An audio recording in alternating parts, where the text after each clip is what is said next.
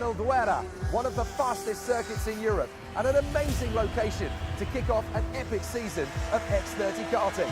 We're about to find out in Zuera. Let's race! Who's it going to be on the grass? It's Kelleher!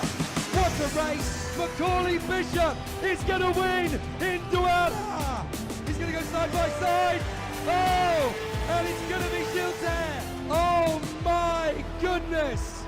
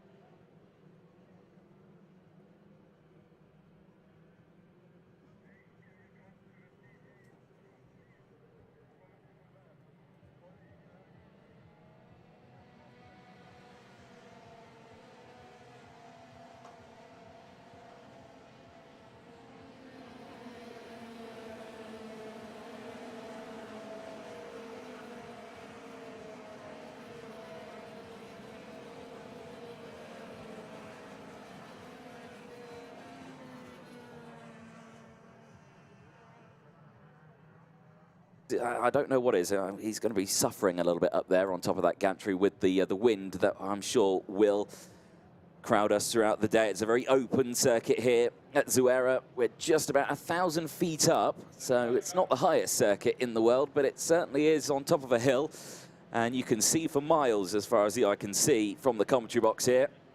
But as you can see, the drivers there now getting ready to get themselves going, leaving it quite late in the lap to get themselves in order. Like I say, they have to be side-by-side rolling start on this one, so they've got to be very, very careful. No overtaking sort of through this section. They have to make sure that they maintain that formation all the way. If you joined us for the Winter Cup, you saw a number of false starts over the weekend. Hopefully they've learnt from that, and they will give us a nice, exciting race in this one. Let's see what they can do. Like we say, Jules Caranta starting on that front row with Eduardo Vila alongside.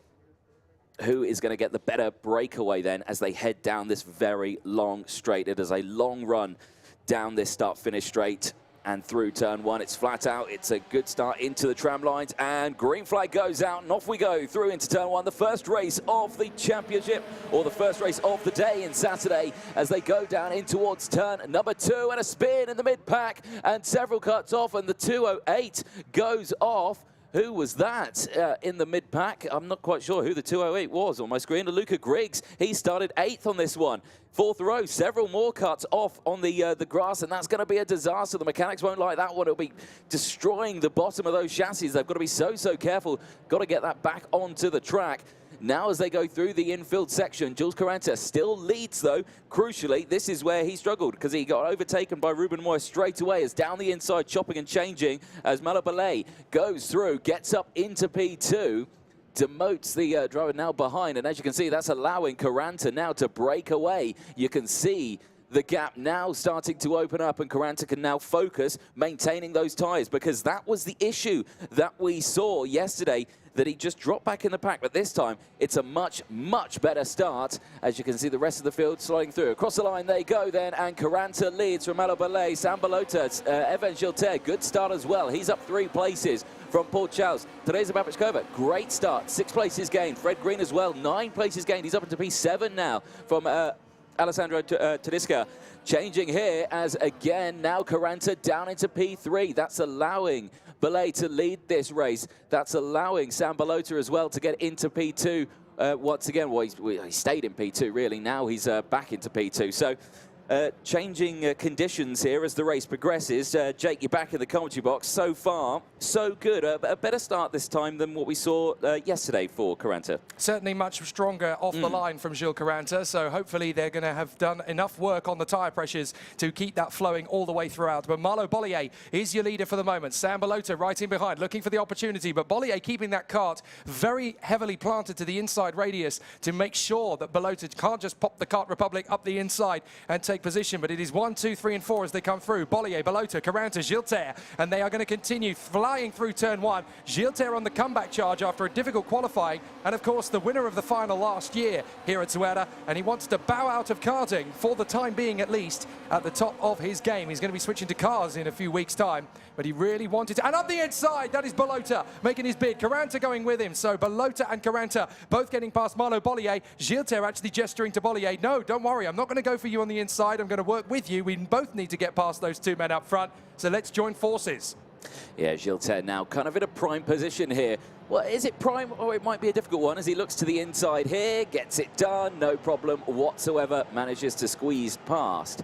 No, it's not Jules Caranta. Caranta's now back up to P2. Sorry, that's Ballet who drops back. So Ballet now, well, he looked like he was quick at the start, was Ballet. Now he's starting to drop back. Not sure what's up with that one. Yeah, Gigi played rogue on him, didn't he? Yeah, he did. Got him into false pretenses and essentially said, we'll work together. No, we won't. I'm going up for the inside line. So now Gigi, 3rd position. Caranta is pushing on with Balota. None of the tyre issues for Jules Caranta that we saw in the first race yesterday. He's got it nicely planted, and this is a man we need to watch for in Senior X30. Jules Caranta won the Junior Series last year, of course, in Europe, and now he's stepped up to Senior X30 for 2023. He looks hungry, he looks motivated, and the Jana Racing team have never competed in Senior X30 before with their boy Jules Caranta. So this is a big step up for them, and already they are knocking on the door of the big boys. Balota, Gilter and Bollier. Paul Chaus currently in P5. Fred Green doing a great job in his first IAME Euro Series weekend. Let's not forget that, well, he did do the Winter Cup, I do apologise, but last year they were basically concentrating their focus only on Great Britain, and now Fred Green here in the Euro Series doing a fine job up in the top 6. Teresa Babichkova in front of Eduardo Vila, all the way back in 8th position after his great victory yesterday. Vila on the back foot. Yeah, it is an interesting one, but with the fastest lap of the race, though, is Eduardo Vila, so working on it. Battle here at the front, still looking interesting as they head out of the final corner, back over the start-finish straight. Now you'll see the slipstream and the toe come into effect. Look at how that gap's disappeared. You saw the gap as they entered the corner, and it looked like, well, I thought Caranta was going to go for a move there through turn 2. Not through 2, he'll wait for 4, and he might decide to go earlier than I think he's going to. He's going to have a look for the inside. No, he's not. He's not going to commit to the overtaking move. You don't really want to go for the overtake until lap 7 or lap 8. You don't want to go too ugly too early, as they would say in the clubs in the Middle East, in the Mid-East of England. You've got to be very careful about when you try for that overtaking move. You don't want to hold your cards out on the table too early. So Caranta still seeking an opportunity, down into the hairpin. Balota, Caranta, Gilter, Chaus now into 4th place. So Marlo Bollier has fallen down to 5th position. So Chaus, oh, there's been an incident out on the circuit up at turn 4. We've got a couple of drivers off the road by the look of it. Green flags having to fly. And it looks to me as though we've lost Sita van Meert. That is disastrous for the Belgian. She was doing such a good job this weekend up until that point.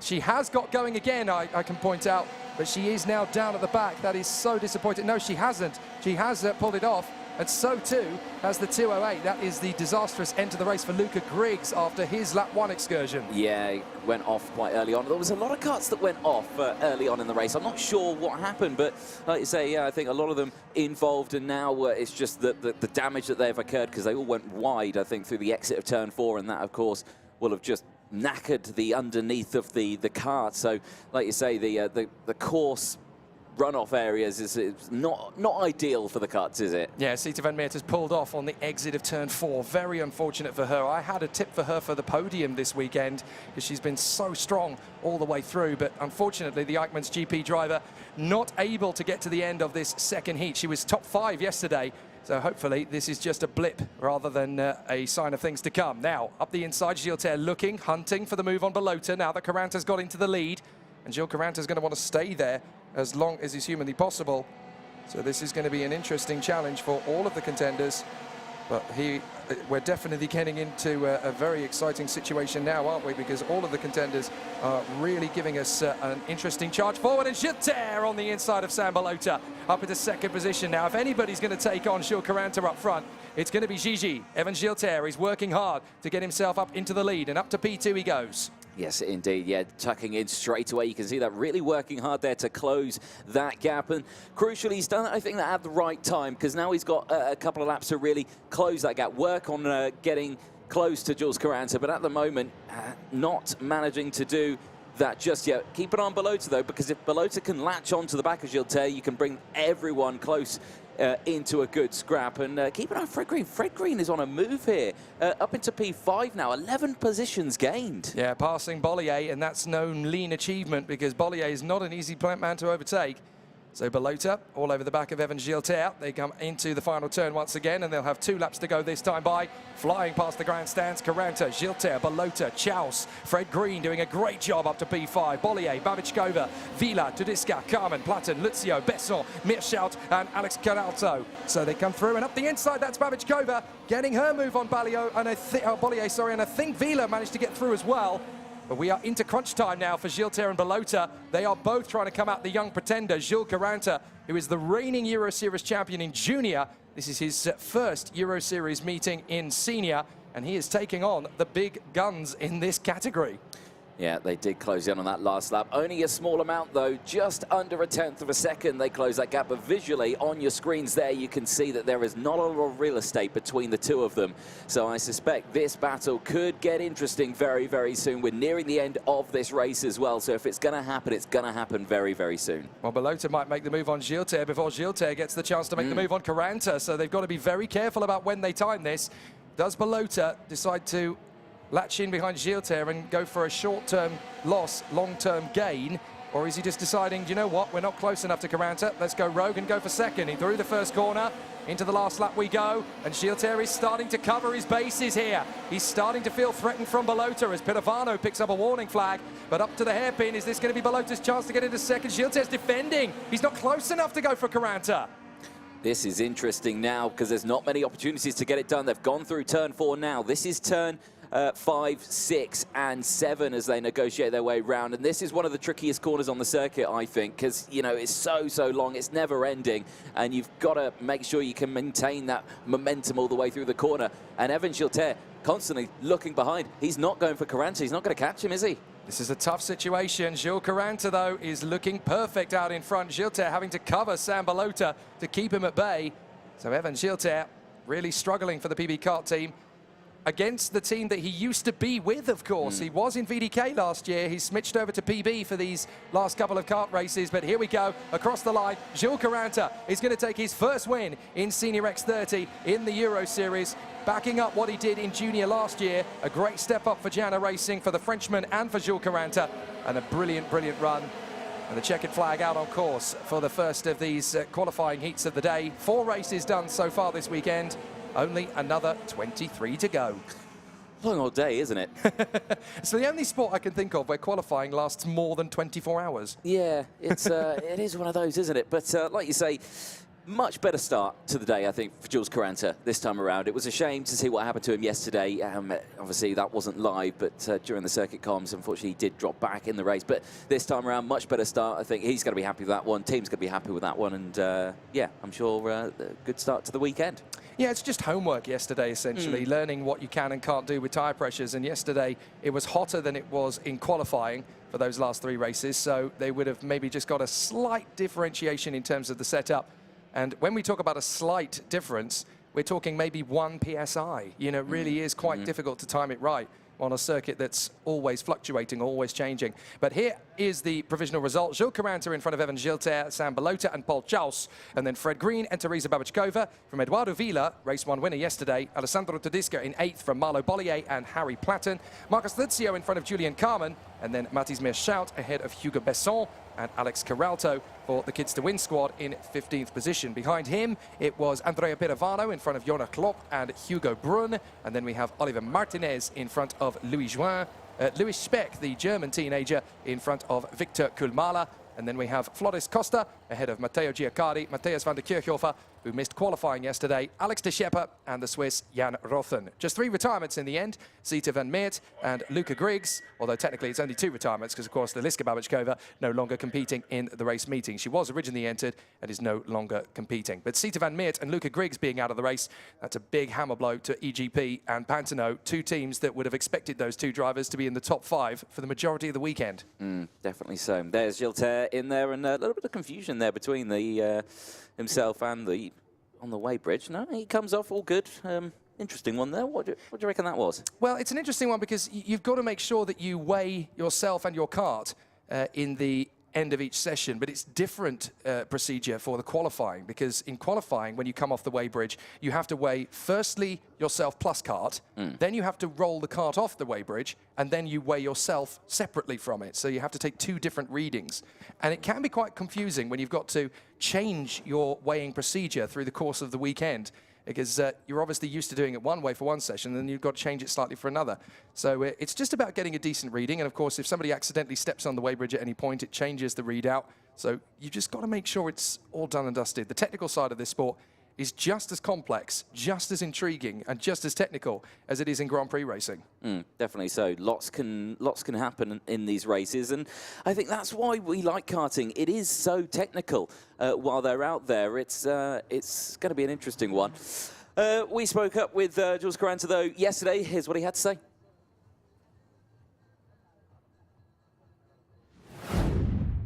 Gilles Caranta, your first qualifying group of 2023 in senior and straight up to the top. How surprised are you about that straight away? No, we really work really hard for the sport. All the winter we work with the team, so I'm really happy to be on pole. It feels good to be back in the game. So yeah.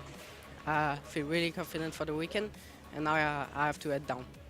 You won the Euro Series last year in junior. It's very clear what your intentions are for 2023 now. Yeah, the round of the Euro Series in junior last year.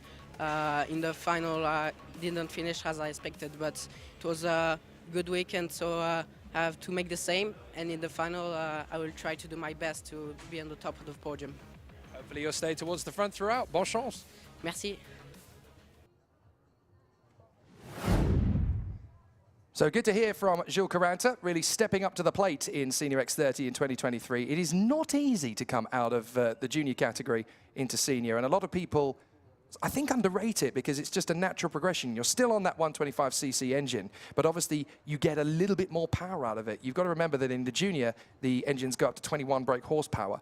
When you get to senior, you've got another 9 to 10 horsepower to play with. That's a big chunk of extra horsepower. And when you consider that in the draft, these guys can get up to a top speed of 130 kilometers an hour, that's faster than some countries will let you drive on the public highway. And these guys are a couple of millimeters off the ground. I think that is the biggest thing that they have in karting, is the fact that they are so close to the ground. And when you see them race, and you see that they're millimeters away from each other, and they've got exposed wheels, exposed tires, everything like that, and you just think, oh, if they go a little bit closer, it could all end in tears. And you just think, it's terrifying in a way to watch. And that's probably why you see some of the mums in the paddock just staring away and well, not looking. Do you know, I finally got my first taste of this kind of competition a few weeks ago while I was out in the Middle East. One of the teams that were testing were kart, and they said, do you want to have a go in one? I was like, of course I bloody do. Why on earth would you say no to that? So I finally got that sense of just sheer exhilaration on the throttle, the intensity of putting your foot on the brake. It is a real physical exertion. People say, oh, racing cars, all you do is just sit in them and drive. It's not physically exerting. Are you kidding? It is like taking a hammer blow of punches from a prize-winning boxer. It is so physical, and you get so much exhilaration. When you hit the throttle, it's like getting stabbed in the back. When you hit the brake, it's like being thrown to the front of a cruise ship. It is so physical. Your body takes on so much of that energy, and you've also, in the middle of all that, got to read the braking point, see where the corner's going, figure out how to turn into the radius to the correct amount, turn in, hold it, because you've also got to try and keep the throttle balance up. It is like juggling 27 plates on roller skates. There is so much to do, and we put so much demand on these youngsters to perform and be exceptional. You just do not know how much hard work these guys are doing. No, exactly. You do have to be fit in this one. There is the driver who's going to be starting on second spot on the front row, Danny Carinini. Ruben Moyer alongside. You can see him just getting seated into his wagon now. And I think at this point in the stage of the race, a lot of these drivers, they're thinking, you know, okay, new season, some of them, new team. Let's go. Let's do this. What are they thinking? What are they thinking? What's going through their mind for a lot of these drivers, do you reckon? A lot of it comes with the eagerness of anticipation. A lot of them haven't been racing at this level for quite a few months now. Some of them will have done the Winter Cup, but even that was, you know, 4 weeks ago. So there's that eagerness, that anticipation, that energy. They know that this is obviously on the world stage. We've talked about this a couple of times in the past. This is not like the world of soccer, rugby, tennis, cricket, where when you're at this age, you can do all of your training and all of your development as a racing driver behind closed doors. Here, you are under the gaze of the motorsport media. It's live streamed, everyone can see it. And from the age of about 8 or 9 years old, that's when you start getting scrutinized. It is a brutal discipline, this sport, and everybody is expecting perfection the second you get out there on the circuit. It is an amazing task for them, but there's so much energy, so much excitement that runs through you, and that adrenaline is what guides you through the entire race. This is going to be a really interesting one as well, because we've got Ruben Moyer and Danny Carinini, the front row of the grid, two of the big powerhouses in this field. Mika Vos, Sam Shaw second as row of the grid. He won his race yesterday, don't forget. Ethan Faramond and Fakan Weisenberger, two guys that have stepped out of junior into senior. Mark Granada, Alex Ruta, who got no race out of yesterday. Henki Kauterman and Marco Piccolo. Kalai Atkins and Andrew Mustienes. Miguel Silva, Clement Outram, Peter Stiller, who's made massive progress. Bart Harrison, Otto Pikkinen, Hugo Jalad, Lorit Sacher and Charles Lambert. Dan Bravo, Rima Blanc, and then we have Benjamin Johns, Lucas Federic, Angelo Meri, Leo Luvis Weber, Delano Waylands, and Santiago Malma. But at the front of the field, these two big powerhouses, Ruben Moyer and Danny Carinini, both of them have been stars in the IAME Euro Series. They've won other titles. Don't forget that Ruben Moyer has won the Winter Cup now. A couple of seasons ago, Danny Carinini won the World Finals. this is an opportunity. Neither of them have actually won the Euro Series. They've won individual events in the competition, but they've not actually won the Euro Series. And when you look at someone like Ellie Goldstein, who is now stepping into a new team, TB Kart, that's obviously going to freshen things up, change things around a bit. He might not have the same fluidity that he did last year. Evan Gilter has already made it clear this is going to be his last karting meeting, at least for the moment. So that's another big player pulled out of the mix.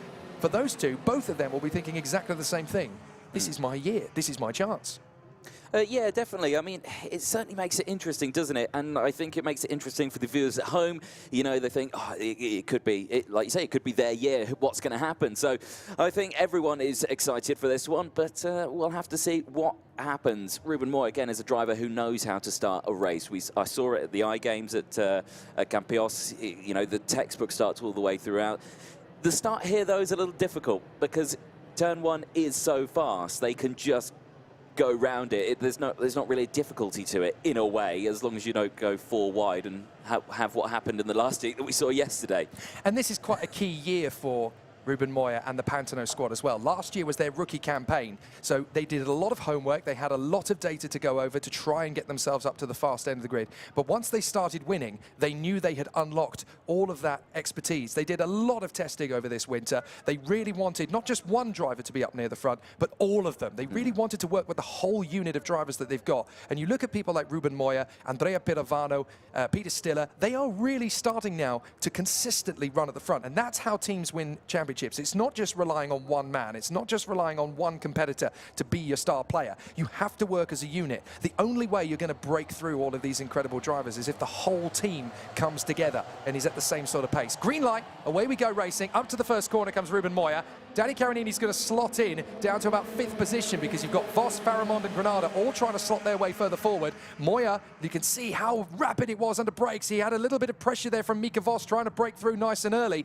to get through into turn 2, up to turn 4, and now they get to the braking zone. Everybody diving for that inside line. They do not want anybody to get through on the inside line of them, and that's just given Ruben Moya a little bit of breathing space nice and early. A little bit of jockeying for position, but it looks as though everybody's just about going to keep it pointed in the right direction. It's kicking off a little bit at the back there. The 246 of Charles Lambert under pressure went up and nearly over in the back of the field, but gets back on all fours and is still in this race. Chopping and changing here as drivers switching positions, but crucially the start there, if we go back to it a little bit, not the best start from the outside row. No, it never is on this circuit, because especially considering that the first corner is flat out and it's a right-hander. So you're always caught out on the marbles unless you can get a really bold and positive start strategy up the inside. That's a very nice move on the inside from Danny Carinini to get himself back into P2 on the inside of Mika Voss. So it's taken him a lap to basically make up all of that ground he originally lost and conceded. But even then, Voss was not going to concede to Danny Carinini. So Carinini has to slot back into 3rd position. And as they work their way through again, Faramond now P4 from Kauterman, Weisenberger, and then Granada, Atkins, Shaw and Lopiccolo, who's at least managed to complete the first lap, something he didn't do yesterday. Yes, indeed. Now, they are going to have to work together now because they've got a large gap to close, the gap to the race leader. Now, Ruben Moya, 1.4 seconds. So that gap, now 1.6 seconds. So taking another 2/10 out in this mid-lap section. There you can see Calais Atkins getting under pressure as down the inside there goes the 291 of Alexander Ruta. The floodgates have opened. They've have just taken full advantage of that door being open, and now there's like 6 or 7 karts that have able to. Now look, Bart Harrison was in the same boat, but he was ruthless there to try and duck back for the inside line. He wasn't going to concede any more places than he had to. He hasn't made up any places there, but he's not lost more than he had already done. So he was able to get himself back into a controlled position by diving back into the inside line. That's ruthless efficiency. So Moya, Carinini, Faramond and Voss. That's changed up a lot on this last lap. But there's Peckham Weisenberger hunting down Kauterman. And then we have Mark Granada trying to size his way through on the inside line as well. 2nd position charge. This is a tough one. Faramond in the new Dream Racing team kart. 3rd position for him. It's always interesting when you see a new squad join up, because there's always going to be that air of expectation, and the Dream Racing team have not really had their opportunity in the IAME Euro Series to run at the front yet. So Ethan Faramond very much captaining the ship at the moment. Yeah, Faramond looking quick as well. He did have the first purple sector in Sector 1, but that's gone to Andrea Martinez now, who is still down in 9th place, but 3 places gained, so is making moves a little further down the order. Update on the gap, though, that's come down quite considerably. It was 1.6 one lap ago. It's now 1 second, so they've taken a whole 0.6 of a second, has Danny Carinini on Ruben Moya. And the gap there doesn't look like it's closing, but trust me, oh, it is. And the gestures that he's making there to Ethan Faramond. Look, come on, just push me. We need to get this gap eaten down to Ruben Moya. I can see that he's getting bigger, so come on, let's work together. Push me forward. We need to take this chunk of time out of the Pantano up front. And that's what he's gesturing. You'll notice that Danny Carinini, when he comes with a hand off the wheel, he's gesturing to the man behind. Come on, let's go and get it. And now Ethan Faramond is going to go rogue. And Danny Carinini sensed it. He said, right, okay, you go through, I'll tuck back in behind you, and then I'll push you. And look, they've managed to get another 0.3 of a second out of Moya's advantage just in the last sector in the slipstream. So again, Danny Carinini sensing, okay, well, Ethan's quick as well. I'll slot in behind him. We'll go after Ruben, and I'll get the toe from the Frenchman. This is all tactical. It's a game of chess at 120 kilometers an hour. Yeah, it really is. And like you say, I think time management really comes into this one as well. You know, Moya, he's at the front. He could probably see that he's got a huge advantage. He doesn't need to push the kart too hard, which is why you're seeing that gap coming down as much as it is. But like you say, you don't want to be too slow because you've got to maintain that lead. You still want to take a heat win. And Moya now maintains that gap. It doesn't actually come down any more than it did midway through that section. So we'll keep an eye on that gap. But I think now Moya is understanding the situation and has started to pull the pin a little bit more as we enter the mid-section of this race. Fastest lap, though, Antonio Martinez, 103.828. Fastest time we saw in qualifying yesterday. It was in the 102s, wasn't it? So a little bit slower than we saw yesterday. Yeah, it's obviously going to get faster over the course of the day, the circuit, but that gap has come right down, and suddenly Faramond is going to eat up the road again to Moya. Now, here's Paco Weisenberger in the Victory Lane karting machine. The black and white red speed is there in position, trying to close up on Mika Vos in the Energy Course Benelux kart.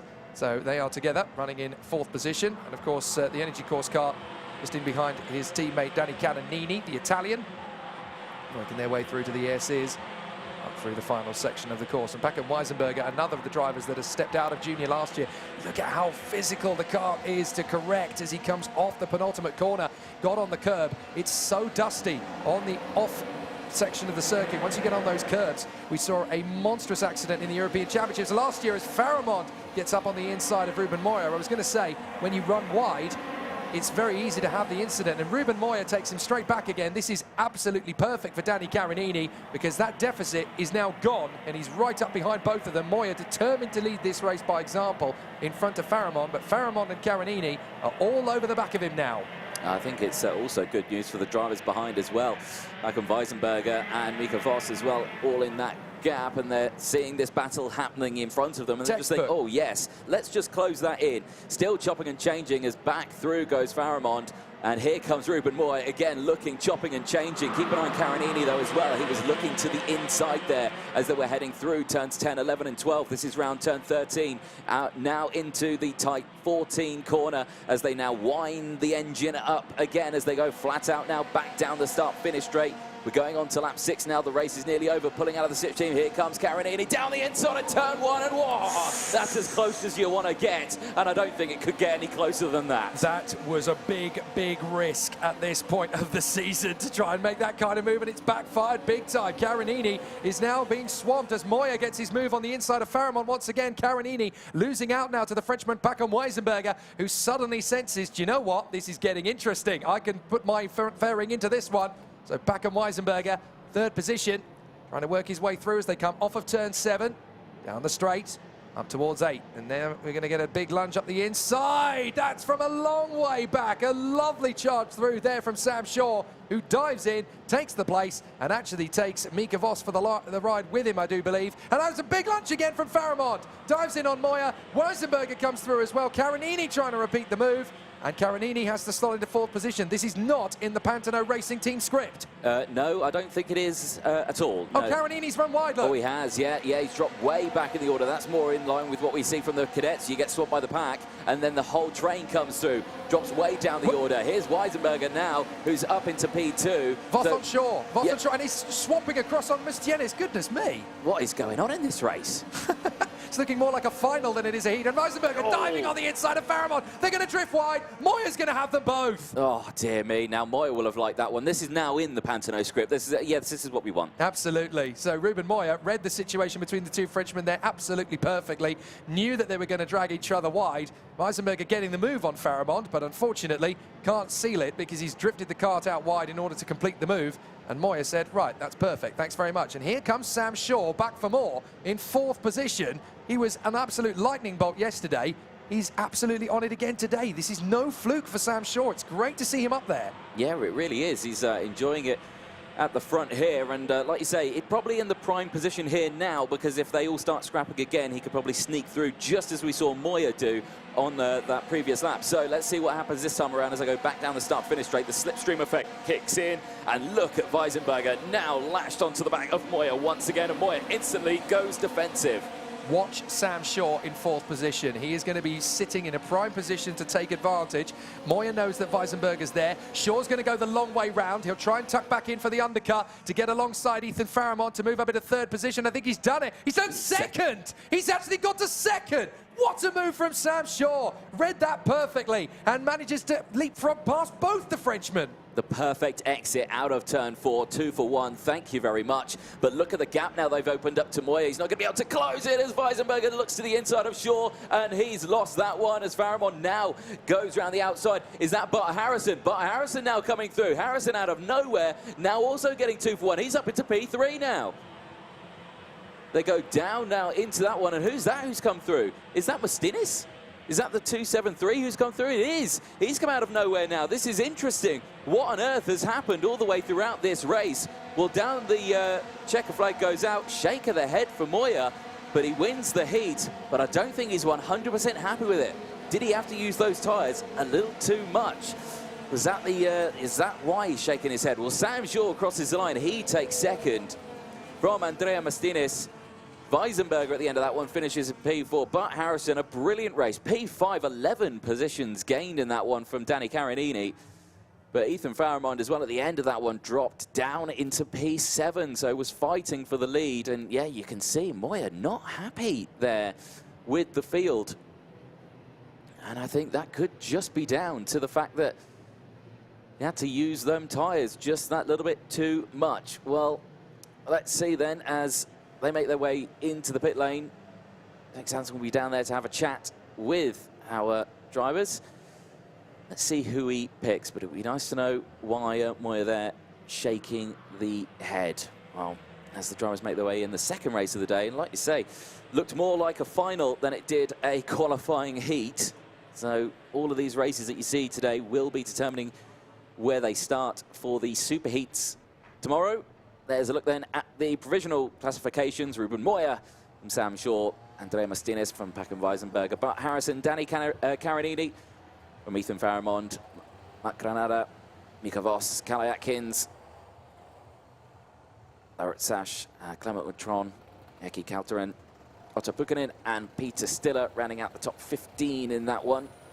Peter Stiller was looking quick in qualifying yesterday in the mid-pack this time. Miguel Silva and Meliangelo rounding out 16 and 17. Roma Blanc and Alexander Rutter.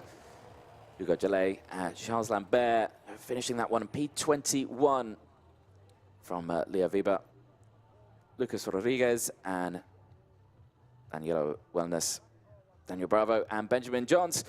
Santiago Malba and Mark Lopiccolo rounds out 28 drivers. A retirement, though, was Mark Lopiccolo in that one. Only completed 1 lap, or actually, no, finished the race, but he dropped down 18 positions, so a bit of a shame. I believe that could be him there that is being picked up on the back. There's the weighbridge then as the carts make their way in. And, well, Andrea Mastinis there got away with that race, finishing in P3 after gaining several positions. As you can see, he is happy with that one. There, though, Sam Shaw finishing P2. Again, very, very good race for Sam Shaw. Looking strong here. There is the recovering Mark Lopiccolo. So, yeah, it was a retirement out on circuit, and he has the long drive back on the back of that trailer. There's the next grid. that is getting ready. They'll get themselves sorted out. Qualifying Heat A and F next. That's going to be coming out on circuit. You can see there Finn McLaughlin, who's going to be starting on pole position for that next one. But a very interesting development out there on circuit. Not sure if we're going down for Jake. Is he down there? I'm not quite sure. I can't see him out the window.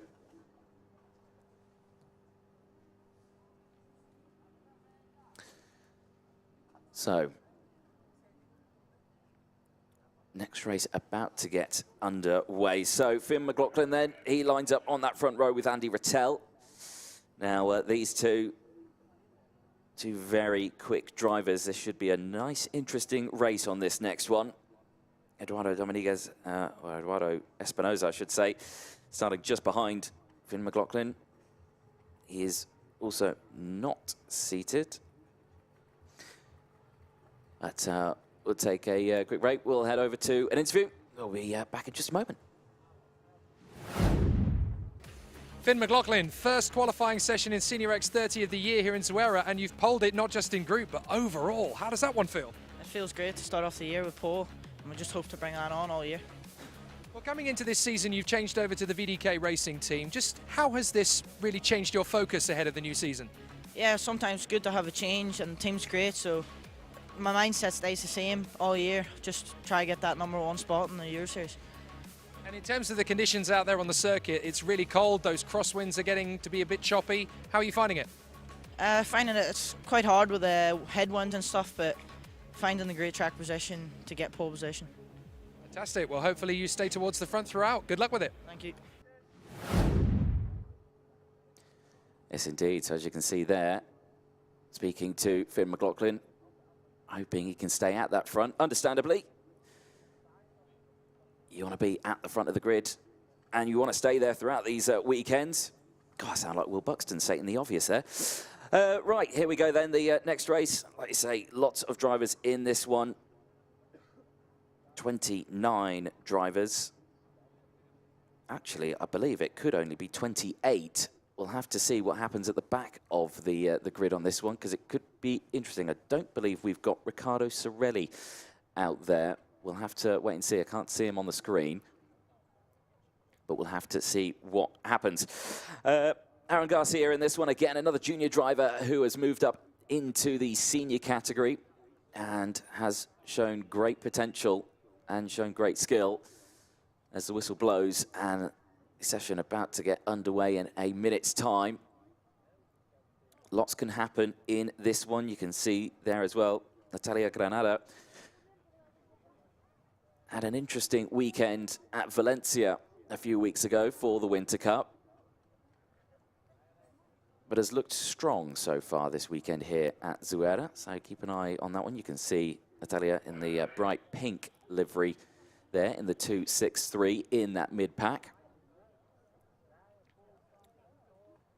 Just in front, Johanna Luja, you can see the MDC team and that Birol Art chassis.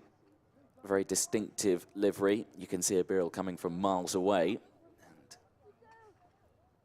at the moment, everyone just getting themselves sorted out, primed and ready to get going. Always a tense time then at the front of this one, but it is Senior X30 qualifying heat Group A and F that are taking to the circuit. We'll have a look at the graphic showing where they are going to start. Let's have a look at the starting procedure then. So Finn McLaughlin starting on that front row with Andy Rattel, Eduardo Espinosa and Eloy Gonzalez who go from row 2.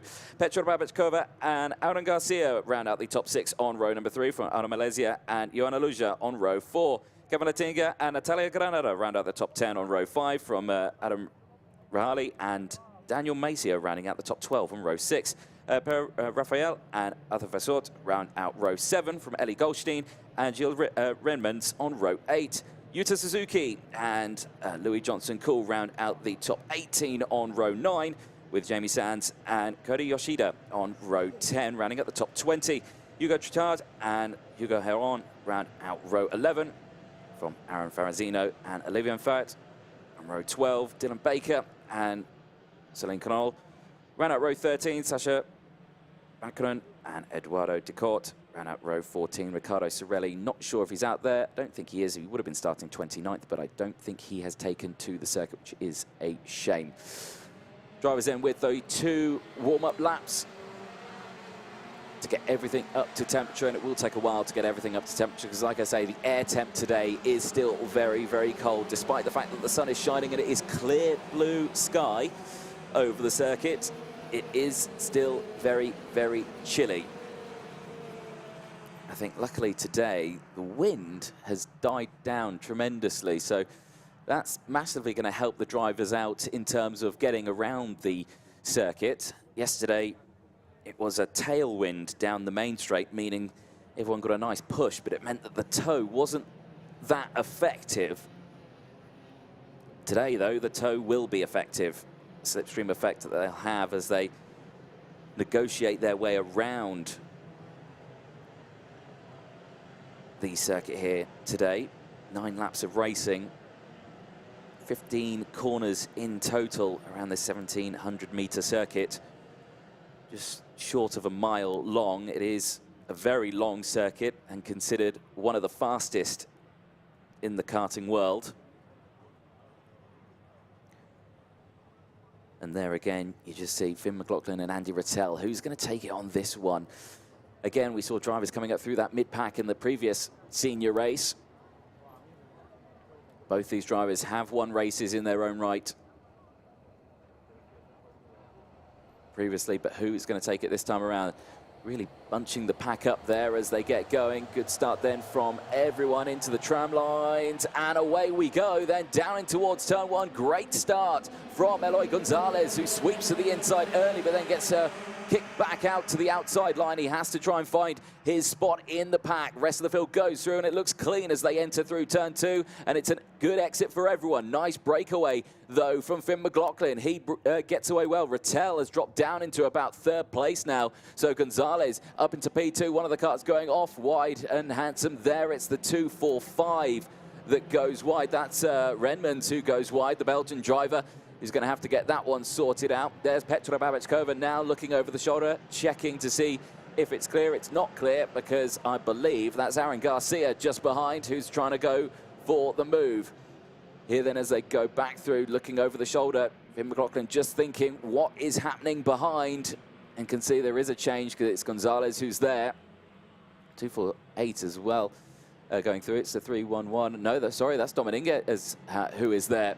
So Dominguez, who is now there in P2. Now Dominguez down into P5 now. So it is McLaughlin then from Gonzalez, then Rattel, Garcia up into P4 from Dominguez, Aluja, Babachkova, Latinga, Granada and Rahali. Rounding out the top 10. Change for the lead though, as Gonzalez now takes the lead.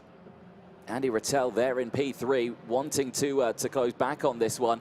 Long old race for them though in this one, 9 laps around this circuit. It is a long time that they're out there for, as down the inside goes Andy Rattel.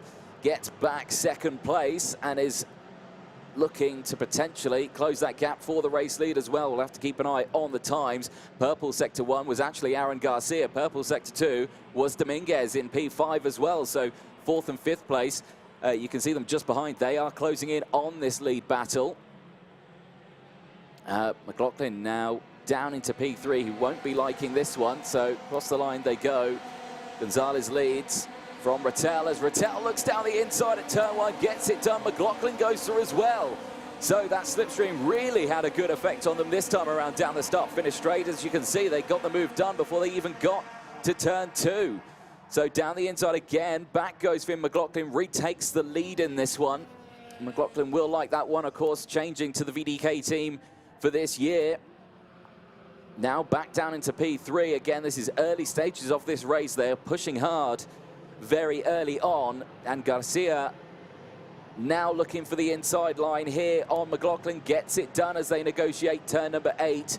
Now comes the right-hander of turn 9, tightens through here, dips off for the exit as well, so you don't want to go too wide on that part of the circuit. Come back through then, Rattel still leading then has the slight advantage from Gonzalez here, as McLaughlin is under pressure here, as Dominguez is looking quick, is in the slipstream now. Let's see what happens. There's Petra Babikova just behind us. McLaughlin, that car's very quick on the straight here, just sweeps past Garcia, and Garcia now back down into P5. So that tow has a huge advantage. They say about 5 kilometers an hour difference down the start-finish straight, as Gonzalez retakes the lead in this one. Rattel now back into P2, and it doesn't look like many people defending these moves, and that's understandable. Like you say, this will be their first race of the weekend. Or no, this is their second race of the weekend, of course, for these groups. They were racing out yesterday, of course, and the tyres are going to be the main focus on this one. There's a lot of the teams switching the tyres throughout, having 2 fresh ones on one side and 2 used ones on the other, and they chop and change those as the weekend progresses. Back down the start-finish straight. Look at the slipstream there. Gonzalez is just left hanging, really. He can't do anything apart from stay on the racing line. Rattel closes the gap, but doesn't go for the move. No moves through turn 1 that time around. A little further back, that looked like Joanna Luja going down the inside there on Granada. Petra Babikova now back down into P8 in this one. So drop down a few positions as Rafael, fastest lap of the race, 103.607. As, again, you see Rattel just waiting to find that opportunity to retake the lead, but this is the middle part of the race. You would think this is the lull that they're going through now. They had their exciting start to their race. Now they bring it back down, as Rattel looking like he was going to the inside there through turn 10. Had a much tighter line as they went through the triple apex corner. Through 13 and 14 now, onto the final turn 15, and back onto the start-finish straight. Rattel literally bump drafting Gonzalez here. And I think these two are wanting to try and break away from the rest of the pack, but no, Rattel goes to the inside through turn 2 and retakes the lead. So Rattel thought he was going to work together with Gonzalez there. Through the dummy, though, sent it down the inside as Goldstein now with the fastest lap of the race, 103.483. Goldstein in P11, 4 positions gained, but in that mid-pack section. Eyes still on this battle. Your pole sitter there, Finn McLaughlin, 240. Doing a very good job, but not maintaining that race lead so far in this one. Still there in P3. Nick Sanson joins us back in the commentary box. I'll let yourself get primed and ready. Don't worry, I won't stress you straight into it. But so far, this race has been, well, it's been fairly calm. But, like you say, drivers are chopping and changing. But Ruben Moyer in that last one, shaking his head after the race. Do you think the question is using the tyres too much? Are we seeing that too much in these senior races? I don't think he'll have wanted to stress out the tyres as much as he felt he had to. So a very difficult situation for him and for everybody in this early stage. Andy Rattel managing to get through now on Eloy Gonzalez. Finn McLaughlin dropping into 4th position now behind Eduardo Dominguez.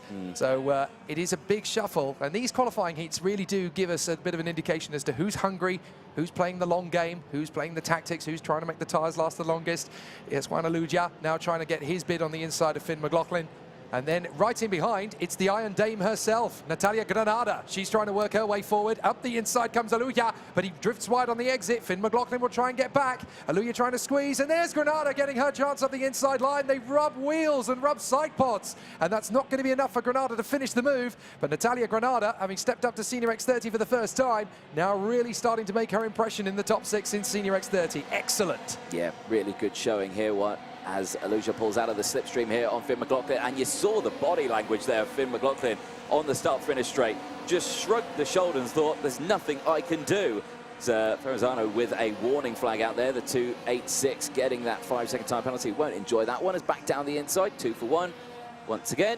And Rattel back down into P3. Gonzalez and Dominguez now 1 and 2. So still chopping and changing all the way through this field. And again, using the tyres quite a lot. It's a long weekend. It's a long day today. They've got lots of heats to get through, and tomorrow as well, of course. So again, are they stressing these tyres too early? This track, very coarse tarmac. You've got to watch out for it. And of course, if you run off, if you get onto the dirty stuff on the track, you can wreck these tyres very, very quickly. So you do have to be careful. We are nearing the end of this race, and look at the advantage here that Gonzalez has got as he went through the triple apex there, but lost it all through 13. Much better line from Rattel as they go back onto the start-finish straight, and keep an eye on that slipstream. Watch them all concertina up. It is fantastic. This circuit really promotes close racing, doesn't it? It really does. You get so much slipstream out of this place. Up the inside, Rattel now making his bid on the inside of Eloy Gonzalez. But watch for Dominguez. He's going to hunt for an opportunity of his own here. They are squabbling for position. Andy Rattel is keeping it nice and planted. He didn't quite manage to get the victory in his first heat yesterday, but was certainly in competition for it. And he is there on the Alonso kart in the famous colours of the particular region that Fernando Alonso hails from. And it's going to be interesting to see how he continues. Rattel, oh, sideways onto the grass comes Aluya, I think. And now they're going to go side by side. A big lunge on the inside from Dominguez on the inside of Rattel. Gonzalez has managed to knit through past all of them. Rattel suddenly falls from the front to 4th place. And it's perfect for Eloy Gonzalez, who has now managed to hold on to his position. So they work their way through in the final couple of corners of the lap here in Zuera. Very protective from Dominguez in second position, trying to keep back Aluya, Rattel and McLaughlin. But out of the final turn, it is going to be Eloy Gonzalez in the Monlau Competition colours. He will come through in fine style, take the win, and to the line. Aluya trying to outfox Dominguez, and he's done it. He has done it on the inside of McLaughlin and Dominguez. Look how close they were at the line. That is 16 thousandths of a second, covering 3 drivers. Dominguez was so busy trying to shake off Aluya that he completely missed McLaughlin getting the slipstream down the main straight on the racing line. Aluya was lucky in that one, managing to pip that P2, despite the fact that he ended up nearly on the gravel earlier on in the lap. So great result, though, and I'm sure Gonzalez will like that one. But McLaughlin, probably not the result he wanted. Started this one at the front, but unfortunately did lose those 2 positions. And that's what we talk about in this one. It's so easy to lose position. It's really difficult to defend on a circuit that's so wide. It's, yeah, drivers can have opportunities to overtake left, right, and center. Yeah, it's very, very tricky. Challenging circuit, this. It's wide, it's incredibly dusty, and offline, it is very rough indeed. So you've only got a fine line to play with, essentially. But you really can make good opportunities come your way if you can get your head down in the slipstream and start to pick them off. Eloy Gonzalez then from Juan Aluya and Finn McLaughlin. Then Eduardo Dominguez and Natalia Granada. Adam Rahali and Andy Rattel from Eli Goldstein, working his way to 8th. And then Adam Garcia in front of Artur Varsort. Kevin Lantinga in 11th position in front of Petra Babachkova. Then Jaime Sanz and Arno Malizia. And then Rafael Perard in 15th in front of Dan Mathia and Yuta Suzuki and Koda Yoshida, the 2 Japanese drivers. Hugo Heroin and Oliver Veit. And then it is Aaron Ferrazzano, the Belgian, in front of Louis Johnston-Cool. And then we have Gilles Renman in front of Hugo Trichard. Solana Knoll doing her best in 25th in front of Eduardo de Kort. And then at the back, it is Sasha Batkoun. Only 1 retirement from the race, and that is Dylan Baquer. Unfortunately, Riccardo Cirelli did enter the race weekend, but has not been able to complete it and pulled out of the weekend just before time qualifying. So, very interesting stuff. After the first 6 qualifying heats then for the senior X30 drivers, Ruben Moya has won both of his heats. Sam Shaw has got a win and a second. Eloy Gonzalez is on 4 points. So very impressive from him. We'll have to watch out for the driver in the 243. There he is, the Monlau Competition driver, just coming onto the weighbridge. And watch out for her as well, the Iron Dame, Natalia Granada. She's right up at the sharp end, very much following in the wheel tracks of the likes of the Babachkova sisters, Matilda Olsen, who used to race here back in the day, and of course, Luna Flusha, who used to race in X30, and she was the first woman ever to win an IAME Euro Series event when she won in Castelletto a couple of seasons ago. But Natalia Granada looking like she could be the first senior X30 driver to do that with this kind of pace out of the blocks. It says on the back of her suit, race to inspire. I'm fairly sure there's quite a few young ladies watching the racing here, watching her in action and thinking, wow, she's right at the front, and she deserves to be. She really has worked hard to get there. You can see Eloy Gonzalez, though, the winner of this first race. And that's going to be a real pressure off his mind as well. Eloy is one of those drivers who has a lot of bad luck. And he now finally gets himself the kind of result that he deserves, a win from the front. And that's a very good opportunity for him to really start making some good waves. Now we go from the senior X30 brigade to the Junior X30 Brigade. And the first qualifying heat is actually going to be Groups A versus B. And this is an interesting one because the two fastest drivers from qualifying will be on the front row of the starting grid. But they are not the two drivers you might have expected to be at the front of the grid, because coming into the season, I think everybody would have looked at the entry list and thought, well, this is probably going to be a championship battle fought between the likes of Thibaut Ramakers, Sacha Van Bosch, and Cathal Clark. And none of those three drivers are on the front row of the starting grid. Cathal Clark is right there on the second row. Thibaut Ramakers and Sacha Van Bosch are further back. Van Bosch is actually in 10th position on the starting grid, didn't get the qualifying he wanted at all. Thibaut Ramakers is going to be in the heat after this one, but again, not on the front row. Harry Bartle is the one that came out of the blocks for crop promotion and put it on pole position for his first ever IAME Euro Series appearance. And alongside him is the talented Spanish privateer who never has any good luck at all, Hugo Mañas, who is on his Cali kart and has put it on the front row. So fantastic stuff. Let's have a look at the thoughts of our pole position sitter. We caught up with Harry Bartle after yesterday's qualifying. Harry Bartle, straight out of the blocks here in Zuera, your first pole position in group. What a fantastic start. Yeah, it's great. It's just unbelievable, really. We didn't have a great weekend at Valencia, so it's going well. So tell us about what you guys have worked on since Valencia. Zuera is a very different circuit. How have you guys made changes? We've managed to get carbs, just mainly carbs. Same engines, just got the carbs right and got a bit faster. So in terms of the lap here, obviously crosswinds were going to be quite high throughout. How did you find getting the lap together? The lap was just what I've been doing all weekend. No toe, obviously, so it's always going to be hard, but I pulled it off. Fantastic. Well, hopefully there's a few heat wins to come. Good luck with it. Yeah, hopefully. Thank you. To say it's a stunning shock to see Harry Bartle come straight into the first round of the IAME Euro Series and get pole position isn't exactly the right choice of words. I mean, he is a very talented kid. He's been very, very strong in his native UK, and he's always been a contender up at the sharp end. But it's a very pleasant surprise, certainly, to see him make his first IAME Euro Series appearance at Junior X30. You know, this is the pinnacle of X30 as far as young IAME drivers are concerned.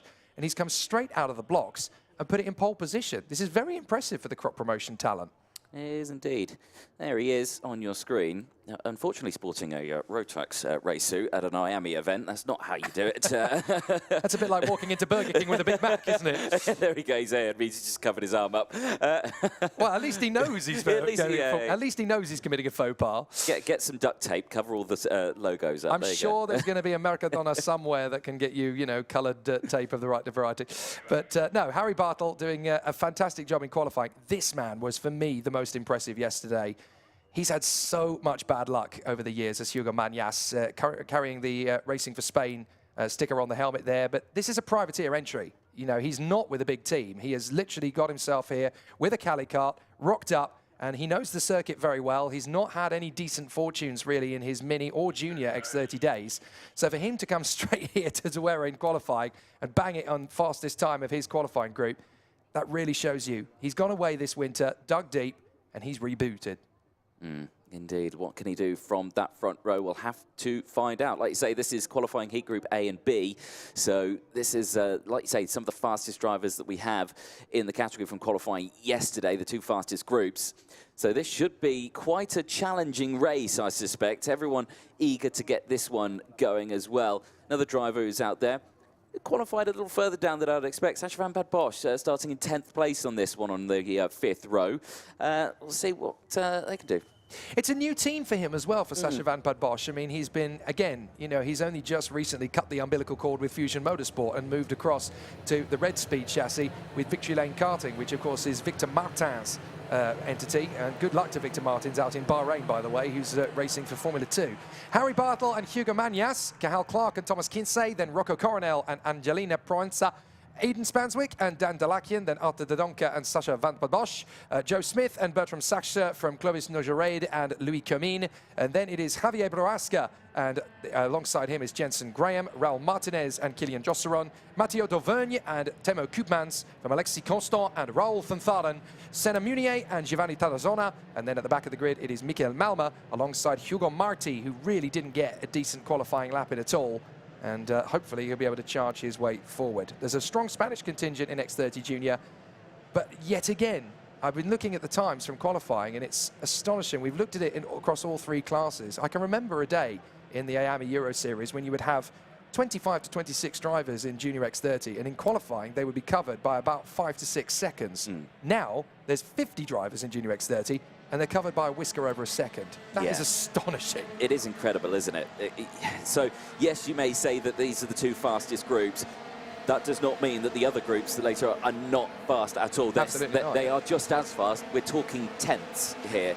Yeah, absolutely, and it's staggered across the groups as well. So the first 4 drivers from time qualifying across the 2 sessions yesterday are the leaders of groups A, then B, then C, then D. So it's all staggered. Yeah. So the fact of the matter is, the guy at the back of the grid here, Hugo Marti, is only about a second off the pace of Harry Bartel. That's now to now. That is how close it is. Yeah. And that's 50 drivers from all over the world that you're talking about. So getting it a fine line between a fast lap and a slow one is such a massive difference. I mean, if you miss a radius by a couple of millimeters, hit the curb in a certain way, you're suddenly going from a potential 7th on the grid to a potential 27th. It is so, so painful to get those things wrong. Yeah, a bit suboptimal, that one, isn't it? Yeah, it is. And again, you know, the pressure is sky high. These guys are between the ages of 12 and 14. You know, it is such a tough discipline. You're only allowed to go into Junior X30 in the year you turn 12, and then you're there until you're 14. So you can have, you know, 3 competitive seasons in Junior X30 before you step up,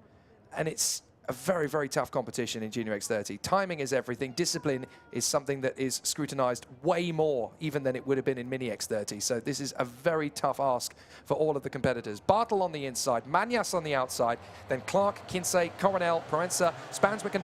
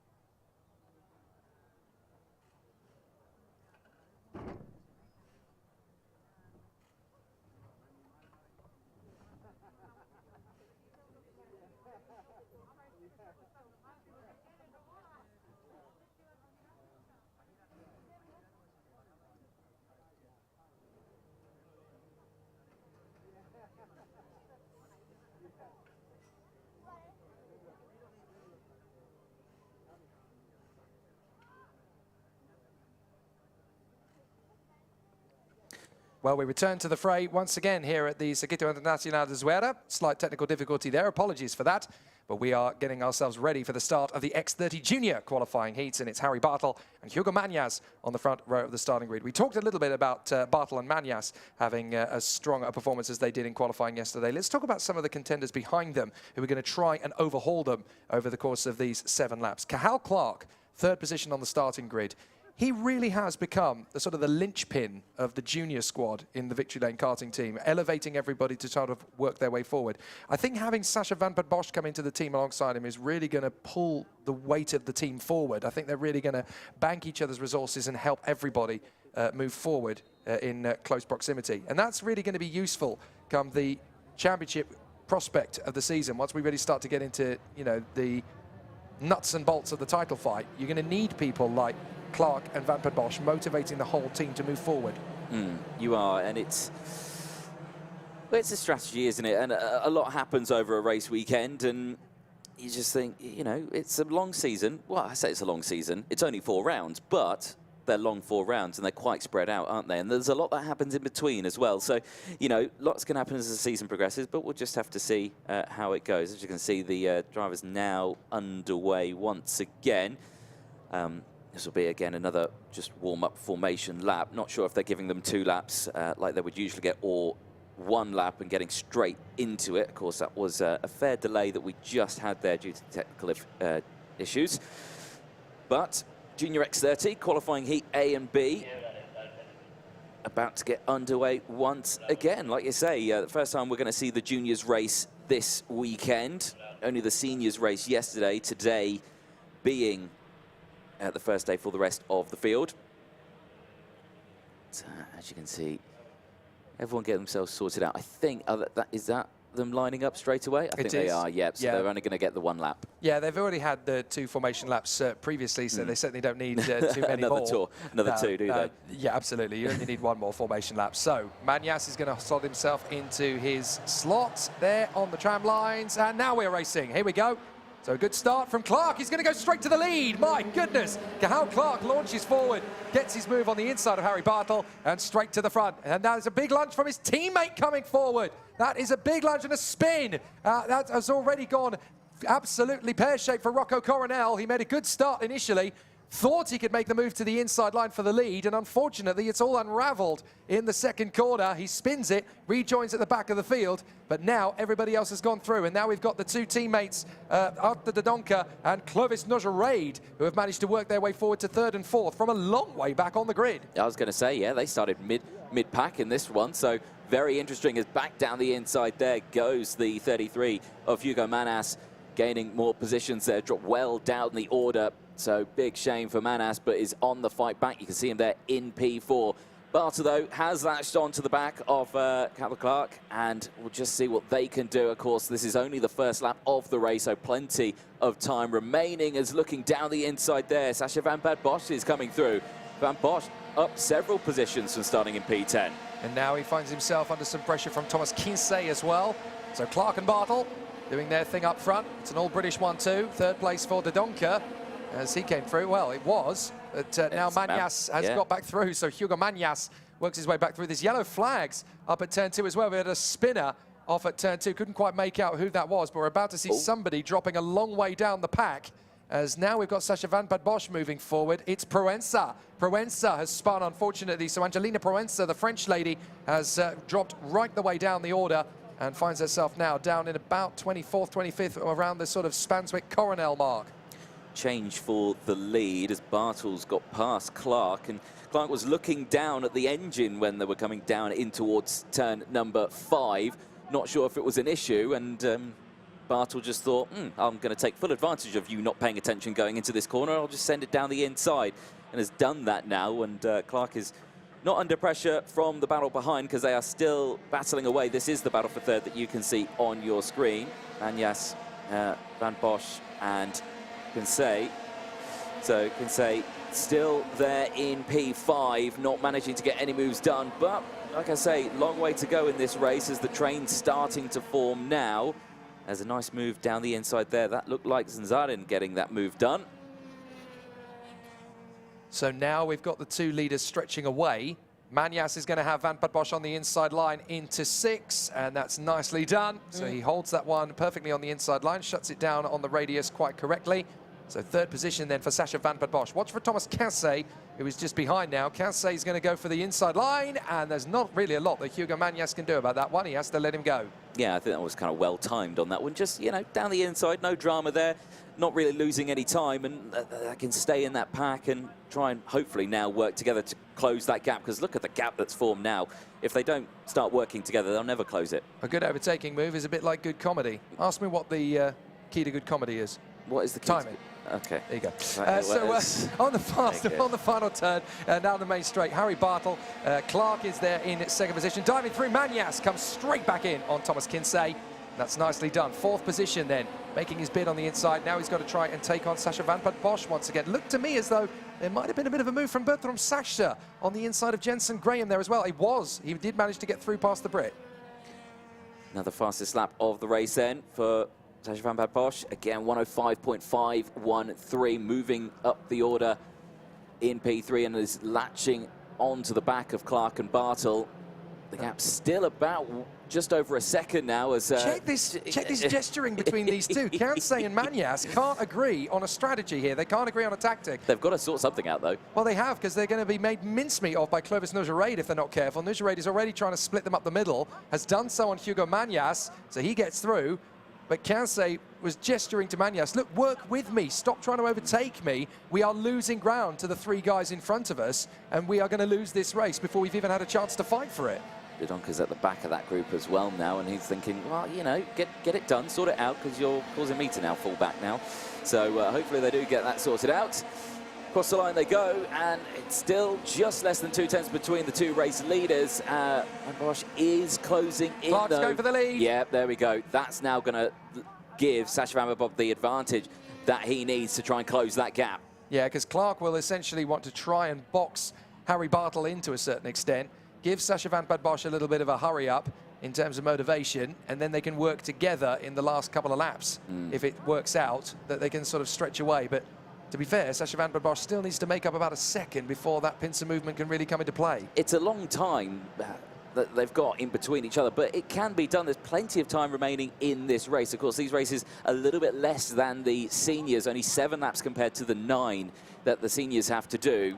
So they'll have to keep an eye on that one. But like I say, it is still coming down. It's coming down by quite a way now. Do you know, it doesn't seem that long ago since Clark and Van der Bosch were teammates in the Mini X30 Brigade at Fusion, battling away at SA in France. And now here they are 3 years later, teammates again at Victory Lane in Zuera in Junior. It's amazing how time flies. And now Sacha Van der Bosch trying to get this gap down to Clark and Bartle. We're on the penultimate lap.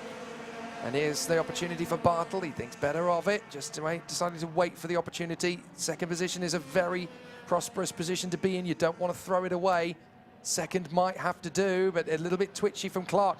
I wonder if not all is quite right in the number 6 kart, you know. I think there's still a little bit of teething problems going on. Well, maybe, because, again, like I said earlier, you saw that Clark looked down at the side of the car, the chassis, and I think it was something loose, was something not right, and is he nursing something out there? Is there something, yeah, like you say, something up with the wagon? It just looks as though the back of the cart just isn't well balanced on the faster corners. In the slower corners, he can keep it nicely planted, but in certainly the faster apexes or with the longer radiuses, the cart just looks a little bit choppy. He's able to control it enough without losing too much time, but it just looks as though Clark is having a little bit more of a wrestling match up at the front than he would really like to have, and Bartle is so smooth behind him because he's got the toe. Here we go, into the last lap.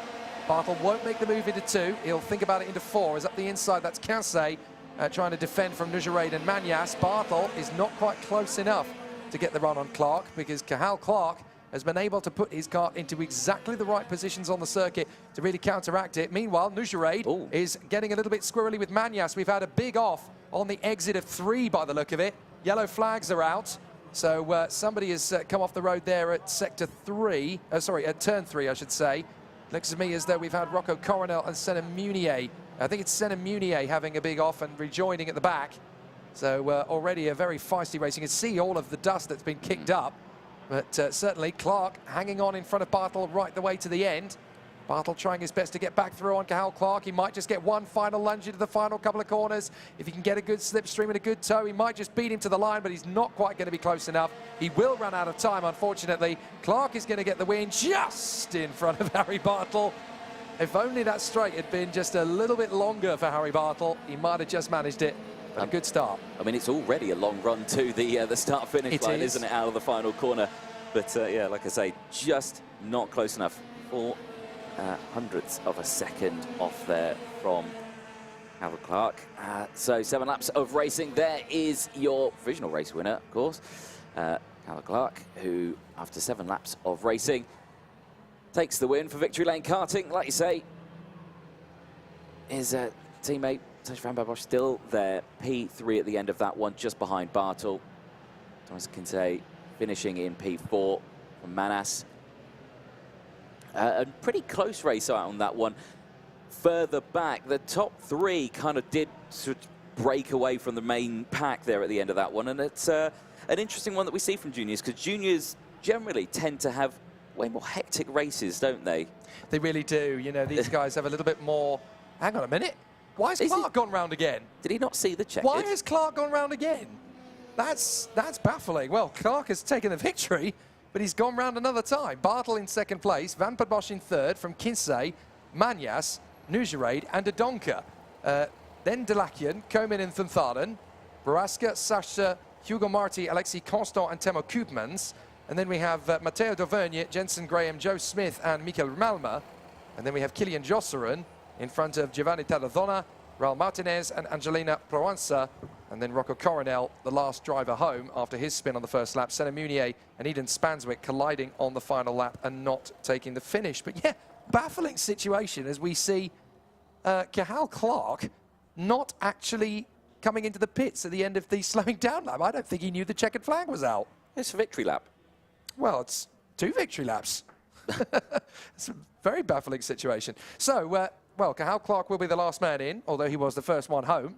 Good start to the weekend for him. So we are getting ourselves ready for the next intriguing battle out on the circuit. But obviously, we heard from Harry Bartel, so we should probably hear from the man who joined him alongside on that front row of the starting grid, who also had a great run. So as we prepare for the next Junior X30 race, plenty of battles still to come.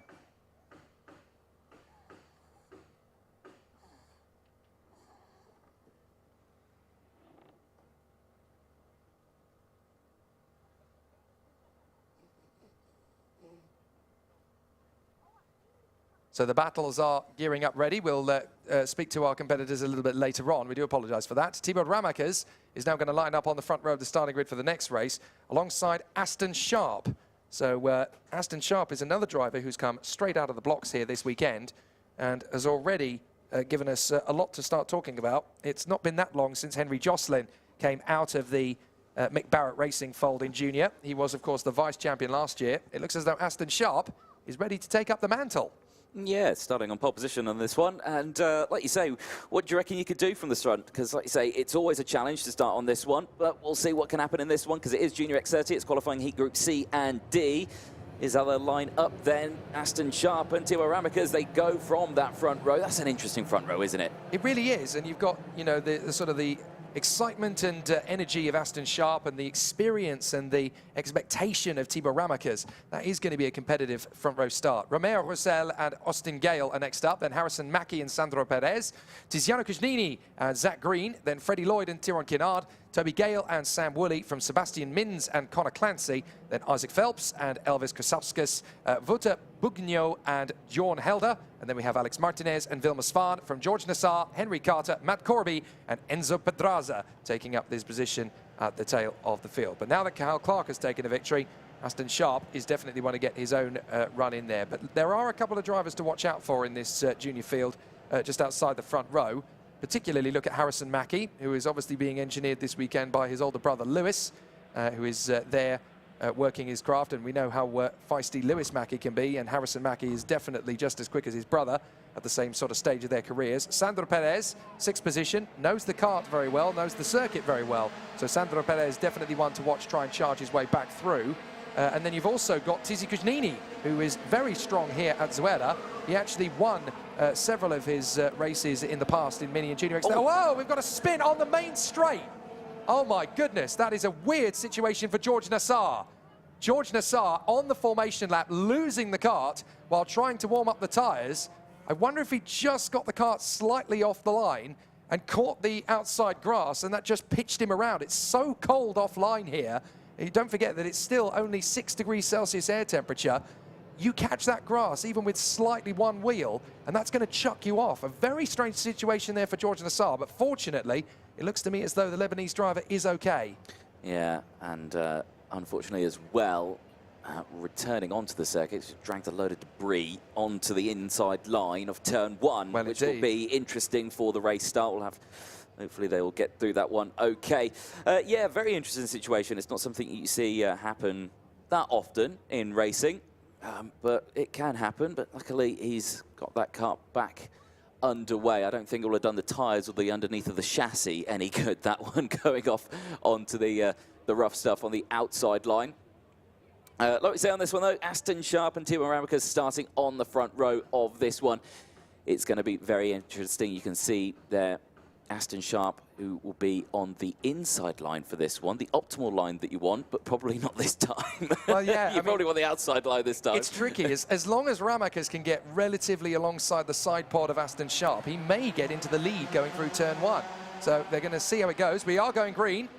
Not a great start from the outside line as usual. Diving through to the inside, trying to come through, and there's a little bit of nudging sideways for both Roussel and Mackie. Somehow they keep the kart pointing in the right direction through turn 1. That was the limit of adhesion as the karts started to slide sideways. But a good start initially there from Sharp and from Roussel. Roussel has been able to get himself into second position quite neatly there. Third place, Tibor Ramakers. He didn't let that really start to bug him. He's managed to get himself into a third position, neatly tucking his way through. And as they go through the hairpin for the first time, it is Sharp from Roussel and Ramakers.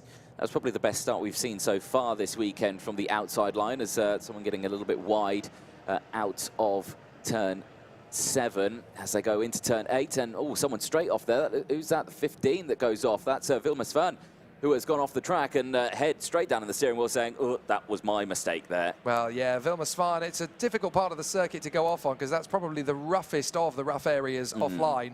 So that really does take its toll. I knew one particular competitor a couple of seasons ago running wide at that corner, and a stone caught the car and went right through the engine block. So, up to the first corner, and that's going to be the move from Roussel and Ramakers and Harrison Mackie. They all sail by. No, that's Freddie Lloyd. That is Freddie Lloyd up in third position. What a start it has been from Freddie Lloyd then, the 51, cannoning his way into third position. Now trying to come right round the outside of Tibor Ramakers. That's brave from Freddie Lloyd. He's definitely had his Weetabix this morning. Well, yeah, definitely so. Great start to his race. So he slots in then to P3. You can see him there. Then number 51 is a nice start to his race. Sharp there. Yeah, that didn't look too fast down the main straight, did it? No, he just got a little bit... I wonder if he just got a little bit of a wheel caught on the curb. On the exit of 15? I think he might have done, yeah. Just caught it there, and that's enough to lose your momentum. He's now lost a place to Tizi Kuznini now as well, so Kuznini in the Pantano has worked his way up into fourth position.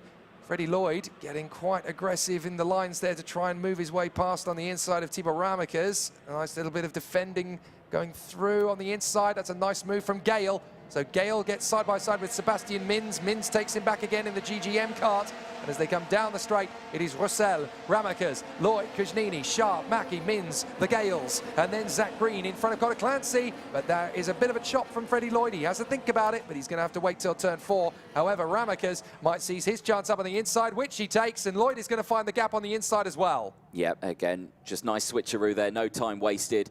Gets it done, and now looking here, Lloyd gets it done through the next turn of turn 5 and 6. So chopping and changing, that's allowing everyone to close in a little bit more, because Kuznini as well in P4 has latched onto the back, and now it could be 3-4 wide. Look at the entire group now for the race lead. What happened there? This is it. This is the proper gaggle as they run their way through. This is from 9th position downwards, and off goes Mins. Mins has gone off, and he's damaged the front fairing, so I'm not entirely sure Sebastian Mins is going... and off the road as well goes one of his teammates. So that looks like Conor Clancy. Conor Clancy has drifted wide there. That's a very unfortunate run for him. Conor Clancy, of course, had a great chance to move his way forward in the Winter Cup last time, and it all came a cropper for him. So Conor Clancy now struggling here at Zuera, but Lloyd is your leader from Ramakers, Roussel, Kuznini and Mackie, and all 5 of these drivers jockeying, swapping, jockeying for position. Kuznini trying to dive through on everybody, and Tizi Kuznini going for the lead side by side with Ramakers. He finally has to bail out of it, and he gets a massive chop in the back from Roussel, who was trying to work his way forward. Lloyd is the one who ends up in the lead from Ramakers, and then Kuznini. But Roussel, I don't know whether Roussel supported the move on the inside of Kuznini. Kuznini now diving through on Ramakers. He gets through to second. What a joss of a position this is. I said watch out for Kuznini. He was coming through. He looked quick out there and is showing what he's got there. Almost fun. Now with a technical flag, so I suspect that excursion earlier off at this turn here has caused some technical issues. It could well have dislodged the bumper or even... removed the side pod or something similar as he came through. Bit of a wobble there from our leader, Harrison Mackie, who has now come through. Clipped the dust on the outside of the turn 9, and I think that's what's caused it there. I think that tyre was just a little bit dusty, then loaded it into turn 10, and then it was like, oh, that's a bit wobbly. Do you know, that's the thing about Junior X30 this year. There is no one dominant force. There is going to be a real race for the title this year. A bit like we saw last year up until the point when Caranta started to get his act together. Kuznini now diving up the inside of Mackie. Mackie hanging on for dear life. Now Kuznini swarming to try and keep Ramakers back. He turns it into a move for the lead, and Kuznini now manages to hit the front for the first time. The Swiss has come through to first position. Yep, the Pantano team working well here this weekend. It's looking quick in all seniors and now in juniors as well, so this is good for them as they go through. So Kuznini now maintaining the lead of this race. Mackie, though, still there just behind. Thought he was going to go for a move there into turn 8, thunk against it, and now slots back. Hammaker is still there in P3, but is now having to defend from not going to say an angry group of drivers, but a hungry group of drivers just behind. Very much so, and it's only getting hungrier as the race goes on. We're about to get into the end of lap 5, so there's only going to be 2 to go. And all it needs is a little bit of a tow, which we're going to get now down the main straight. And all of a sudden, these 4 or 5 drivers are going to start mixing it again. Roussel's going to go onto the bumper of Ramakers. Here comes Harrison Mackie. Dives through to take the lead on Tiziano Kuznini. Lovely move from Harrison Mackie, but there's still going to be plenty of pressure from behind as Roussel now gets his run on Ramakers, gets through into 3rd position. And as they work their way up towards turn 4, Roussel is now trying to hold on to this. Lloyd is going to go through. Is that for 3rd? Never mind for 4th position. It is. And he's going to be side by side with Ramakers, and he'll hold that inside line. He covers it as Ramakers slips behind Romeo Roussel.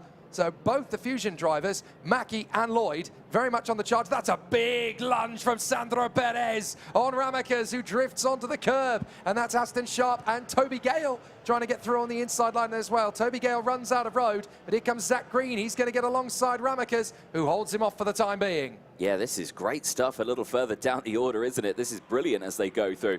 It looks to me like the Fusion team have got their engine sorted out and their setup sorted out for this one. They were struggling yesterday in practice and on Friday as well. It looks like they've got it all squared away now, which is good, and they're looking much, much stronger today. Mackie leading then across the line from Kuznini, and look at the gap that's opened up as Roussel gets a warning flag, the 26. Where is he currently out on track? He's in P4. Well, that wouldn't surprise me if that was related to the little incident he had with Kuznini. And out of the race goes Vilmersvaart. That's very unfortunate indeed for the Swede.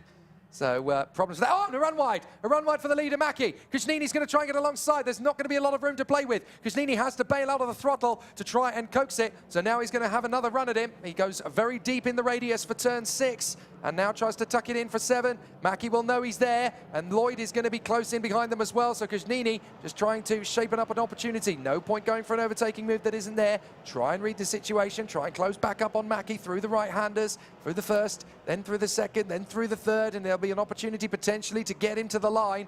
Harrison Mackie spending a little bit of time there on the inside curb to try and shut down the radius. He goes deep into the turn for the left-handers. Now he can tighten it up for the right, and I think even if Kuznini does get a decent tow, he's not going to be able to catch him in time. So Harrison Mackie is going to take first blood, and here comes Lloyd trying to get in on Kuznini. And he's not quite managed it, but that was not by much. I thought he'd done it there. I thought he'd done it, yeah, absolutely.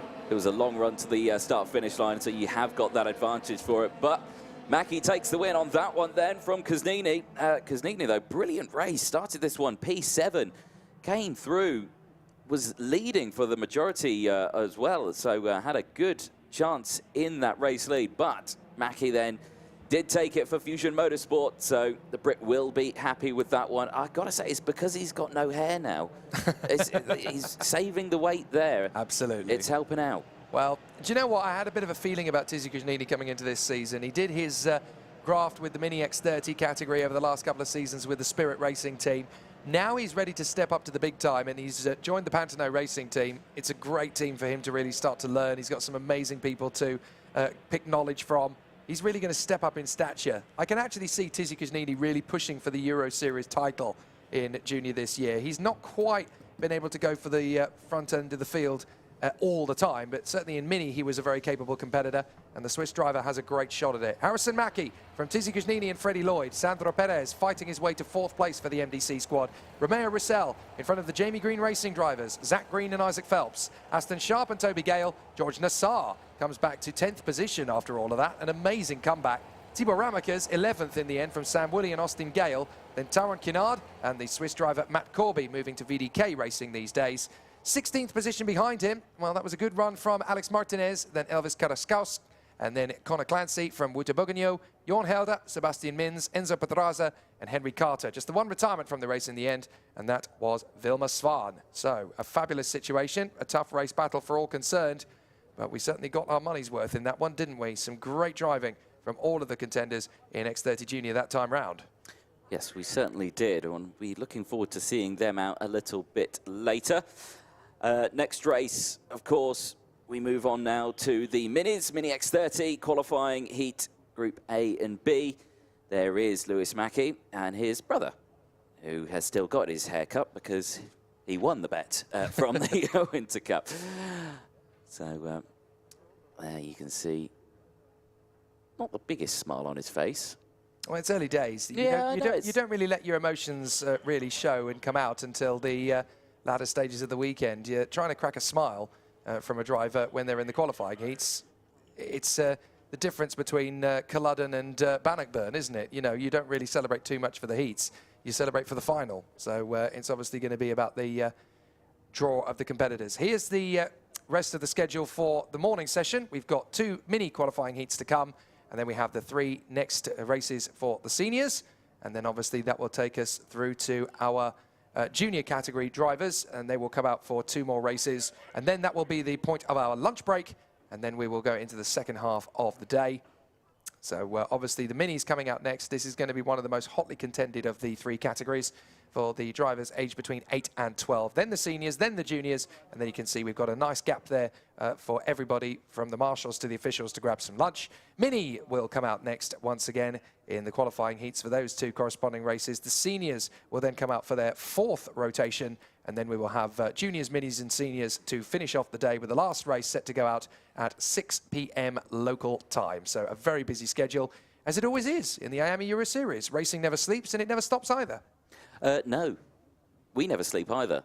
Well, you don't. Well, no, I was there very, very early in the morning. It was dark when I arrived, and like I say, everything was frozen. You did your graft. You did this. You did the thing that all of us do when we join RGMMC for the first time. Is you plied your trade. You helped put the banners up. Yeah, exactly. Those banners don't go out themselves. No, they don't. No, it's a team effort. Everybody mucks in together. We all do it. I've done it before. Finland, 2019. I was there with Jamie with a quad bike, putting all the high-ranging. You had a quad bike. All of the don't get jealous now. You'll get your turn. Don't you worry. I was on my feet. Don't you worry. I can remember in the middle of COVID when we had so many people who were doing well and others that weren't, and we had a very limited amount of team. Myself and race director Martin Bean at Castelletta di Benedetto. We were there at Siete Laghi from 8 a.m. to 6 p.m. in the blistering sunshine of the Italian summer. 10 hours it took us to put those banners up. Yeah, you have to do it. It's a team effort. You all work together. Try and get Crofty and Anthony Davidson to put the Formula 1 banners up and then see if they do a hard day's work. Oh, yeah. I only noted the other day that they paint half of those. Do they really? They're not actually banners, they're painted. How disappointing. I know. Anyway, we're going to go to the Mini X30 Brigade. This man has been absolutely electric since he rocked up here in Zuera. Archie Lovett for the Oliver Rowland Motorsport team came out of the blocks and got pole position by, get this, 1,000th of a second yesterday. Oh. It is very tight up at the front. I spoke with him after his qualifying run. Archie, fantastic run in time qualifying. You and Kanish Grau really stretching out and getting away from everybody. So talk us through how the strategy worked out. So when the whistle gone, we gone straight out the pits and we just started pushing and pulling away from them, getting fast laps. So with the two of you working together like that in qualifying, what are the chances that you'll be able to replicate that in the heats? I don't know. Are there any interesting tactics we need to know about going into the races, or is it going to be quite changeable through the races? Changeable. Yeah. And coping with the weather conditions, with the wind, how difficult has that been? Difficult, because the wind's coming at you and you can't put your head down, so it's slower for the kart. So that's really annoying. Well, a great start to the weekend. Hopefully it carries on for you. Good luck. Thank you.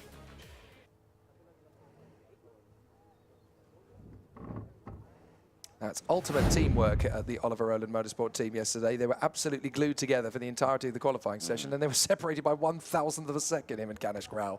Yeah, you couldn't put a kitten's whisker between the two of them, could you? That absolutely line astern. It was fabulous to see, actually. It was kind of a masterclass of qualifying.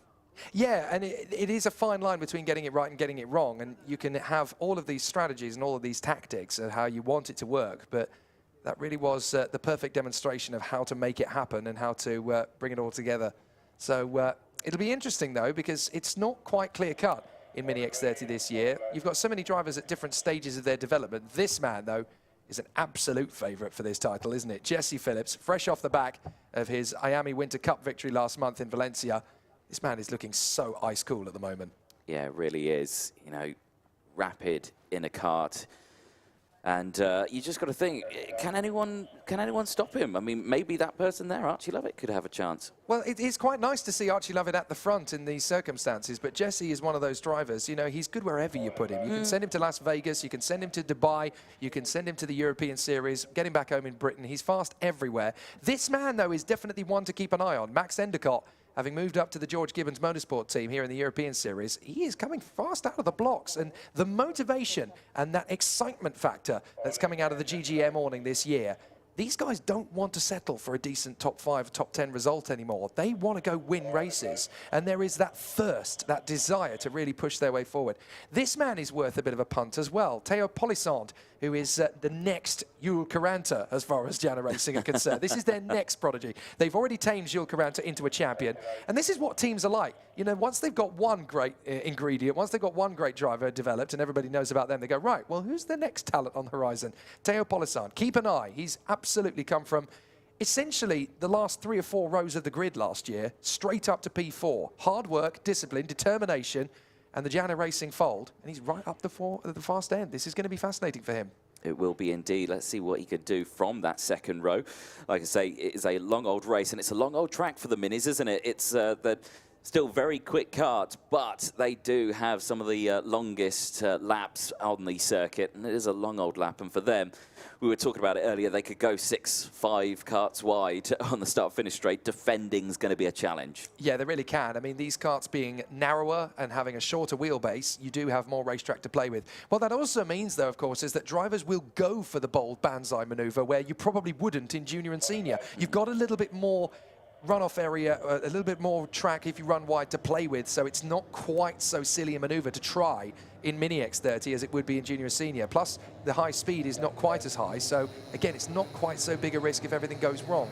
So you're learning all the time in Mini X30. You're never really at the top of your craft at this level. Archie Lovett and Jesse Phillips, Max Endicott and Théo Polissant, your first 2 rows. Then Ben Malach and Gustavo Marquez, Zach Zhu from France and Winston Camperin from the United States, although he's under a Spanish license. Dan Menon and Andrea Mani, then Gilles Herman and Austin Newstead, Nuvola Morales and Jarlath Sayer, and then Christian Kobe and Alba Cueva, then David Minchuna and Flavio Caida. George Houses alongside Stig de Rademacher, then Johnny Broekman and Justa Mulder, Mathis Bragiot and Harry Williams, and then we have Nilas Likea, and at the very back of the grid, it is Derek Rivera. So this is going to be an interesting challenge. We've got a lot of new names in 2023, a lot of competitors that are really stepping out of their national grade of X30 Mini for the first time. But I can remember, we talked about this again earlier, back in the day, you would struggle to get a dozen X30 Mini drivers out on the grid, and the gap from front to the back would be about 5 seconds.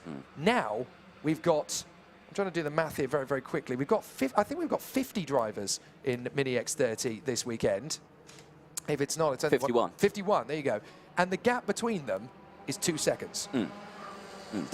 I couldn't even envisage that a couple of years ago. That is just bonkers that we've literally gone from the front to the back. We've doubled, tripled the grid, and now we've got 2 seconds covering everybody. This is absolutely relentless speed from these guys.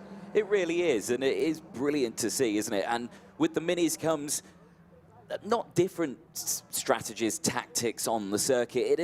It's quite a different style of racing, isn't it? Because, like I say, they haven't got as much waft as what some of the bigger karts have got. So they take sometimes different racing lines, or they would approach a corner completely different how the others would do. And that's where you start to see the different sort of strategies. You see more of a train start to get formed in this category of Mini X30. And down the start-finish straight, it's a much, much longer straight. You see them there, they're full chat. It's just like, oh, just the engines are on the screaming as they end the lap, aren't they? They've got nothing they could do. You've got to fine-tune them so they don't top out too early or anything like that. You've got to get it just right. And, of course, all the mechanics who have been working on these karts across the weekend have will have got these completely dialed in the way they want them. This is going to be an exciting race. I'm looking forward to it, and like I say, it's the two fastest groups that we've got out there, A and B, for this one. Yeah, there's no way this is a start, unfortunately. Yeah, Archie Lovett has got a little bit too excited and didn't really back the pack up anywhere near as much as he needed to there. That's understandable. You know, you've got to remember, you can criticize these guys all you want, but you will be wrong, because they are working incredibly hard, increasingly hard to try and get themselves up to speed. And let's not forget, you know, these guys are 8 to 12 years old. Archie Lovett has never rocked up to the European Series and put it on pole. It's tough to back up the pack for the first time, especially when you're not expecting to be in that situation straight away.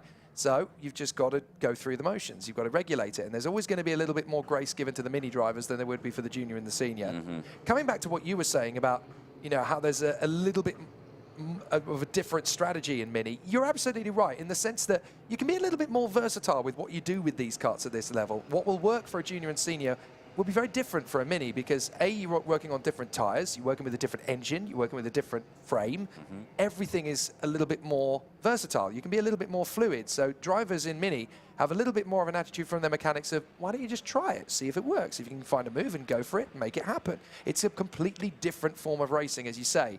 So these guys are definitely having to learn on the job, but at the same time, they're kind of learning what works and what doesn't, and you kind of have to do that on the job at the limit of adhesion. It's very tricky. This is much more like it from Archie Lovett. He's backed up the pack much more effectively, so this time we are going to go racing, and off we go. Up to the first corner, Archie Lovett. That gets a good start. Jesse Phillips is going to slot into about 7th or 8th if he's not too careful on the outside line. So a good start initially then from Lovett, and it's a good one from Endicott and Ben Manac as they work their way forward. Ben Manac is trying to come through into 2nd place. Endicott keeping it nice and tidy for 2nd place. A big lunge up the inside. That looked like Jacques Joux, the French driver, trying to cut his way through into 3rd position. And as they work up to the hairpin for the first time, it is indeed Jacques Joux that has made an absolute flyer. Yeah, he's gone back down into P5 now, so couldn't get the full commitment out of that 999 kart there. You can see there, beautiful livery on the kart. Like I say, the graphics there matching the helmet design. Get the nice sun on there and sheen in the sunshine. It'll look beautiful. Now we've got an interesting challenge from Théo Polissant, who's had to try and figure out where he's going to place his kart as he works his way further forward.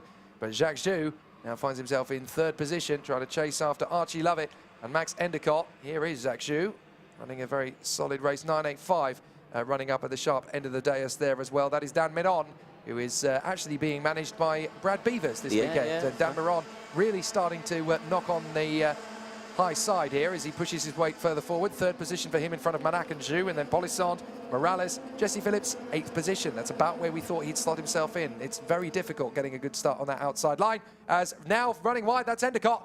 He drifts out wide, and that's enough for Dan Midon to get into 2nd position. Yes, indeed. Loses it again now, drops back down into P4 as the rest of the field slot back into position. So Manac and Joux, I think, got through there as they go through. And again, just squabbling for position. Everyone coming through. There was your driver who started on the 2nd row of the grid, Théo Polissant, off the track. Dear, oh dear. That's all gone wrong for Jarlath Sayer. Yeah. Jarlath Sayer, I'm afraid, is out of this one, and that's very unfortunate. Where's that happened? That's up at turn 4, I think. So a very common part of the course too. Oh no, that's at the penultimate turn, I think, actually. So Jarlath Sayer, they're actually coming up to this point on the course. So the yellow flags are out, and they're just about to approach Jarlath Sayer. So very disappointing for him. He was kind of hoping for a little bit more from his first big race of the season, but very unfortunate indeed as they come off the final turn. 4 laps to go. Jarlath Sayer walking away. At least he's able to do that. Archie Lovett, Manac, Midon, and then Polissant from Endicott, Morales, Joux, Phillips, Herman, and Greg House doing a good job there. George House, sorry, I do apologise. Gustavo Marquez, Winston Camperin, and Christian Kobe. I know I've been watching far too much American television when you start talking about Greg House. Sorry, George. Then into the hairpin, and there's a proper squabble going on for 4th as Endicott tries to keep it up the inside of Polissant. He's managed to do that. So Morales, Joux, and Phillips are in the mix there as well. Lovett, Manac, and Midon. So Midon trying to work his way forward to the inside line, and Manac has already caught up to Archie Lovett. So these three are going to have a proper squabble now. They are indeed. Only 6 laps of racing this time around, so if they're going to get it done, they're going to get it done pretty sharpish. And at the moment, Lovett not under too much pressure here from Manak, but Miron still there in P3, is piling on the pressure. Keep an eye on them as they go through. Phillips is on the recovery, back up into P5 now, just behind, is behind Morales. So Novello Morales, very quick at the Winter Cup in Valencia. Again, a track very used to, so we'll keep an eye on that as they go through. Look at the slipstream. Speed that they are gaining. That toe is massive as they come back on terms with Manak and Archie Lovett. So Miron is going to force Manak a little bit closer to Lovett. Such a big draft. I mean, they've been talking about this all the way through the weekend. If you get a good run in the toe, you can gain anything up to 5 kilometers an hour. The yellow flags are out at 2. There's been a big off on the way through, and Carter's gone in backwards. It doesn't look as though there's been any contact made. The driver is up and out already, so that's good news. But we have lost somebody from the fray just outside the top 10. I think it's Théo Polissand. That's very unfortunate. He was there on the fourth position of the grid for the Jana Racing team. So Théo Polissand, there he is. That's very unfortunate. You can see the cart that's just come off, but Théo Polissand, I'm afraid, has spun it off at turn 2. Very unfortunate indeed. So, well, that didn't quite go according to plan. I wonder if the static cam would have picked that one up, and I'm not sure if we can get a replay in time because we're still in the middle of the flow of the race.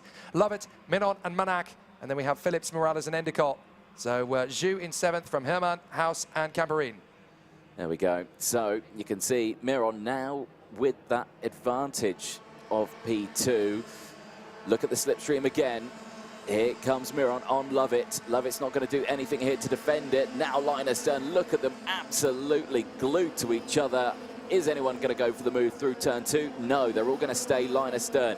It will probably be, like you say, turn 4 that they go for the move. That's the one where everyone gets it done, and down the inside goes Manak and gets past Miron. Back up into P2 as Phillips is in P4 with the fastest lap of the race, is closing in on this trio. And there's fire in his belly now. He's been frustrated for the first few laps, being stuck down the order. Now he's managed to work his way through into 4th position. Expect the unexpected from Jesse Phillips. He'll try and charge his way forward. There is Théo Polissand walking away now. He'll watch the rest of the race from the marshal post on the inside of turn 2.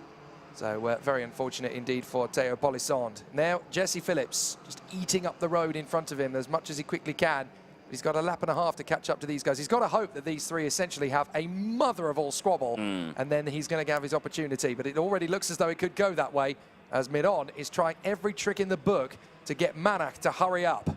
He is indeed. Here we go then onto the back straight, and Miron is already on the back bumper of Manak before they even get the slipstream. Two of these drivers could have the momentum to get past Lovett here. No, they don't. As we go on to the final lap, it's still Lovett who leads, but instantly goes defensive. Now this is where Phillips will take the optimal line. Look, there you go, completely on his own, not having to defend. He is going to close up that gap in this lap, as now side by side Miron goes to the outside. He's going to try and go for the double here as he swoops back to the inside. Is he going to get it? I think he does. He does. Oh, beautiful from Dan Miron. And we've had a spin at turn 2 as well. So somebody else has dropped down the order, I'm afraid. But Dan Miron, what a sweep. Beautifully done to get himself up into the lead. Not a lot that Lovett and Manak could do about that. It is Alba Cueva, the talented Spanish lady, who has gone off at turn 2. So hopefully she'll be able to get going again. In fact, I think she has done so. So here is another opportunity to go for the leaders on the inside. Miron is going to really struggle. Round the outside comes Manak. Manak has come through. Watch for Jesse Phillips. He's suddenly going to get on terms with these guys. He could end up as high as 3rd or maybe even 2nd. He's suddenly popped up to the inside. He finds the move on the inside of Archie Lovett to come through into 3rd position. So Manak leads from Miron, Phillips and Lovett. And Archie Lovett's now going to have to try and go side by side with Jesse Phillips. A little bit of a squeeze there on the curbs as they run side by side. And it's going to be to the line for the leaders. It's going to be Miron by 62 thousandths of a second. Manak realised he was coming through. He banged his fist on his steering wheel. I can't beat it. Nicely done from Dan Miron. That was brilliantly close at the end of that. This is why we love Mini X30. They always do that to us, don't they? They do, yeah. Side-by-side finishes are quite common in Mini X30. These guys really put on a show. You've got thumbs up galore from the Minis. They just love racing at this level. This is all about the fun element. They're really starting to learn on the job. You can do stuff in a Mini that you would never even try in the junior or the senior categories. You may as well take advantage of these fantastic little karts while you've got the time to be in them. And they are absolutely fabulous to watch out on the circuit. But Miron managing to sweep around the outside of Manak on the main straight. And Manak knew he was beaten, didn't he? He just suddenly realised, oh no, I can't believe he's going to sweep by. That's motorsport.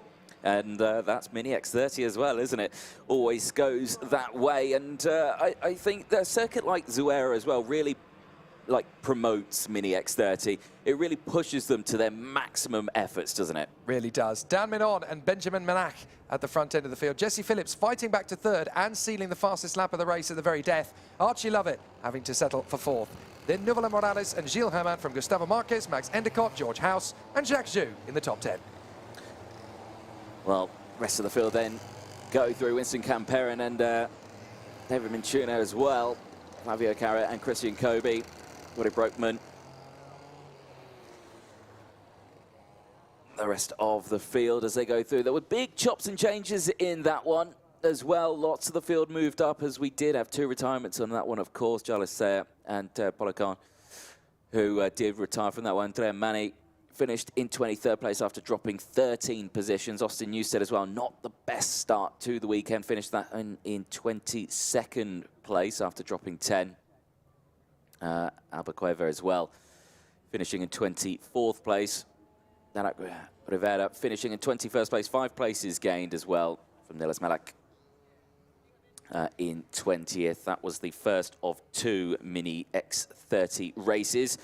1 more to go. You won't see the Minis back out until after the lunch break, so this is the last race in this one. And starting on pole position, you can see on the left-hand side of your screen, Kanishk Rao for the next race. Before we go to them, Jake will be down in the pit lane to chat to our race winner. So we will wait and hold out for him. But this next one also will be an interesting one. Janek Babacek as well, starting on the front row. That's going to be a very interesting race as well, as Dan Allerman also is just behind on the Paralon chassis. The 902 is going to be one to watch from this one. As I think someone's still returning from the circuit. Yes, so I can see the recovery van is out on track, so there might be a little bit of a wait on this one. But there you can see everyone get themselves all sorted for the next one. Hopefully you are enjoying the racing so far on the RGMMC stream. Make sure you do hit the like button. And if you do want to stay involved with all the racing, make sure you subscribe to the YouTube channels if you are watching. Of course, we're live on motorsport.tv as well, and all the results that you can catch up on ucut.io. So make sure you head over there as well. There is Jarlis Sayer. And not sure what happened to the 995. Possibly a breakdown, because it was just off the side of the circuit. We didn't see a big plume of dust, so I don't think it was an incident. I think it was just possibly a breakdown. Not too sure. We'll have to find out about that one. But yeah, never a good way to start the weekend. And you can imagine just a little bit down in the dumps about that one. But he will take a seat in his wagon, foot on the brake. There you go. Hold on tight. So I suspect that's a fun ride on the back of the trailer around the track, as the marshals there doing a good job getting the track ready for the next one. Maxim Bobrikov there doing his finest warm-up routine. And his best impression of a kangaroo. There he goes. Again, I think that's just showing how cold it is out there. I think it is still chilly, as the temperatures are not starting to warm up. Sounds like Jake's ready, so we'll head down to the pit lane. Jake, he will be chatting to our race winner. Well, dramatic scenes here so far, Anthony, because we've just had a very exciting Mini X30 race, but our winner has been given a front fairing penalty. That means that Ben Manac actually did take the victory after all of that. It was quite close to the line between the two of you. We saw a bit of frustration at the line, but a nice way to start the weekend. Yeah, very nice to start. Very nice start to the weekend. Well, we started 5th. That means we were on the inside line, which was a very big advantage, because starting on the outside here, you lose lots of positions. So we were 3rd, and then we overtook Max Endicott into 2nd position. We decided to push Archie to escape. Danny overtook me, we pushed, and the last lap I did a switch back and I got into first position, and then in the line he got me, but as he had a front fairy penalty, I got first. Now, does that sort of take the pressure off a little bit, knowing that you've got one win out of the way? Does that make the rest of the weekend a little bit easier, perhaps? Yeah, but there's still lots to go, so yeah. Okay, well, hopefully that's a good start for you and the team. Good job. Thanks very much for talking to us. Thank you. Excellent. Ben Manak there, managing to grab a victory after a very tough and tight race, and there's another one right around the corner. Thank you very much, Jake. Yeah, so drama then at the end of that one, a nose cone penalty going out, which just shows it can catch anyone out. And they are always a pain when you get them, because it is a huge chunk of time, 5 seconds that you get for a nose cone penalty. So unfortunate there for Daniel Miron. So Benjamin Manak there, clearly pleased with that one. Recovery vehicle returns. I suspect the whistle will blow, giving us the 1 minute board anytime soon, and we'll get this next race underway in just a moment. Like you say, an exciting one that we're going to see here. And crucial information there from Manak. You know, he was saying, you know, starting on that inside line, much, much better than the outside. You are going to have to try your best to get that car on the inside line as quickly as possible. Is one of those tough ones. But your pole sitter on this one, Kanishka Rao in the 922, will be looking forward for this one. He starts on that front row of the grid, and there he is on your screen. They've Dad there supporting, racing for the Oliver Roller Motorsport team. This is, you know, the driver who was joined with Archie Lovett in qualifying, super glued in a way. They've definitely been building their Lego, haven't they? They were combining with each other as they went round. Yeah, really interesting atmosphere down in the pit lane there after the race. You've got to feel for Dan Moron. He'd done all the hard work, but unfortunately there was no denying the front fairing just a little bit off the bracket. And that's all it takes, a 5-second penalty. He did not want to talk to anybody. What a shame. After all that hard work, all of that amazing racing for the 6 laps, and it can just fall apart like that. It's very, very tough. But yeah, Ben Manak, obviously, I like his stance. You know, he's obviously taken a victory out of all of that, but he knows there's such a long way to go. It's not done yet. There is still so much work to come. It's a very long weekend for the drivers. Next race, Mini X30 qualifying heat C and D. This is going to be a very interesting race, isn't it? Certainly is. I mean, you've got Kanishka Rao, who is in a position he's never been in before. Pole position up at the front end of the field. And alongside him is Denny Babicek, who's been desperate to get into this position for the last 2 seasons. Bruno Priam and Dan Aleman definitely watch the Swiss. He won at Marienburg in the final last year, so he's definitely going to be one to go for the win today. Mateo Rivals and Maxime Bobrashov making big progress. Max Cruz and Stan Fajot, and then Leo Peruzzi and Romeo Mello. Angelina Simons and Edouard Goodford. Then Max Murray and Robert Lenny from Noah Grenier and Sam Turner. Then Mason Brooks and Anton Bouchard, Ludwig Granfist and Haritz Ferry, Lino Pedraza and Bruno Grayling. And then at the back of the field we have Ruben Perez, Mano Nuvolini and Tony Casafero from Romania. So from Andorra, I should say. I do apologise. So fascinating battle that we're going to see then from these Mini X30 drivers, particularly from the front. You've got at least 3 drivers there in the top 3 positions. Kanishka Rao, Denny Babicek, Bruno Priam, all who have wanted to take a heat victory in Mini X30 for a while now and have not had the chance to do so. This is their moment of opportunity. Who do you reckon? Who's your money on this one? You can't, what? You know what? In Mini X30, you can't put it on anyone because anyone could take it, really. Anyone in the top 10 has a really sizable chance. But, I mean, on paper, your favourite would be Dan Aleman, but even he has not found the start of this season particularly easy to grasp. Maxim Bobrashov has an interesting chance. And again, I'm talking about a driver from the GGM fold. We are suddenly talking about this team as not just a team that's starting to dip their toe in the water of the Euro Series and trying to see if they can hack it. They can hack it. They're producing drivers now that can knock it in the top 5 every single time. There's a real change in attitude from all of the mechanics in that squad. Last year, it was kind of, well, let's see what we can do. Let's kind of test out this. Let's try out that, see what works. This year, they're adamant. They want victories. They want to win. They want to be in the top 3 every time. And they know they're close. And that makes it interesting again, because you have all this shake-up of big teams and everything like that, and when a smaller team comes into the fray, yeah, can really shake things up. And there's a few of them out there as well. I say they're a small team. They've got lots of karts out there this weekend. So very interesting one to see. And I look forward to see what they can do in this race. Here we go. Pack starts to get slowed down. Hopefully we get a first time this time around. This is looking good for a first time start. So Kanish Rao on the front row.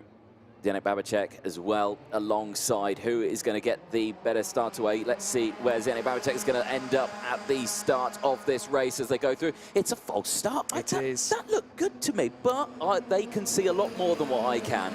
And obviously Martin Bean is the Oberleutnant on the top of the gantry to make sure that everything runs according to plan. There is the repeater light flashing beside the red lights. The drivers know that if that light comes on, they've got to go round again. And that just adds to the pressure. That just adds to the expectation. There is Martin Bean, stood beside Gonzalo, who is the circuit manager here, keeping an eye on things and making sure that everything runs tickety-boo.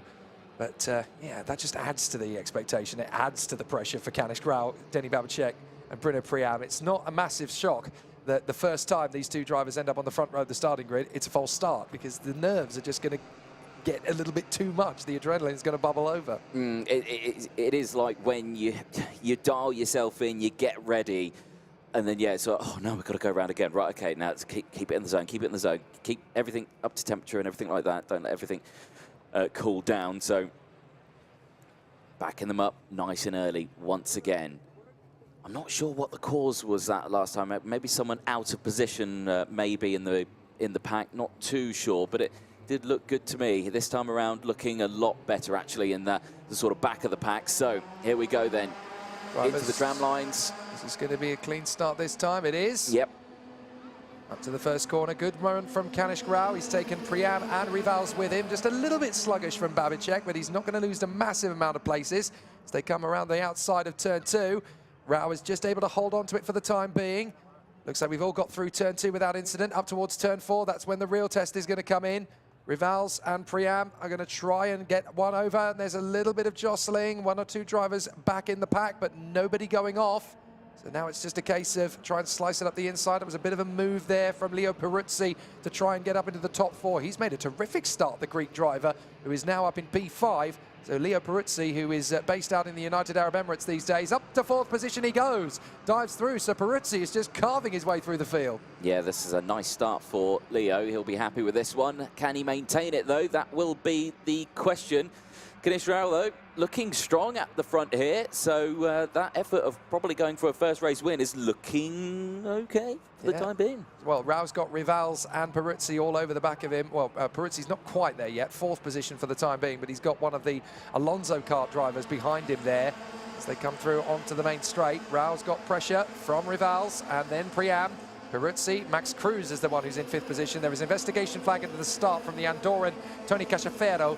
So not entirely sure what that's going to result in. It could end up with a penalty post-race. We'll have to figure that out. Meanwhile, Matteo Rivals still looking for an opportunity to dive in on the inside of our race leader, Kanish Rao. Lap 2, they go out of turn 4, back on the power, up towards the long flowing hairpin that gets you through 5, through 6 as it tightens on the radius, and then into the right-hander at turn 7.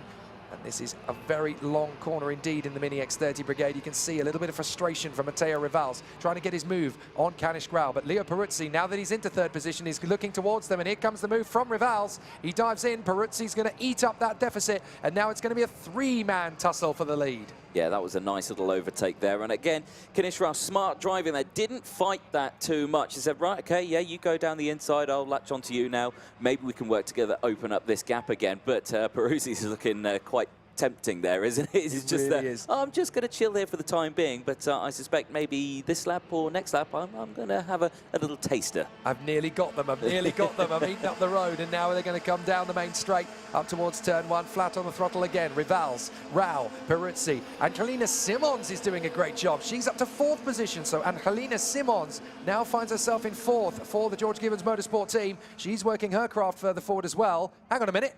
There's only 2 of them. What's happened to Peruzzi? Where's Peruzzi gone? He's dropped back to about 5th there. He has. So Peruzzi's had a bit of a nightmare, and unfortunately, Simons and Cruz were able to catch him napping there. I think Peruzzi went for a move for 2nd, and it didn't pan out, and then the main pack came through. Classic thing, again, you see it all the time in minis in this one. If you run wide or anything, the train comes through. We didn't see it, so I'm only guessing that that's what happened. But yeah, it's the most likely thing that could have happened. Now it's all starting to heat up. Oh, that was not what you need, Bruno there. Just getting a little nibble there on Aleman. Yeah, poor Bruno Priams and Dan Aleman. This is not where they were expecting to be. They actually shared the second row of the grid together, if you remember from the start, and now they've ended up going backwards down the field. We're watching the 929. That is Stan Fajot, who is currently in front of Max Cruz. So Stan Fajot has come through into 4th position. So Fajot doing a good job as they come onto the main straight again. And then we have Rivals, Rao and Simons up to 3rd place now, of course. Then Fajot, Cruz and Peruzzi. Aleman in 7th from Bobdashov, Priams and Max Murray, the Scottish driver, who is based out in the United Arab Emirates these days. They're just a stone's throw away from the Dubai Autodrome. He and his older brother Sebastian, who is racing in F4 this year. But Max Murray has stormed his way up into the top 10. That's 3 places made up already for him, and he's just continuing on to charge his way through. Yes, he is indeed. Let's keep a very close eye on this one. Kanish Rao staying on the back. He's not pushing Mateo here. He's just latched onto it. He's doing exactly what he did in qualifying with his teammate, isn't he? Just stick to the back of him, try and push away.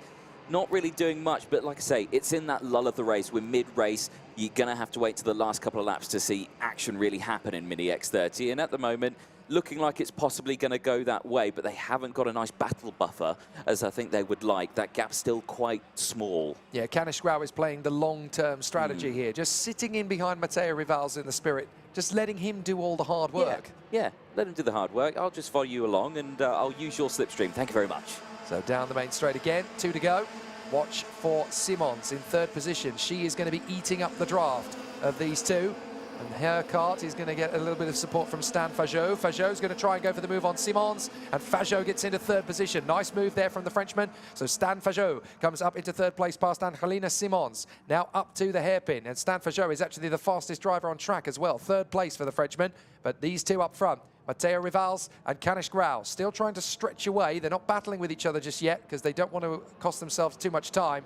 Just want to keep themselves in the hunt nice and tidy. So Mateo Rivals and Kanish Rao stretching away. Not much to choose between them at all. Stan Fajot and Angelina Simons, 3rd and 4th. Then Cruz, Bobdashov, Priams, Aleman, Babacek, Peruzzi, Max Murray, then Mason Brooks. And then we have Godefroy and Turner. This is a terrific battle further back, as now up the inside a couple of drivers trying to make their opportunities knock in. And that's Bobdashov and Aleman trying to get in there with Max Cruz. So they duel in together. And this nice train of karts is just developing. Babacek's going to get his run up the inside line. He was kind of handed that almost by Bruno Priams. So Babacek is able to work the way through. And now Babacek's going to try and take on Dan Aleman as we go into the last lap. Here we go then. This is where it's all going to start to kick off. So stay seated, calm down everyone, grab a cup of tea, get ready for this one. This is going to be exciting. Again, they treat it like a final, or for some reason, oh, look how defensive they get in the background there as they go through. That's not even for the top 10, I don't even think. Well, down to the braking zone for the hairpin. Still not close enough for Rao. He's got to wait. He's just got to wait, bide his time. And that's exactly what you don't want to do, Mateo. He looks over his shoulder. He knows how big Kanish Rao is looming behind him. He's just got to focus ahead. You can't focus on what's going on behind. Kanish Rao just sensing an opportunity. Will it come into the next braking zone, or will he get for his opportunity in the closing stages of the lap? He could have gone for that one there for my money. Mateo Rivals was just a little bit vulnerable, but so too Fajot and Simons. Angelina Simons is just sizing up her opportunity here in 4th position. Now we've got Mateo Rivals going ultra defensive. This is where he can absolutely monster it. Kanish Rao dives for the inside. Perfect defensive tactics. The strategy doesn't work out in Mateo Rivals' favour. He absolutely dives in on Mateo Rivals, catches him out, and that's beautifully taken by Kanish Rao. He storms it up the inside at the right time, and he banzais for the line. It's going to be tight at the line with the drivers behind him, but Kanish Rao steals the victory. Absolutely textbook. That was lovely. That was literally went defensive, and then literally swung it back out. Did Rao just sent it down the inside through turns 10 and 11, and that is how you come out on top. And beautiful, beautiful little overtake. I mean, that is a tough mistake for Mateo Rivals to make, but you have to learn that mistake the hard way, unfortunately, and he's done that. He will absolutely instantly realise what he's done wrong, but Kanish Rao taking full advantage of it. He saw it opening up, he thought, right, I've just got to stay to the left If he moves to the left to get the better line for the next corner, I'm on him. And he absolutely nailed it. That was absolutely perfection from Kanish Grau. And he actually takes the victory where his teammate Archie Lovett wasn't quite able to get so in the previous heat. And that actually puts Kanish Grau on a par with Ben Manak in the joint leadership of Mini X30 at this early stage. Great work from Kanish Grau. That was very, very impressive from the entire field. Of course, they'll make their way back into the pit lane. We'll get a look at the classifications, of course. All of these provisional, Kanish Grau and their rivals there. Fantastic race. Stan Fargo, brilliant race from Fargo as well. You know, came through the field. Yeah, Stan Fargo really had to work for that from 8th position on the grid. So Kanish Grau from Matteo Rivals and Stan Fargo. Great performance from the Frenchman. Then Angelina Simons, Maxim Bobrishov and Max Cruz from Dan Aleman and Bruno Priam. Denny Babacek and Max Murray ahead of Leo Peruzzi, Edouard Godefroid, Mason Brooks, Sam Turner and Anton Bouchard. And then we have in 16th Noah Grenier ahead of Ludwig Granqvist and Romeo Mello. Then Mani Novellini, Robert Lenny, Ruben Perez, Lino Pedraza, Howard Sferry, Bruno Grayling and Tony Casciafero. And I should point out, I think that's very much the first race of the weekend so far that we've had every single driver come home for the flag. No retirements in that one. I'm fairly sure that was the cleanest race, considering how exciting it was and how many battles there were. Every single driver came through. So I'm fairly sure that's the first time all weekend that we've had a full field of drivers from the start. So very impressive indeed. Right, so that is the X30 Minis sorted out for the time being. And Kanish Grau drinks in the moment. He is a race winner. Very exciting stuff. Right, so we are going to continue to battle our way through. And the senior X30 contingent is up next here at Zuera. And there is a very happy Daddy Rao congratulating Kanish Grau. Enjoy that moment because they don't come around very often. And their first victory is always going to be the sweetest. Well done to Kanish Grau. Very, very impressive work out there on the circuit here in Zuera. Very deserving of that one. And now the rest of the weekend can just flow from there. Back to the Senior X30 Brigade we go then.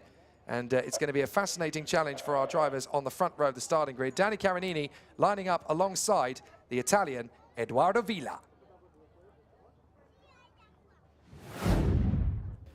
Edoardo Villa, pole position in the first group qualifying session for Senior X30 2023. Just talk us through the lap here at Zuera. Yeah, it was a great qualifying. I didn't expect to be on pole position, honestly. But anyway, we had a perfect setup. Everything was good, the chassis, the engine. I found a perfect lap, also with a bit of slipstream.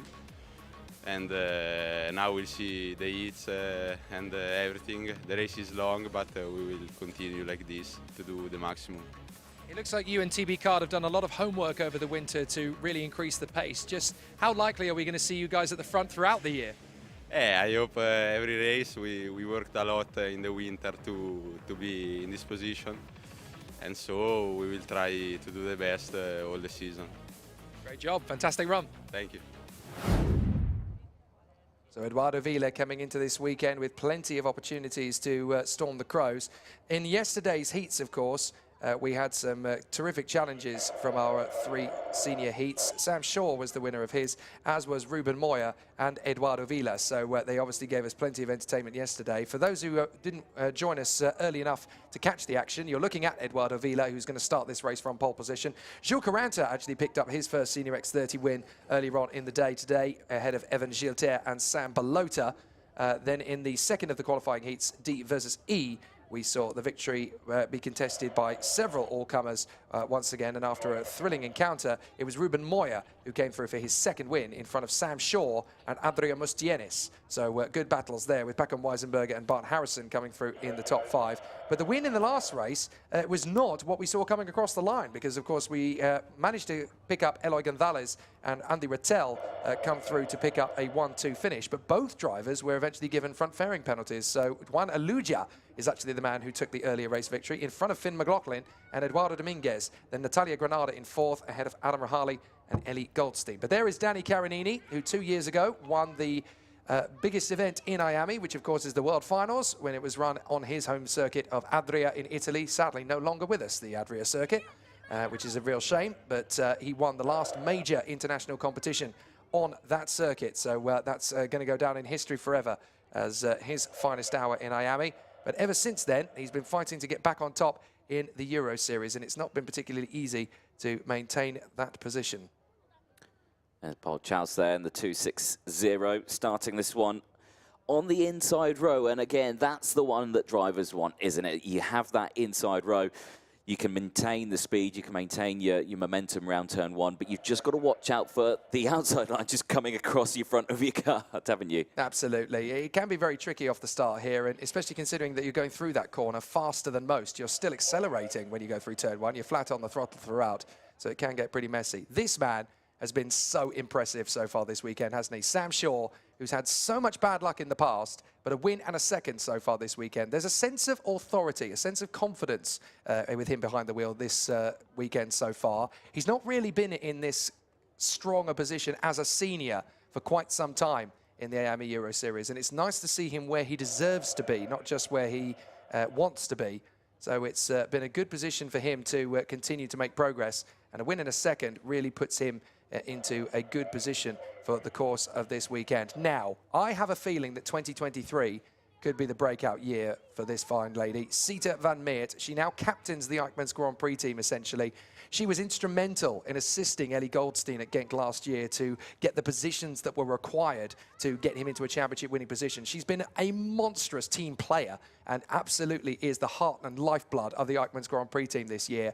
But now comes this sense of authority, comes this opportunity for her to step out of the shadows. I'm not just the best girl on the grid. I can be a race winner. I can be a champion. I can make this happen. And Sita van Meert is definitely the leader of the pack in 2023 so far in terms of the women that can really take it to the guys out there up at the front end. I do not think it's going to be long in her current form and in the way that the team keep pushing her. It's going to be just a matter of, you know, possibly even hours, never mind days, before she is actually winning races repeatedly. And she's on that inside line of row 3. She's got a great chance, a really great chance. Another person who's got a good chance here for victory lane, Packen Weisenberger, another driver who has been showing great talent this weekend so far. Looking forward to seeing what happens on this one. I've been keeping an eye on the tyres as well. Whenever we get these close-up shots, I've been taking a good look at them. And you can see there, a lot of marbles on the edge of that one where they've been picking it up on the edge of the track, and that's been the main focus throughout this one. They're running on a medium compound. It's quite a soft compound as well, and this track is very coarse, so they've got to really look after these tyres. Yeah, looking after the yellow MGs really is the proper skill in Senior X30. As much as you can have a good engine underneath you, as much as you can have good pace, you can't win a race unless you're looking after them. And these yellow MGs are very, very tough to get used to, especially when you come off the junior category and you're used to a much harder compound. To know that you've got more races but a softer tyre is a real skill to get used to. And it's very, very tough for these drivers to stay on top of. And you do get certain points of the weekend when you'll have one race when they're really, really strong and another where they will just drop off. It will literally just, the grip will just fall away in an instant, and that's when things can get really tricky. Here's the grid in full. Edoardo Villa and Danny Caronini in all-Italian front row. Paul Chaus and Sam Shaw from Sita van Meert and Packen Weisenberger. Luca Griggs and Alexander Ruta from Julian Carmen and Mark Lopiccolo. Then Teresa Babachkova and Adrian Mustienes, Hugo Besson and Clément Doutran, Fred Green and Bart Harrison from Jonah Klopp and Hugo Jalard, Mathis Michaut and Charles Lambert from Alex Caralto and Rima Blanc, Oliver Martinez and Lucas Federic from Hugo Brun and Leo Livius Weber, Victor Kulmala, Santiago Malma, and that is all she wrote. There is no Eliska Babachkova in the field, rather sadly, as she was due to compete and then took the decision pre-qualifying to withdraw from the event. So we have 28 drivers on the grid. And Ruben Moya currently leads the provisional standings. He's not in this particular heat. He's going to be in the heat that follows this one. Sam Shaw, second in the rankings from Sam Balota. And then Finn McLaughlin and Eduardo Dominguez, both on 6 points. Danny Caronini has 8. Weisenberger has 9. Paul Chaus has 10. Still very early doors. If anybody can get through this weekend here at Zuera with a 0-point score, as in win all 5 races and don't drop a single point, I will be amazed. Even Ruben Moya is going to struggle to make it 5 from 5. We'll have to see. Like I say, it's a long weekend for the seniors, isn't it? Because there are so many of them. 86 entries this weekend as they started it. So it is going to be a close one.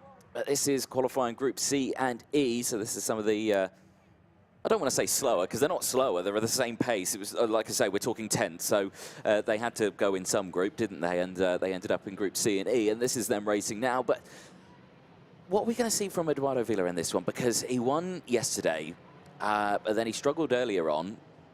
Is he going to come back stronger in this one? You kind of get the feeling with this TB kart that when the circuit is hotter, it really starts to excel to its best. The race that we had earlier on this morning, the track temperature would still have been around 5-6 degrees Celsius. It's now, the air temperature is going up rapidly. If you consider that when we arrived at the circuit this morning at 7 a.m., it was -3 degrees Celsius, roughly. It is now 10 degrees Celsius. That's how fast the sun actually heats up the air around this part of the world. It is so quick. The rapid change in temperature is astonishing here, and it's already nearly as hot as it was yesterday. It's going to be a better day in terms of tailwinds and crosswinds today. The wind has not been quite as strong today as it was. Yeah. So we're going to get up to a height of probably around 17, 18 degrees Celsius, much bigger than yesterday. So expect the TB kart to get better as the day progresses. But today could still be, this first race of the rotation could still be a bit of a tussle-up. It is going to be a false start on this occasion. There you go. I think they knew it fairly early on. So that one's going to be going round again. But yeah, to come back to your question, with Vila, it does seem as though the TB kart gets better the hotter it gets. So I think he'll do better this time than previously. But will he get a win just like he did yesterday? It's too early to say, really. Again, we just have to wait and see, don't we? Patience. Patience, Jake. We'll get it. We'll get the info. We'll get the info. Like I say, yeah. I mean, you were talking there about the weather, and to say it's getting hot in the same temperature. It's not hot. It's still cold. But I think, yeah, the wind is the main factor. It has massively died down today, which I think is quite thankful for everyone's faces. I think a lot of people suffered with wind burn yesterday. They did. No, you're absolutely right. And that's the thing that people do sort of ignore, is that in the cold temperatures, when you're dealing, it's biting wind, and you do suffer the risk of either sunburn or windburn. You're absolutely right, because the sun is still going to be glowing the rays, even if the temperature is not that hot. So it is something that people do negate. But this is going to be a fascinating challenge to the first corner. Vila and Carinini, two drivers who have been racing against each other since they were yay high, and this is going to be an interesting challenge for them. Who is going to come out on top in the run to turn 2, never mind in the race for the victory, because both drivers will want to try and outpsych the other. Vila has had, you know, pretty much his own way every time he gets into pole position in the past. Did struggle a bit, though, this morning, so that's something to take into account. But Chouse and Van Meert are going to be right in behind Vila, so that's worth paying attention. And look, the inside line's got a much better start this time. It's green, and we're away. Up to the start, Chouse is going to try and take on Vila straight away, and he slipped up. He slipped wide, and Van Meert is going to have problems from behind her, from Luca Griggs. Griggs is going to step it up. Griggs gets through in a second place. Good start from Griggs and Van Meert as they follow in behind Eduardo Vila, but that was so close for Paul Chouse. He almost threw everything away. New race suit, please, for Paul Chouse. I think he's going to need it after that one. Side by side, though, for the race lead, as down the inside, gets it done. The 207, Eduardo Vila holds on to the lead, maintains it. There, the 208, much better start this time around. Crashed out quite early on, now fighting for the race lead, and down the inside, gets it done. Luca Griggs now leading this race in the early stages. Nicely done from Luca Griggs. He doesn't want to hang around in this one then, clearly, and he's there in first position. But how about this from the Eichmann's Grand Prix team? Not only have you got Van Meert in third, you've got Carmen in fourth, who is making rapid progress. Julian Carmen going with his teammate Sita Van Meert, and the two of them can now run in unison. Safety in numbers. They can get the toe, they can take on Eduardo Vila, and they can take on Luca Griggs. This could be a coming-of-age moment for the Eichmann's pair. It could be indeed. Let's see what they can do again as they slot in. Nice breakaway here then for the top three. They've got a bit of breathing space between themselves and Cameron just behind in P4 as they come through again. So Van Meert looking strong here, taking a slightly tighter line as they go through. Eduardo Vila now under pressure, and you can see really pushing that kart now in these early stages. Well, this is about expectation for the Eichmann's team. They won the title last year with Ellie Goldstein, but they have an incredible team of drivers starting to move the way forward. Has Clement Outram come off the road? I think Clement Outram has suddenly fallen back as Van Meert goes on the inside for Eduardo Vila. Second place then for the Belgian. Good work from Sita. She works her way into second position. Now she's got to try and catch up and take on Luca Griggs, perhaps with a little bit of assistance now from Eduardo Vila. Vila is having to make some changes there. You could see him just with his right hand adjusting the airflow to the engine. A very interesting situation there. Oh, Sita Van Meert trying again to just shake off Eduardo Vila.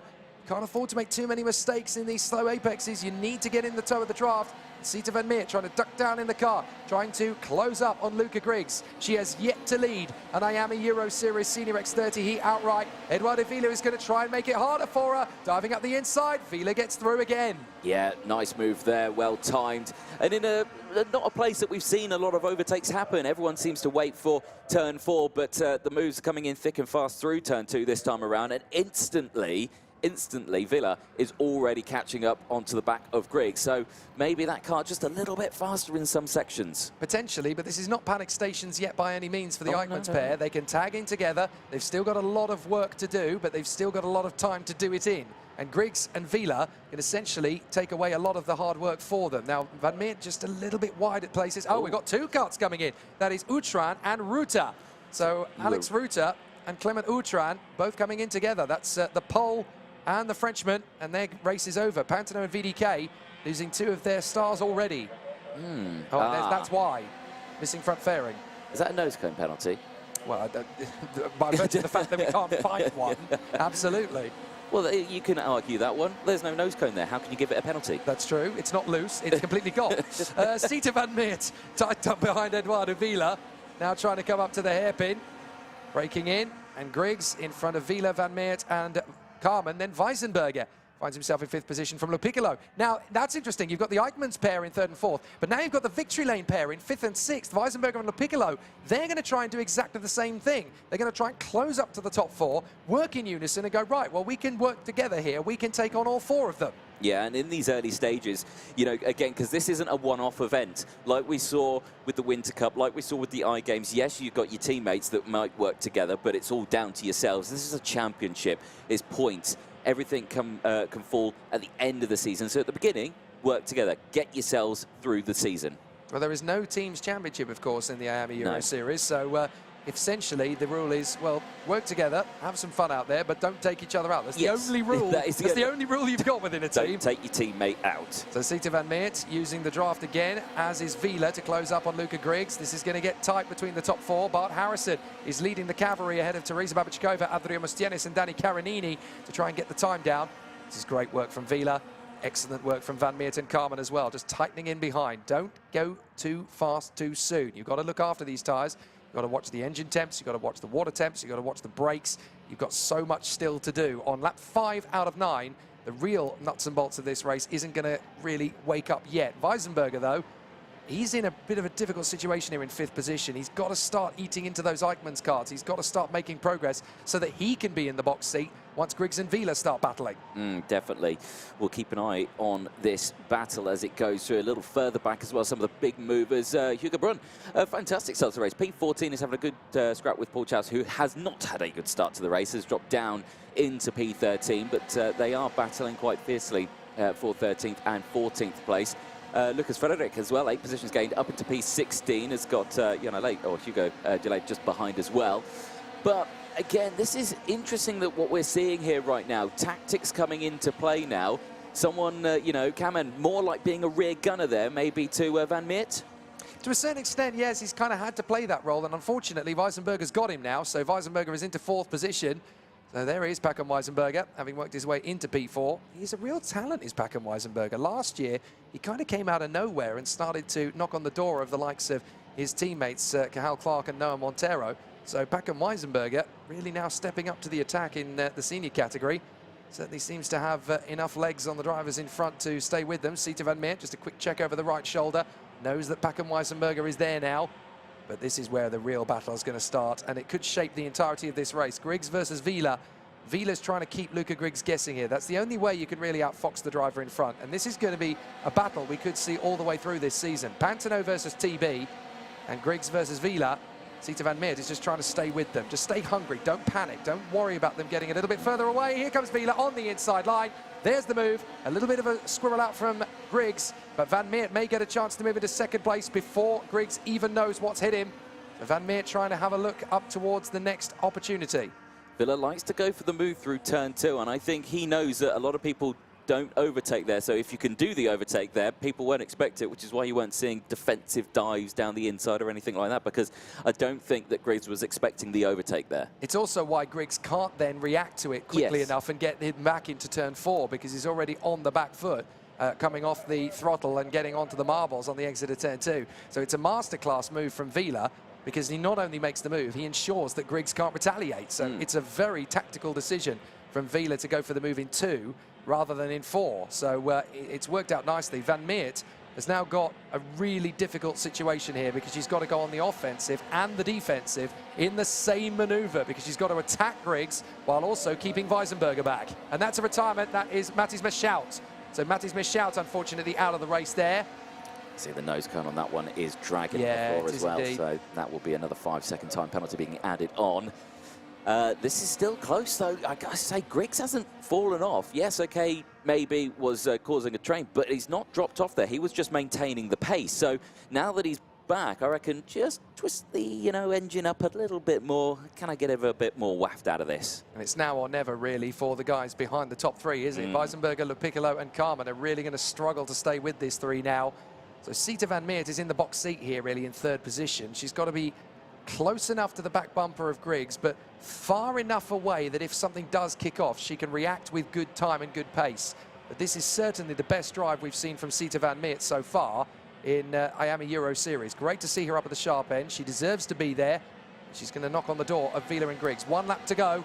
Here we go. Let's see what happens. Carmen is in the back of this train as well in P6. Harrison has shaken off Mustienis and Sam Shaw, who's way down in 9th. Sam Shaw has not been able to retaliate the same way he did earlier. Vila having to go defensive. Griggs starting to get a little bit more aggressive up towards turn 4. This is when someone's going to need to make a bid. And watch Weisenberger trying to come around the outside of Van Meert. He might get the slingshot maneuver to come off the turn. And Van Meert knows that he is there. So it's all going to be about protecting into 6 and 7.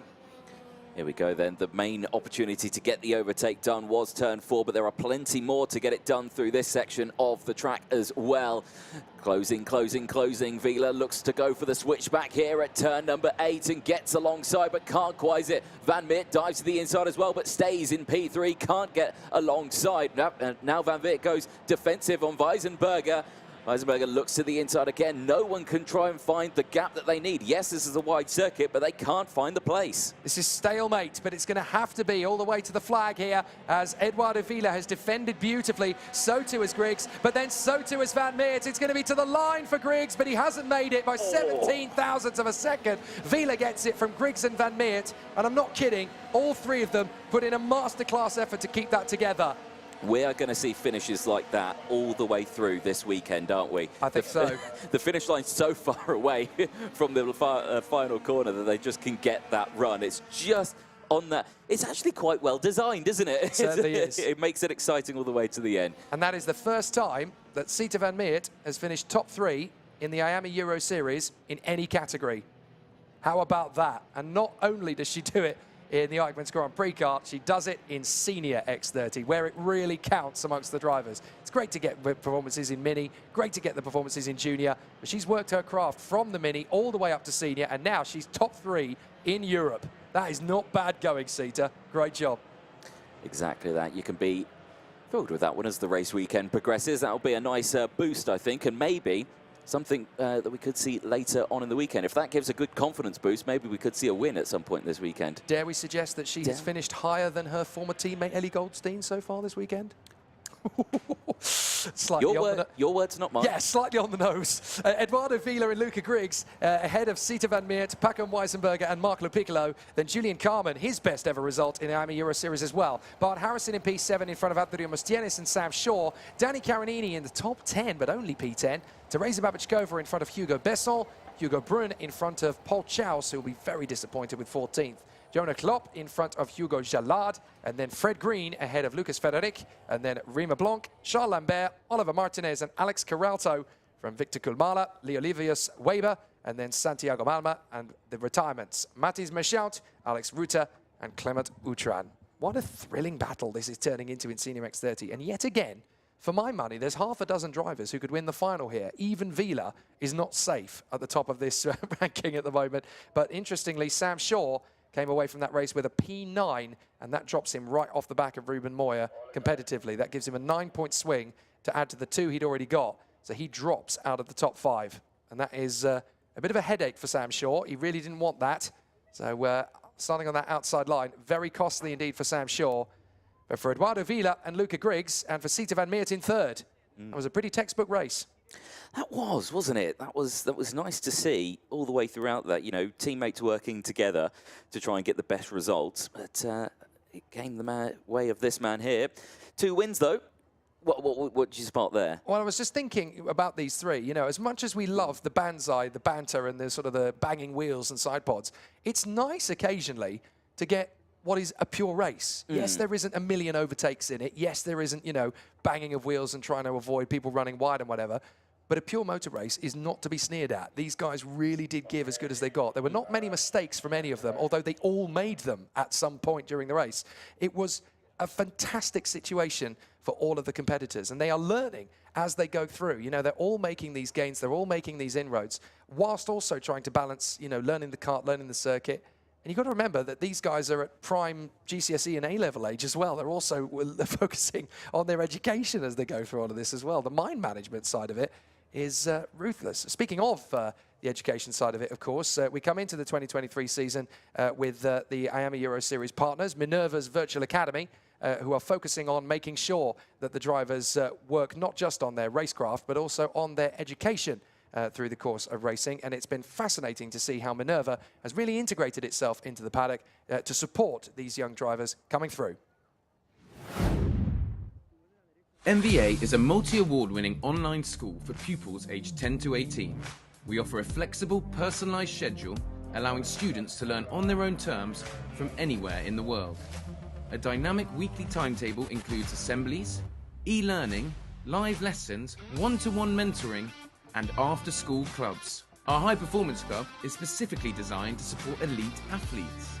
Specially trained mentors give weekly one-to-one sessions and report on academic progress and well-being. With over 300 pupils from 30 countries worldwide, MVA has redefined what's possible with 21st century learning, making it the perfect solution for balancing training and competition schedules with a world-class education.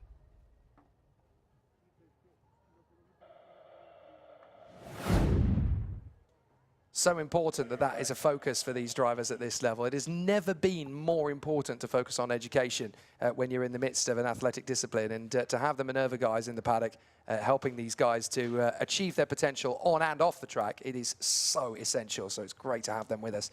Jules Caranta, pole position in his time qualifying group, and this is such a great opportunity. You know, the mild-mannered Frenchman, he is so friendly, so polite. He's absolutely loving his motor racing. He and the Jana Racing team, they've come from essentially, you know, a small independent operation to really start to take some names and take some faces out there out on the course.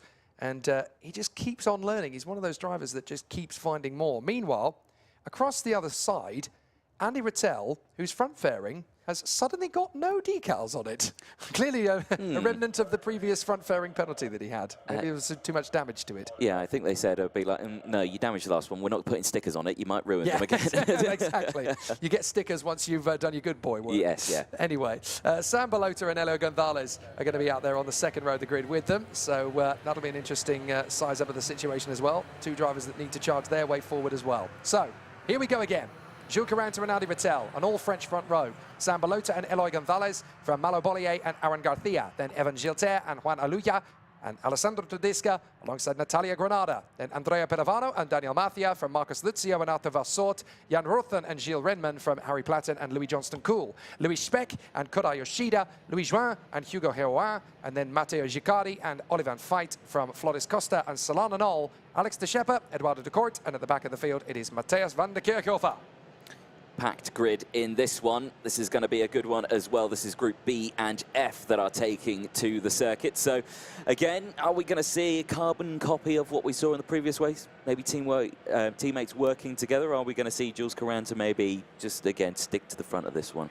I mean, it will be a slightly different dynamic because you have got teammates working on the same bit of racetrack, but they're all slight of out of position with each other. So this is very much going to become about who can communicate effectively enough with the drivers around them about how they're going to utilize the strategy.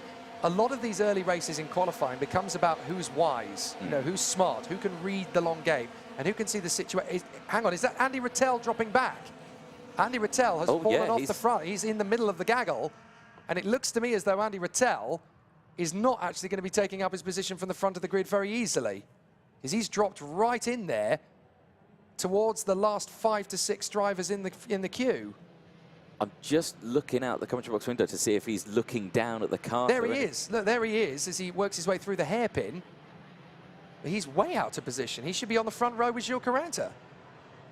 Yeah, it doesn't look like there's anything up with the car. He's just driving around at a leisurely pace. Well, he is allowed to take his position on the starting grid again on the front row because he's not fallen to the back of the field. And as long as you manage to do so before... Yeah, now he's going to overtake people, but he's allowed to do so. He's left it very late, though. He's left it way too late. I don't think he's going to be able to take up his position. So Andy Rattel may not even end up getting his position on the front row of the grid again. But look, Gilles Caranta is slowing up the field as much as possible in order to give Rattel the chance to get there. He has managed to do it. And look, he's done so before the red line. That's the important point. As long as you manage to get your position again before the red line, then you're allowed to start. He's coming into the pits. He's going to go straight into the pits. So Rattel has worked his way to the front of the grid, but he's pinning it. He's coming into the pits to retire. Well, this is a disaster for the front row man, and Andy Rattel's race is over before it's even begun. Meanwhile, on track, we get underway, and Gilles Caranta is ahead of Balota, and then Malo Bollier, who has knit his way through into 3rd position. But Andy Rattel's race is already over. Yeah, it is indeed. That is a massive shock there to see him drop off the field. But nonetheless, the race gets underway, and it's still 3 wide as they go through into turn 4 now. And this is one of the trickiest corners on the circuit, I would say. Again, very tight hairpin there is Rattel. Furious. He's not happy at all. No, Andy Rattel often wears his heart on his sleeve, and he just does not want to be involved in this situation at all. And he is storming off, and you can't really blame him. No. The emotions will run high when you know you've got a victory potentially staring you in the face from the front row of the starting grid, and you can't even take the start. That's disastrous. Meanwhile, TB Kart in the middle of the fray. Andrea Pirovano, that is, trying to work his way forward. Gilles Caranta, though, textbook start. He's already got about 4 car lengths over Sam Balota, and I do mean car lengths because he's able to pull out a decent stretch as he gets off the turn. But it's up to Sam Balota to turn those car lengths into kart lengths and try and size him up. Fortunately, he'll have that run down the main straight. Gilter has made a stunning start. 3rd position already in front of Alessandro Tedesca. Yeah, you said he wanted a good weekend, this one. So far, it's looking okay. Tedesca made his move there on the inside, I do believe, as he managed to bolt his way through into 3rd place as we work our way forward. As Tedesca, I think he's managed to get through past Gilter. Yes, he has. So Gilter looks like he's not just lost 3rd position, he's lost 4th. Miguel Gonzalez has managed to get through as well. Commentators got struck instantly. I know, it's a bit of disappointment for Evan Gilter, because now he's finding himself in 5th position. Oh, saying he's having a good weekend, and yeah, that happened. But no, he's still there, like you say. I reckon that was just, yeah, a debunked move there. Someone went down the inside, and it was just, oh, no, and now another one's gone through. So, and again, it happens in all the classes. He'll work his way back up that one, I'm sure. Johan Aluja is dropping down the order, the 259. Is that a transponder, or has he got an issue? No, I think he's gone off the road somewhere, and he was, of course, the winner of the previous heat, so that's a real headache for Johan Aluja.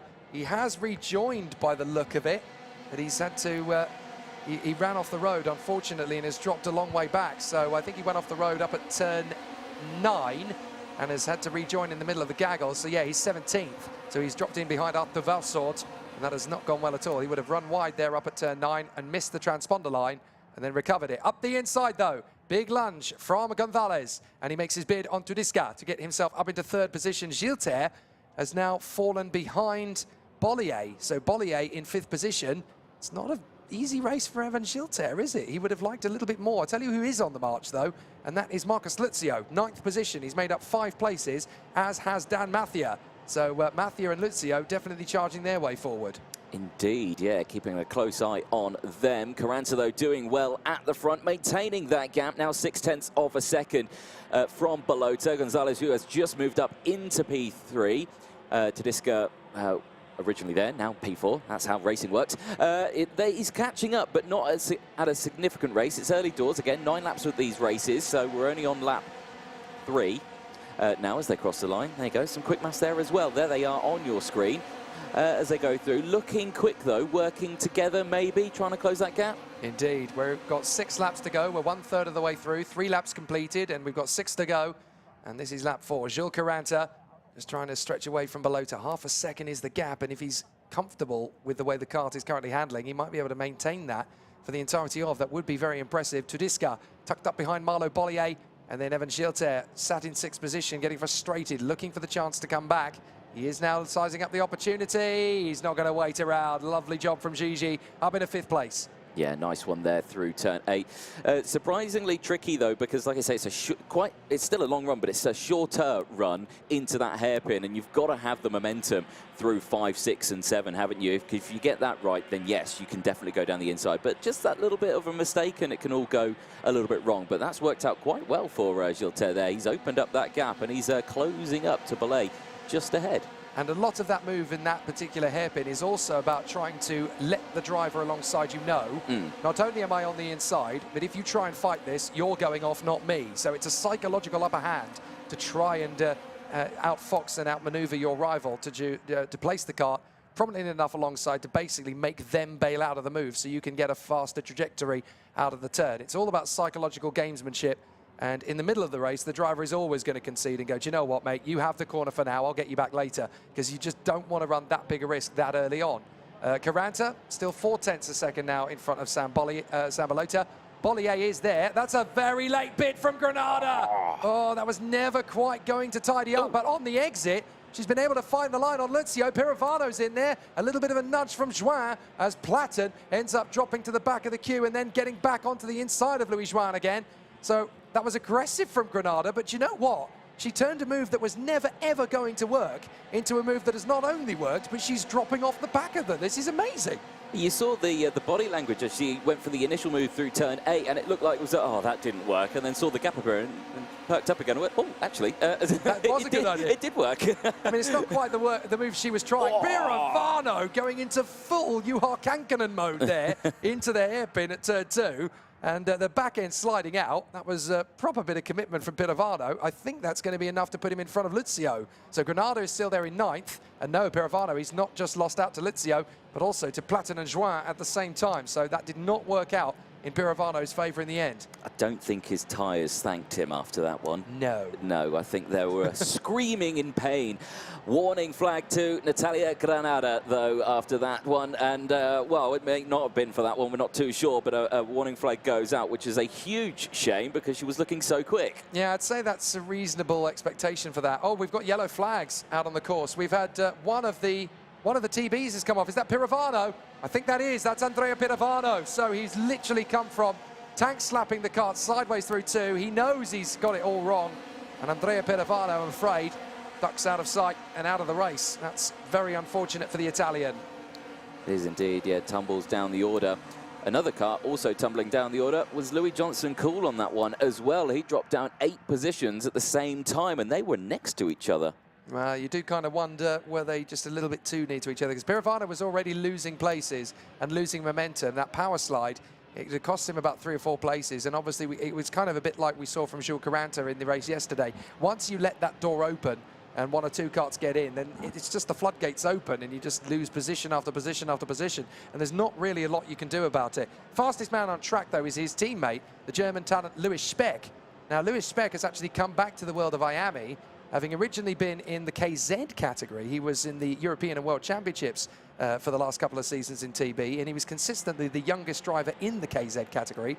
Stepped back into direct drive when he did a bit of OK last year, and now has stepped back again to help the team develop their IAME product. So Louis Speck, basically multi-talented, working in gearbox, OK, and now in X30. Great to see him take on all multitudes of different kart racing. Jack of all trades, but Absolutely. a master of none. Well, maybe don't could say be a that master. too soon. Well, that's the full statement. There you go. Actually sounds quite mean when you say it to a driver, doesn't it? He's a master of quite a few. You put him against all the other German drivers in this field and he'll wipe the floor with them. Jules Caranta, Balota and Bollier, 0.6 of a second between them. 4th place for Eloy Gonzalez.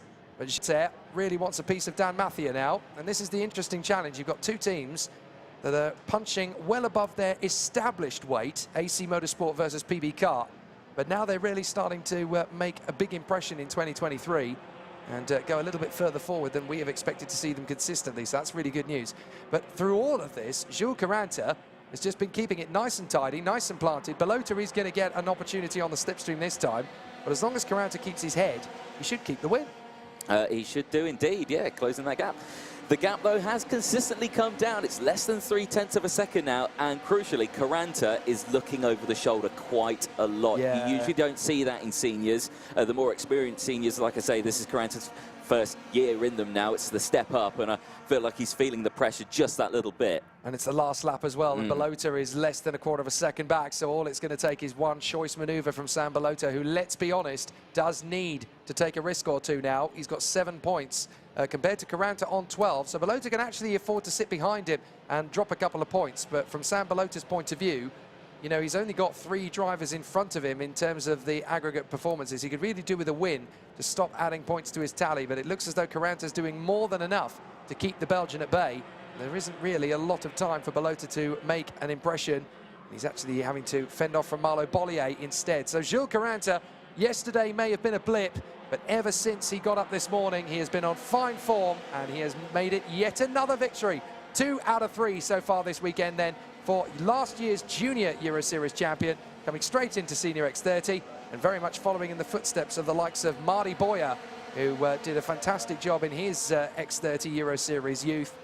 Went up from junior to senior and stormed the Crows, and now he's racing in Formula 3 this year. So looking at Jules Caranta, not a million miles away from a possible future there. Indeed. So the Yana Racing driver doing a fabulous job, looking much stronger, like you said. Today there is Natalia Granado, who's just coming into the shot there as well. She'll congratulate, and I suspect not going to be the happiest of drivers out there. Well, no, obviously in the IAME Euro Series paddock, you get a warning flag, and it comes with a 5-second penalty added on. So there's not a lot that Natalia Granado, who's fought her way to a brilliant 9th place, can do, except tumble back to 13th. And that will be very annoying for her, because she's proving that she's got the speed, she's got the tenacity, and she's got the skill to mix it at the front. But the luck just hasn't really come her way. Yeah, it will get there. So that is the end of Senior X30 qualifying Heat B and F. Here's a look then at the provisional classification as they come in. Jules Caranta takes his 2nd win of the weekend then from Sam Belota. Malo Ballet and Eloy Gonzalez from Daniel Macia. Evan Gilter and Alessandro Tedesca. Aaron Garcia at the end of that one finishes in P8 from Natalia Granada, but of course receives that 5-second time penalty after that warning flag. Marcus Luzio for the UK then finishes within the top 10. Nice result there from Joanna Luja, who finishes in P11. Lewis Speck, again, like you say, fastest lap of the race in that one as well, pushes forwards. And there is the missing nose cone, actually, just in the back of shot that we saw from one of our drivers who came off earlier on in the race. Flores Costa as well from Hugo Haron. Jan Rotheren and Alex De Schepper, Matteo Giaccardi and Mateus van der Kerkhoff. Olivia Fert, Gilles Redmonds, Louis Johnson Cool at the end of that one, finishing in P24 from Correa Yadisha. Finishing in P25, Celine Canol, and Eduardo de Court, Andrea Piovano, both retirements from that race. There is Sam Belota at the end of that one, and again, pretty solid drive. He's going to stand in front of the cameraman though there. Malo Ballet also getting on. One more senior race to go before we go back to the juniors and the break. You are watching the morning session of Saturday's racing here at the IAME Euro Series for round 1 at Zuera. If you are only just joining us, welcome to the stream. You are in time for qualifying heat group A and D for Senior X30. This is their 3rd round of heats that they've had this weekend. Their first was yesterday evening. That was off stream. And then their 2nd was this morning. And their 3rd round now. So there you see Finn McLaughlin getting himself primed and ready. New addition to the VDK team. Getting used to it, of course. Team change, big commitment, but it's going well so far for him. Let's see what he can do this time around. As earlier on, it was a brilliant race that we saw from Finn. It didn't stay at the front, it did drop back a little bit, but it came through with still a solid performance from him. The other driver, though, Ruben Moya, already a driver who has taken a race win on this one. Can he take another one? There's a look then at the track. 1,699 meters. I'll round that up to 1,700 100 makes it just about a mile. Clockwise in direction, there's a look at the layout. Very technical, very fast, and you can see what we talk about when they're flat out of the penultimate corner of turn 14, all the way around the final corner of turn 15 as they head down that main straight, and then it's flat out through turn 1 and the first major braking zone going into turn 2, where it can open up quite nicely for you. As you go through there again, the live look at the dummy grid area before the drivers make their way out onto the circuit. But enough of me waffling on. Jake Sanson's down in the pit lane. Jake, over to you. Thank you, Anthony. Well, we are with the man who has been so impressive over the course of the first 3 races of Senior X30, Gilles Caranta. Pole position yesterday. The first race didn't quite go according to plan last night, but ever since then, you guys have got it absolutely spot on today. Yeah, the two first set of today was really good. Yes, yesterday wasn't really as I expected for the first hit, but now I'm going to focus on the hit that is coming. I need to focus on the tires because I don't want to be with no wheels on the super hits and starting in the final, and think everything is going to be well if I'm doing well. So yesterday's race, when you ended up dropping back and then compared to today when things were, what was the difference? What was it that was a real problem yesterday? No, it was just my fault. I didn't really respect what my mechanic and my team principal say, so yeah, no, it was 100% my fault, and today I made it better, so I'm happy.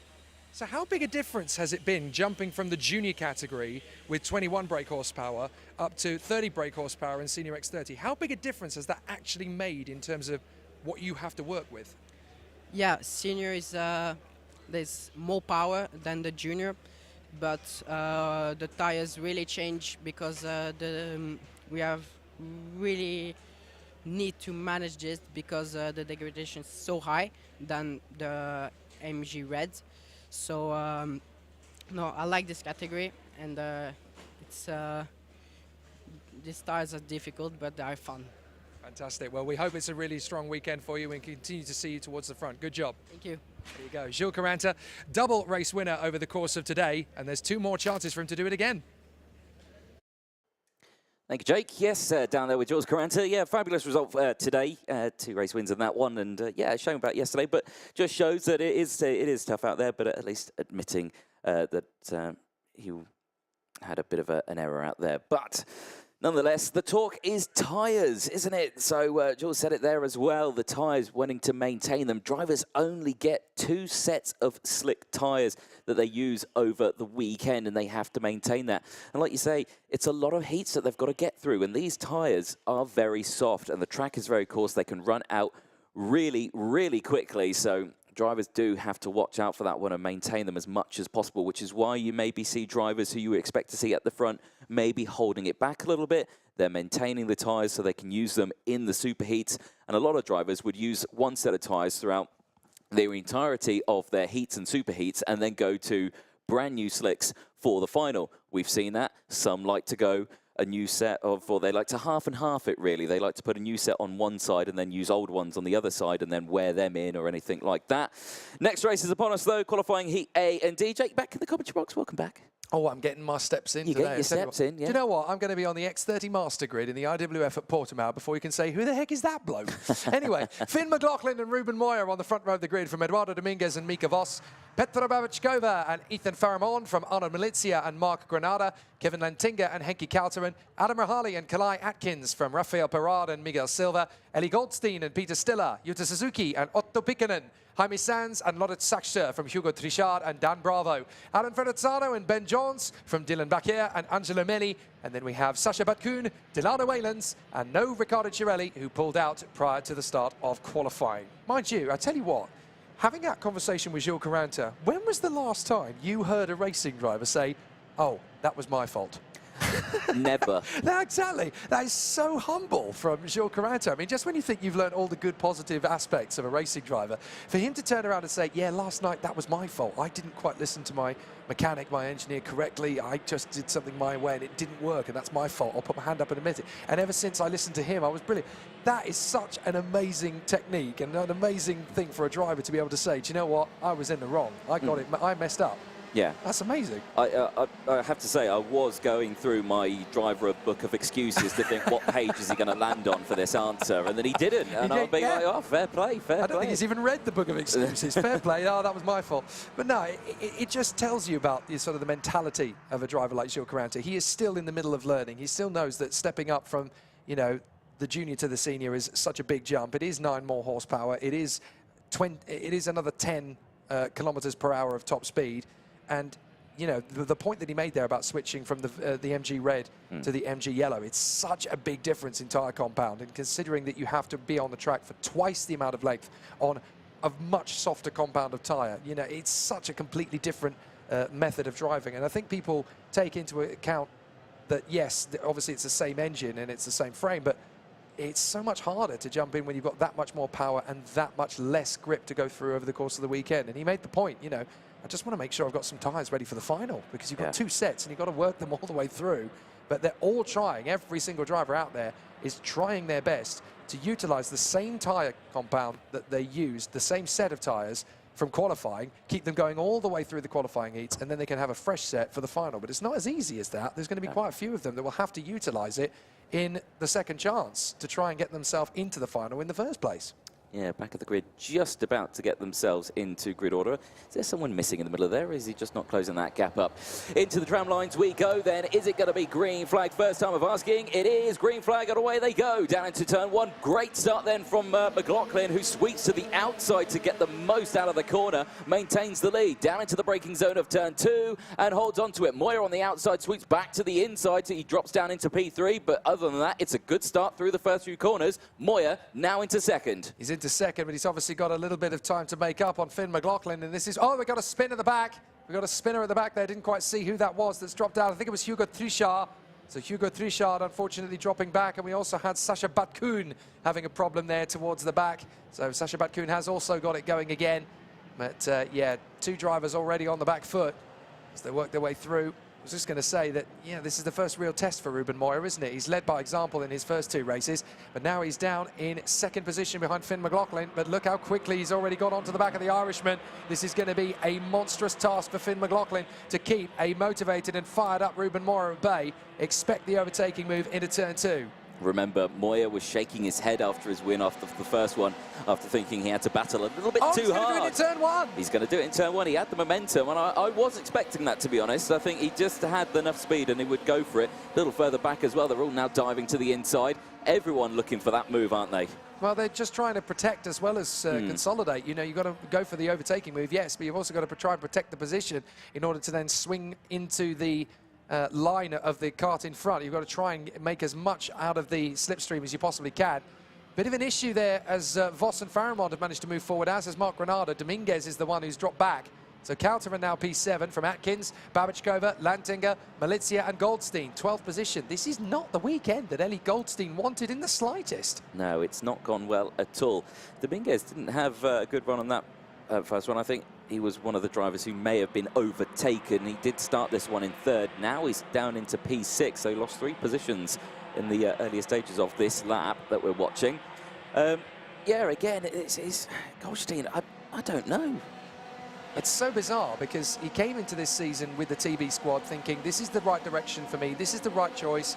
I needed something a little bit different. I knew that the TB kart could provide me with good equipment. But for whatever reason, here at Zuera, he's just been off the boil ever since qualifying. He was fast in practice, but ever since qualifying, it's all just come away from him. And this is a very... It almost looks like an unmotivated Ellie Goldstein. You know, you never see him anything other than 110%. And it just seems to be whatever it is that's holding him back. They've got to unlock this formula to get him further up, because Eduardo Vila, his teammate, is clearly finding it. Yeah, exactly. So, well, we'll keep an update on that one. We are still racing 9 laps in total for this one. Two completed. And choice manoeuvre there. Did you see Yuta Suzuki on the inside of Miguel Silva? Yeah, that was lovely. Not easy to finish that one either, because when you're committing that late into the corner, you've got such a temptation, and there's such an ease of opportunity to drift into the side of your opponent. That's gone absolutely horrible for Sasha Batkun ever since the start of the first lap. I'm afraid the Dream Racing driver is already out. Yeah, and the facial expression there said it all. Just the look of, yes, I'm over. Yeah. It was the resignation of the body language. Just the shake of the hands across himself. Just forget it. It's done. Yeah, that Absolutely was, yeah. Never nice, never nice. Moya's not broken away as much as I was expecting on this one. Is still there, but again, is that down to tyre management? Moya knows how to maintain a tyre. I saw this at the iGames, and I will stress as well that it was said at the iGames as well that the yellow compounded tyre as well, if you really push it, you can use the set in one race.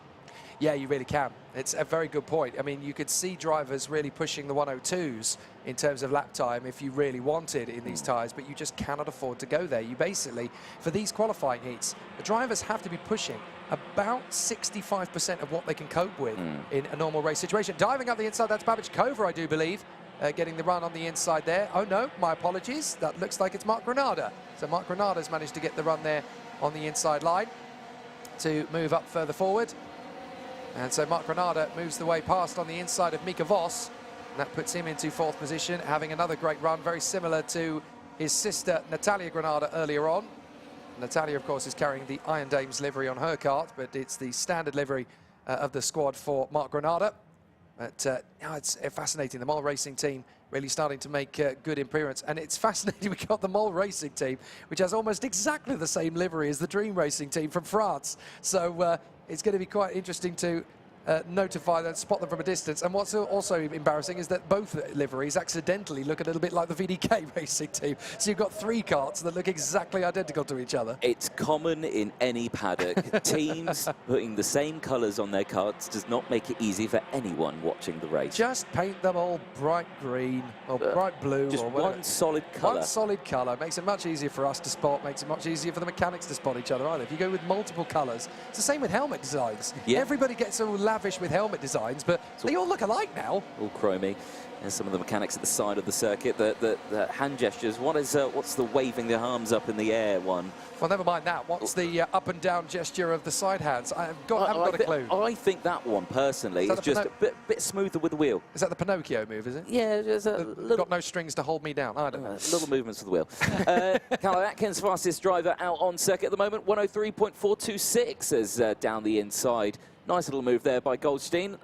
Fighting back a little bit there now, up into P9. Yeah, you've really got to be careful how hard you push. And again, this is Goldstein just trying to get himself into as solid a position as possible, because you've really got to work the tyres all the way through. Again, he'll only be driving at about 66% capacity, because that's what tyre management dictates you need to do. You've got to keep these tyres running up until the 5th race. There could be 1 or 2 drivers that will decide, you know what, stuff it. I'm going to put a fresh set on for the 5th set so I can improve my position to get ready for the final. But it's all about tactics. You've got to be so careful.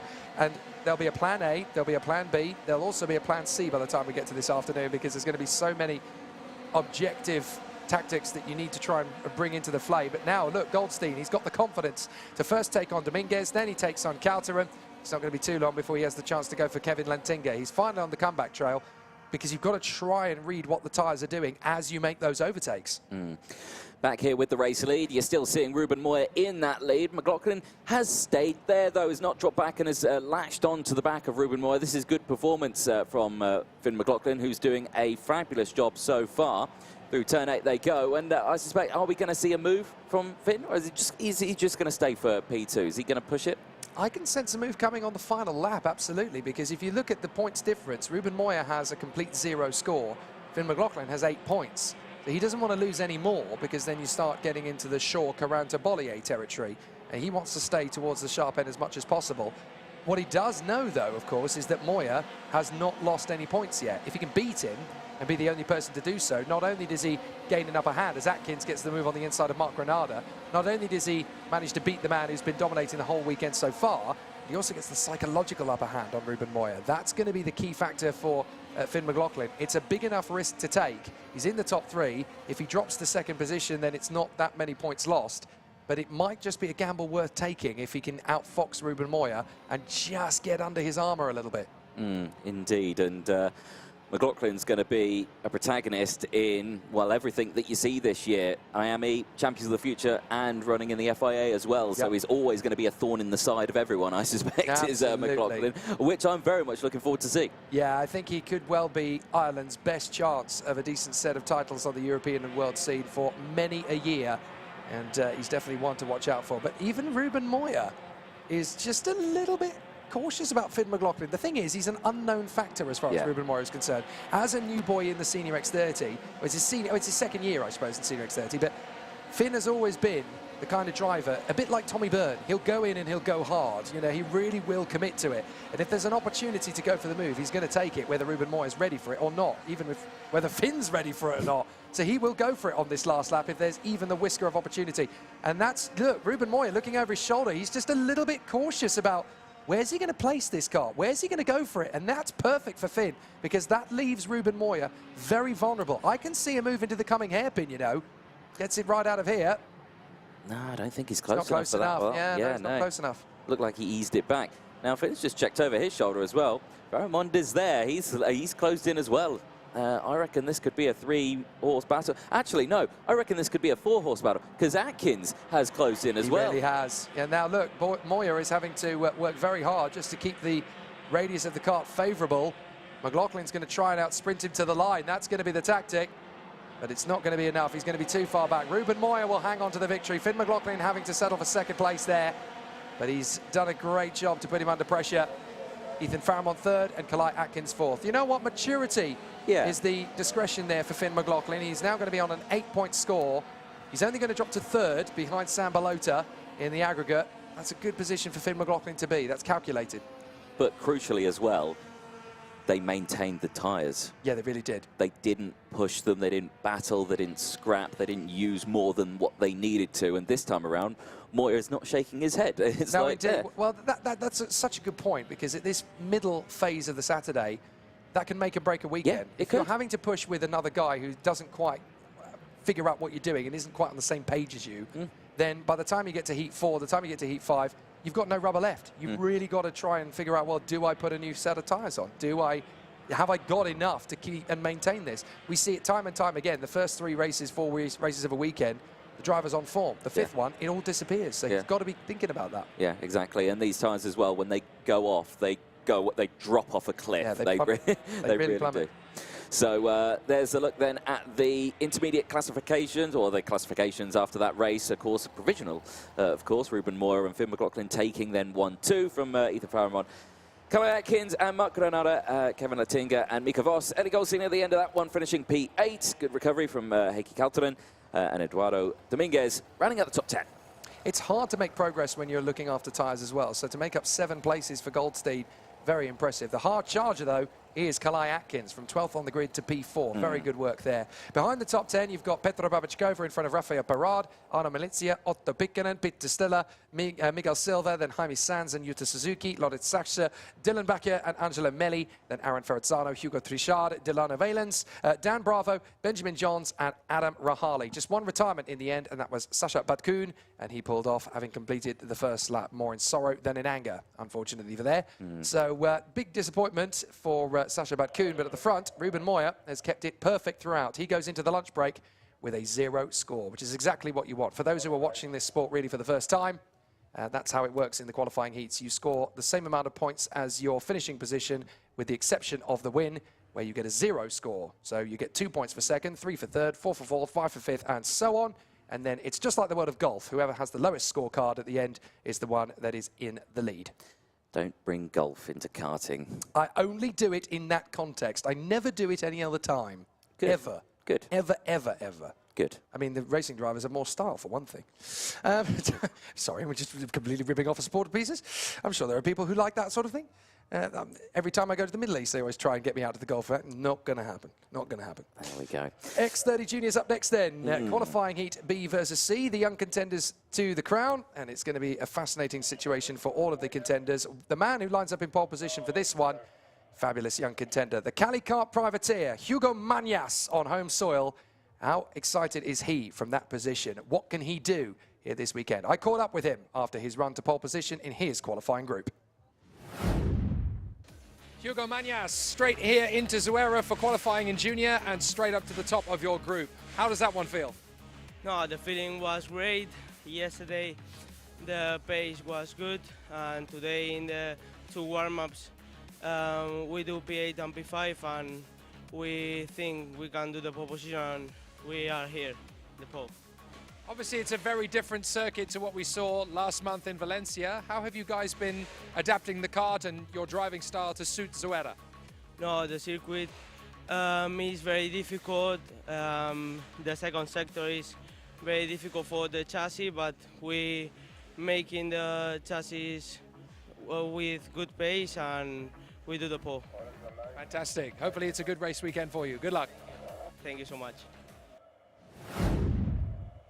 Fabulous moment for this man, and there is Hugo Mañas getting into the Cali kart. It's very nice to see that chassis up at the front of a grid for a change. And yeah, he's come into this with a world of confidence. When you're a privateer, essentially you're coming up against the big teams with nothing to lose. Yeah. You know, you can push as hard as you want out of it, but nobody really expects these days a privateer to storm it up to the front in quite the same way. They always say, don't they, oh, well, you need to be in a big team, you need to have a big budget, you need to have, a billion days of testing. When you've got a privateer that comes up in X30 level and shows you how it's done, it's always really satisfying. I think this is one of the last great bastions of karting at X30 level, when you can just rock up with a lad and a dad in the back of a van with the same equipment as everybody else and be competitive. Yes, it's always a nice thing to still see that, because yes, it's all well and good and it's all exciting when you turn up to a kart track and you see all the Arctic trucks and the massive awnings and everything like that. But there's nothing better than seeing Lad and Dad, transit, easy up, posh, out it goes. Yeah, what was wrong with that setup? Oh, this didn't feel right. Get the hammer. Bang. That's it. You know, the old school way does still work. It does still, because nothing replaces ability. Nothing replaces talent. And if you've got that, then you can throw as much money at it in the world as it were, but it just won't stick. You've got to have that natural flair and that natural ability. Aston Sharp getting himself ready in the Gillard chassis there in second position on the grid. Another talent who really is making good work of things. Ever since he joined the Mick Barrett Racing fold, he's really accelerated in terms of his motivation, his caliber. He really has this potential to rock up and steal a few decent points off people. And it's great to see that this kind of thing continues on. There is Thomas Kinsey. And Thomas Kinsey, of course, continues his great progress. The Frenchman, he's had all sorts of dramas over the course of his short career. He's had all sorts of disasters in Mini. He's had a rough ride in junior last year. But now it's finally starting to come good. He's finally getting the results he deserves up at the front end of the field.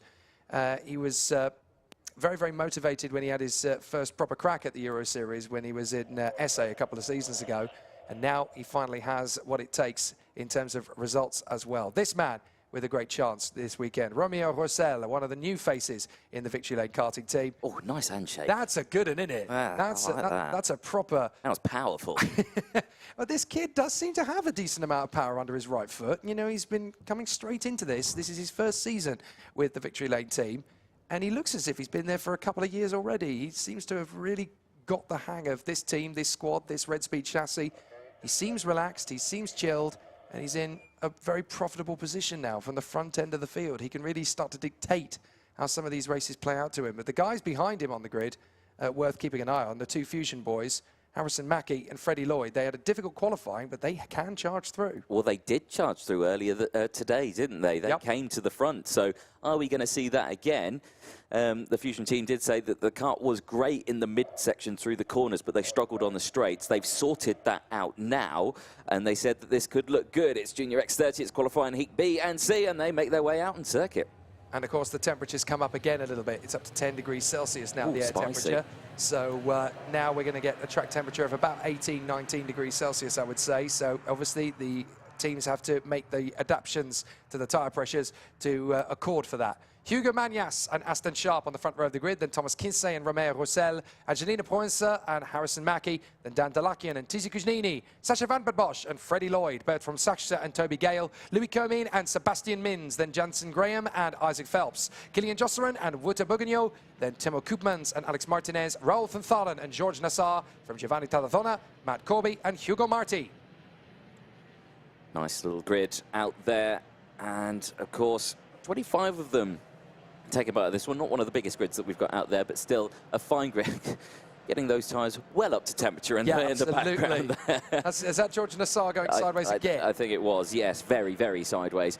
But of course, well, maybe that's a sign really to show that these tyres, the harder of the two MG compounds that are being used this weekend, are a little bit more difficult to get up to temperature quickly. So yes, you may see those sort of actions get used, but it didn't work out on the first time he did it, did it? It certainly didn't.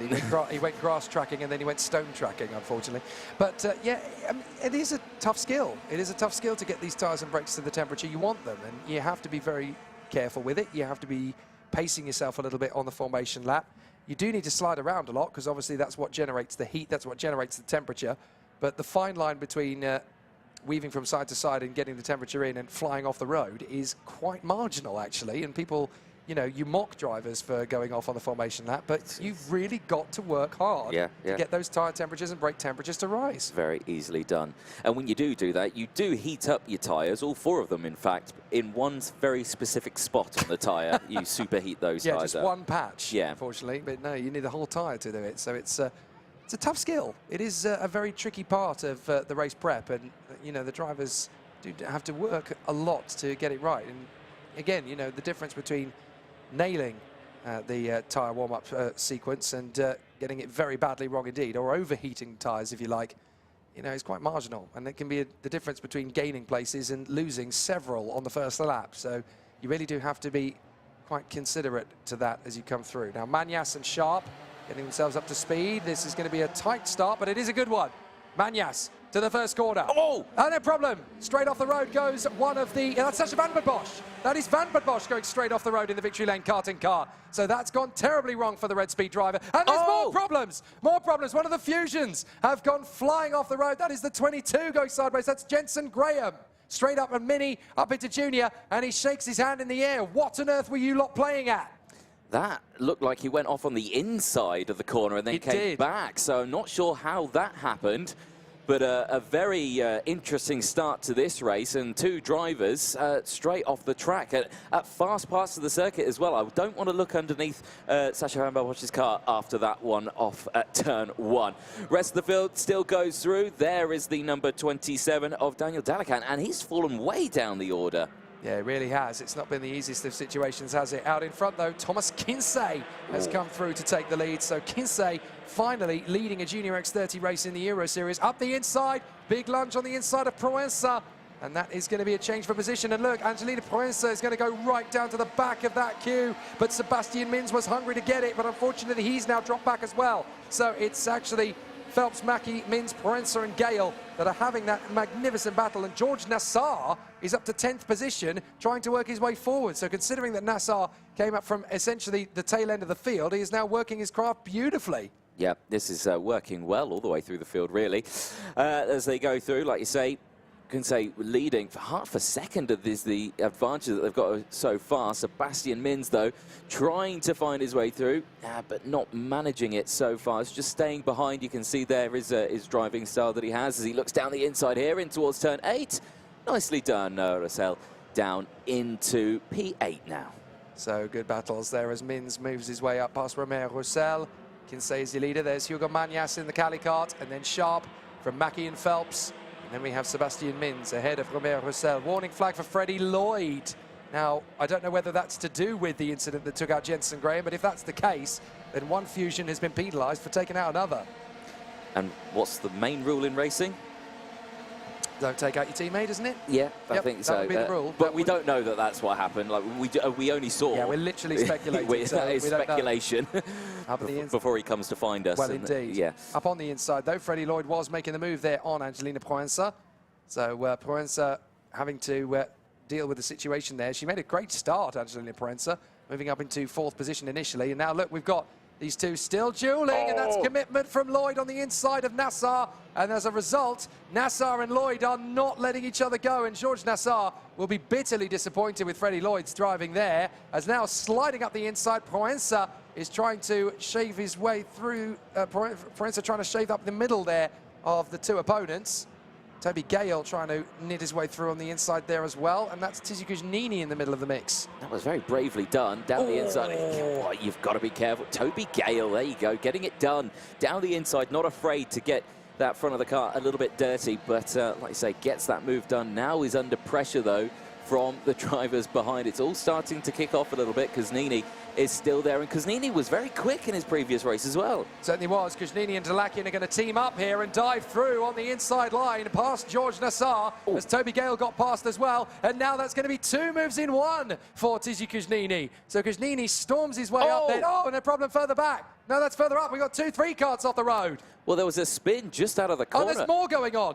Is there something on the circuit? It wouldn't surprise me, because we've got, no, that's George Nassar. So George Nassar, after a brilliant charge forward, the Lebanese driver is off the road and out of it.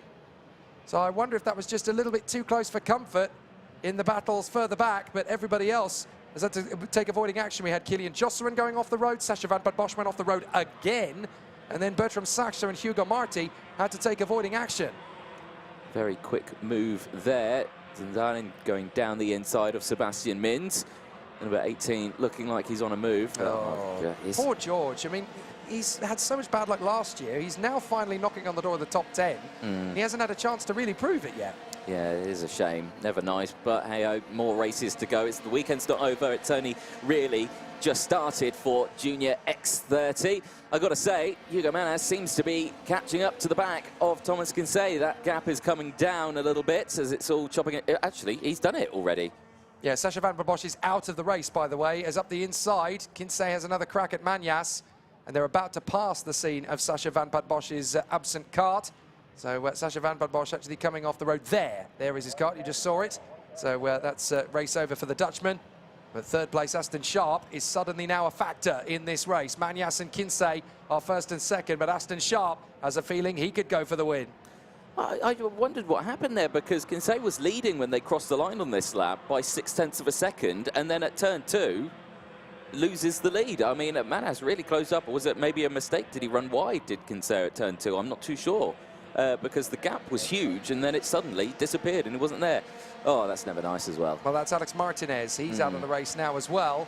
I've got a feeling that you may have a point regarding the difference in gap between Kinsey and Magnas. I wonder if Kinsey may have just caught some dust that had been thrown up at this point of the circuit, and all of a sudden it came away. Now Kinsey's getting back into it, straight up the inside of Magnas, and there might be a chance for Sharp. Yes, indeed. Sharp looking like Magnas was like, oh, you could, but let's work together maybe. Let's think about this long term, shall we? Let's Yes. not just get too eager and dive up the inside. Just work with me, with me. Invest in third place, and I'll try and increase that for you. And then I'll completely turn rogue and not help you out at all. Up to Kinsey in the lead, Magnas in second, Sharp in third, Mackie, Roussel, Phelps, Lloyd, Van Thalen, Mins and Proenza, with Kuznini and Dalakian trying to work together to move into the top 10. It's been a crazy sort of race, actually, hasn't it? There's not really any real structure to it at all. Everybody's just been fending for themselves. Yeah. In a way, yeah, that's pretty much spot on, I think. Yeah, it's just all kicked off early doors, then it calmed down, then it all kicked off again. Now it's calmed down again.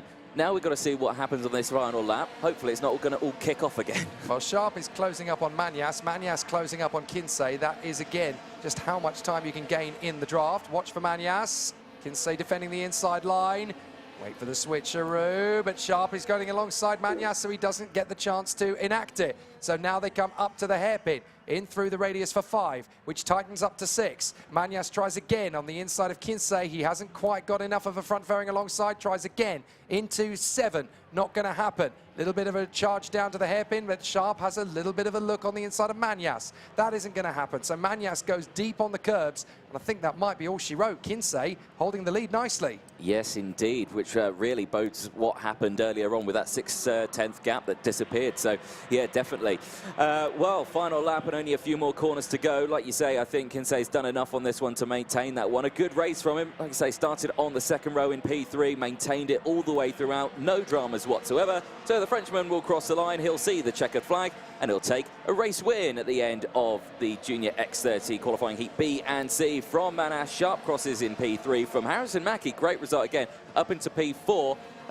one of the Fusion drivers that got away with it in that race. Aston Sharp brutally disappointed as he banged his hand on the steering wheel before he'd even gone through the final turn. He knew he wasn't going to be close enough to close up on Magnus or Kinsey, and he was bitterly frustrated in third position. He thought, I could have got that. I could have got that. He's only 3/10 off the win, but he will still feel, you know, I could have got that one. And that's where, you know, you get your frustrations bubbling over. Now, Kinsey in the lead of the race, his helmet's in the air. That he doesn't look particularly calm. Does he feel he's got a loose front fairing, I wonder? It doesn't look oh, actually. I think he's potentially feeling a little bit aggrieved. Maybe, just maybe he is a little bit fed up, and that might be the reason why he's come across the line in first place. But we've seen it a couple of times already. He's not particularly drinking in the moment, is he? I wonder if we could stick with him, because yeah. We'll have to go down into the pit lane and have a look. But for the moment, Thomas Kinsey is classified the winner in front of Hugo Magnus and Aston Sharp. Harrison Mackie from Isaac Phelps and Freddie Lloyd, then Romeo Roussel and Raoul van Thalen. Dan Delakian in front of Tizi Kuznini, who does make the top 10 in the end. Toby Gale in front of Angelina Proenza, Sebastian Mins and Louis Comines. And then we have Wouter Bourguignon in 15th position. 16th place is Jensen Graham in front of Matt Corby. Considering both men flew off the road, that is not a bad return for the efforts. Then it is Bertram Sachse in front of Timo Koopmans, Hugo Marti ahead of Giovanni Tarazona, and then Kilian Josselin. The retirements, George Nassar, Sascha Van Bad Bosch, and Alex Martinez. Quite a few retirements in that one, and again, it's just not gone his way, has it?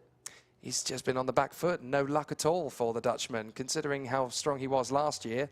And he comes into the 2023 season very much chasing tails at the moment. This is unfortunate for Sascha Van Bad Bosch, who was the Dutch flyer for the Fusion Motorsport team. It just hasn't gone his way at all. And now we've got the wreckages to clear up. Poor George Nassar, who, considering he was starting towards the back. Now, here's Thomas Kinsey. Now, can we get a sort of an idea as to what the situation is? Because he doesn't look particularly happy with it. He doesn't. So, as Jake makes his way down to have a chat, maybe he can ascertain what is going on with that one. But there on your screens, provisionally, of course, your race winner from qualifying Group B and C, Thomas Kinsey. Looks a little happier there, doesn't he? He's not taking his helmet off just yet, though. As you can see, he's in there chatting to the rest of the team after that race. We'll get an update. Last race before the lunch break is before us now. This is the qualifying heat Group A and D, as we see still the karts coming back off the circuit. George Nassar there. And not sure what actually went wrong there at that one, because several karts went off at the same time, but I don't think it was due to contact between them. It was just slightly off the camera view. So, yeah, maybe it could have been just several karts into one. This next one, though, Harry Bartle, once again, the driver who put it on pole position in qualifying, starting this one on pole position, not yet taken his seat. But before we go on to the next race, we will go down to the pit lane. Jake Sanson is down there with our race winner. Well, Thomas Kinsey is down here with us, and it does look like he's going to be able to keep his win, which is very good indeed. Thomas, he will speak to us in French, because that is his native language. Thomas, just explain to us how the race has played out for you this time. La course s'est bien passée. Je partais 3. J'ai fait l'extérieur dans le deuxième virage. J'étais surpris de ressortir premier. Après, ça s'est bien passé. À part au virage 5, j'ai failli me sortir tout seul. Je suis allé dans l'herbe. Et après, je l'ai rattaqué et je suis parti. Et voilà. Fantastic. Merci beaucoup. Thank you, Thomas. So Thomas is telling us a little bit about how tricky it was, particularly in turn 5 on the course, to make those particular ultimate manoeuvres. Now, just about got that in the schoolboy French. But yeah, you can see just how tight it is up in amongst the Junior X30 brigade. And Thomas Kinsey actually coming through. That's a breakthrough moment for him to get his first win in the IAME X30 Euro Series at Junior X30 level. Very impressive.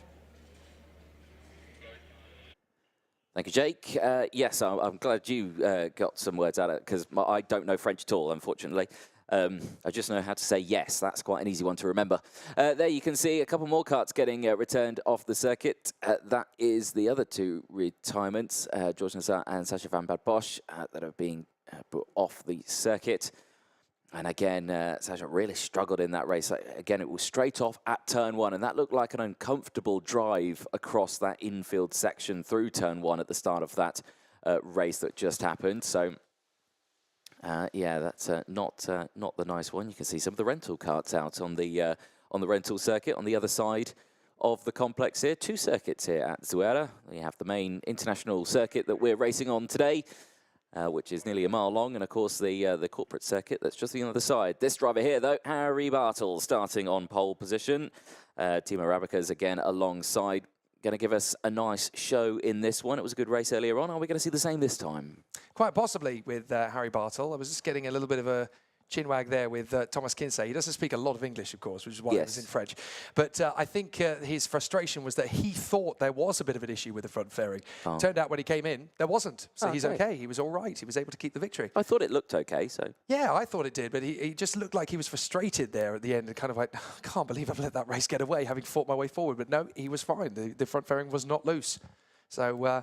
I think he must have had just a little bit of a nudge with somebody somewhere, and he obviously thought, no, not now. Not when I've just taken my first win. But no, Lady Luck paid him a visit on that particular occasion. So that is good news. But yes, Harry Bartle, pole position for the Crop Promotions team. Now, he is going to have the mother of all pressures from the man behind him on the grid, Cathal Clark, once again, who came through to take a victory earlier on. There he is for the Victory Lane karting team. But the team hasn't exactly had the cleanest of weekends so far, have they? We've seen Sacha Van Bad Bosch in the wars. We've seen a couple of their other drivers have difficulties and problems. Romain Roussel did a fair job there to get into 7th position, but again, that's a 3-place deficit from where he started. So it's kind of up to Cathal Clark in this one to maintain their good standing. Maybe the setup not fully there this weekend. We're not too sure. It's not fully there yet, I would say. It's one of those situations where you kind of learn what the circuit is doing as it goes. Yesterday, everybody was caught out by just how cold it was and how biting the wind was. The wind is gone, but the temperature is still fairly similar to what it was. So it's still, you know, everybody's still kind of learning, but we're in the middle of the race weekend now. We're in the middle of the qualifying heats. This man really needs to use this opportunity now. Timo Rabaka's one of the favourites coming into Junior X30 Euro in 2023. He has an amazing opportunity. He represented his country in the Academy Trophy last year on the international stage for Belgium. This is a big chance for Timo Rabaka to really step out of the shadows and take his position at the sharp end of X30 Euro. He's always had that potential. Now he really needs to go and build upon it. How about this man, though? Austin Gale. He and brother Toby really have come into this weekend and showcased, you know, we are here to make up some numbers. We are here to push for the top spots. It could be very easily said, you know, when you come in the first time, you have a certain expectation of what you can and can't achieve. These boys, they've thrown the form book out. They're really going for it. I have. Toby, probably the tallest driver in the junior class this weekend. And, I agree with that. I think he towers over the rest of the field, which can cause a bit of an issue. Because if you look, Timo Rabaka's there on the front row and Austin Gale.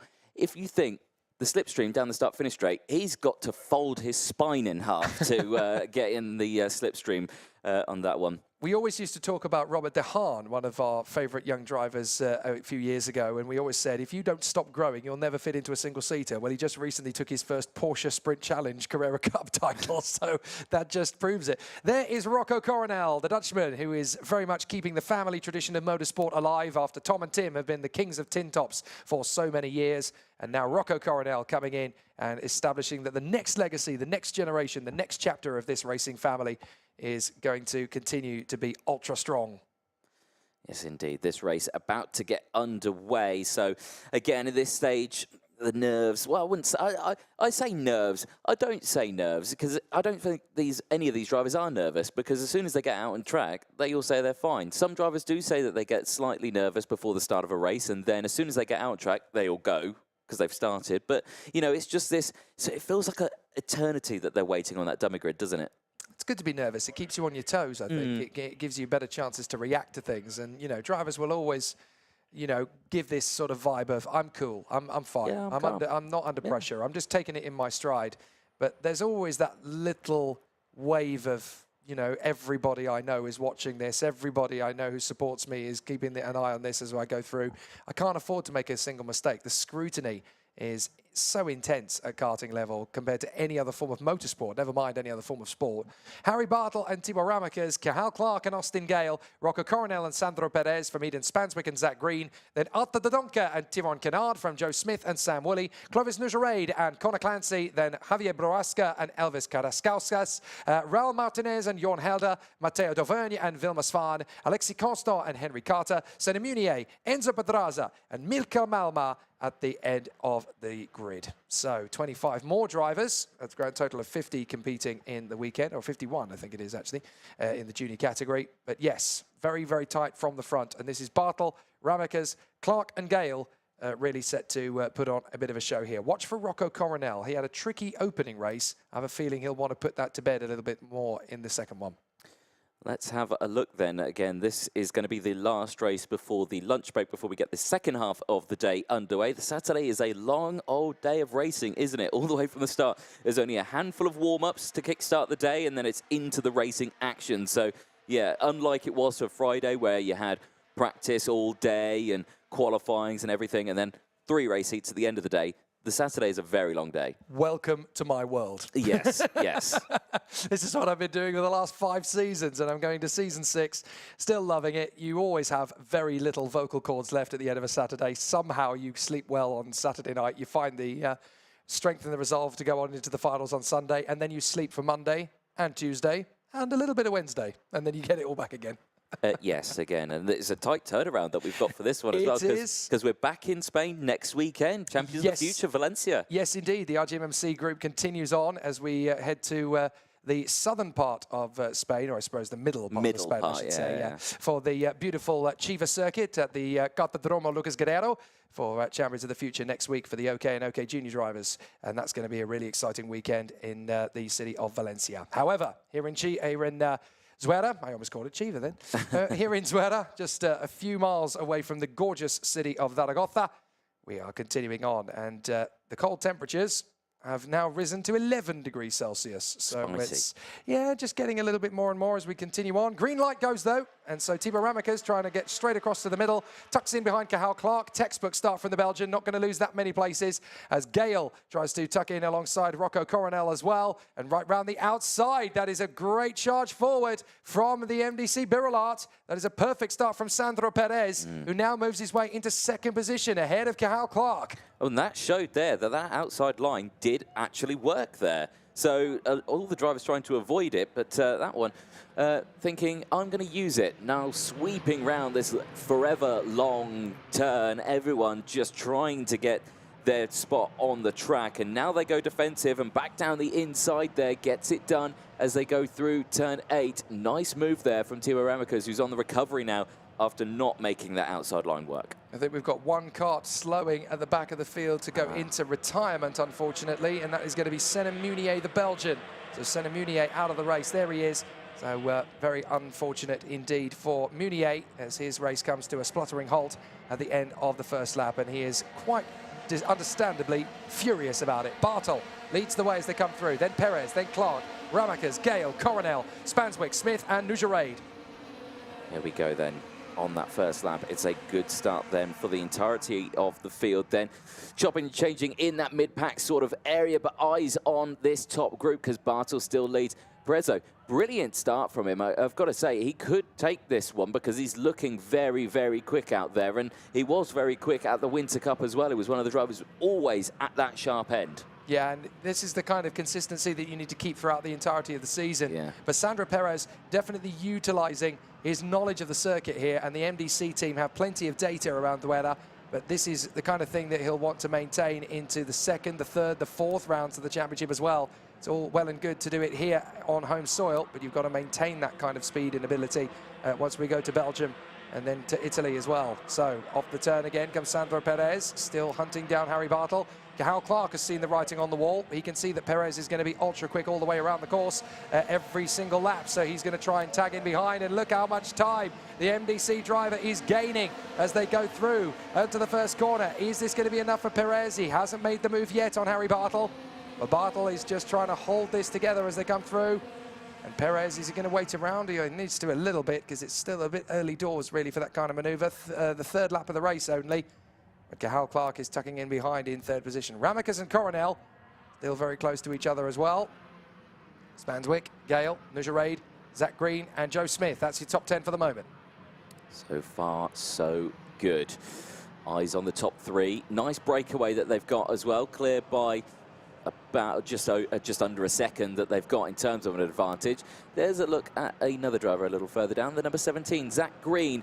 Not had the best results. He is down 1 place in P9 currently, but nonetheless, first showing, I believe, at Zuera as well as first showing that the team's coming out to Europe as well. Indeed, and this is a great opportunity for them to showcase on the European scene just how strong they can be. Again, Perez closing up to Bartel, not going for the move, because Bartel is holding it nice and steady on the race slide.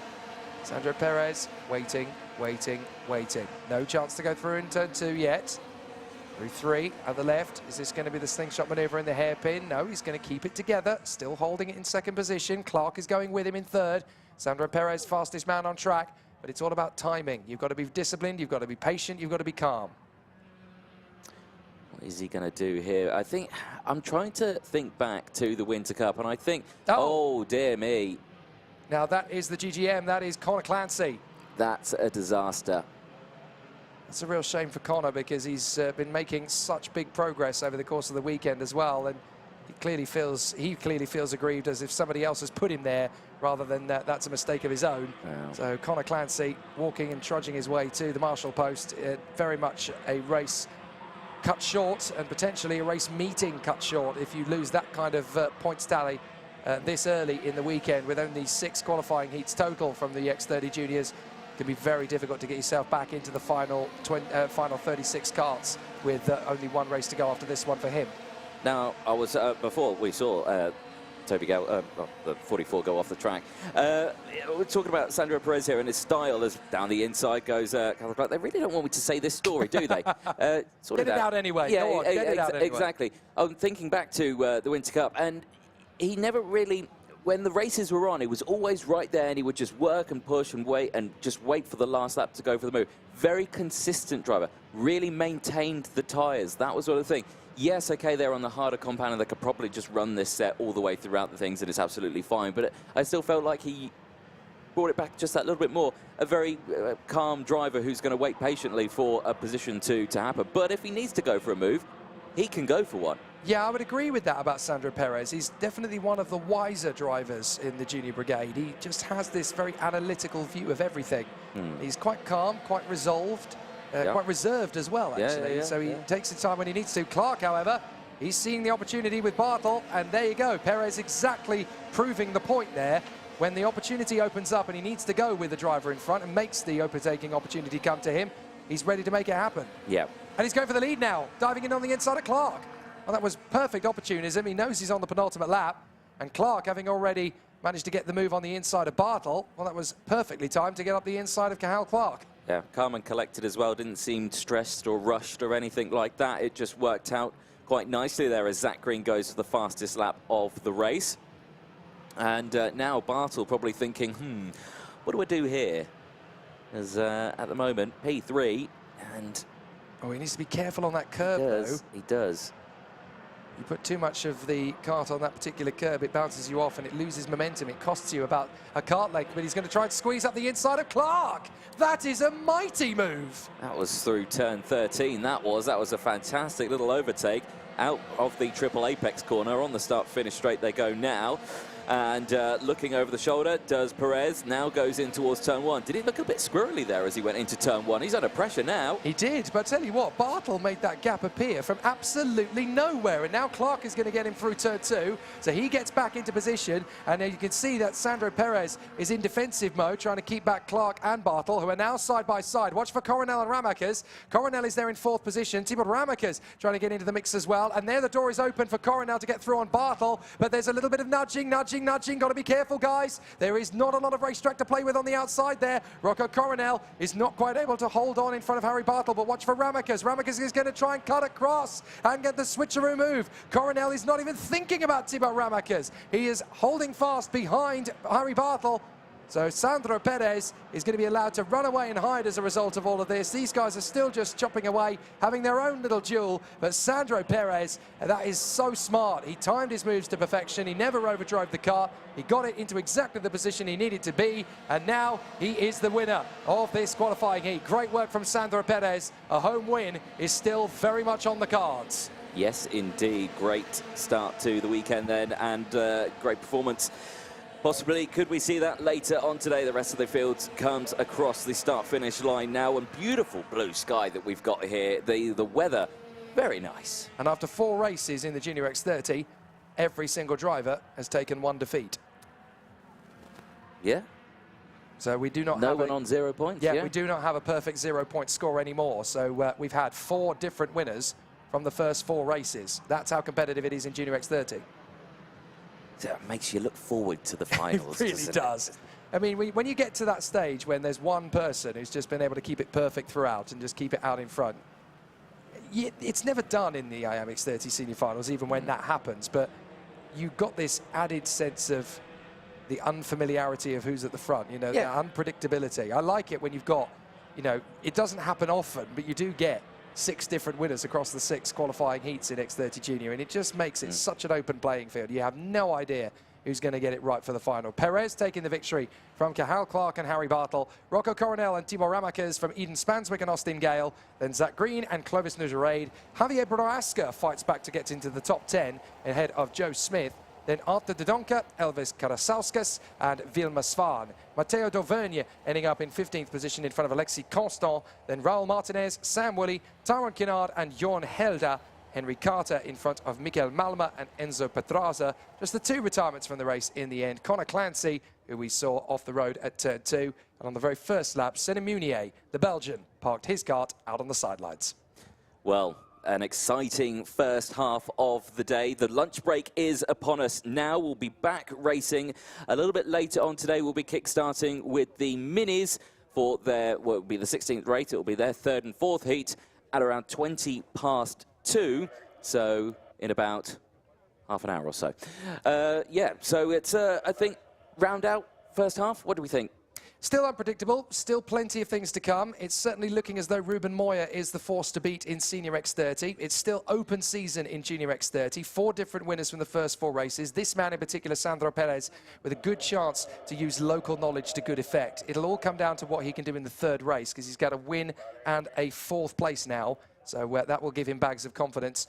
Mini X30, still very early doors. I mean, Kanish Grau did a fantastic job in his heat, but then you've still got Archie Lovett, you've still got Jesse Phillips, you've still got so many young contenders there who could give us something special. Over the course of the lunch break, we're going to be showing you some of our featured content, our featured presentations, but we're going to disappear for a bit, and then when we come back, the Minis will get out on track once more.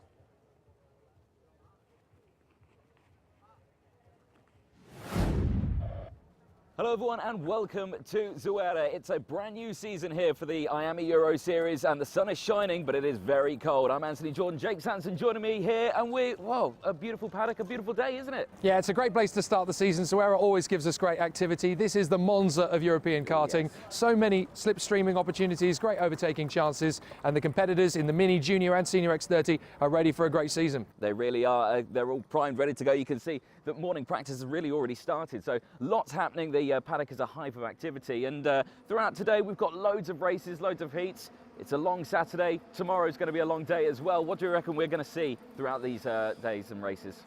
Unpredictability, yeah. I think, is pretty much the buzzword. All of the drivers that we thought were going to be quick in Junior are kind of struggling to get to the pace, and a few new faces are emerging. Mini, it's kind of as predictable as we thought. The 3 or 4 drivers we thought would be at the front kind of there.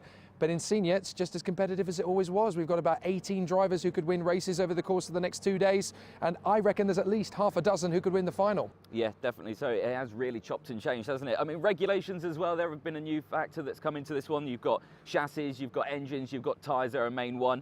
different tyres that these drivers are going to be using. We've got the hard and the medium being used this weekend. Do you reckon that's going to shake it up for the drivers out on track as well? To a certain extent, yes. I think we'll talk about that in a lot of detail over the course of the 2 days. But obviously, the main thing to take from this is that the senior X30 drivers will be using the yellow compound of MGs, the medium compound.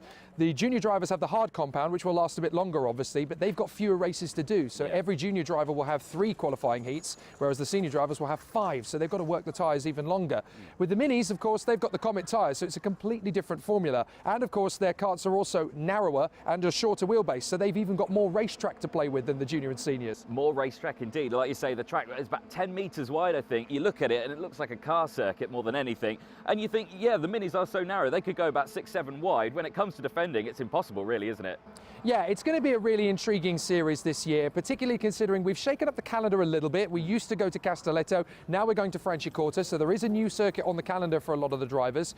But what this 4 rounds gives us is a little bit of everything. So where we get that feeling of speed and obviously exhilaration in the slipstream. Next up we have Marienburg, which is a very technical challenge. We usually have to deal with difficult weather, which again is probably going to play into it. Franciacorta, it'll be at the height of the summer, so again we'll have that new circuit in the heat. It'll be a new challenge for everybody. And then finishing off at the Race of Champions, the kart in Genk. It is a fantastic circuit to go and play at, and everybody loves to end the season there. It always gives us an absolute spectacle of a championship finale. It really does indeed. I'm very much looking forward to it for the entire season. I'm sure you are as well.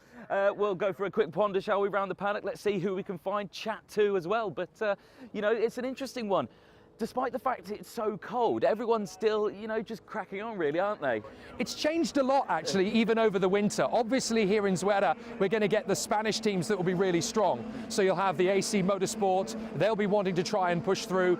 But there's quite a few decent teams that have started to elevate their game, particularly in seniors. TB Kart are actually very, very strong coming into this weekend, and they've got a much bigger anticipation of victory. Eduardo Vila's been on the pace straight away, and of course they've now acquired last year's Euro Series champion in Senior X30, Ellie Goldstein. He switched to the team. So there's that sense of expectation that they want to win coming straight out of the blocks. And I think there's a real hunger to come in and get the first win done and dusted, to showcase to everybody all of that hard work that they've been doing over the last 2 seasons. There's going to be some interesting challenges, particularly from these guys, the TEPZ Racing team.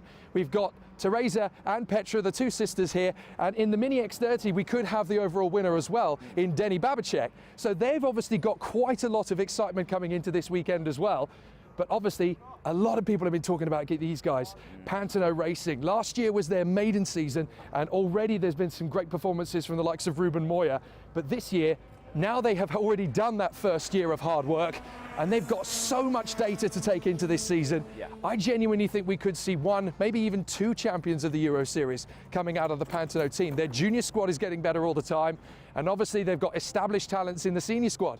It could be a walkover. It could be indeed. I mean, we'll have to wait and see what the weekend provides us. But yeah, chopping and changing with the drivers. Like I say, a lot of people changing teams as well. You've got Finn McLaughlin as well, the Irish driver who has moved to the VDK team for this year, and he took to it like a duck to water, put it on pole position in qualifying. So again, it just shows that some drivers, they can switch teams, but they can get to the water really quickly, can't they? Yeah, and you've got the occasional small minnow team like the Benelux Energy Course squad. They've got an opportunity to mix it up and well. Let's have a look at how the circuit is actually going to give us a little bit of dynamic over the course of the weekend.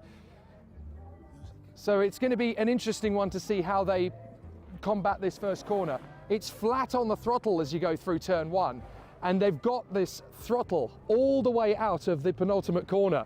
Once they start applying the throttle, they're basically going to be flat on it all the way through the final turn, all the way through the sweeper, along the main straight, and then coaxing it flat on the throttle through turn 1 as well. So you've got so much of the lap is actually going to be purely on the throttle. It's all about making sure you know what the engine is going to do through the course of these heats. And don't forget, in the Senior X30, they've got to do it 9 times over the course of each heat. So that's putting a lot of load on the engine. They've got to really use that technical knowledge and that data to the best effect. The engines will never be pushed harder over the course of a season than they will here, especially when you consider as well that it's so cold.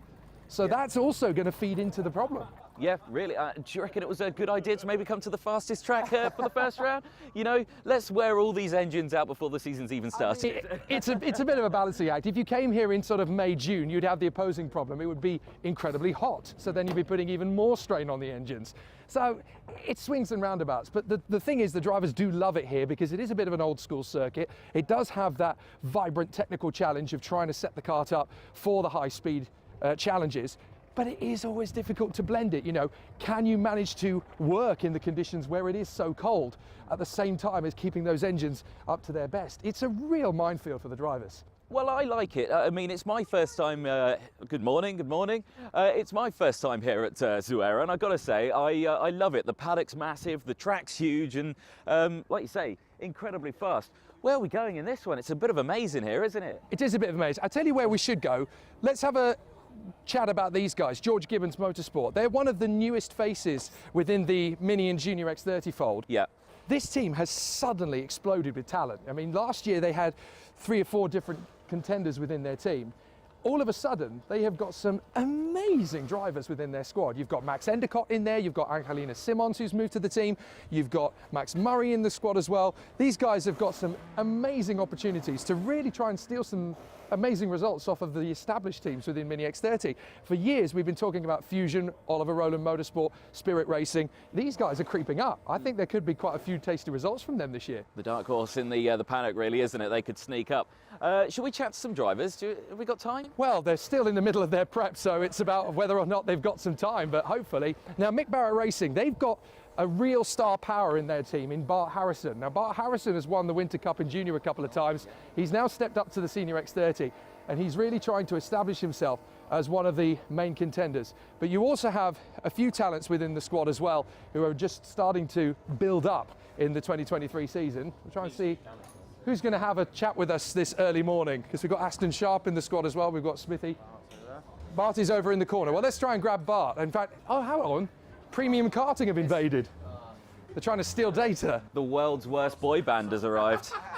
Go on, take that. Go on, Bart. Thank you. Hello.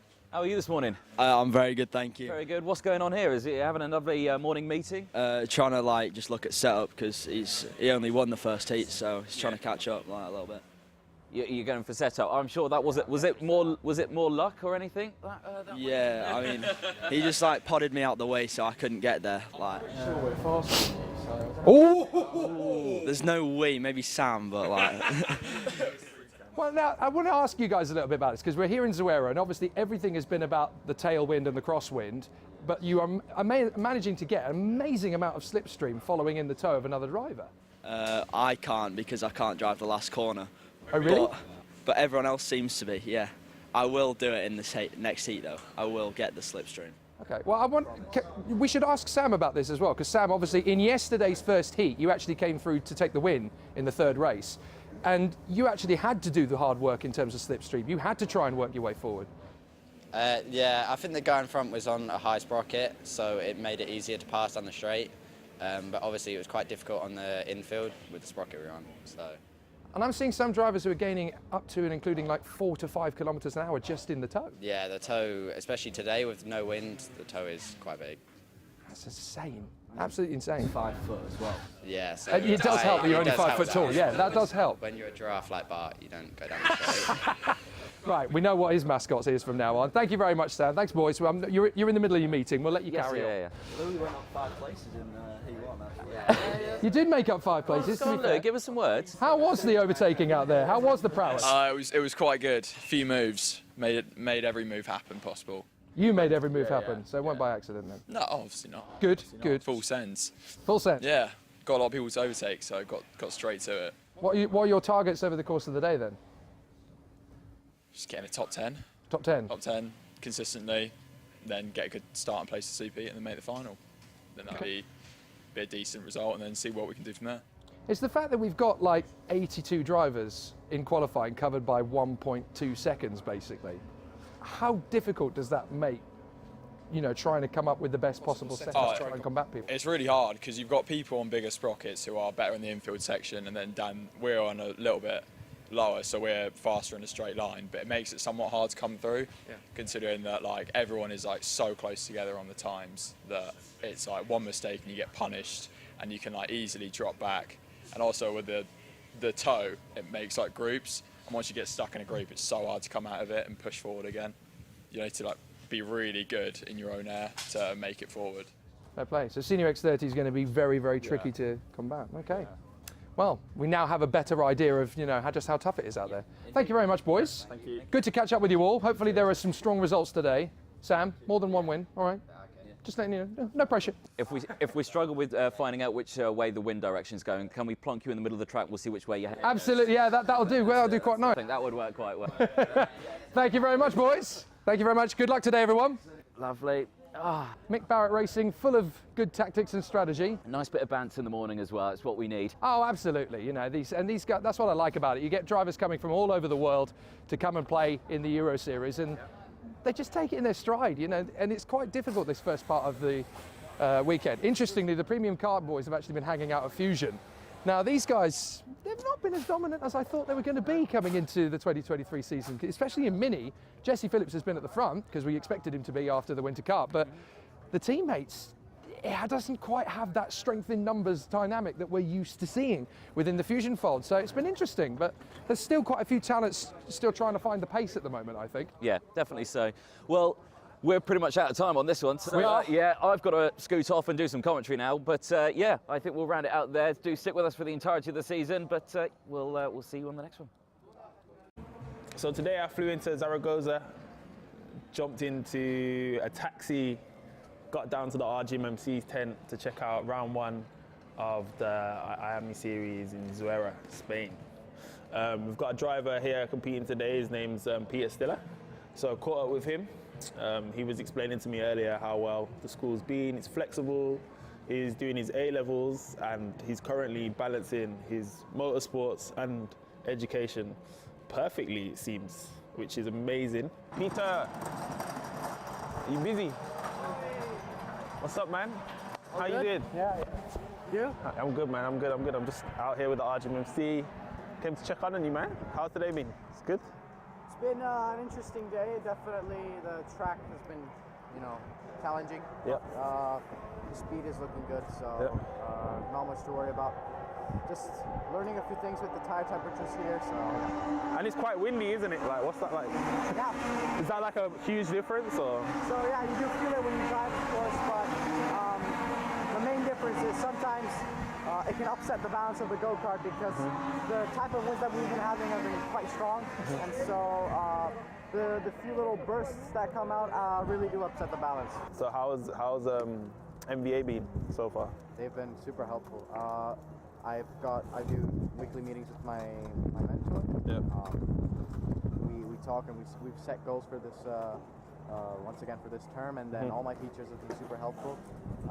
So they've tailored a kind of sort of program for me to follow, and yeah, I've been just following that, and it's been nice. quite a smooth ride. What subjects? What subjects are you taking? I take A-level psychology.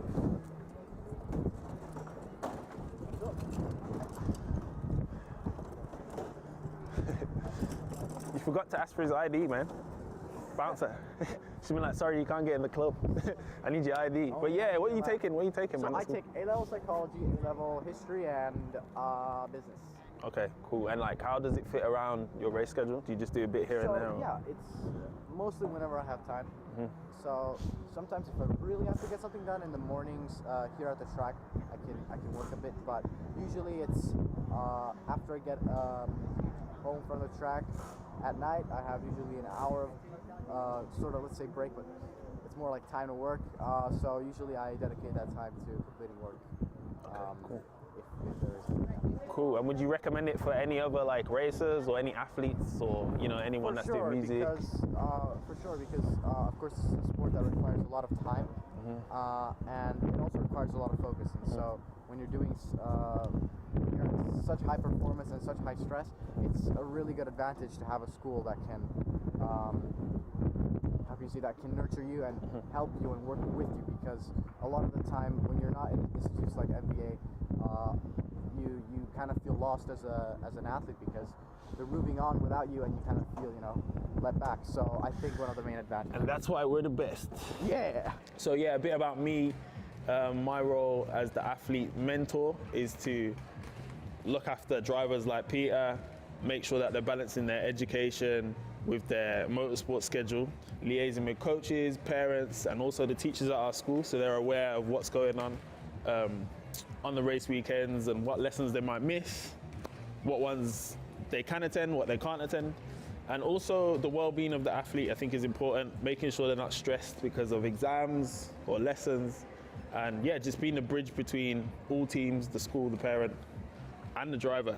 I'm also the voice for the driver in the classroom when they're not there.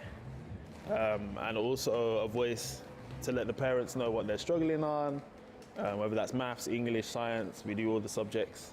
And we work hard to build a schedule, an academic schedule that fits around the racing schedule. So that's for Champions of the Future, IAME Series, and also the FIA karting European Championships and World Championships.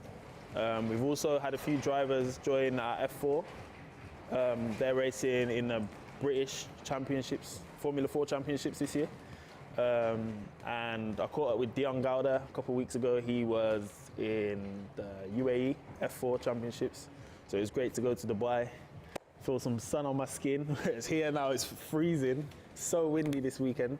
But yeah, looking forward to seeing the results of this weekend and moving on to Valencia next week.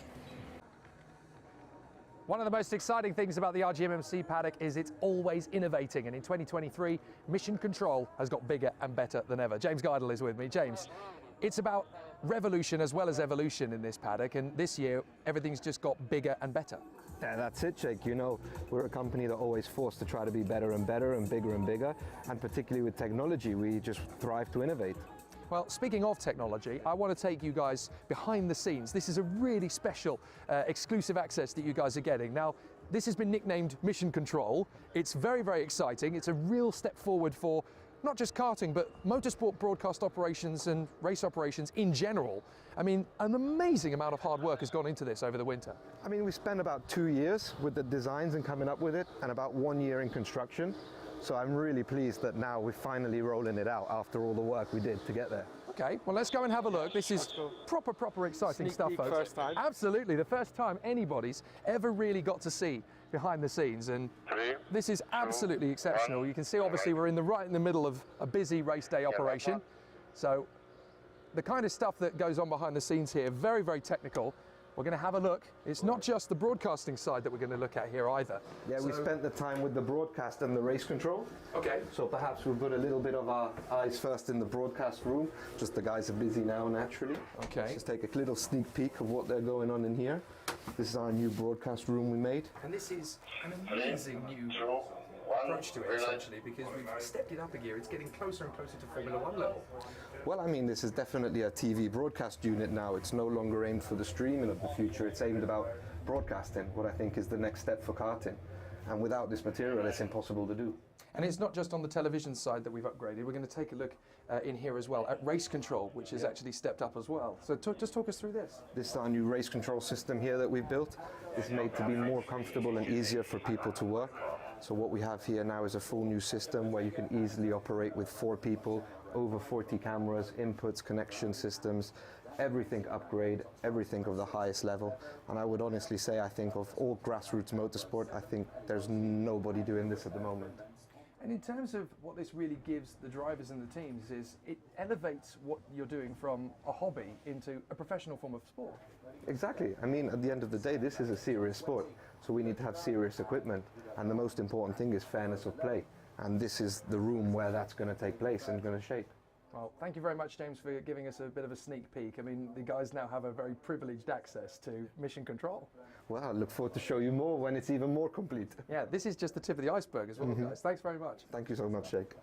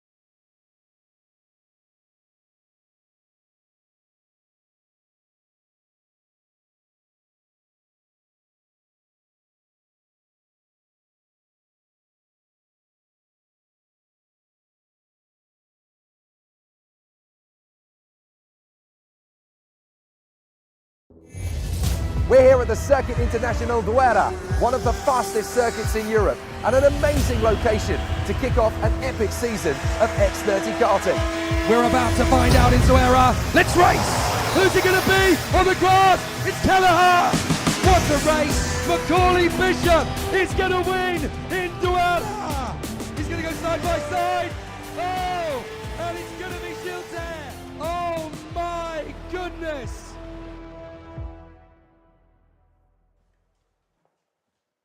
Back into the action once again then here at the International Circuit at Zuera, just a few miles from the beautiful city of Zaragoza. 3 hours away is the border of France and the beautiful Principality of Andorra. And we are in a beautiful setting here. The picturesque mountain range behind us giving way to a military base. And it's finally starting to look like the Zuera we know, rather than the ice cap that we had this morning. Jake Sanson and Anthony Jordan with you once again as we limber up for the second half of the Saturday of Thunder. And on pole position is this man, Jesse Phillips. I caught up with him after his run to pole position in his qualifying group. Jesse Phillips, you did a fantastic job in Valencia last month. You come to Zuera, first qualifying session out of the blocks, straight up to the top spot. How's it been going so far? Well, yeah, practice has been going very well, and then yeah, qualifying just went just as well, and hopefully the heats can go just as well also, and then move on to the final and the end of the weekend.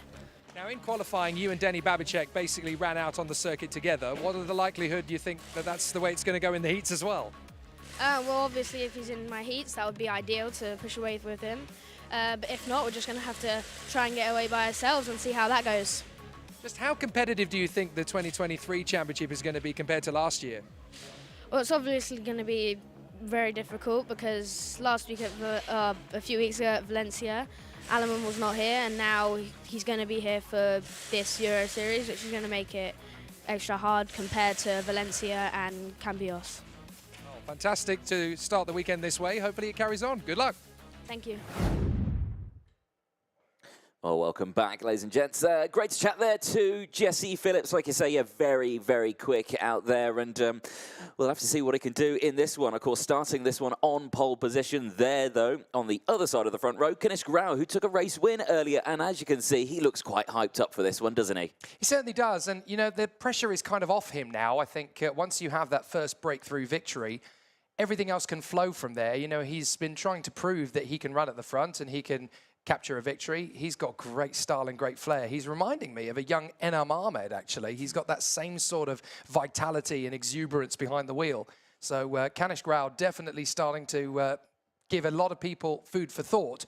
And it'll be interesting to see whether he can take on Jesse Phillips in a straight fight. The big difference this time is going to be that Kanish Grau will not have the support of his teammate Archie Lovett on the grid for this one, as he did in the first one. But he's certainly sorted him out perfectly well the first time he did it. So if he can do it again the second, then he's absolutely fine and dandy. Look at the air temperature. It's a cool and breezy 12 degrees Celsius. It's not particularly high still. It's still quite nippy out there. But mild. It is quite mild. I tell you what, the wind is a lot better than it was yesterday. Well, I mean, yesterday we were about 30, 40 kilometers an hour winds. Now it's down to a rather gentle 6. Yes. So it's much easier. It certainly doesn't feel as cold as it did yesterday. And that was one of the biggest problems we had on the race circuit 24 hours ago. But fortunately, here today, the sun has come out. It is actually cooking the circuit just a little bit now. The air temperature has gone up to 11 degrees Celsius, whereas at the start of the day it was -3. And we are now currently looking at a racetrack that's going to be about 21, 22 degrees Celsius air temperature, I would guess. So the Mini X30 drivers are heading out for their second heat after the wins earlier this morning for Benjamin Manach and Kanish Grau. Kanish Grau going to go for another victory from the outside of the front row. That's going to be a very tricky position for him to go for, but he has the pressure from the front row of the starting grid. So here they come onto the circuit. Jesse Phillips and Kanish Grau from Theo Polissard and Bruno Priam. Gustavo Marquez and Matteo Rivals, then Winston Camperin and Max Cruz. Andrea Mani and Leo Peruzzi, Austin Newsted and Angelina Simons, Jarlath Sayer and Max Murray, and then we have Alba Cueva and Noah Grenier, Flavio Caira and Mason Brooks, Stig de Rademacher and Ludwig Granfist, then Justa Mulder, Lino Pedraza, Harry Williams, Ruben Perez, Darek Rivera and Tony Cachefero from nearby Andorra. 26 karts in this one, and they get themselves nice and warmed up, ready to go. Of course, this class on the Comet tyres, running the Water Swift 60 engine, a completely different class compared to the juniors and seniors. And like we were saying earlier, completely different driving style than the other two classes as well. It's a great stepping stone for drivers moving up into the juniors in their next few years, starting at the ages of 8 years. And, you know, you got to think, you got to love the mini racing because they always are close, they always are competitive, they always give us a great race. The one thing about this circuit, though, is that it does take them a while to get around it. That's the only problem. And on the warm-up laps, then it's just like, oh, they're going for another one.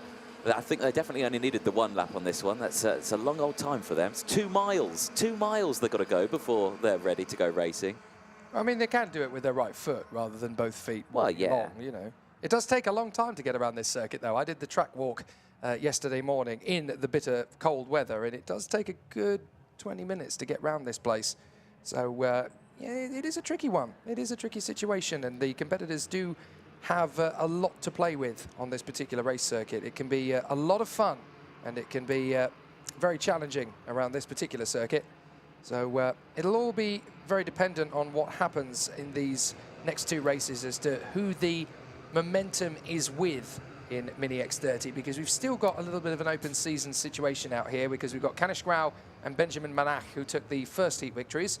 Jesse Phillips and Matteo Rivals were the men who came second, and then Archie Lovett and Stan Fajot were third in their races. Angelina Simons was fourth in hers, as was Morales. So there's still a little bit of umming and ahhing as to who's going to do what over the course of these next 2 races, but it will give us a bit of an indication as to who's got the pure pace across every single qualifying heat.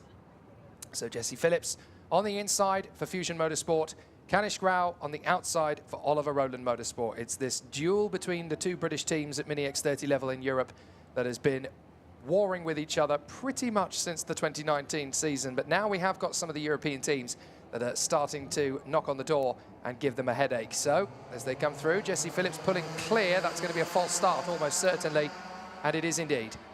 Well, that's lucky for me, because I realised that my laptop isn't connected to the interweb, so I had no live timing on my screen. So that was probably the best thing to have happened. Your problem is you're not quite Jay-Z, are you? You've got 1999 problems, is what you've got there. Yeah, I do. It's yeah, no. It's unfortunately my laptop's not the smartest. It doesn't just have a SIM card in it. I've got a hotspot from my phone. It's one of those, is it? Yeah, and I took my phone away with me, and now I need to reconnect it, so it's all hotspotting away. I see. Yes. Taxi for Mr. Jordan. Anyway, moving on. It's all fine, don't worry, we've all been there. Jesse Phillips and Kanish Grau, Teo Polissard and Bruno Priam on the second row. Gustavo Marquez and Matteo Rivals. He's the one to watch really for me from the third row of the grid, because he was second in his earlier heat. And Jesse Phillips from the pole position. That's going to be quite interesting to see who is going to get the better run of the draft on that one. But Jesse Phillips, of course, was the winner of the IAME Winter Cup last month in Valencia, Anthony, and ever since then, he has just been on sublime form. Yeah, it really has. He has seemed untouchable in a way out in circuit, but this weekend it's not gone all his way. I mean, he's had a P2 out there, so he's not won all of his races in this one, but when it comes to the finals, he always seems to pull something out of the bag. So we'll have to see what he can do as the weekend progresses, but this time, second time of asking, hopefully we do get a good go. You can see now everyone in the background, a couple of hand gestures there, kind of, I think, was it like speed up just a little bit more, please? We're all oiling up here and it's not going too well. Now you can see the back of the pack just getting themselves straightened up and getting ready. This is going to be an exciting one. Stay with us. We are in the second half of the day for round 1 of the IAME Euro Series. It's Zuera and it's Mini X30 qualifying heat B and C round the final corner. Into the tram lines they go, and it is green flag and we're away, and it's a great start from Phillips. He holds on to that lead as they swoop through turn 1, and everyone having a nice little run. But Polygon there is holding on to P2. He had a disaster last time in a Fusion up and round. It's the, who was that? It was the 995, was it? Was that Jarlis Sayer? I think it was. Yeah, I think it might have been, and there's 2 or 3 more caught up in that one, so it's really broken the field up into 2 halves. And big problems then on the opening tour then, as we've also got one of the AC Motorsport cards. That's Max Cruz, I think. No, sorry, that's his teammate. That's Alba Cueva So she has had a very unfortunate start to her race. Mason Brooks is also gone, and so too is Max Murray. That is so unfortunate for the young man from Dubai. But it looks as though Max Murray has got going again, as has Jarlath Sayer. So they have rejoined. And unfortunately, Alba Cueva, the Spanish girl, has unfortunately retired it from the race. That's bitter disappointment for her, considering that she's actually been quite strong over the course of these first 2 days of competition. And up the inside, that is the resurgent Kanish Grau, who has not had the best of starts at all and finds himself way down in P6. Just looking at the rear bumper there on Theo Polican, and it looked very, very low to me. I almost thought he had a puncture. He's still going, so he hasn't got a puncture, but it just looked very low when he went round a corner. Looks actually all right from that angle, so probably nothing. Well, it could be an interesting one, though. Certainly worth keeping an eye on, as Max Murray is apparently under investigation. So we're not entirely sure whether it was he who caused the incident, but certainly he's under investigation regardless. The battle continuing to rage, with Phillips in front of Polisson, and then Gustavo Marquez ahead of Winston Camperin and Kanish Grau, who has now managed to get past Matteo Rivals. So still the duels continue out on the course. They're making their way up to the hairpin at turn 8 into the left-hander. There is a nice little train developing, but Jesse Phillips just hanging on in front of Theo Polisson. And so they work their way back up the climb, and Polisson is just looking for the opportunity to get through. Jesse Phillips keeping that Fusion Motorsport card perfectly present and correct up in the lead of the race for the moment. Yes, no dramas at the front there. Nice little grandstand. I say little, it's quite large, isn't it, that's available here at Zuera. Perfect viewing of the entire circuit, which is brilliant to see. Down the main straight they go once again. Only a couple of changes. Andrea Mani now up into P8, as well as Mulder up into P13. A few changes down the back of the order as well. A couple of changes around 20th and 21st, as Pradaza now in 21st place. Going through. There you can see the recovering Jarlath Sayer, who's, like I say, fair play, has latched onto the back there and is closing in, which is very good to see. But, there on your screens, just keeping him company. Theo is just staying with Phillips. So Phillips not able to break away as much as possible. Kanish Grau diving in for the inside move. He manages to get his move there on Winston Camperin. Yep. So a good opportunity taken by Kanish Grau. He's got so much confidence after his earlier win, hasn't he? Even with the difficult start, he's managed to work his way one by one and now puts himself into 4th position. So this is looking very strong indeed for Kanish Grau, but Winston Camperin is not going to take this one lying down. He's got to try and shake off the attentions of Bruno Priam and Matteo Rivals as they come off the final turn and onto the home straight. Jesse Phillips still leads from Theo Polisson and Gustavo Marquez, the Portuguese driver. 3rd position in the MDC Birrellart, but watch for Kanish Grau. Rau's just making up so much time on his opponents, and you can see there, look, even Gustavo Marquez is getting a little bit nervous about the prospect of having Kanish Grau right in behind him, gunning for the overtaking move. And as they get into the braking zone, Rau has already got the move on the inside line. And that puts him up into 3rd position. That kid's got so much get up and go. I think you are right about, you know, when you get your first race win, it really boosts your confidence. And we're seeing that right now. Absolutely on fire out there on track. So, you know, brilliant piece of driving from Kanish Grau so far in this one. But now he's got the challenge of trying to close a gap.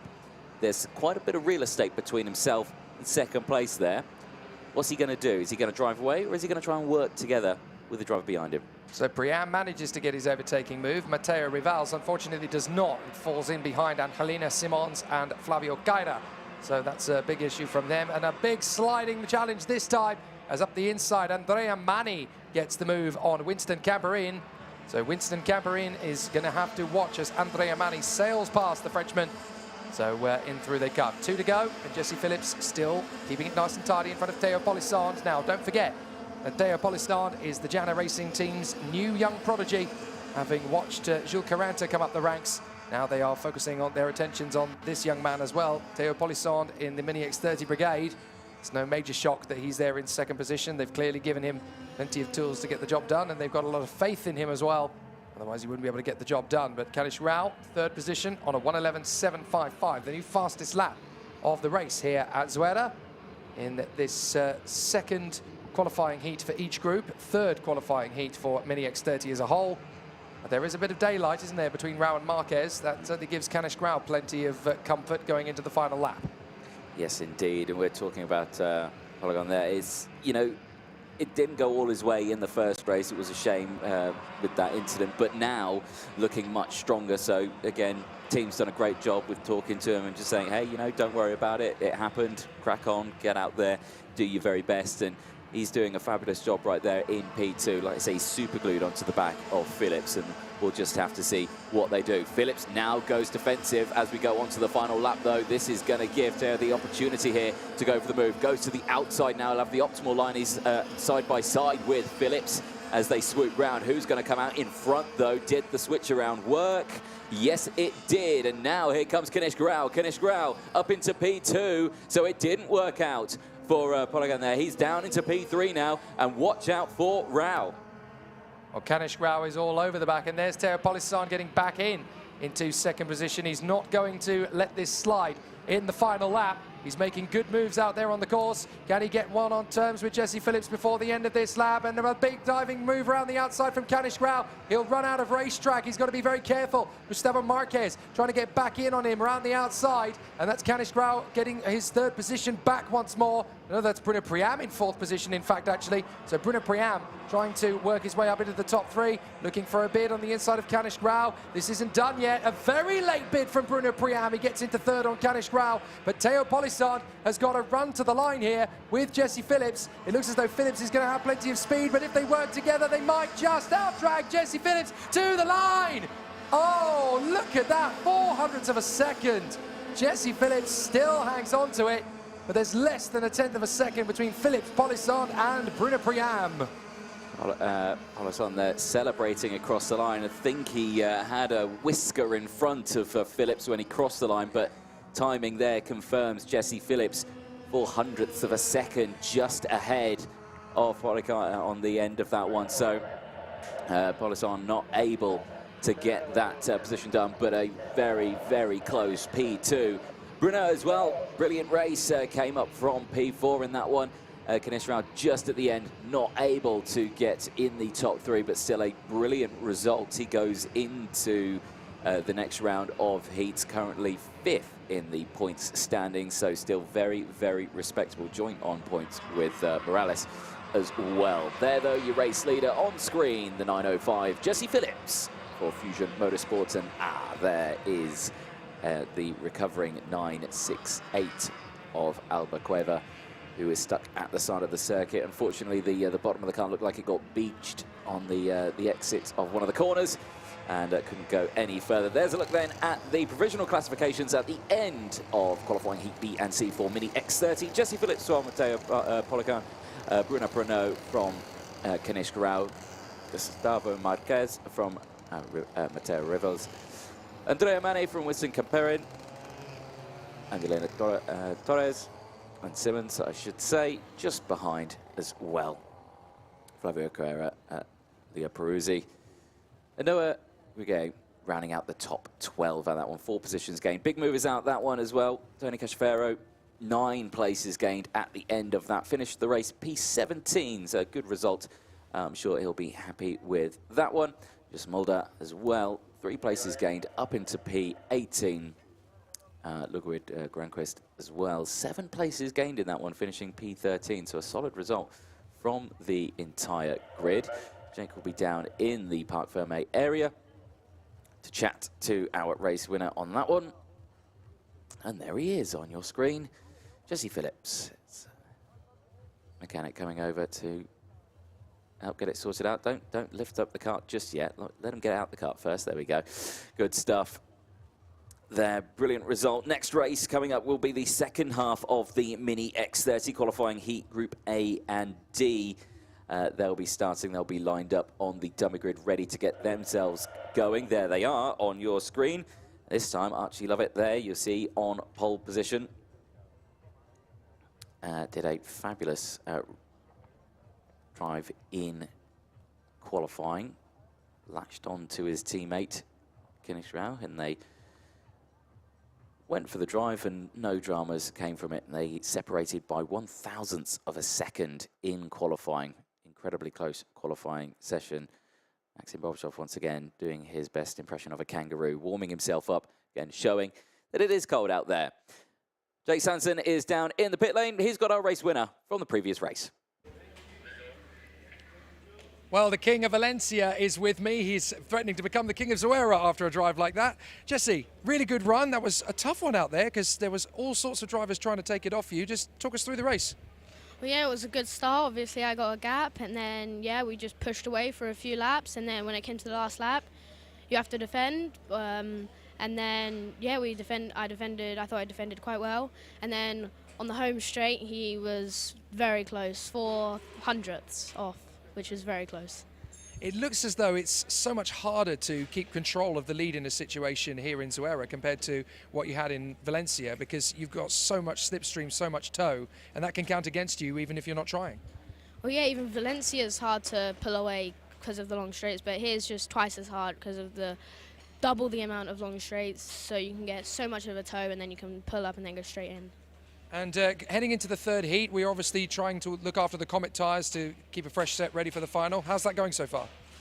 Well, obviously you just need to, don't warm them up too much on the warm-up lap, but you still obviously need to warm them up, so it's hard, but then you don't want to push too hard on the race because you want to save them obviously for the final. And yeah, the last heat's where you need to set the position for the final. Okay, sounds like the strategy's working out great. Hopefully it's going to continue like this. Good luck, mate. Thank you.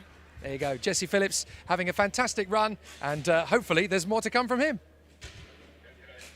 2 thumbs up there from Jesse. He's happy with that result. Who's going to take the result in this one, though? Let's find out as qualifying heat group A and D get themselves lined up, ready to go. There you can see on pole position for this one, Archie Lovett, the 988 for Oliver Rowland Motorsport. He is going to be, well, he's got a challenge ahead of him on this one because he's got some quick drivers all around him, but himself also a very quick driver. What can he do from there? Zdeněk Babicek as well alongside, starting on that front row. Dan Aleman as well as Max Endicott also on that front row. Here's a look at the rest of the second half of the day. We are on our second mini qualifying heat. Then we go back to the seniors for their fourth instalment of their heats with heat 1, 2, 3 on that one. Then back to the juniors at around 4 o'clock today. And again, a very busy schedule that we've got all the way throughout the day. And plenty more heats as well. I think we round out the day with another round of seniors as well for their 5th round of sessions. There, the rest of the juniors back to the minis for their final, 3rd and final round of heats as well for the juniors also. And then the seniors will round out the day. Final race on track at 6 o'clock local time. There is Archie Lovett at the front. And you can see him there just primed and ready. No dramas there whatsoever. He might give us a wave if we ask nicely. Can we have a wave, Archie? You going to give us a wave? No. I always ask, but sometimes they never do. Race about to get underway then as they make their way onto the circuit. Last few bits of encouragement there for all of the drivers.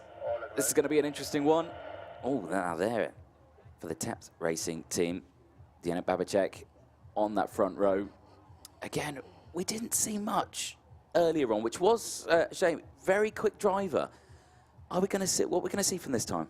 He's just on the wrong side of the grid on the front row. I think that is. To make a good impression, you really need to get across to the inside line nice and early. I'm a little bit...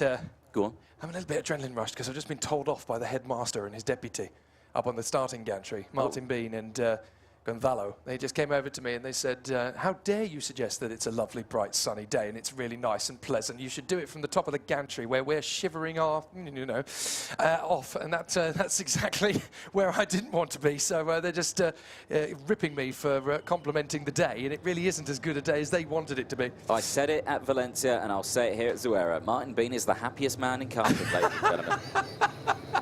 What recreational substances are you currently drinking? Anyway, no, he's a wonderful chap. We adore having Martin Bean in control of things. Archie Lovett and Zdeněk Babicek on the front row of the grid for this one. Max Endicott and Dan Aleman, and then Benjamin Manach and Maxim Bobdashov, Zach Zhu and Stan Fajot, Dan Miron and Romeo Mello, Gilles Herman and Edouard Godefroy from Nuvola Morales and Rabile Lenny, Christian Kobe and Sam Turner from David Minchuna and Anton Bouchard. Then George House and Howard Ferry, Jori Broekman and Bruno Greiling from Mathis Bragio, Mani Novellini, and at the back it is Nilas Likea. So as the competitors are gearing up for another 6 laps of the X30 Mini circuit, it's got up to a nice brisk 11 degrees Celsius. Clearly our race director Martin Breen not enjoying it. I certainly am. Well, my laptop says it's 16 degrees, but I think that could be taking the temperature in here. Yeah, I think it's the commentary box temperature. Well, I don't think my laptop comes with a thermometer though. Well, it does now. Well, yeah. It does now. It's clearly been given an update in the last 4 seconds. Archie Lovett and Denny Babicek going to make this a very interesting challenge from the front. Let's not forget that the winner of the previous heat from this collection of drivers was actually Benjamin Manach, and he was the one who came across the line in 2nd place. But after a very frustrated Dan Medon ended up with a front fairing penalty, that dropped him out of the winning position. So still a lot of variables about this one. It's quite nice to see that there's only one driver in this grid that has taken a race victory so far this weekend. And so far, we've also had 3 different winners from the first 3 races: Kanish Grau, Benjamin Manach and Jesse Phillips. So now we've got the potential for a 4th one. Let's put it this way, if Benjamin Manach doesn't win this race, we've got 4 different winners from 4 races in Mini X30, just as we've got in Junior X30 currently. Well, let's find out, shall we? We won't know until the race is done, will we? So we've still got 6 laps to go, plus the rest of half of this warm-up lap. Again, Mini X30, they have a long weekend as well, but not for the same reason as the seniors do, because they've got quite long gaps in between their sessions, haven't we, as well as the juniors. So this will be obviously just their 2nd run. They're back out a little bit later today as well. If you are a fan of the juniors or supporting the juniors, the next time we will see these groups out on circuit will be at 20 to 5 local time. I don't think this is going to be a start. It might be. And it's not. It's not. That's that lovely telltale sign, the wiggle of the finger in a rotational gesture. We're going round again, folks. That was quite good. It's a shame we haven't got the replays today, because every single hand went up at the same time. Yeah, pretty much. It's like that fabulous video when you had the Formula 3 cars. They all went out. When they all left at Spa, yeah. Exactly the same moment. That was so satisfying. That was. You could put that on one of those satisfying compilation videos. Ooh, yes, you could. Yeah. There's a weird trend for those. I'm a fan of satisfying videos. Right. They satisfy me. We definitely need to get back on track, because there's so many paths that could go down, and when we're commentating on X30 Minis, we definitely need to steer back to motorsport, I think. So I like what you say, back on track. Back on track, yes. Right. Okay. That was a good, no pun intended. There you go, not just an ugly face. Archie Lovett and Denny Babicek on the front row of the grid, Max Endicott and Dan Alleman on the 2nd row. Now this is a race for me where Dan Alleman, for his own peace of mind, will really want to push his way into a winning position, because he's there 4th on the grid, 2nd row, needs to chop across to the inside line fairly rapidly in the hope that Babicek is going to stay fairly close by to Kanish Grau. This is a better start looking at. There we go. Lights out, get across, get across, get across. They're all trying to get a better racing line, but the outside line has not really been able to cut through. That inside line stayed fairly strong and prominent. So now up to the first corner. Are we going to get a new leader, though? A big tank slapper for the battle for victory. Kanish Grau, Archie Lovett, I should say, his teammate, almost losing out to Max Endicott. Endicott trying to cut through. There was a little puff of dust kicked up there on the first lap. A few corners back, but it looks as though everybody's pretty much still pointing in the right direction. Nobody's actually gone off the road yet. 3 wide further back. Is everybody just trying to settle it out between them? But Max Endicott still trying to get one over on Archie Lovett, our race leader.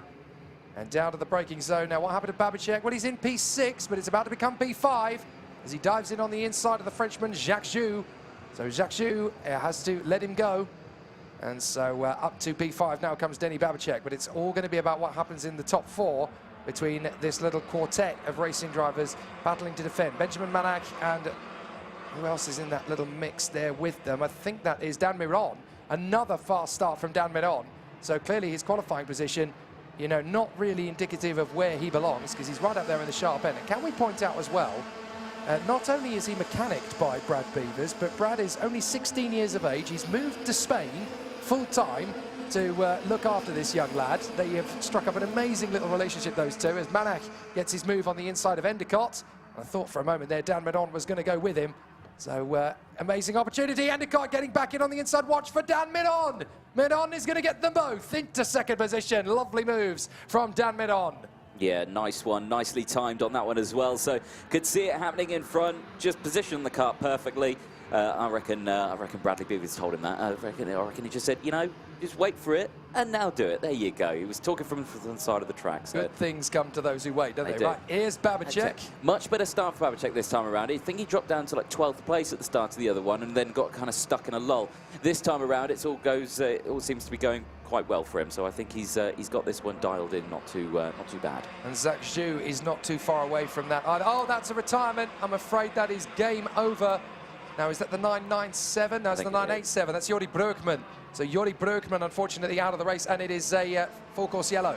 Full course yellow around the circuit. So that's the first time this weekend that we have had that. So Jordi Broekman is now out of the kart, but his kart is on the race circuit, stationary.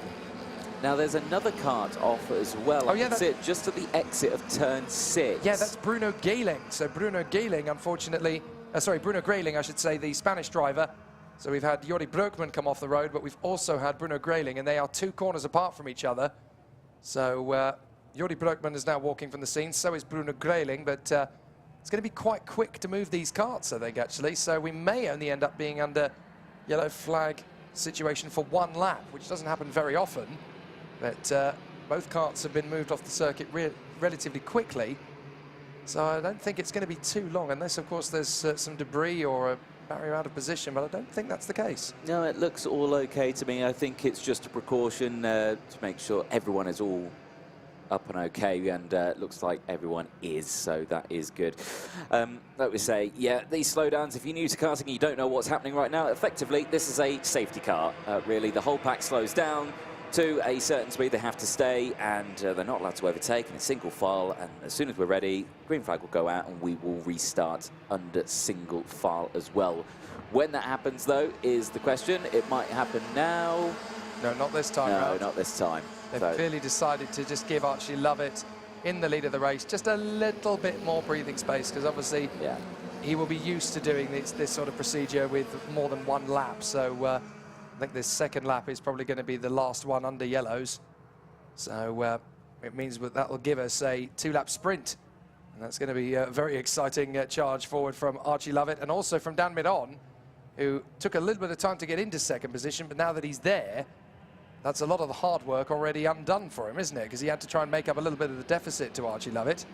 Now he's got a chance to do so. So Lovett needs to back up the pack a little bit here and get himself ready, because obviously if you're too fast on the restart as well, that can come back to bite you. It can, yeah, you've got to be careful with that one. It's a fine line, but these drivers, again, it's their it's the first steps in European karting is Mini.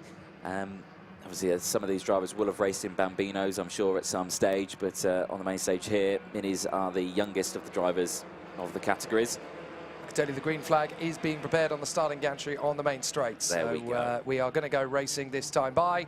It's up to Archie Lovett to hit the throttle, which he has now done. So he is going to get down the straight, but he hasn't quite done it with the same sort of speed he would have liked. But at least we're going to go green, green, green, green, and we are racing again here at Zuera. Dan Medon charging down after Archie Lovett, and there is an absolute quintet of karts, 5 of them battling for the lead now with 2 to go. A big slide up the inside from Endicott. Endicott gets into second place. Medon has to drop to third. Babacek now in front of Zach Zhu, and it's a little bit of defensive tactics from Endicott, who turns it into a move for the lead. He turns it into a bid to get past Archie Lovett. He drifts wide as a result because he just went a little bit late on the brakes. Little bit of grass tracking there from one of the GGM karts. I think that might have been Bobrashov. As the field knits its way through, that was a very dramatic start, and Endicott was focusing so much on keeping the karts back, he ended up having to try and make an overtaking move. Yeah, he did, but they've all come out of it okay. at the front. So all is well on the restart. We do like a restart in the middle of the race because it does spice things up for the end of it. You have to really see what happens. But now look at the breathing space that Lovett's got here. He could sail really to the end at the moment, but we'll have to see what happens on the slipstream because of all these drivers working Babicek kind of behind. Babicek and Miron both getting through there on Endicott. Yeah. So I thought they were going to work together, but they didn't. Now they might work together on to the start-finish straight. Slipstream City, here we go. How much of the gap will they close? Cross the line, the gap is... They've already taken a 10th. This is going to be nothing by the time they get to turn 2. Yeah. But will they be patient? You've got to be patient. It looks like it's going to be a bit feisty from Miron. He can't get through. So it's going to leave Babicek right on the tail of Archie Lovett. And there's going to be a move or two into the hairpin for sure. Endicott goes for the move on the inside of Miron. Fajot goes for the inside of Manach. And as they come up towards the hairpin, it is going to be Denny Babicek chasing down Archie Lovett for the win. Yes, it will be through wide as they go through turn 6. And again, everyone just trying to find that little piece of track for themselves. They all manage it as they exit now back down the infield straight towards the hairpin of turn 8. Everyone hugging that inside line, under braking and slightly being squeezed out wide, and through goes the 942 of Morales. A brilliant position gained. Yeah, really nice opportunism from Nuvola Morales, and that's given Nuvola a little bit more breathing space up to P6, I think. Babicek has done everything he can to close up on Archie Lovett. He's got a couple of corner opportunities left. If he gets a better line out of the penultimate turn and gets in the draft, he might just edge it, but he's got to line it up. But I think Archie Lovett is going to have this one to the line. And it is indeed the 4th different winner from 4 different races. And it's another Brit, 3 out of 4. Archie Lovett has got the job done then up at the front end of the field in front of Denny Babicek and Dan Miron. And then it is Benjamin Manach from Max Endicott and Stan Fajot. The entirety of that battle going off pretty much on the final 2 laps. Babicek threw everything he could at Archie Lovett, but Lovett finally takes the win he deserves. Oliver Rowland Motorsport looking strong here in Mini X30 this weekend at Zuera. That setup is nicely dialed in, and you can see there Archie Lovett, who'll be making his way back into the pit lane now. He'll be speaking to Jake, who's heading down to Parc Ferme now. A fabulous result on that one, and you just got to think the team's going to be happy with that one. I'm sure they're going to be celebrating tonight, but again, the weekend's not over yet. It's a long way to go. We've still got the super finals tomorrow. They've still got their 3rd heat to go as well today, so plenty more can happen. But a brilliant run all the way throughout. Miron as well, brilliant result for Daniel Miron. 6 places gained at the end of that one, taking P3, and again, he started this one on that inside row on 9th place, and just shows at the start you can get a good getaway. There's a look then at the classifications.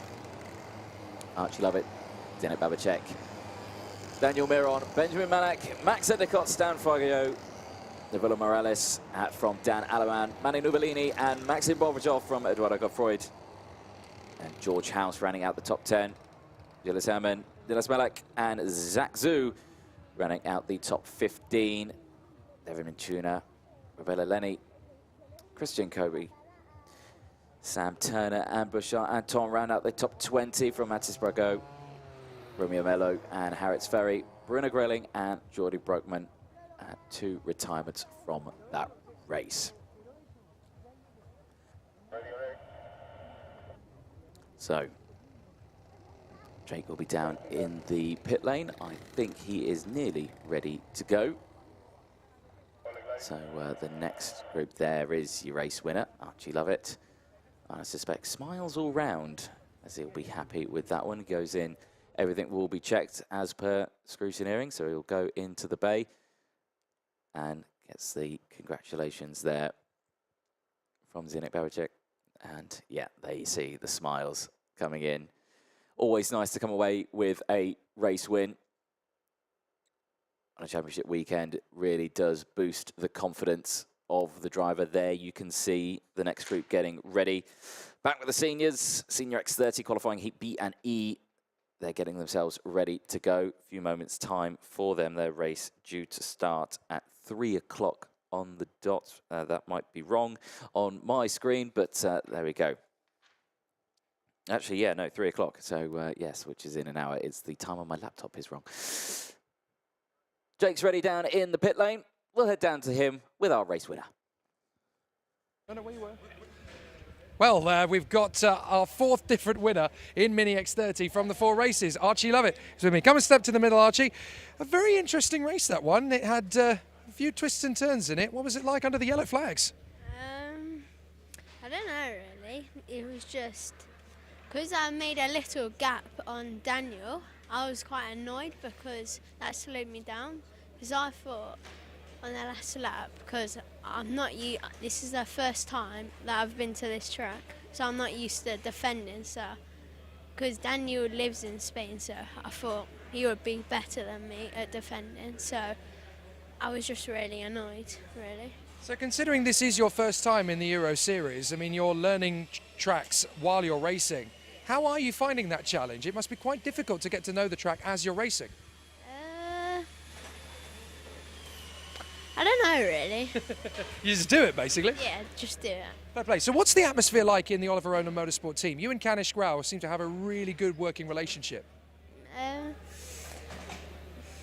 don't know, really, to say for that. Yeah? It's just, I think it's a good team. Yeah. And in terms of the balance ready for the weekend, you're now the 4th different winner out of the 4 races we've had so far. What do you rate your chances of getting a second win later? 9 out of 10. I like that. A very sure answer there. Thank you, Archie. Good to catch up with you. Thank you. So, yeah, a very certain answer there from Archie Lovett. A 9 out of 10 chance of going for a second win. But with 4 different winners out of the first 4, DJ, who could well get a 5th or a 6th out of the next ones? Over to the seniors, I guess. We'll have to wait and see, won't we, Jake? Minis are coming up later on today. If you want to get back with that, they are kicking off at 20 to 5 local time. Seniors are up next. It's qualifying heat 10 for the seniors. It's race 18 of the weekend. There you can see a couple of the minis returning back after their session, and one with driver, one without. And yeah, big shame for them. That was he went round that corner a bit quick with the driver in the back. I'd be holding on for dear life. Here we go then. Jules Caranta then starting on the front of this one. He's 2 race wins so far in this one, and he's looking a lot more confident in this one. Very modest earlier on when he put his hands up and said, yeah, it was my mistake yesterday in the first of the heats. But so far today, it's all gone swimmingly well. Can he maintain that? Danny Carinini as well, starting alongside the 234 on the Energy Core chassis. You can see him there on the right-hand side of your screen, just chatting with his mechanic as well. Sam Shaw just behind. There on your screen, though, is the 204 of Evan Gilter. And now Evan has had, he's an up and down weekend so far on this one. He's had some good races. He's had some not so good races. But so far, you can see him there, visor down. He is focused and dialed in, ready for this one. He starts 7th on the grid on this one, on the 4th row. Crucially, though, on that inside line. There on the outside line, though, is Alexander Ruta for the Pantano Racing Team. He's had a pretty good day as well, starting just alongside Gilter. Polish driver primed and ready to go for this one. Doing well with the team. Those tyres looking mighty fresh on some of those as well. You have to keep an eye on the tyres on these because, of course, they are getting chewed up quite a bit. Malo Belay starting this one in 5th place. Gives us a wave. Hello, Malo. And 215 takes the hand of his mechanic and gets ready to get going for this one. As the 1-minute board goes out, we get ready for these races. And again, tyres are the main focus for this one. It's really going to shake it up. The 273 there of Adrián Martínez, who's starting on that 6th row. The 273 from Spain. Lover of this track. And the tyres looking okay on Adrián's car there. We'll have to see, though. Tyres have been the main focal point in seniors. Who has changed it up a bit? Have drivers gone for the half-and-half strategy? Are they all swapping them out now, or have they used them too much? Are they using the same ones they've had all day long? Who knows? We'll find out when they go out and track. Jake Sanchez-Beck, the commentary box. What's the temperature like out there? Cold. Still cold. There we go then.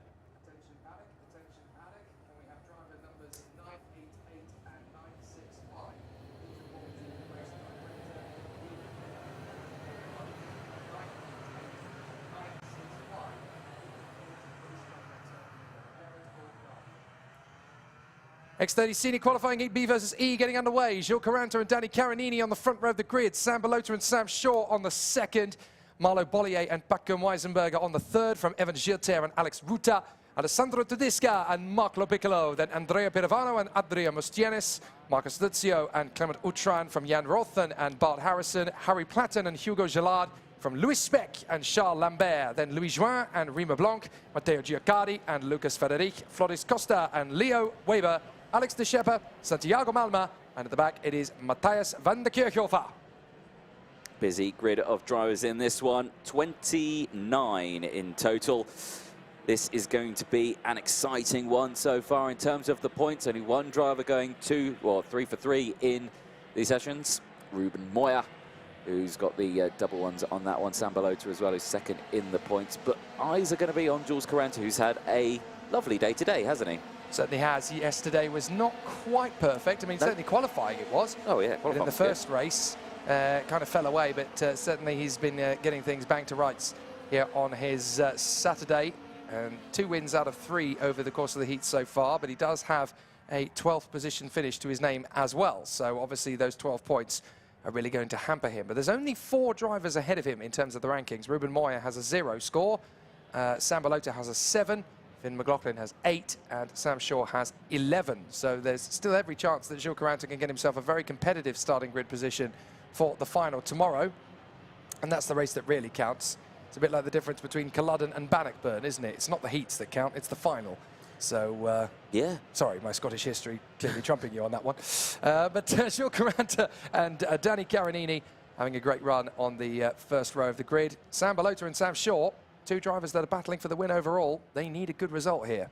I've only been to Scotland twice.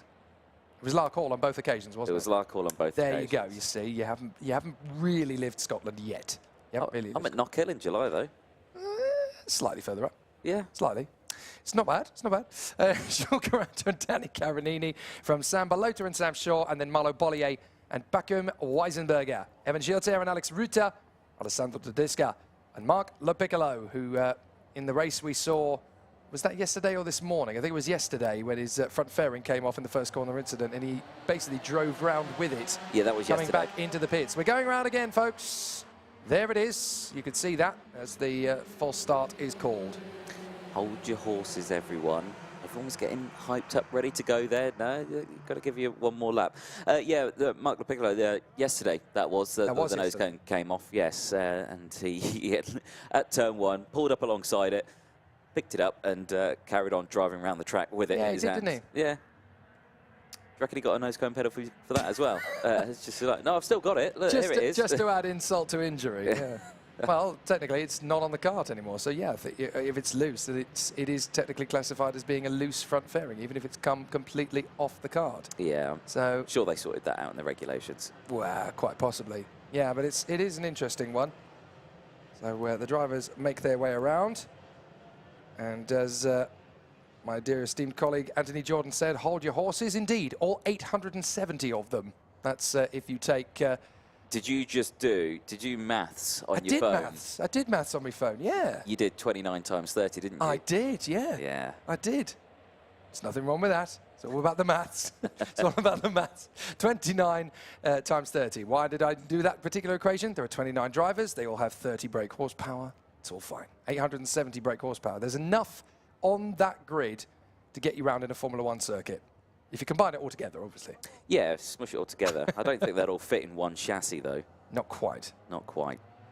Here we go again then into the tram lines. Are we going second time of asking for Senior X30 qualifying heat B and E. Green flags out. Great start from Caranta. Holds on to that lead. It's a good start, relatively good start from the outside line as well.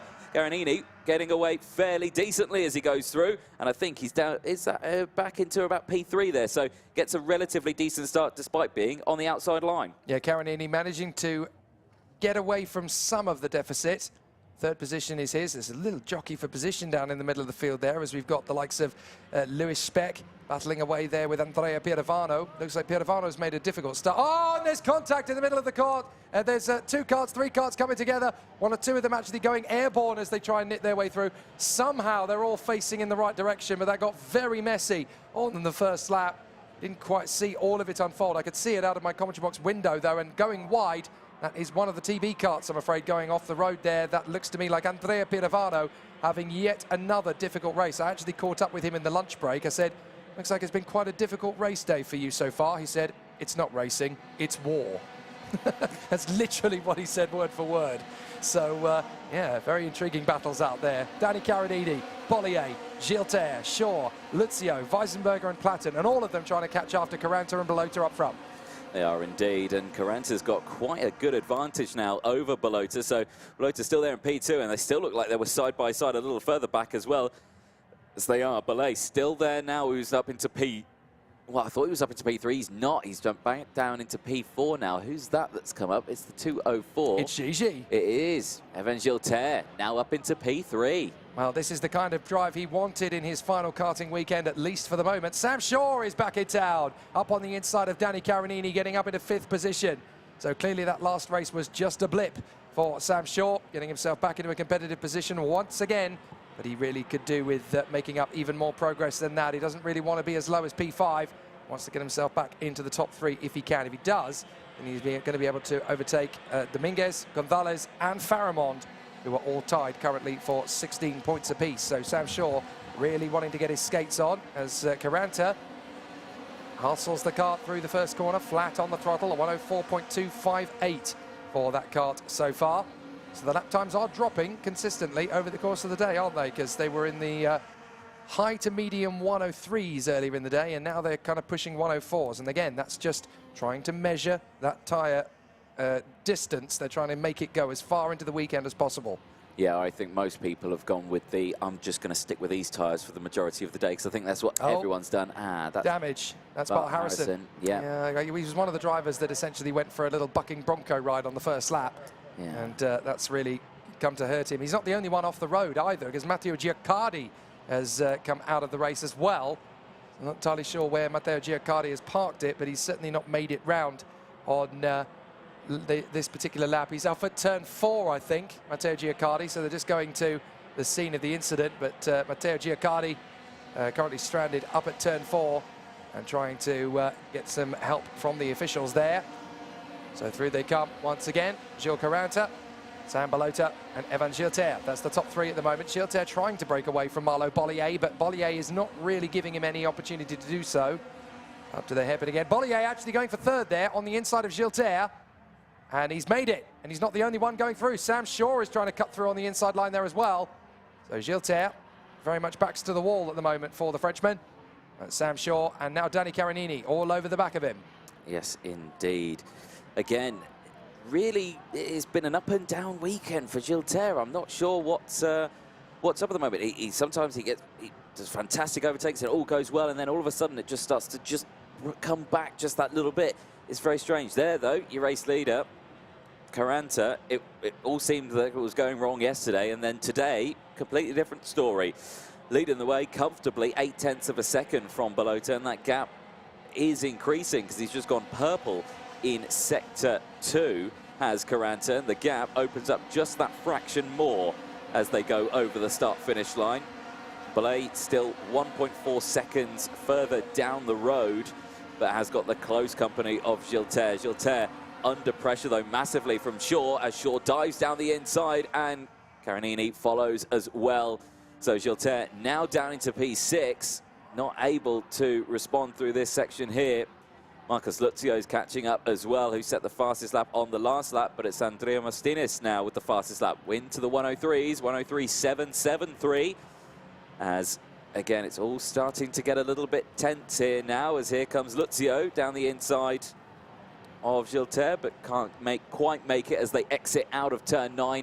In towards turn 10, down the inside goes Carinini, gets past Sam Shaw. So Sam Shaw unable to maintain the front of this pack now that we're trying to catch the 3rd place driver of Ballet. But as they exit out, you can see there, Carinini just saying, right, let's go. But by the looks of that gap, he's already kind of gone. Well, Carinini is very much gesturing frantically as he goes down the straight to Shaw, Gilter and Luzio. Come on, work with me. Sam Shaw ignoring it and completely disregarding it as he goes for the overtake himself. Watch for Luzio at the back of the 4 as well, as Luzio's going to want to try and dive in on Gilter, which he does. Gilter's going to come back at him. and go side by side. It's going to be 3 wide as Luzio is basically piggy in the middle for a short moment there. Now trying to run right round the outside of Carinini and Gilter. That was never going to work. He has to bail out of it and let them both go. But Sam Shaw is now the one that emerges at the head of the quartet. And Alexander Ruta has unfortunately picked up a warning flag. And obviously in the IAME Euro Series, that comes with a 5-second penalty. What was Evan Gilter doing there? He just let Luzio go. I'm not quite sure. Maybe tactical? Well, Evan Gilter has already been one of the more interesting and intriguing tactical persuaders when it comes to letting people by. Don't forget last year, he now just loses out to Bakken Weisenberger. But don't forget last year at Franciacorta in the European Championship, he actually moved over and let Kia Nakamura Berta pass him, which was enough to give the Japanese driver the European Championship title last year. And that was pretty controversial at the time. There is the warning flag for Alexander Ruta, the Polish driver. So I'm afraid he's not getting anything other than a 5-second penalty and a very disappointing end to his race at the end of this one. But yeah, Evan Gilter, that might well have been tactical, but it wouldn't be the first time he's controversially let somebody by in a kart race. Well, we'll have to see how it goes. Andrea Martinez again, fastest lap of the race, 1:03.5 now. So getting increasingly quicker out there, maybe running a newer set on one side. This is Marlo Bollier now into second position, having got past the Belgian Sam Balota. So Marlo Bollier has pulled away from the gaggle of drivers behind him and actually worked his way into second position. So Marlo very much working on a very strong run at the present moment. Now Sam Shaw still got Danny Carinini all over the back of him for company, but Luzio has worked his way past Weisenberger and Gilter. And then Mustienis currently running in 9th position. A little bit of time back to Harry Platten as those two continue to duel away around the course. And then you've got Lewis Speck in front of Alessandro Tedesca. Not only is Lewis Speck one of the youngest drivers in history in KZ1, he was the youngest driver in the World Championships in Sweden 2 seasons ago, but what's also really interesting for Lewis Speck is he races pretty much everything on a TB kart, and he is actually the German importer for the TB brand, which is pretty impressive considering he's only about 18. Well, he does a lot for at the age of 18. He's racing in a lot right now. KZ1, KZ2, Senior X30, Senior Road Tax, and he's also developing for the TB team. Yeah, so he does everything really. He's essentially their German test driver, yes, isn't he? And yes. it's quite astonishing, the workload that he's got. Coming up to the end of the 8th lap, Caranta still a full second clear of Bollier, and this is very much Gilles Caranta's perfect Saturday, isn't it? It looks like it's going to be 3 from 3. We're going to have to find somebody else to talk to at the end of this one because he's going to get bored of it. Bollier, second position in front of Balota, and then Sam Shaw in P4 from Carinini and Luzio. Gilter is back up past Bakken Weisenberger. So a real shuffle of the deck here, but Gilles Caranta is keeping it nice and tidy up front. Really enjoying his racing, and he's a full second clear of Bollier, Balota, Shaw, Carinini, Luzio, Gilter. These are not slow drivers that Caranta is taking on and beating by a second. They are some of the best in the X30 world, and for him to storm up into the Euro Series as a senior and show everybody else how it's done, this is quite a masterclass effort. Do you reckon he likes this track? Oh, very much so. Yeah. Well, he liked it a lot last year. He didn't get the result he deserved, really, last year, because he ended up taking a couple of mechanical issues through the course of the qualifying heats, and then obviously Macaulay Bishop was able to pick up the win when he charged through in the last race. But had it not been for that race, I think Gilles Caranta probably would have dominated everywhere, but he certainly is starting to put right what went wrong last year in junior as he sweeps in and takes the checkered flag here at Zuera for the 3rd time in a row today. Bollier in 2nd, Balota in 3rd, Shaw is in 4th, Luzio is in 5th, ahead of Danny Carinini and Andrea Mustienis. Great work from Caranta. Might be worth having a catch-up with Bollier or Balota after a race like that, because all they have seen in the last couple of races is the rear exhaust of Gilles Caranta. Yes, indeed. One would start to think that they're maybe getting fed up with seeing him in the front as well. So they'll have to see what they can do as Jake makes his way down there. There's a look then for Yano Racing, Jules Caranta, who wins 3 out of 4 of his heat races. 1 more to go for him. 5 heat races in total for each driver in Senior X30 today. Of course, before they head to the Super Heats and finals tomorrow. But Jules Caranta there again, a brilliant result but you can't take it away from the rest of the field as well, because Malo Ballet 3 places gained in that one, finishing in P2 from Sam Balota, Sam Shaw and Marcus Luzio at the end of that one, the 2 Brits rounding out the top 5. Danny Carinini, despite the fact he started on that front row, unfortunately dropped back to P6 at the end of that one for Andrea Martinez, who was setting fastest lap after fastest lap at the end of that race. Evan Schilter taking 8th place from Harry Platten, Packham Weisenberger rounding out the top 10. Mark LaPiccolo finishing the race in P11 from Alessandro Tedesca, finishing just behind it in P12. Clement Autran and Jan Rotherham rounding out the top 14 from Louis Yun, finishing in 15th place. Andrea Briavano rounding out the top 16 from Rema Blanc. Leo Weber and Lewis Speck rounding out the top 19 from Hugo Gelé in 20th place. Matas van der Karkov rounding out 21st place with Alex De Schepper, Charles Lambert, Lucas Frederick and Floris Costa. Alexander Ruta and Santiago Malma round out 27 karts that finished the race. 2 retirements in that one. Matteo Giaccardi and Bart Harrison retiring early stages. There on your screen is Malo Ballet finishing in P2. 3 places gained at that one. I believe if Jake's going to pick someone, it might be other than Jules Carranza. It might be this chap here on your screens. That's a brilliant race for the seniors in that one. Fairly tame. 2 more seniors to go before we go back round to our junior category. Qualifying heat D and F is coming up next. There you can see them lined up on the grid, and the question mark will be on that man there, Ruben Moya. Though again, as we go through these race weekends, education and school is also part of one of those things that gets involved over the weekends as drivers come away from their schoolwork. They head to the racetrack to go racing. Minerva is alongside, joining us this year as one of our title sponsors. Here's a little look more into that. MVA is a multi-award-winning online school for pupils aged 10 to 18. We offer a flexible, personalised schedule, allowing students to learn on their own terms from anywhere in the world. A dynamic weekly timetable includes assemblies, e-learning, live lessons, one-to-one mentoring, and after-school clubs. Our high-performance club is specifically designed to support elite athletes. Specially trained mentors give weekly one-to-one sessions and report on academic progress and well-being. With over 300 pupils from 30 countries worldwide, MVA has redefined what's possible with 21st century learning, making it the perfect solution for balancing training and competition schedules with a world-class education.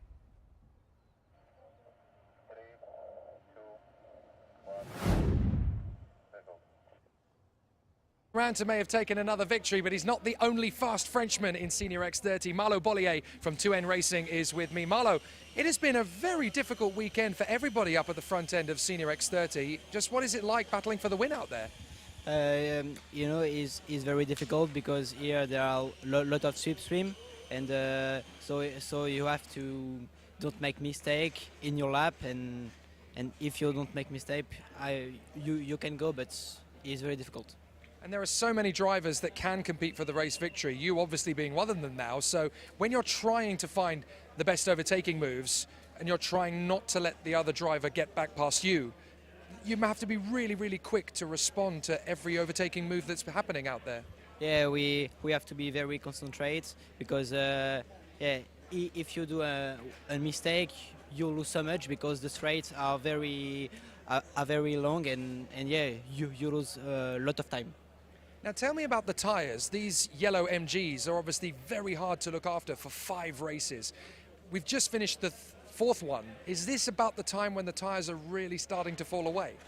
Yeah, here the degradation is very high, and you have to be very calm and very smooth with how you drive, because if you drive too aggressive, you destroy the tires. So yeah, I think we found something great on the setup, and now it's working very well. Okay, thanks very much, Marlo. Good to catch up with you. The race is about to get underway in the next Senior X30 heat, so at least we've got an insight now as to how tough those tyres are to look after. Back to you, DJ. Thank you very much, Jake. Yes, indeed. The next group makes their way out onto circuit. Here's how they line up there. And Ruben Moyer and Andy Rattel, they go from the front row. Mika Voss and Eloy Gonzalez round out row number 2. Ethan Faramon and Aaron Garcia round out row 3 with Marc Granada and Johanna Luja on the next row. Heikki Kaltorin and Natalia Granada round out the top 10 with Callie Atkins and Daniel Macier on row 6. Miguel Silva and Arthur Vassort round out row 7 with Peter Stiller and James Romans on row 8. Otto Pukkanen and Louis Johnson-Cool round out row 9 with Sasha Lawitz and Kore Yoshida on row 10. Daniel Bravo and Hugo Heron round out row 11 with Benjamin Johns and Olivier Fayette. Angelo Mello and Celine Canol round out row 13 from Dylan Wellness and Eduardo Decourt, rounding out the 28 karts in total. That driver there you see on your screens, the 203 Ruben Moyer. The only driver so far in, I think, any class to win all of his heats so far. So, can he maintain that one? Starts on pole. Can he maintain that, Jake? It's very hard to say. I mean, he has been the perfect driver out there so far. And as you mentioned, the only competitor in the weekend so far that hasn't dropped a victory. So, it is quite difficult to be in that position, and it's hard to maintain. Ruben Moyer is one of those drivers who could probably sustain it all the way through, but you do get the sense that Pantano are not taking this kind of performance for granted. They are not really saying, well, we've got this win in the bag now. They are still finding a lot of work to do. They're still trying to make gains. They're still trying to find performance improvements. This is a team that never seems to sleep. They are just so dedicated and so committed. You would not believe how this team has magnified since last year. Last year, they were in one awning with 4 karts in them, pretty much. Now they are a proper sized team operation. It's absolutely huge compared to last year. And in the corner, Giorgio Pantano looking very much like the karting equivalent of Enzo Ferrari, just keeping himself to himself in the corner, getting all the data and looking it over. But he's not the kind of person who just delegates people and tells them to do it. He's hands-on. He really wants to look at all the stats, all the data, all the tire pressures, all the engine temperatures, all the water temperatures. He is absolutely ingrained in these performances. And I think that's why they have gone from rookies with a plan last year to running at the front, threatening to take the whole thing here in Zuera.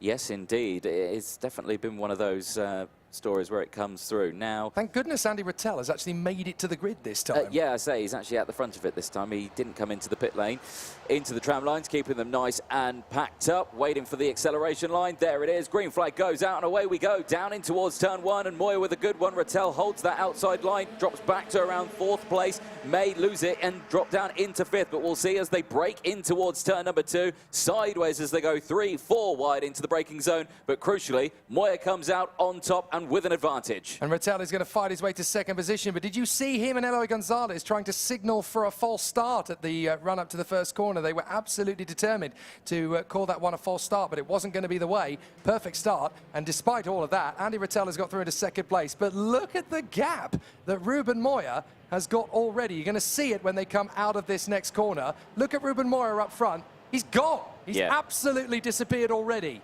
I think this is one of those things that Moyer does. There's someone off the side of the track. That looks like Solana Knoll potentially having gone off the road. No, that's Delano Waylands, in fact. Yes, it is. There was another car off in the background as well, the 243 also. Oh, no, that is a big problem. Unfortunately, that's right up at the front end. That's Eloy Gonzalez. It's been the nightmare first lap for him.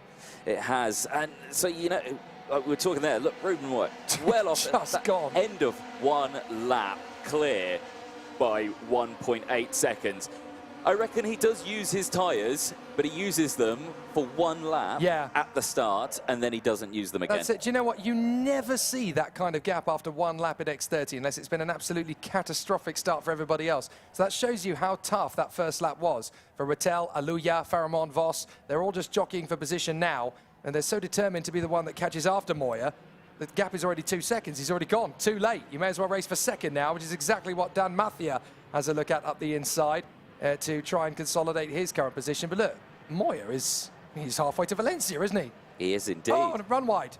2 or 3 karts getting a little bit squirrely there on the run out of turn 8.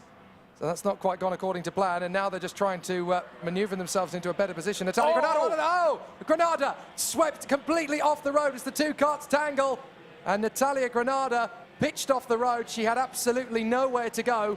She's able to get it going again, but that's any chance of a decent result completely gone for Natalia Granada. And as she rejoins, she's devastated. She's had so much speed here, so much potential as Elo Gonzalez comes in and parks it. Bitter frustration for Elo Gonzalez. But, well, he's had a win taken off him from a front fairing, and now he's had absolutely no race at all this time. And now Natalia Granada spat off the road after a collision with Louis Johnston-Kuhl and Loritz Saksha. Yeah, I saw it was Louis Johnston-Kuhl. He was on the outside line as they were going through turn number... what turn was it, actually? I think that was up at turn 10, I think. It was, yeah, it was turn 10. Yeah, and you saw it there, and it was just, yeah, tyres just clipped up and over, wiping off the NASA panel on that one, which is a big, big shame. Up here, though, Ruben Moya hasn't got a clue what's been going on behind him. No, indeed. He's out for a nice Saturday drive in the sunshine. It really is the Ruben Moya show, isn't it, up in front, as he just continues to lead 2 seconds clear of Ratel and Aluya. And then we have this battle, Vos, Garcia and Faramond, and the three of them just dueling away for 4th position, trying to gain as much ground as they possibly can on Ratel and Aluya. And you can see Paul Chaus actually there on the pit wall, just trying to keep an eye on what his rivals are up to, as he's obviously got a race to come next up. So he obviously wants to keep an eye on it. And obviously he'll be like everybody else, looking at Ruben Moya out in front and going, what on earth are we supposed to do to keep up with that Pantano? Stop fighting and work together, maybe. Well, yeah, it sounds like an obvious answer. That's an obvious answer, but when you tell a racing driver, no, stop overtaking. Sorry, what did you just say? Think about the long game here. Yeah, what? yeah. No, we're only living in the here and now, honestly. And now, big battle up the inside line as 2 places gone for Mika Vos. Faramond and Mafia both managed to get through there. Mark Granada is ready to pick up where his sister left off, battling up in the top 10. So Mark Granada trying his hand on Mika Vos. Try and get through on the inside line. Maybe he'll find the gap into the left-hander. You can be a little bit more brave in this middle part of the course. But he's decided against it, and he'll now try and line up with the crop promotion of Kalai Atkins, who has been coached many in a day by Caden McQueen, a great friend to us all, who's obviously been racing in IAME Euro Series in the past. He's focusing on his British campaigns for now. But Moya, 2.3 ahead of Ratel. He's not dropping back, is he? He's just letting it go. And there's Natalia Granada. Bitter disappointment for her. She's had so much speed on the Zuera circuit. She's coming to this 2023 season as a first-time senior, but all she's got is boxing gloves and scars. It's been an absolute disaster of a weekend for Natalia, but hopefully the rest of the weekend can go a little bit more her way. So Peter Stiller, fastest driver in the first sector last time round. Fastest driver on the course, you'd think it's Ruben Moya, but you'd be wrong. It's actually Kalai Atkins, the crop promotion driver, has banged in the fastest lap of the race, a 103.9, and that's actually only a few thousandths of a second quicker than Ruben Moya is going, but even so, Kalai Atkins is the quickest man on track. There, Andy Ratel in 2nd place, though. Seeing the gap, it's not coming down at all, but he is pulling away, though, from Johan Aluja, and it's just not all going everyone's way here, is it? And again, this falls down to tyres, doesn't it? It brings it down to that. Are you using them too much? Are they wearing off? Who's got the better ones? What strategy are you doing as well? And you just don't know unless you literally walk down the dummy grid and have a look at everyone's tyres and just think, what are you doing? What are you doing? Yeah. What are they doing? It doesn't hurt that the Pantano racing team have actually been doing a lot of testing. They've done so many miles. They spent about 4 days in Valencia trying to get used to a circuit with high tyre degradation, which obviously Valencia is. So they've really got a good understanding of what these yellow MGs can do. And obviously now we come to a circuit like Zuera, where it's all about high speed, it's all about pace, it's all about engine and water temperatures. This is where you've really got to be a bit of a whiz when it comes to tyre management. And that's a game over for Loritz Saksha as well, the Danish driver, who got caught up in that incident with Natalia Granada and Louis Johnston-Kuhl. You can actually see the bent rear bumper where Johnston-Kuhl went up and over. So bitter disappointment there for Loritz Saksha. And he joins Gonzalez, Waylands, Granada and Johnston-Kuhl on the sidelines. 5 retirements from this race. It's been a bit of a messy one. It has, hasn't it? I mean, despite the fact that the start was okay, yes, there was a bit of a coming together sort of in the mid-pack section of the race, but the race itself has seemed rather tame. But yeah, despite that fact, yeah, we've had several retirements on it. It makes a little bit of sense, but not fully engrossed in why that is. Warning flag for Natalia Granada. Well, I'm afraid that's a bit like kicking a person when they're already on the floor with a cracked rib, isn't it? Yeah. A bit unfair for Natalia Granada after all of that, but it won't make a blind bit of difference to her because she's already out of the race. Now, watch for these two, the MDC teammates of Juan Aluja and Aaron Garcia. Garcia is actually catching up, and he's been doing this for quite a few laps now. He's suddenly been eating into the gap of Juan Aluja. And this is going to be an interesting one for Garcia. When he gets to his teammate, what's he going to do? Because he's only got 2 laps to go. Will he go rogue, decide to overtake him and then make his own bid for Rattel? Or will he play the team game? Will he team up with him and go after Andy Rattel to maximise the chances of both karts getting past the Frenchman? Again, that's another excellent question.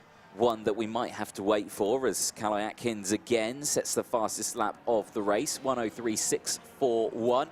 It is a tricky one. Like you say, they're both very, very quick, but it just falls down to, you know, who thinks that is going to be quicker. If Garcia catches up to the back of Aluja, you'll have to think, is he going to let him pass? Is he just going to overtake him? It all depends. We're nearing the end of the race, so if they're going to do something, it's going to have to be now, because as you can see, the gap is not getting any smaller between themselves and Rattel, who's still there in P2.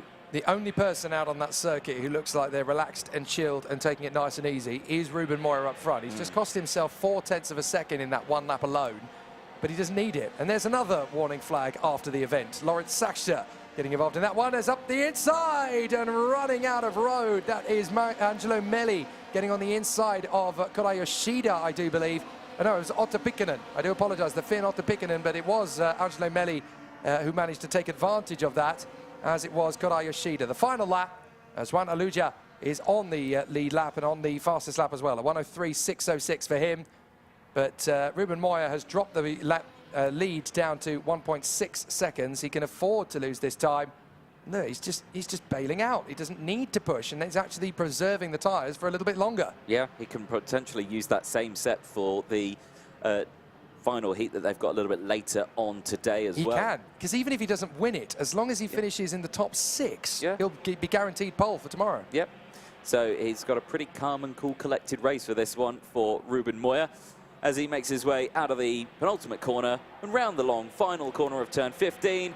He will continue his streak of wins, making it 4 out of 4 so far. And we will see him later on today to see if we can make it 5 out of 5. But those tyres may have had to go to work a little bit earlier on in the day, but right now they are cool, calm and collected. Rattel maintains his 2nd place spot from Juan Aluja and Aaron Garcia, who round out the top 4, from Calais Atkins taking 5th place. Jake Hansen makes his way down into the pit lane to chat to our race winner on that one, who again might be getting fed up of interviews at the moment, because he's 4 for 4 so far. One more to go a little bit later on, but like I say, the Pantano team doing an absolutely sterling job this weekend. And like you say, the testing pays dividends if you can learn the tyre, and I think the tyre is the main strategy in this one. If you know the tyre well, you know how to manage and maintain it. And we were speaking there to Mela Ballet earlier on, and is saying, yeah, the tyres are the main focus, and it's all about just being smooth, and that's the main thing that we've seen from Ruben Moyer. There then, a look then at the provisional classification. Ruben Moyer from Andy Rattel, Juan Aluja from Aaron Garcia, Calais Atkins, Daniel Messier, Matt Granada, and Peter Stiller rounding out the top 8 from Mika Voss, and Ethan Faramon, who round out the top 10. Miguel Silva and Korai Yoshida finishing in 12th place, from Heki Calteren finishing in 13th. 14th place, Angelo Melli from Other Vassort. Rounding out the top 15 from Gilles Rennes, Otto Pikkanen at the end of that one. Hugo Heron and Oliver Veit. Daniel Bravo, Benjamin Johns, Solon Canol, and Eduardo Decote. Loret Sasha at the end of that one retiring. Natalia Granada retiring. Louis Johnson Cool retiring. Eloy Gonzalez and Danielo Wellens also retiring. 5 retirements from the race, probably the most that we've had across this weekend so far, which is a big shame. There are some of the karts that are coming in off the circuit. That there is the 212 that is being pulled off the track Now that is Ethan Faramond, who did finish the race, and the wagon has stopped after the race. He took the checker flag, so not a retirement, but that wagon did come to a stop. So hopefully they can get that fixed before the next race, because that looks more of a mechanical, not an incident. So that's a bit of an upset on that one, which is a shame. One more senior race to go in the fourth class there as the drivers make their way into the pit lane. Johan Aluja just pulling his car onto the center. There you go, always helping out the mechanics. Driver wanting to get involved and hands-on with the team, which is good. A little further back there you can see the 244, Peter Stiller, just coming in, but that man there, the 203, Ruben Moya. Pretty solid weekend so far. And again, cool, calm, collected throughout this one, getting himself weighed up, making sure it is all good. And it looks to be like he is all sorted in the weight side of things here. Hopefully Jake will be down there and chatting to him in just a moment's time. Like you say, one more race to go for the seniors before their last group of heats later on today. This is the third session now, qualifying heat A and C for Senior X30. And again, it's back to Bill McLaughlin and Eduardo Villa. These two drivers are going to have an excellent tussle in this one. That's going to be the exciting one that we're going to see in this one. Porchos as well, starting on that second row. And what can Ellie Goldstein do in this one? Again, starting on the 15th spot of the grid, looking to want to close up as much as possible. But it looks like Jake is ready down in the pit lane, so we'll hand over to him. Jake, over to you. Well, if there is one Senior X30 driver head and shoulders above the rest, we'd better have a word with him. Ruben Moya. It has been pretty perfect since qualifying, actually, but you guys have worked so hard to get to this position. I don't think people really realise just how many hours you and the Pantano team have worked to get this kart into this particular position. Yeah, we have worked a lot last year. We made a lot of tests with the chassis and setups and engines. So yes, this we know we could arrive here. We are finally on our place. So we will try to keep it this pace for tomorrow, because tomorrow is a trophy, not today.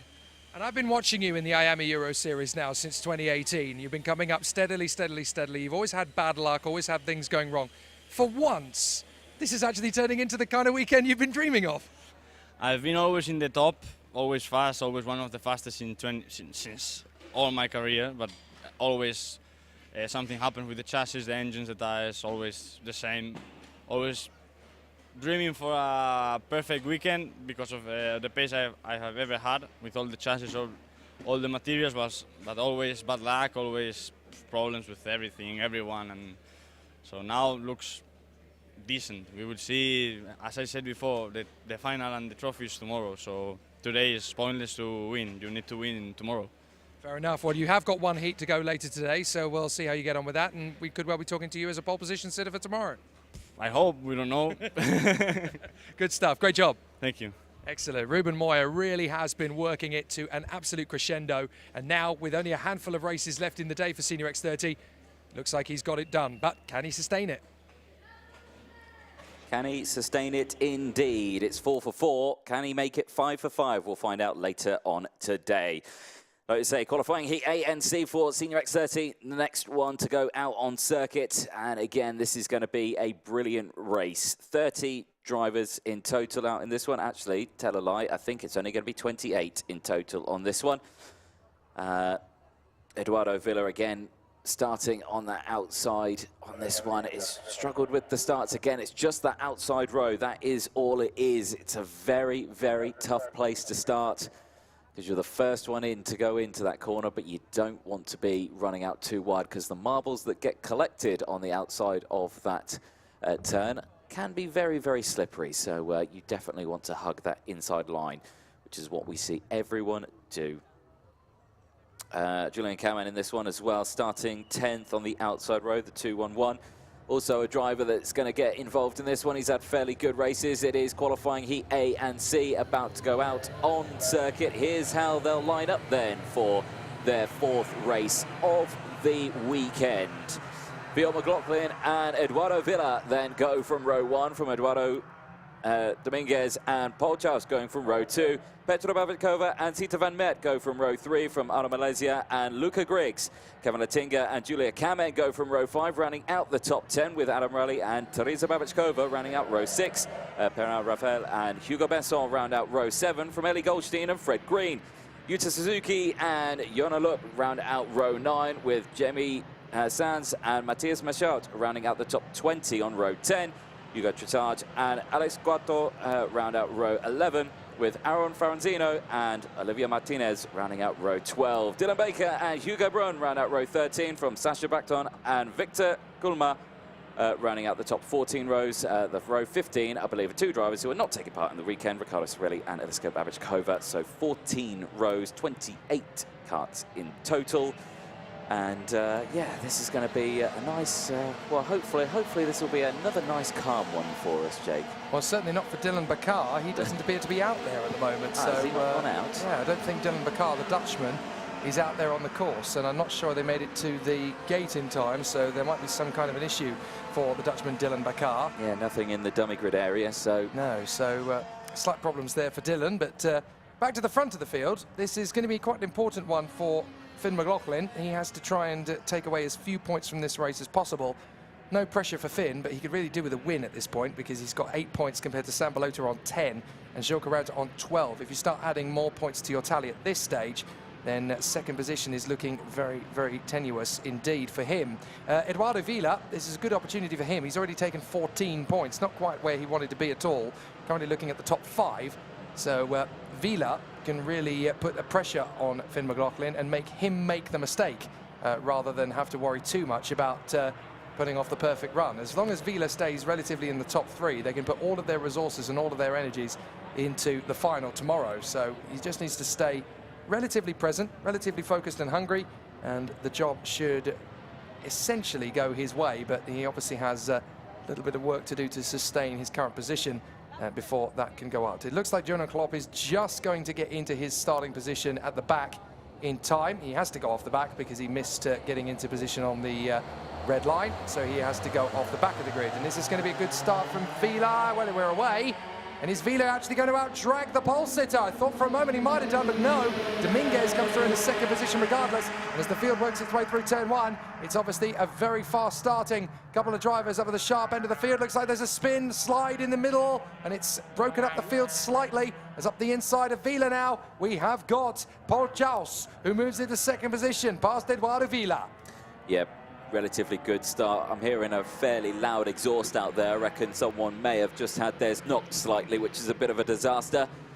Still kicking off at the front here as again everyone just trying to scrap for that position, chopping and changing. We have a retirement. We have a retirement already up at the hairpin as 1 or 2 drivers going for the move there into turn 7. But up at 5 we've got a retirement, and the marshals are running to the scene to try and help move the kart out of position. I can't see who it is. I think it's one of the Dream Racing karts. It is a 309, and that, I'm afraid, is game over for Adam Rahali. So Adam Rahali is out of the race then, the Frenchman. And that's very disappointing indeed for him and the Dream Racing team. As onto the main straight, we have McLaughlin still out in front of Chaus in second, then Villa, Dominguez, Griggs, Van Meer, Babičková, Lentinga, Malizia and Besson. McLaughlin with that good advantage so far. Half a second that he's got over Paul Chaus. But you can see him there working, and he's got Eduardo Villa for company behind and now in front. So now he doesn't have to worry about that one. As Luca Griggs is now coming into play, the 208, is just now moved up into P4, past Sita van Meer as well. Sita van Meer is a little further behind is Dominguez, who is there in P3, or P5, I should say. So it's all starting to get a little bit spread out now at the front section.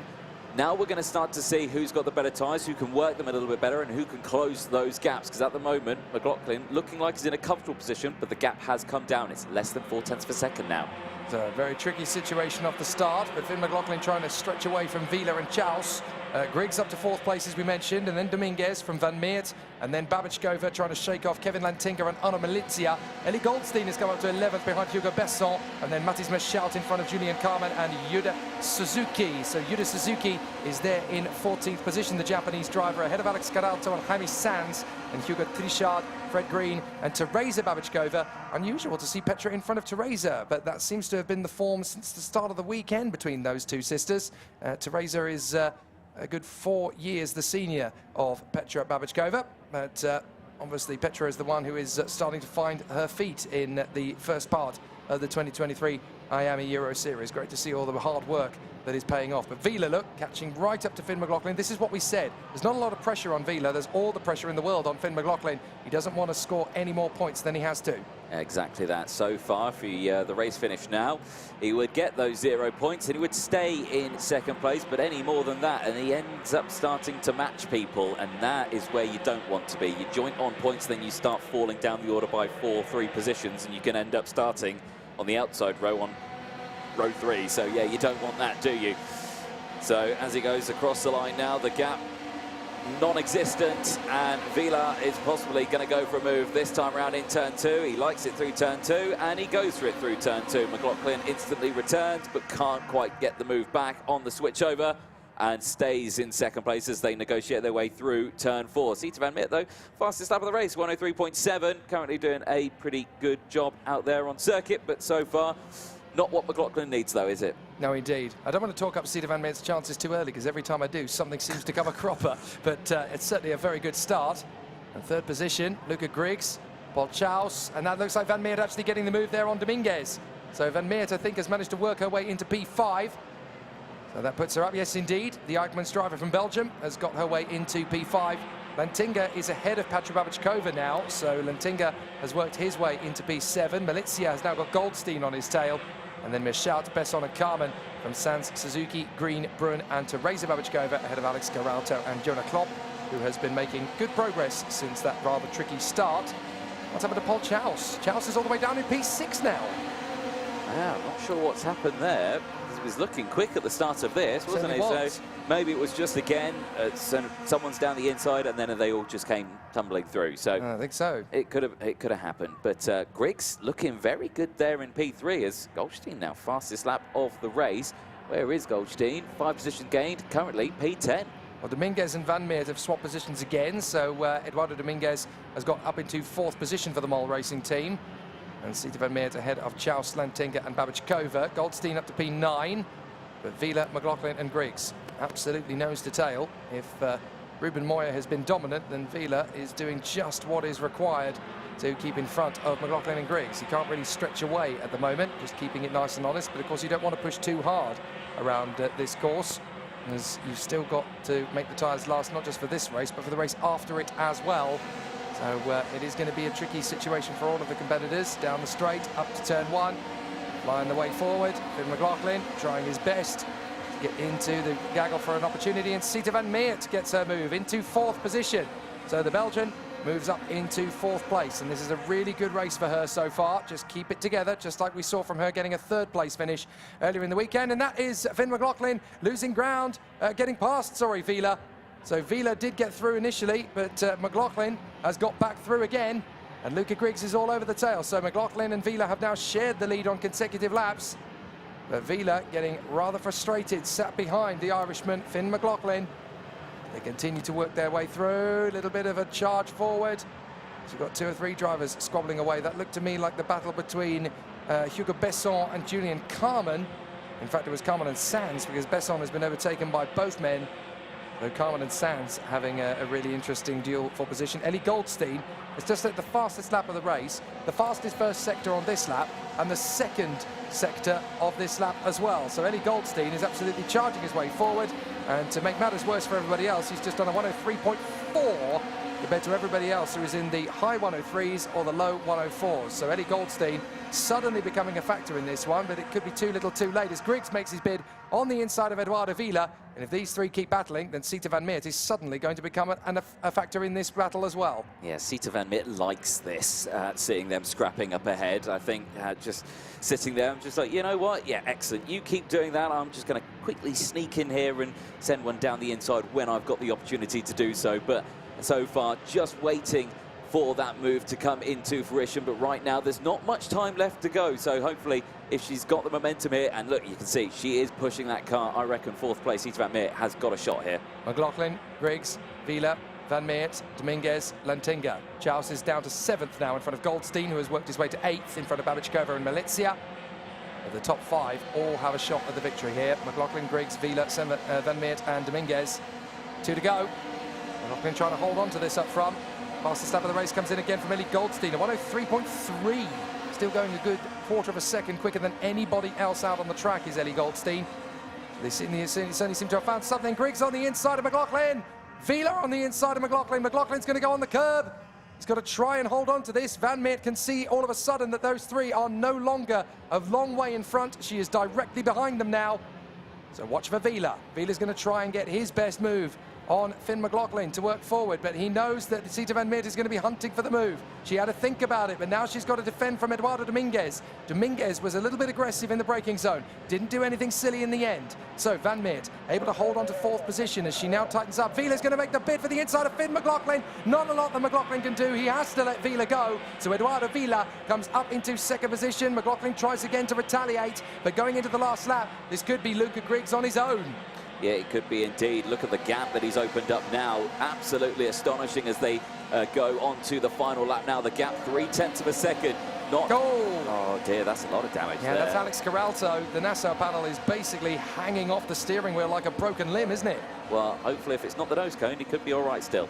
There we go, down the inside. There goes Eduardo Vila and gets it done. Moves up into the lead of the race on the final lap, but at what cost as well, because now Griggs is under pressure from McLaughlin, and through goes Sita Van Meer. Sita Van Meer up into P4, as well as Dominguez, who also goes side by side with McLaughlin, but McLaughlin holds off Dominguez. Now Sita Van Meer with an opportunity here to potentially go for 2nd place. I don't think it's enough for a win though, but it's getting very, very close. Well, all Griggs needs to do is attack Eduardo Vila one last time. Van Meert sees there might be a chance, and Griggs is going to try and hold the position from Sita Van Meert. Van Meert is keeping Luca Griggs back firmly to the wall. So Van Meert is pushing hard here, trying to go for an opportunity. 1 or 2 drivers running off and kicking up the dust on the final turn. But for Eduardo Vila, it is exactly where he wanted to be. He determined his way through to the lead, and he's managed to get there. Vila takes the win from Griggs and Sita Van Meert. Great runs. Finn McLaughlin in 4th, Goldstein in 5th, Lantinga in 6th, and all of them covered by less than 2 seconds. Magic.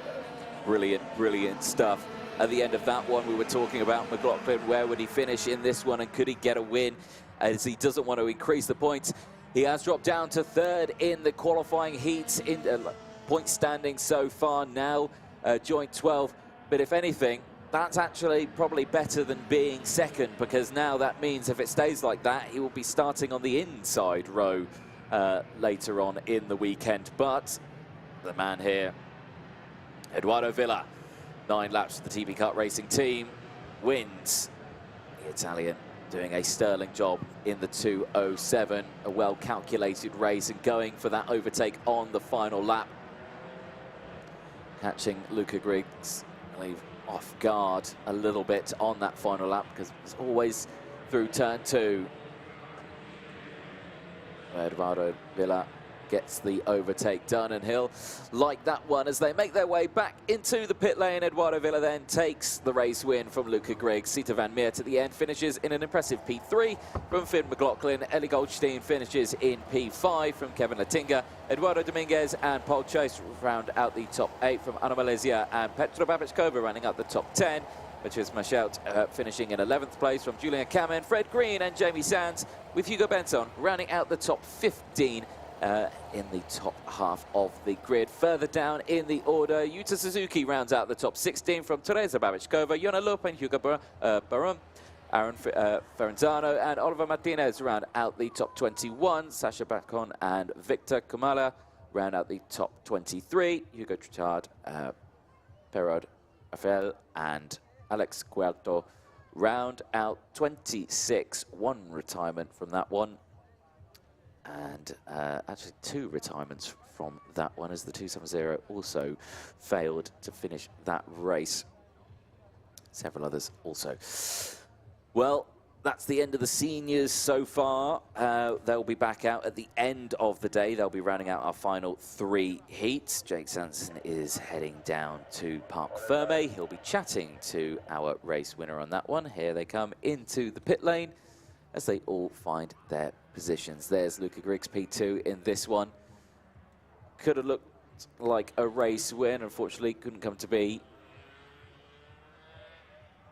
Brilliant overtake from Eduardo Villa at the end of that one to just take that. Sita Van Miert just there. P3, great result for Sita. He'll be happy with that one as make sure all is in order into the pit lane. Junior X30 is the next group. They'll be heading out in a few moments' time, so do stick with us for that as the rest of the grid comes in. We will be chatting to some of our drivers. It is always nice to see these sort of shots. It's lucky to see sort of the expressions of the drivers as they come in, seeing how they react to everything out there. Eduardo Villa, though, your race winner in that one for the TB karting team. Brilliant result. He'll be happy with that one. As there is a look then at the dummy grid for the next race, qualifying heat A and C for Junior X30. And again, Harry Bartle and Aston Sharp starting on that front row. You can see them on your screens there. Very much looking forward to this one as the recovery vehicle makes its way back into the pit lane. Only a few more races to go here. 2 more juniors, 2 more minis, and 3 more seniors before we round out today's racing. And then we'll be back tomorrow for all the live action for the finals and super heats, of course. Stay with us throughout the weekend. You can stay up to date with all the results on ukart.io. But Jake Sanson is ready down in the pit lane, so we'll head down there. Jake Sanson, over to you. We had Matilda Olsen, we had Rita Fischer, we had the Babichkovas. And now we've got Sita Van Miert up at the front. That's your second, third position of the day. It's really starting to come alive now. You guys have really turned the development corner. How's it been going? Well, it's been going really great. The pace is really well this weekend. We have been training since last week, so we have tried a lot of different things, but I think the main thing we are focusing on now is like the tire management, so that's where we're focused on now. The consistency for you so far has been really strong. If it hadn't been for that engine seize in the third heat, you'd have been right up there in the top 10. Do you think it's still possible, despite how competitive it is, to get back into there before the end of the weekend? Yeah, I suppose so. I find it really sad, like obviously that I got the engine seizure, but I think if we get like the last heat quite all right, and then the super heat, if we can get to the front, then we should be in a good position for the final. So. It kind of looks like all of the homework that you guys did last year to really develop yourself, develop the car, develop the team, this is kind of the reward really starting to pay off now. There could be some really good results coming over the year. Yeah, like I said, we've been trying like a lot of different things, and some things were less good than other things, but I think we've got like the right setup for everything, so we should be good for the superheat and stuff like that. Sounds like we win for a really good show in 2023. Great job, Sita. Well done. Thank you. Thanks. Excellent stuff. Sita putting on a fantastic display. And, well, it just keeps getting better and better every single time. Now we've got the last races of the day in every single category. Time to put up or shut up on the grid. Thank you very much, Jake, down there. And, yeah, Sita Van Miert very happy with that P3 result there. Completely understandable. The next race then, about to head out. Junior X30 qualifying heat A and C. 25 drivers in this one, and it is going to be an exciting one. Very much looking forward to this one. Quick names out there as well, but some names who've had tougher than others. Toby Gale, one of them who has done a fantastic job of getting up the order. So again, an up and down day, the driver from Thailand, but again, really pushing that Croc Promotions kart to its limits. Isaac Phelps, who joins us, who's out there in the number 29 from Great Britain in the Croc Promotions chassis. He's got Sebastian Mins as well, just starting ahead of him. Rocco Coronel, another driver on the Red Speed chassis, the driver from the Netherlands again in the number 47. He has had a pretty decent day. Again, some up and downs, but it's been a pretty solid result all the way throughout the order. But the question will be really on those top 2 rows. Cal Clark, again, the driver in the number 6 Red Speed chassis for the Victory Lane team. You can see him there on the left-hand side of your screen. Has had pretty decent starts this time around. And Harry Bartle, again, another driver who you can't take your eyes off over this weekend. He has shown great skill and performance. The next race coming up, like we're saying, qualifying heat Group A and C. Has Jake Sanson your back? Oh, I'm absolutely... You are getting your steps in. I really am. I'm going to be fit as a fiddle by the end of this season. Harry Bartle and Aston Sharp on the front row of the grid then from Cathal Clark and Romeo Roussel, Rocco Coronel and Harrison Mackie from Eden Spanswick and Tiziano Cugnini, Alta de Donka and Freddie Lloyd from Joseph Smith and Toby Gale, Clovis Nougeraid and Sebastian Mins, then Javier Broasca and Isaac Phelps, Raul Martinez and Wouter Bouguignon, Matteo Dauvergne and Alex Martinez from Alexis Costo and Georges Nassar, Senna Munier, Matt Corby and Michael Malma round out the grid. Now, from this moment on, every race is critical because it is the last one of the day for every driver. So it really is make or break time as far as look after the tyres, push for what you've got.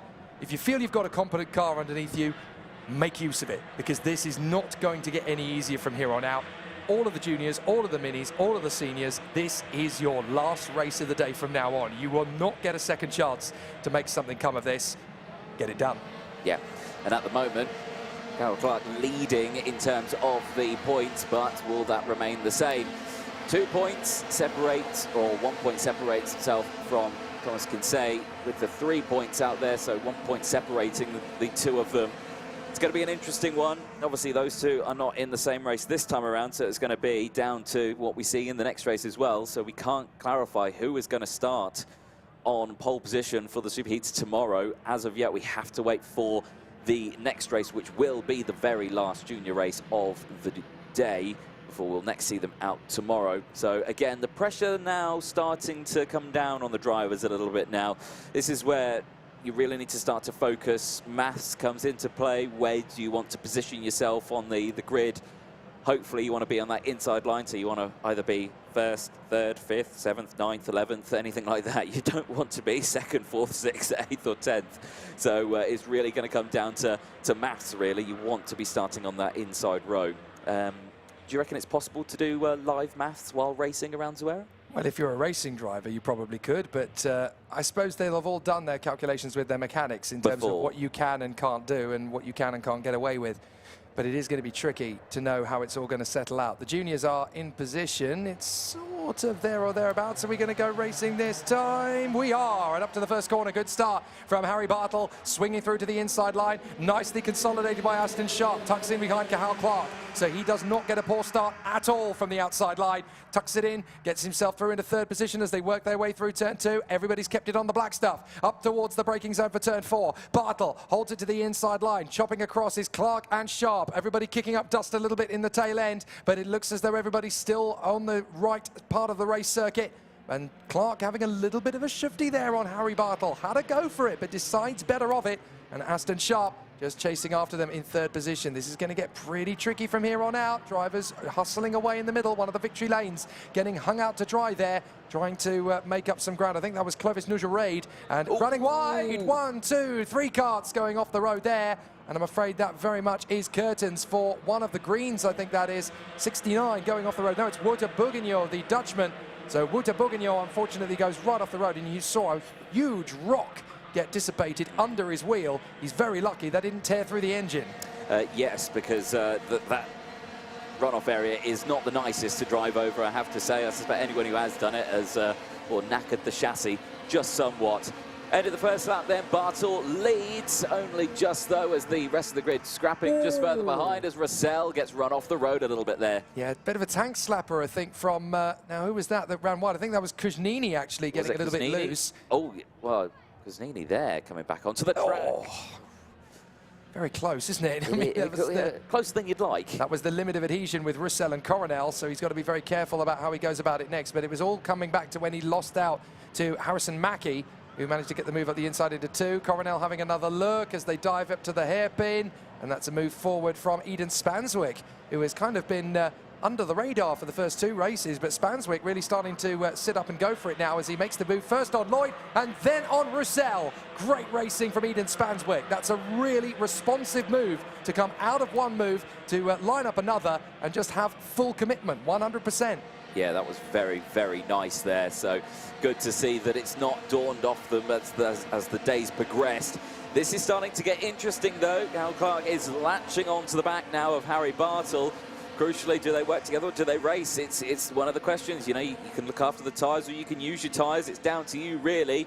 But Cal Clark, at the moment, in this position, is now second in the points standing. So I suspect Cal Clark is going to go for the overtake and has done that overtake and has managed to get it done and gets back past Bartle. So Bartle now down into P2. Sharp still there in third, though. Kind of a bit of a no man's land at the moment. Is some second clear from the group behind, which is what you're watching here, which is being led by Harrison Mackie, Coronel, Pizzini, and Lloyd leading that group. But at the moment, it seemed pretty tame, I would say. Yeah, they've kept it as neat and tidy as they possibly can at this early stage of the heat. And there's still plenty more to come from it. Clark is now back in the lead, which is exactly where he needs to be, of course, having taken that back from Bartle. And that's going to put him back on the top of the rankings. He had fallen behind Thomas Kinsey on aggregate, but now if he stays in front of Harry Bartle, then that is going to be enough to give him the lead of the rankings. And that's going to be the overall lead, because then, of course, Thomas Kinsey cannot overhaul him. If Clark wins this race, then he gets the lead of the standings going into tomorrow, whatever happens. So it's very important for Cal Clark to pick up his second victory of the day here in front of Harry Bartle. Sharp in third, Mackie in fourth. It's a British 1, 2, 3, 4, and very nearly 5 if Freddie Lloyd can get past Rocco Coronel. We'll find out as the race progresses. Oh, Kuznini. Oh, dear. That's a 5-second penalty that goes with the warning flag. That is not what Tizzy Kuznini needs at this stage of the meeting. No, that is suboptimal. I wouldn't recommend that one throughout, so that's going to be a disaster for him. He's not going to enjoy that at all, is he? That's going to drop him all the way to 16th currently.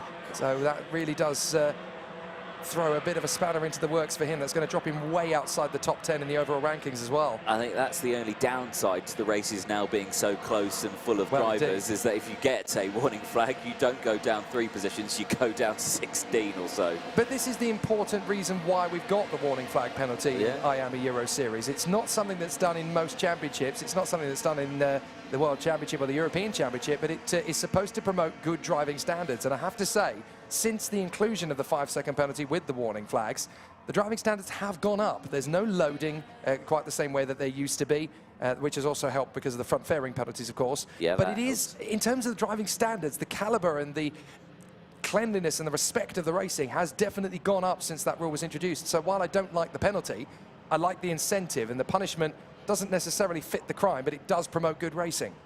I also think the benefit of having 50 CCTV cameras around the circuit monitoring all the racing and all the overtakes also helps prevent. Well, that's the thing, you know, that's why we've got David and Joanna up in race control doing their thing and doing a fantastic job with it. Now, here is the gaggle further back. This is Rocco Coronel trying to get one over on Harrison Mackie and try and break up the British quartet up front. Rocco Coronel very much keeping it in the family of motor racing.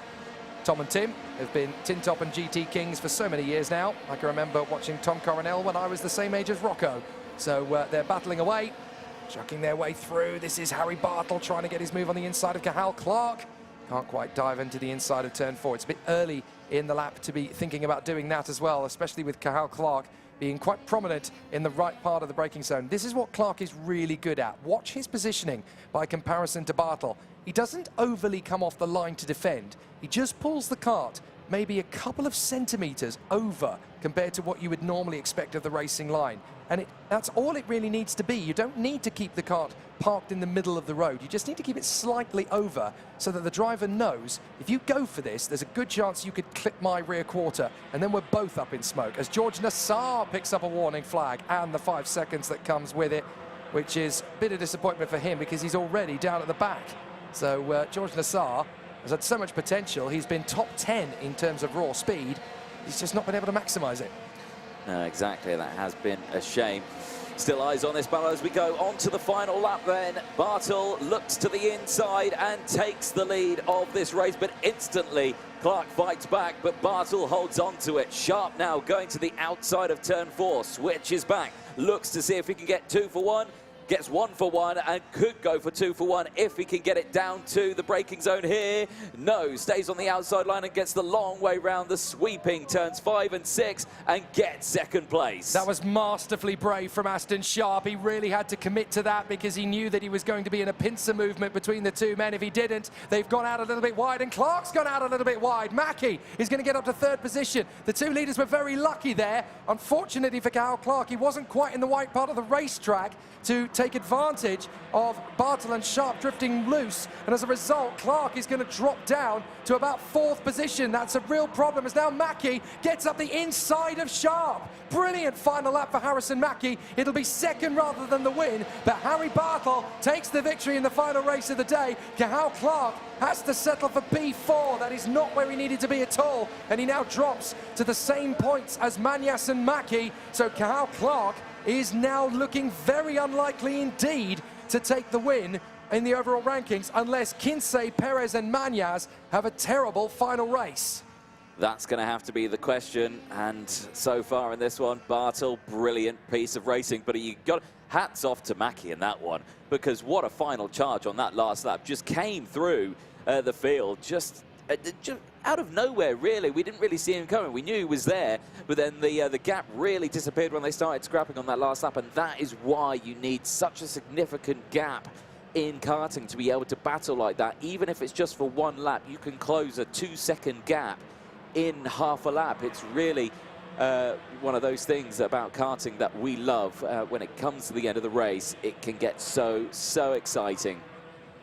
And we always look forward to that one. Drivers then make their way back into the pit lane. Jake Sanson makes his way down to Parc Fermé, and the results come up on the screen. It's a UK 1, 2, 3, 4, 5 with Bartel, Mackie, Sharp, Clark, Lloyd from Coronel and Spanswick, who round out the top 7. Romeo Russell and Joseph Smith, Tazara Gunzini and Isaac Phelps round out the top 11. Clovis Nugareddy round out top 12 from Toby Gale, Anthony Donker and Sienna Muna round out the top 15 for the Spirit Racing team, some 5.6 seconds further down the road from Sebastian Mins, Javier Boresca and Alexis Constant.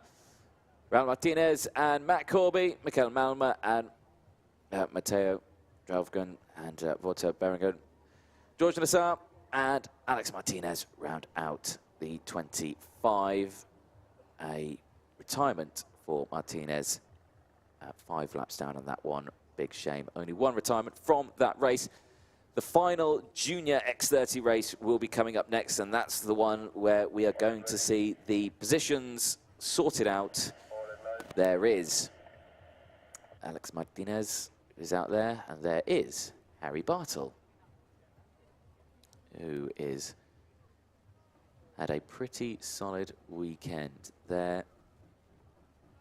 Aston Sharp checking all is well. Still a solid result, P3. Freddie Lloyd, much better result this time around. It didn't go all his way in the second one, just edging it forward. Just to get him on the weighbridge there, and all is well. So brilliant stuff there from Junior X30. That was their final heat. Group B and D now about to take to the circuit for their final heat. We are very much looking forward to this one, and again, a few more races to go, 2 more minis after this one, and then the final 3 senior races before we're back live tomorrow. You can keep up to date with all the results as well. You can head to the RGMMC website, the IAME Euro Series.com. You can check that one out for the results, or you can head to ukart.io. For all of the results. We head down to the pit lane. Jake Sanson is down there. Jake, over to you. Well, Harry Bartel may have won the race, but I think it's fair to say that Harrison Mackie may have won the war out there. It was a pretty incredible final lap, Harrison. That was pretty meaty out there at the end. As soon as I saw, them 3 in front start battling, I knew there was definitely a chance we could get the win, but obviously second came and it was still a great result. You must have had some good confidence in the tyres towards the end there, because obviously with only 3 races, you've still got a lot of hard work to look after those tyres. Was there enough bite in them, or were you kind of running the edge of the gauntlet? I think there's enough bite, but I think there's still stuff that I've got to work on to keep the tyre going for a longer time for next time and all that. But it's definitely still such a good result. And that's a nice feeling for you and Lewis as well, because it's only just recently that you started working together rather than him focusing on his own racing. So it seems to be a good combination. Definitely. We have our ups and downs every day, so definitely. Now, the big question I've got to ask is, if you get on the podium this weekend, has he got to shave his head this time? The bet is still there. If I win, he has to shave his, and if I don't, then this all goes. You've already done it once. There's nothing left to get rid of. Yeah. Honestly, the banter goes on. You'll be doing the washing up next. Thanks, mate. Great job. Thank you. Excellent stuff. Good to see Harrison Mackie and Lewis Mackie giving us plenty of entertainment on and off the track. But that's a great way for Harrison Mackie to bow out. Cathal Clark, though, finishing potentially as the overall winner. All comes down to this last race. What will the top three do? What will the top three do indeed? Hugo Manas, Thibaut Ramekers, and Thomas Kinsey. All the drivers on that one. Well, Sandro Perez also one of them. He's starting this one on the outside of row 3 in P6. Currently second in the point standings, only with 4 points. So Thomas Kinsey, Hugo Manas, and Sandro Perez are the 3 drivers that could potentially keep Cathal Clark off the top spot going into tomorrow, and as well with Harrison Mackie. Mackie also with 6 points as well, so potential for a chop and change out there. There you can see them getting lined up on the grid, but this is going to be an interesting one on this one, because like you say, this is going to determine where everyone's going to start for that for the super heats and the finals. Well, not the finals, the super heats tomorrow, really. And that's where things get really interesting in terms of strategy, tyres, everything like that. Jake, you're back in the comms box now. What are you thinking for this one? Because the points at the moment, they're relatively close. You've got 3 drivers out there, all with 6 points, Manas, Clark, and Mackie. Obviously, they have got the opportunity, Clark and Mackie, to both maybe start this one 1-2. This is tricky, isn't it? Clark, I think, is guaranteed to be 3rd overall, no matter what happens, even though he's currently sat in 4th. But because you've got the 3 guys in front of them who have 3, 4, and 6 points respectively, 2 of them have got to take some points, no matter what happens. So I think Clark is going to end up net 3rd position, whatever happens. But that is not a bad position to be in. On the inside of the 2nd row is actually quite a tasty position to be in. So that's not necessarily a bad thing for Cathal Clark to be sat there. What is going to count, though, is where's Kinsey going to finish off, because he has a win and a 3rd to his name. Where's Perez going to come through, because he has a win and a 4th to his name. And Mañas has taken a fairly decent pair of 3rd places. So this is tough to know who's actually going to come through for the win. And of course, you get 0 points for the win, 2 for 2nd, 3 for 3rd, 4 for 4th, 5 for 5th, and so on. So this really is a very difficult thing to resolve. And to be honest, X30 Junior pole position is going to be essentially decided on which of the 3 drivers at the front can control their tyres, control the acceleration and the throttle, look after the brakes the best. This is going to be such a tough test. It's not just going to be about who's the fastest, but it's also going to be about who's the smartest out there. Yeah, indeed. It is, like I say, it's mental maths at 60 miles an hour or so as they race around the circuit. There, though, on your screens and a little further down the order, the number 42, Nino Proenka, who has had a relatively good day, I would say, hasn't she? Yeah, very much so. I mean, this is a driver who's really had a couple of opportunities to let it all slip away. And in terms of her prowess, you know, it's not easy to get straight up to the front end of the field and put on a show. She has not really featured in the IAME Euro Series at any point, certainly not as a junior. So for her to be up there and, you know, really starting to showcase what she is what she's capable of has been really quite refreshing. There for the Pantano team, the number 27, Daniel Delacan. He, again, pretty solid day. He starts on that inside row, which is the optimal line, of course, as we talk about throughout the day, but has got Sacha Van Babot just behind, who has had an interesting day today. Well, they both have, to be fair. I mean, Dan Delakian has definitely had a lot more speed than we've ever seen him have. I can remember when he first came into the minis, and he was almost a second slower than the kart in front of him. So that was obviously a massive mountain for Dan Delakian to climb. But he represented Armenia in the FIA Karting Academy Trophy last year. he's got this amazing ability to just dig deep and find something in himself. And he really has taken that to the Pantano team, and they've really dragged even more speed out of him, which has been really pleasant to see. We're looking at Sandro Perez. For me, I'm actually going to go out on a limb here. I'm going to say Sandro Perez is going to end up with the pole position at the end of all of this. Okay. I think he's going to have just enough in the can. Yes, he is the one who is starting the lowest of all of the competitors coming into this race. But in terms of what he's been able to get from that low position, he's really created some good chances. He's been on the 3rd row for both races, but he's been able to turn it into a win and a 4th position. So he's gained positions every time he's gone out onto the circuit. I think Sandro Perez, when the musical chairs stop, he's actually going to be one in the prime position. I am not going to disagree with you on that one. I think you could be somewhat right on that one.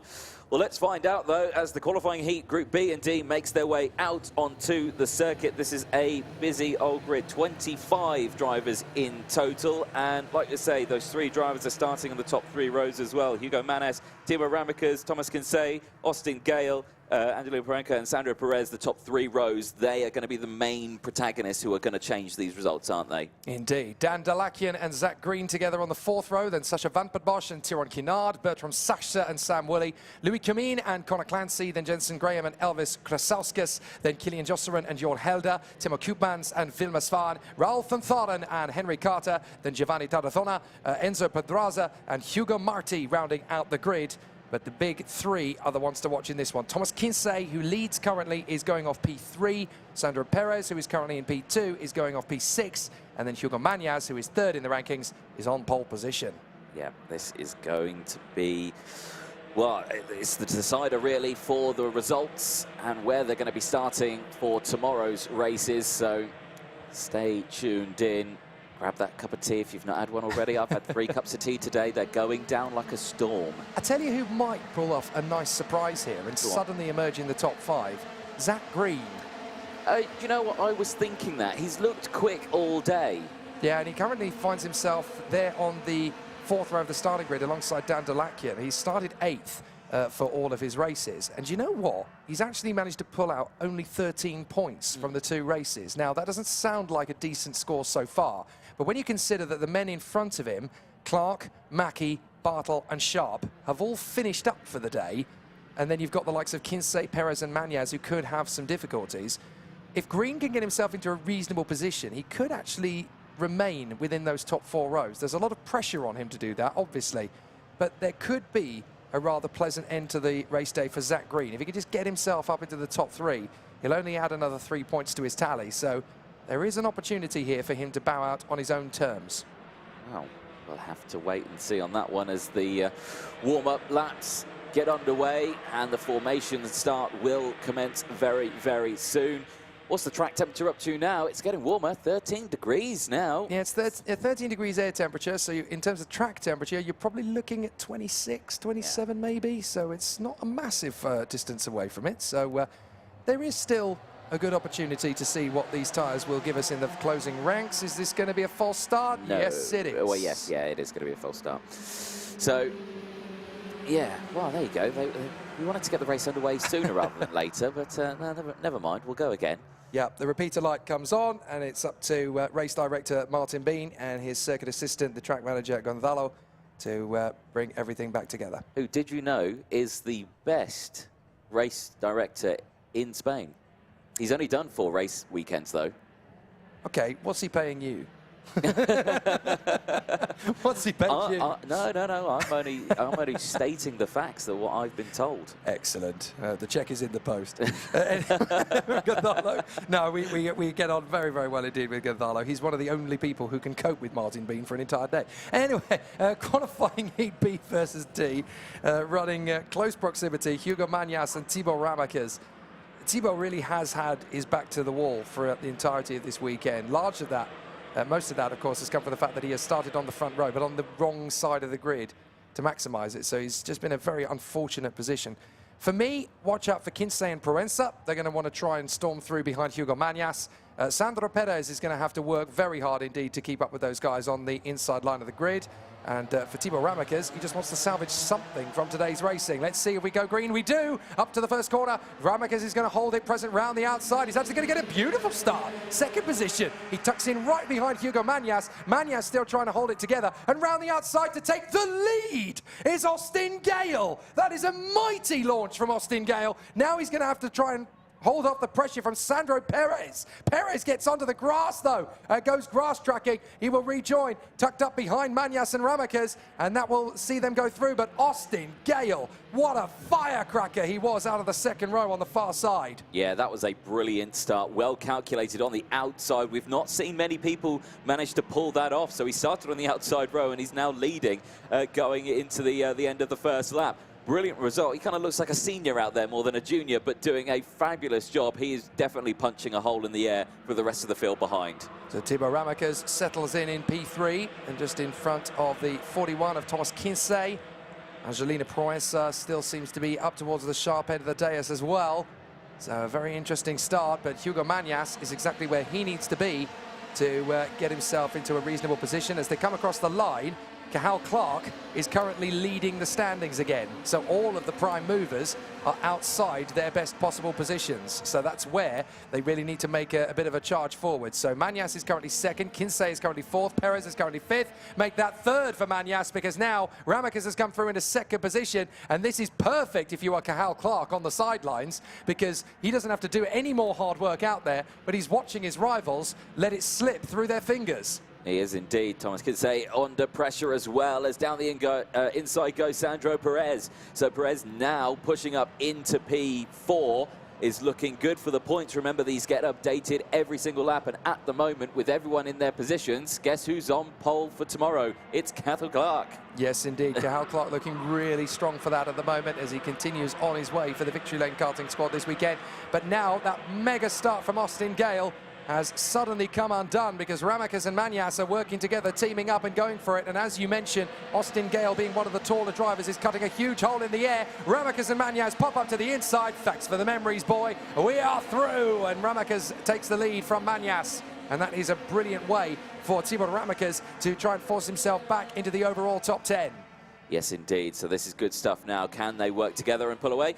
No, they're going to immediately battle, and Mañas now retakes the lead, goes back up into his original starting spot in this one, and Ramakers back down into his original starting spot. A lot of drivers under investigation, though. Not sure what that's for, maybe for the start. Well, yes, indeed. And there is Jorn Helder, who is under investigation, and also Timo Koopmans. So two drivers towards the tail end of the field. And we also have starting issues for Enzo Pedraza and Henry Carter. So there's four drivers towards the tail end of the field there under investigation for what we think may be jumping out of the tram lines at the start. But now that Hugo Mañas has come back through into the lead of the race, this is actually going to provisionally put him into pole position for tomorrow's encounters, because in terms of the aggregate, Hugo Mañas, I think, is actually going to overtake Clark, is he? Or is it going to be on countback? Because that's where it's going to be particularly prevalent as he comes through. Yes, Mañas will be in front. And there goes Perez. He makes the move now on Ramakers to get into second place. Raul Fanthanen with a warning flag. That's going to give him a 5-second penalty.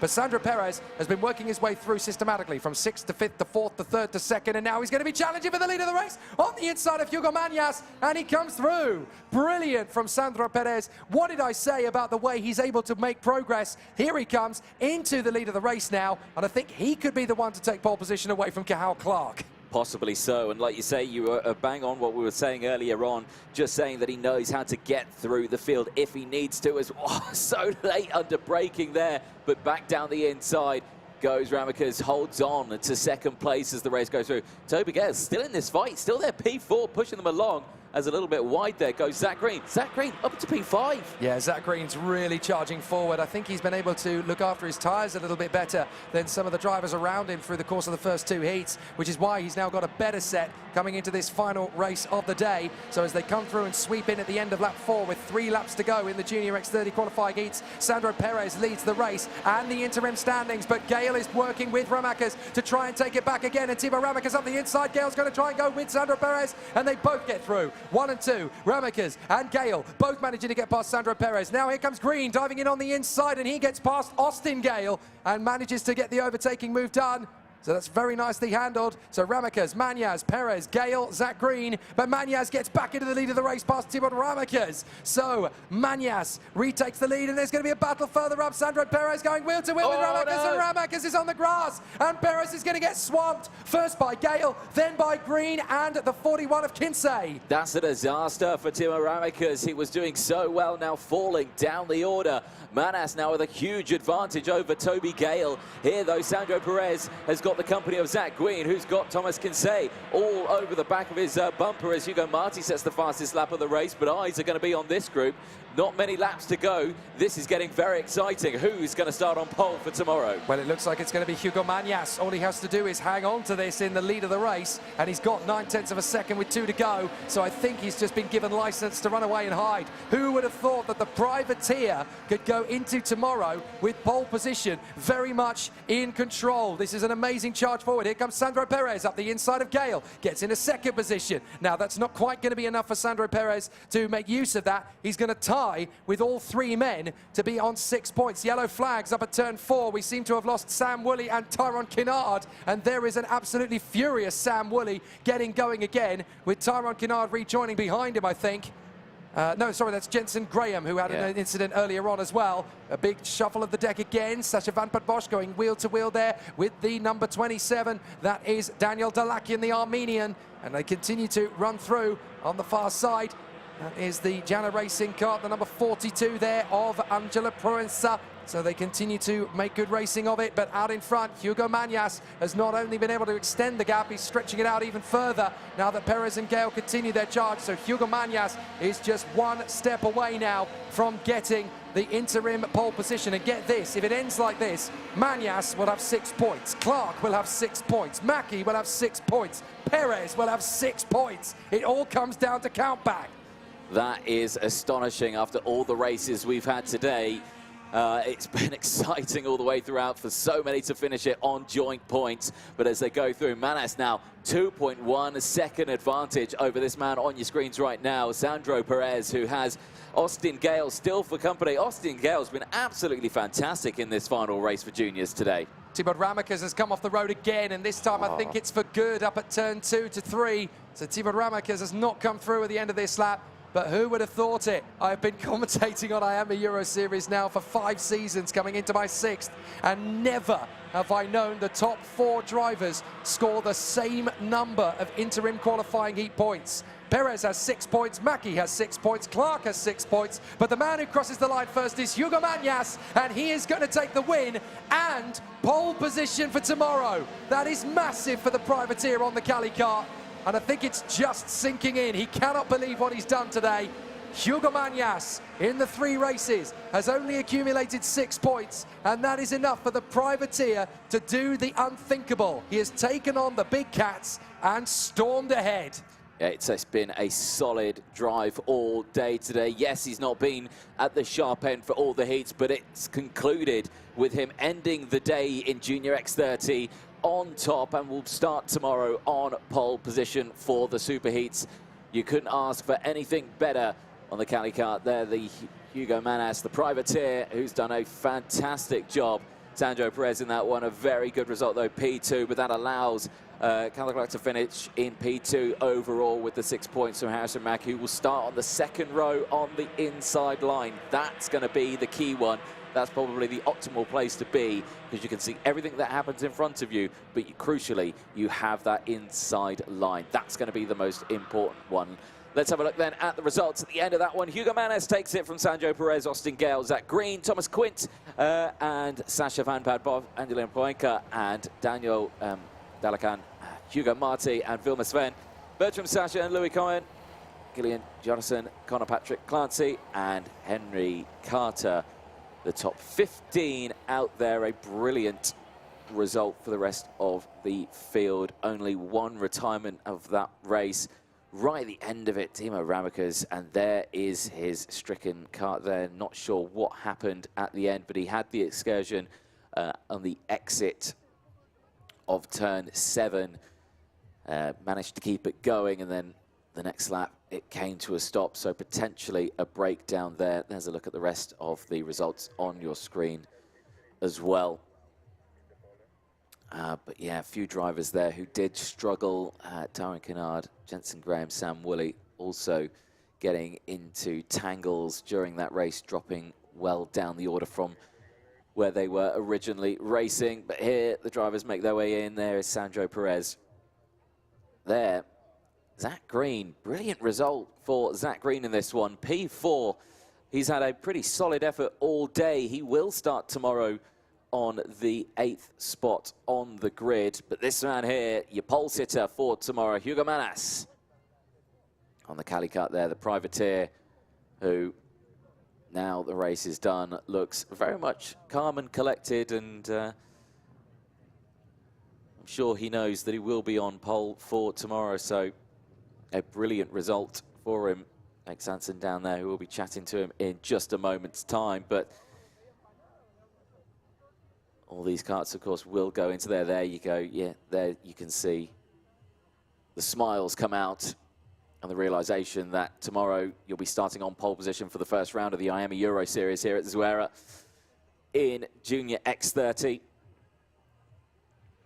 Trying to think back to the last privateer that won the IAME Euro Series. I think we go back to 2018, I want to say, for that one in Mini X30.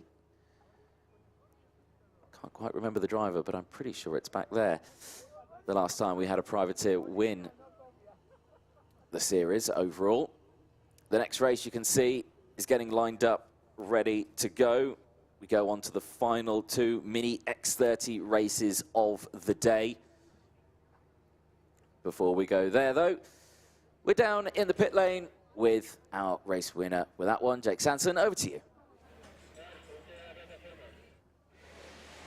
4 different drivers ending Junior X30 with the same number of points at the top. And who would have thought a privateer would trounce them all? Hugo Manas, pole position for tomorrow after an epic final race. I mean, just talk us through it. It looked pretty hectic out there. Yeah, today the hits was very crazy. The first we do P4, the second P2, and now I win the last hit, and this is helped me to stay here in the P1 for tomorrow. And you've had to be so competitive up against the guys from MDC, from Victory Lane, from Fusion Motorsport. Here you are with just a little Calicut, and you're ahead of everybody. Yeah, I am with the Calicut new team, my second race with the team, and we are alone, only with my mechanic and with my father, and we are with the engines of Grace. It's so crazy, are like rockets, the engine, and it's very great result for the team. So now we come into tomorrow. A lot of hard work has obviously been done today. You've managed to get the tyres to this point. How confident are you that you can rock up into the final towards the front and have a really good run of it? Yeah, tomorrow I now concentrate in the superheat. I need to do a great paper for the final. Maybe if I do into P3, P4 in the superheat, we can stay in front in the final, and the final with new tire. We're going to see if I can win. We're going to win of podium of P5. It's okay. Fantastic. Enjoy your night's sleep, because you've definitely earned it. Well done. Thank you, James. Fantastic. Great to see. And now we have Hugo Manas on the top spot. Absolutely fantastic. And now, of course, we're going to have a fantastic battle in the minis. Well done to Jorn Helder for the gate crash at the end of the interview there as well. Fantastic. So, Mini X30 coming up next. 2 races to go. But they're going to have to work very hard to match the level of competition in the juniors, DJ. They are indeed. Yeah, that's going to be a challenge there, isn't it? Well, let's see what they can do as the next group get themselves lined up on the dummy grid. It's Mini X30 for their final qualifying heats. This time it's Group A and C that are about to take to the circuit. And once again, Archie Lovett, who will be starting on pole position, but he's going to have his teammate Kanishk Rao starting alongside. This is where it gets interesting because Kanishk Rao, he's had his race win in this one. Archie Lovett also has had his race win. Who's going to get this one? They're going to find out who's going to be starting on pole tomorrow. I'm sure Kanishk would very much like to not be on the outside row tomorrow. I'm sure he'd like to be on the inside row. But let's see what they are going to do in this one, because it's going to be An interesting one, I think. Zach Zhu's also been a driver who has been getting involved with the front runners, the 999, who's starting in 7th place on this one on the inside row of row 4. You know, he's had a pretty good day. We've always seen him at the sharp end. A few drivers who I think have excelled in this one as well. Daniel Miron starting in the 9th row, the 985 also in 9th place as they get ready. 1 minute to go in this one. I think, yeah, he's got a challenge up ahead of him today, but let's see what he can do. Priam Bruno, I think the driver who's been starting on 4th place in this one, you can just see him there on the outside road, just shaking hands with his mechanic, or just before he gets going. Unsure. He's had an up and down day, I think, so far. He's had good spots, but he's also dropped back sometimes as well. Yeah, it's been a very topsy-turvy day in both the mini and junior categories, actually. They've all had their turns at the front. You're just seeing Gonzalo and Martin in conversation on the top of the starting gantry there, obviously keeping us nice and organised across the race circuit. It's been a very exciting and intriguing day of an air of mystery around the Zuera circuit as to who is actually going to come out on top in X30 Mini. 6 laps of the course, the first of 2 races in the X30 Minis, qualifying heat A versus C, the drivers aged 8 to 12. So these really are the stepping stones to greatness as far as these youngsters are concerned. It doesn't seem that long ago that Oliver Behrman was running around in the Mini X30s, and now he is in Formula 2 today out in Bahrain. Archie Lovett and Kanish Grau on the front row of the grid from Max Endicott and Bruno Priam, Benjamin Manach and Matteo Rivals from Zach Zhu and Max Cruz, Daniel Minon and Leo Peruzzi from Gilles Herman and Angelina Simons, then Novola Morales and Max Murray from Christian Kobe and Noah Grenier, then David Minchuna and Mason Brooks, George House and Ludwig Grandfist from Jordi Broekman and Lino Pedraza, Matis Bragio, Ruben Perez, Nilas Lakea, and at the back of the grid it is Tony Cachafero from Andorra. So, a very tricky one to determine this. 4 different race winners, Jesse Phillips, Archie Lovett, Kanish Grau and Benjamin Manach, and they have all got themselves into the top 4 positions at this point. 2 points for Phillips, 3 for Lovett and 4 for Rao and Manach. It is going to be very tricky to pull these 4 drivers apart, and I've got a sneaky suspicion that we could have a very similar situation to what we saw in the Junior X30s. We could have a 4-way split. Oh, well, that would be nice. That would be interesting. But I've never seen that in 6 years of, you know, karting commentary at IAME Euro. I have never seen a 4-way split for the points. I think I've seen it once or twice in the British, but obviously that's a little bit different in terms of the format that they have. Yeah. But you do see it. But it's, yeah, here, I mean, there are so many drivers, there are so many heats that they do, and you just think, yeah, it's quite incredible how they can do that, isn't it? Get all the points the same, and then it falls down to the technicalities, of course, of, I think it's finishing positions, isn't it? Or is it in qualifying? Well, the funny thing about this really is that what you really got to take out of the Junior X30 split for the 4 karts, they're all getting exactly the same amount of points, is that you have the MDC team running their Birol from Spain. Yep. You have the Victory Lane karting squad from France in the Red Speeds. And you have Fusion Motorsport, of course, on their X-Brits in the UK. And none of them were able to quite get the same sort of results as a little privateer lad and dad squad on their Cali car. And that just shows you, you don't need the budget of a multimillionaire. You don't have to have the massive factory awning to come and play in X30 still. You can rock up as a privateer if you get the setup right, if you look after the tyres, if you manage qualifying, if you get everything done just right with the engines, with the tyres, with the sprockets, with the water temperatures, with the brake management. You can rock up as a privateer and you can win this thing. You can do it. I don't think the big boss team managers are going to like you after that. Of course they're not. Well, I don't say that. Do you know what? They'll leave. Do you know what? They haven't given me any decent race drives yet, so yeah, I'll happily go down the privateer route if I have to. Yes, indeed.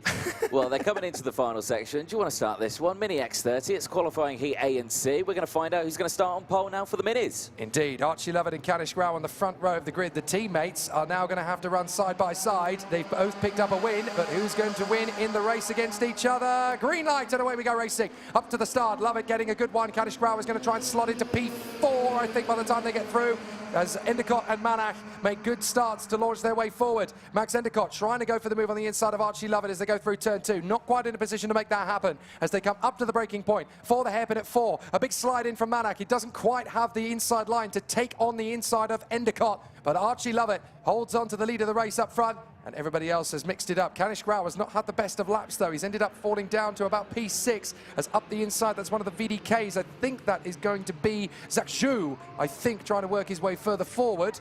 So Kanish Grau is tucked up behind Zhak Zhu. It's the 9-12 that is trying to dive up the inside line. That is Matteo Rivals in the spirit, and he hasn't quite been able to make the move on that occasion. No, he hasn't indeed. But, like you say, relatively decent start then from the entire grid as they all go through. No dust kicking up anywhere. But so far, still a good start from Lovett, controlling this pack. Oh, it's not gone well there, though. Who's that? The 840 that's come to a stop. That's Lino Pedraza. Lino Pedraza in the 940. Or the 940, dear, yeah. oh dear. Well, it's been a topsy-turvy day for Pedraza. Flashes of brilliance, and unfortunately not going any further in the last one. Here we go. Lovett, Endicott and Manac. They've actually broken a bit of a gap over Matteo Rivals, Zhak Zhu and Kanish Grau. Then Herman, Peruzzi, Miron, Simons, Cruz, Kobe, Brookman, Grenier and Granfist. So a very interesting run all the way through the lower regions of the top 10. Here comes the move from Manac. Manac is going to make the move on the inside into P2. Yep, nice little move there, calculated well. Didn't lose too much time to Lovett either, so they've got to be careful with that one. They've got to close that gap back up because you don't want to let one driver break away. Yes, we saw it happen in Senior when Ruben Moy left the entire pack and left everyone else scrapping for second place, but we don't want to see that in Mini as well. We want to see a nice, good, clean race all the way to the end. Lovett doesn't want that. Lovett wants to do exactly what Ruben Moy did earlier. He just wants to drive away from the main pack. But I don't think that's quite doable in that one because the slipstream is too powerful here and he's not far enough ahead that by the time they get to the end of the straight, they will be one big group again. But if they keep doing things like this, they will get he will get the gap as Endicott goes back up into second place. Manac back down into third. That gap ever increasing, and Lovett is liking that even more now. Indeed, so that is exactly what Archie Lovett needs, a little bit of a cushion and a little bit of air between. And look, furiously, yeah, Max Endicott just gesturing to Manac, come on, we can go after him. Work with me. They've done exactly that. There's not a lot that Lovett can do now as up towards turn 4. He's almost certainly going to have a challenge as Kanish Grau gets up the inside of Matteo Rivals to move up into 4th position. Is there going to be a charge from Endicott? No, because Lovett has just been able to hold on to the line in exactly the right position. Yeah, didn't go defensive there. Just held the normal racing line, and Endicott, I think, was expecting a little bit of a defensive move because you could see how much they closed up, so much so that you could just see Lovett's head just bob backwards a little bit when they just reached him before the braking zone. Kanish Grau, though, doing well. He's still there in P4, kind of a bit of on his own a bit. Matteo Rivals there still in P5 with Zhak Zhu again, 6th place. Good running so far. Only one position gained, but still in a good spot there. The treble 9 having a fantastic little race, but eyes are on this top 3 as, oh, there's someone going very slow. Oh, and that is the 978 Priam Bruno, who I said earlier that the day has been up and down, and this is another down, and the kart coming to a grinding halt out on circuit, an absolute disaster for the young driver. But again, eyes on these top 3, line astern, super glued to each other. Classic Mini X30. So up to the breaking point now. Bit of a slide there from Endicott, who did set the fastest lap the last time around, but Manac has got plenty of pressure underneath him. Kanish Grau doing a fair job in 4th, and there's problems as into the pits comes Bruno Priam. So yeah, Bruno Priam, who had a brilliant race earlier on, game over for him this time. Yeah, he has slowed down. He was slow earlier on in the lap as well, so he broke down quite a while ago. He's just gently brought it back into the pit lane. You saw the hand gestures there from Endicott. He was just gesticulating there to Manac as well, just saying, no, stop trying to overtake. Let's try and catch him first before you go. We'll catch him first, then you can overtake. We'll do that. Because he keeps trying to go for a move. Do you know what? It is sensible, though, because they're going to waste so much time getting past each other. You may as well just catch up to the leader first, then you can battle it out. In fact, what might even be better is if Manac just sits there behind Endicott as we watch Priam come into the pits to retire. Essentially, Manac and Endicott need to get past Lovett, and then they can settle their differences out between them. But it's about trying to convince Manac, don't try and get into the lead yet. Try and get into second by following Endicott rather than trying to storm up past Endicott.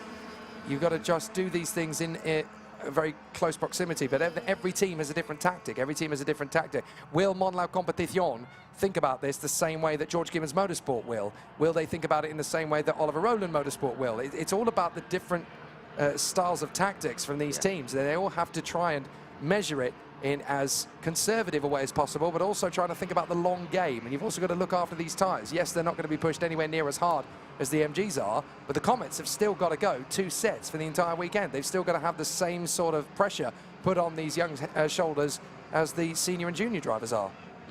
It is, well, it's a challenge that they've got, but again, as the race goes on, they're just going to have to do what they can do, and it was a very wide line there for Lovett, and I thought Endicott was going to send it down the inside through turn 14. He thunk against it and stayed behind. Now the slipstream will come to effect, and this is quite close now, and Lovett there just coming off the racing line just a little bit to protect that inside line. Are we going to see a move down the inside? No. Lovett instantly defensive now. Now it's starting to heat up as Max Endicott dives down the inside. Now this is crucial for Lovett because he really needs the win if he's going to get pole position for later. He's going to try and cut back in on the inside of Endicott. He gets through in a second place, but this is great for Monac. Monac, who is currently leading the race now, has an amazing opportunity to try and tuck in for the victory overall. But watch for Endicott. He's actually in the box seat here in 3rd position. He can sit back and watch Monac and Lovett go hammer and tongs for the victory. If he hangs back and waits for an opportunity, he might just be able to storm past them both. You can see Lovett getting very frustrated, sat behind Monac. They're both going to drift out wide and into the lead. He's going to cut back Endicott, but he's needing to close down the radius pretty sharpish. Monac gets back in on the inside of Endicott. They go 3 wide. Lovett is now to the inside line. Lovett takes the lead. Brilliant from Archie Lovett, and that will almost certainly give him the keys to the pole position for later. He just needs to hope that Jesse Phillips isn't going to win his heat later, but Archie Lovett waits for his opportunity, sat in 3rd position, makes the opportunity come open to him, and it's all about Archie Lovett in this one. He takes the victory in fine style. Oh, majestic comeback from Archie Lovett, and that is a well-deserved victory for the Oliver Rowland Motorsport youngster.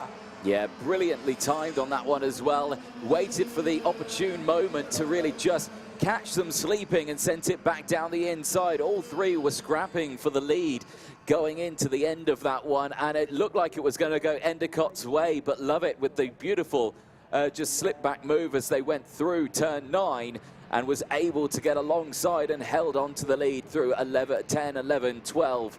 And then as soon as you get past there, there's no real opportunity to then get the move done. So Archie Lovett for Oliver Rowland Motorsport takes the win on that one, and he stays in P2 in the points, but the next race has got Jesse Phillips in it, and Phillips at the moment is on provisional pole in the qualifying heat points. If he wins this heat, he will stay on pole position for tomorrow, but we'll have to see how that race goes. It's all going to kick off in the next one. The results, though: Lovett from Manic, Endicott from Simmons, Peruzzi, Raul Mateo, and Daniel Miron. Herman and Zhu round out the top 10 from Max Cruz, Christian Kobe, Noah Grenay, and Max Murray. David Minchuna rounds out the top 15 of the 920.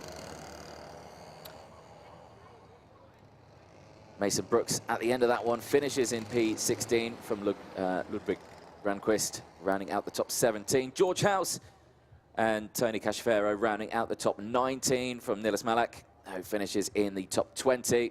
Matis Brago rounds out in 21st place from Ruben Perez, Jordi Broekman, Novello Morales, and Brian Bruno. Retirement from that race as well as Predator not finishing that race either. So, interesting stuff. The first half of the end of Mini X30. The second half will be going out on circuit in just a few minutes' time, and that will decide who is going to be starting on pole position tomorrow. It's really down to what Jesse Phillips can do. Here's a look at what is remaining for the day. We're on to the last 4 races. Mini for their qualifying heat, Group A and D. Senior qualifying heat A and D. All the way throughout, so it is the senior races that are coming up next. I'll let you know what order they are actually in, which is Group E and F, then it's C and D, then it's A and B that are coming up at 6 o'clock on track. Jake Sanson will be heading down to the Parc Fermé area and will be chatting to our race winner on that one, Archie Lovett, after that fantastic overtake. I'd be very much like to see how he thought of that one. There is Max Endicott. You can imagine probably slightly frustrated with that one. He still has relatively decent points.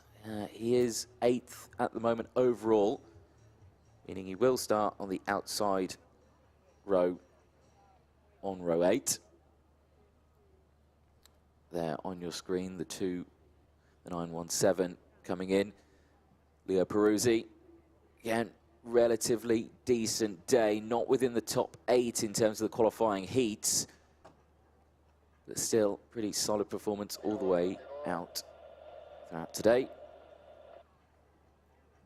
Murray there, again, getting himself weighed up. Again, lots of these GGM, the George Gibbons Motorsport team, got a strong showing here this weekend, really proving they are a team to be reckoned with.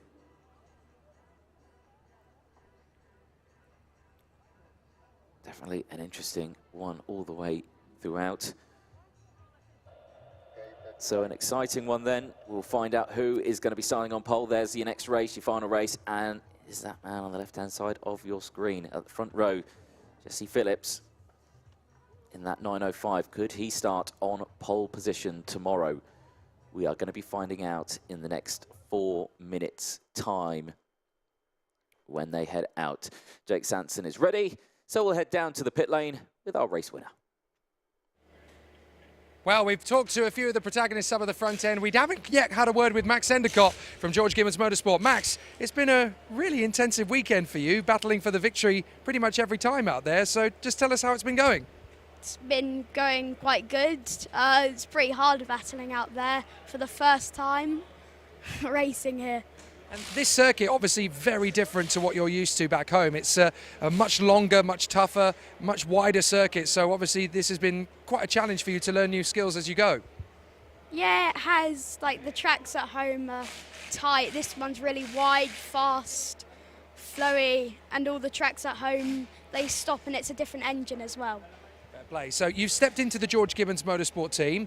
They're obviously working really hard this year. They've stepped up since last year. How do you feel in the team and how it's going so far? I feel good and I feel confident that I can win. Fantastic. Well, after today, I think we agree with you. Good job and keep it going tomorrow. Thank you. Cheers. Thanks very much, Max. So we're going to focus again on the second half of the action in Mini X30. Back to you, DJ. Yes, indeed. We are going to focus on this one because, like we were saying, this is going to determine where drivers are going to start later on or tomorrow when we find out. So this is going to be an interesting one. It's qualifying heat group B and D for Mini X30. But like we say, it's all going to be down to really what Jesse Phillips can do. He's had a race win so far today, and he's had a second. Can he end it with another race win and remain on pole position? We are going to find out in just a moment's time. Zenit Babicek as well, another driver. Again, ups and downs, but he had a fantastic qualifying. Relatively good, as you can see, the 3-minute board go out, and he's starting on that front row. Dan Alaman as well in the 902. You can just see him there, seated, tucked in, ready to get going. Again, a driver who has had, again, a really up and down day, and you can imagine he's pretty focused on this one. There on your screen, the 948. Winston comparing the American driver running on the Spanish license is there, and he's starting on that inside row. Granted, it's on row 4, but he's on the inside line. That's the crucial bit. Absolutely, that's where you want to be off the start. So we're keeping it nice and tidy over the front end of the field. I tell you what, the smiles from the contenders as they came off the carts this time. There were some massive, massive achievements in that particular race, particularly for the likes of Angelina Simons and Leo Peruzzi, managing to come up with a top 5 finish at the end of a very grueling day. There's plenty for them to be happy about. I think in particular for Angelina Simons as well. They are really making massive strides, that George Gibbons Motorsport team, aren't they? With Max Endicott there in 3rd, with Simons there in 4th position. You know, they've really been taking some prisoners out there, and this is wonderful to see how the team has worked its way forward. And now we've got the pretenders to the crown up front. And it's these two. They finally get to meet on track for the first time in race trim. They obviously worked together in qualifying, Jesse Phillips and Denny Babicek, but now they actually get to go wheel to wheel together out on the course. Now, this man is obviously going to be one to watch. Andrea Mani, having a very solid weekend, but he's kind of, again, been sort of subliminal and under the radar to a certain extreme, but when the opportunities have come his way, he has not delivered anything less than what he can achieve.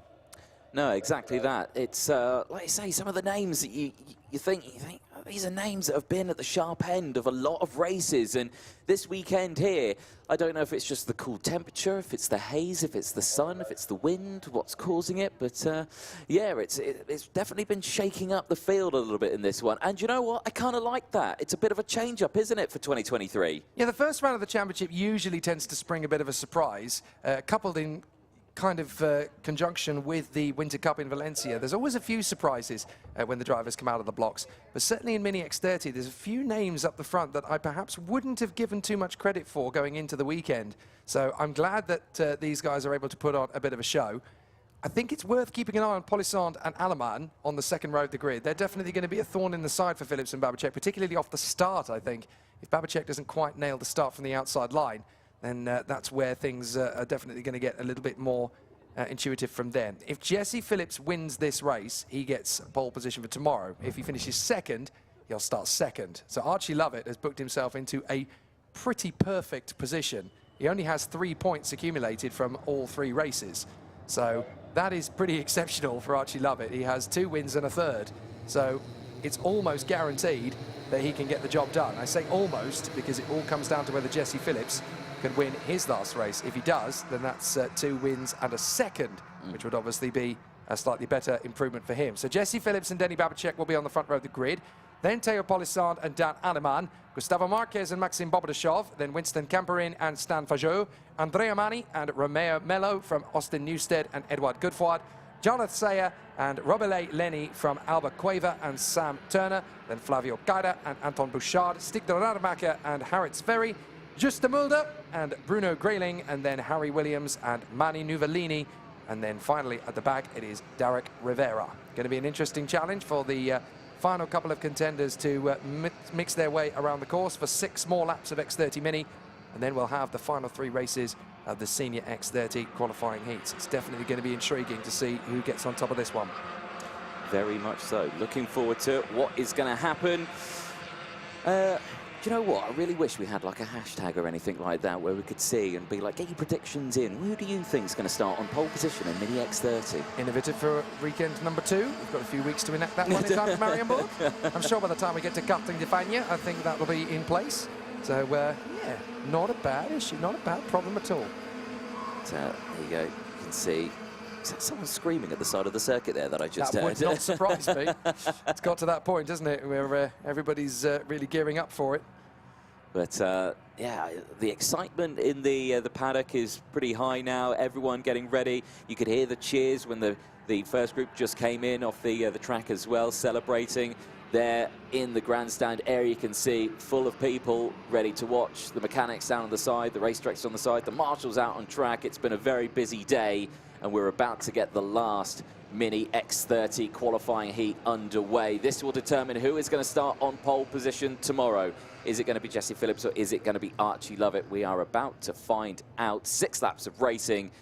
Jake, I'm at the edge of my seat for this one. Well, it is tricky to know, isn't it? Jesse Phillips has had this opportunity in the past before, and we no doubt got to see him at his best in Valencia last month. But does he have what it takes to hold off all comers in this last race of the day for the Mini X30 Brigade? This is a lot of pressure to put on his shoulders. He has been in these situations before where it's high pressure and high octane, but it's still quite a lot to ask of him, as Denny Babacek is getting a little bit frustrated at Dan Aleman behind. Just a little bit of a nudge there, I think. So you've got to be very careful about these sort of things. But, yeah, fascinating situation for the contenders as now we're gearing up, ready for the start of the last Mini X30 race of the day. We know our pole position sitter in the Junior X30 Brigade. That is Hugo Mañas, the privateer. But who's going to get it in Mini X30? Will it be Jesse Phillips or will it be Archie Lovett? It can only be one of the two. Let's find out. Here we go. Jesse Phillips with a good start to the first corner. Babacek is going to drop back into about 5th position by the time they get through. But Jesse Phillips is absolutely glued to the inside line. He's not letting Polisant or Marquez get even a sniff of the opportunity. There's contact further back. Several karts have gone off and one wide there. And that is already 2 or 3 karts in jeopardy. I would like to say that everybody's okay. I think one of them is Alba Cueva. So she's had yet another issue in the early doors of a race, and that is very unfortunate for her. Stan Fajot was one of the big names caught up in that one. Sam Turner, Stig de Rademacher, Anton Bouchard, and Juste Mulder all getting away from the scene. But I'm afraid Alba Cueva and Stan Fajot are going no further, but Phillips has held on for the time being in front of, that is the 923 in second. That is Gustavo Marquez, as Alba Cueva sadly is being escorted away. Yeah, that is a shame for Alba. Been a tough day for her, but eyes on the battle for the race lead, though.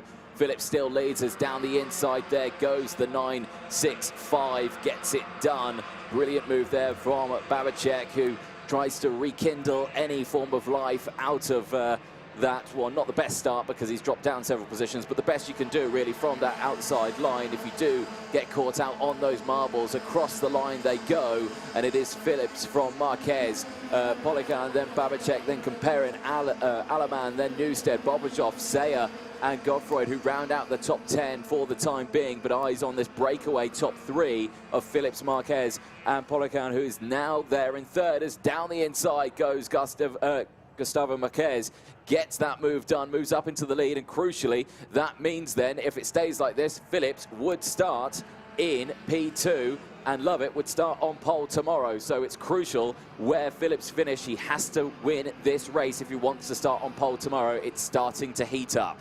It is going to be tricky to hang on to for Jesse Phillips. He really needs to work hard here to get back on terms with Gustavo Marquez. And Gustavo Marquez is in a very strong position, just trying to hold on to the advantage. Meanwhile, we've also got Alston Newstead there having a nice little battle with Jalid Sayer. So the 2 British drivers there having a good run of it, but can Gustavo Marquez sustain this pressure from Jesse Phillips? As up to third comes Denny Babacek. Babacek is going to get back into the run of this one as well, and he can potentially start these races tomorrow from the top 5 if he can just get a little bit more out of this than Gustavo Marquez in the lead can. So they could still swap the positions. Jesse Phillips is not going into panic mode. He's just getting it done in the first 2 laps. He has consolidated his position. He is in second place, but he can just follow in behind the Portuguese driver in the lead. Gustavo Marquez still holding station, but he needs to be careful about timing. Denny Babacek is closing in rapidly, and he needs to go for the lead before Babacek takes on him. Yeah, this is what Phillips does best, you know, racing under pressure, can maintain that position. But like you say, in this sort of situation where there is a lot of experienced drivers out there, you have to be careful. You have to keep an eye over your shoulder just to see where everyone is. But again, no positions gained or lost as they negotiate their way through turn 8. Now they enter the final sort of sector of the circuit through turn 9. They go. Now comes the triple apex of 10, 11, and 12. They missed the first apex. They clip the second. They clip the third as they negotiate their way round. Then the tricky turn 9, and back down the inside goes Phillips. Saw the opportunity go there, and I think, if anything, Marquez just went just a little bit wide. So that's going to be enough for Jesse Phillips to get back into pole position for the races tomorrow. Comes across the line. That'll do nicely. Jesse Phillips looking good ahead of Gustavo Marquez and Denny Babacek. Babacek is not the fastest man on the track anymore as Teo Polisant has set the fastest lap, but Gustavo Marquez comes back in, and so does Babacek. This is not good news at all for Jesse Phillips. He can afford to lose 1, he can't afford to lose 2, and he's very nearly losing 3 as Teo Polisant, having set the fastest lap, is now trying to get his weight into the mix. But out in front, Marquez, Babacek, Phillips, Polisant, Alaman, and Bobrikov. Very close indeed between these top 6, but is there going to be enough time for Phillips to get back in? We are on lap 4, so on paper he's got time, but how intensive is the battle going to be up front? Babacek's going to go for the lead. Phillips is going to guide his way with him past Gustavo Marquez. Very sensible from Phillips. Lets Babacek take the lead, works with him, gets the move done. Now he's only got 1 more driver to pass. Exactly that. Now it's 1, 2, 3, 4, 5, 6, 7, 8 out there now battling for that race lead. This is incredible stuff. Actually, it's 9 of them who are battling for that race lead. Any one of them can take it as Polygon down the inside of Marquez, going side by side, but not being able to do it. No contact. Oh, no, it's Alaman. That is a big impact into the marshal post there. Teo Polisson gets out of the kart. He's okay, but what a disastrous end to the race for Teo Polisson. He had no room to negotiate. And it's game over for him. Meanwhile, Babacek and Phillips are still dueling for the victory, but that absence of Polisson now means that Marquez is dueling with Bobdashov and Kamperin. So Kamperin has got his way back into the fray, and this is going to be a tough one as Babacek still tries to shake off the attentions of Jesse Phillips, but they work together in qualifying, so they know each other's tricks. But Jesse Phillips is in second. That's not where he wants to be if he wants to start tomorrow from the front. He's got to get past the Czech in front of him, but Denny Babacek has been wanting a heat victory in the IAME Euro Series for so long now. This is, just like Jesse Phillips, his third campaign in Mini X30 in 2023. Now he senses that there is a chance for him to get the glory. Yeah, this would be a nice one for him, wouldn't it? It would round out the Saturday quite well, wouldn't it? Nice confidence boost going into the Superheats tomorrow on Sunday.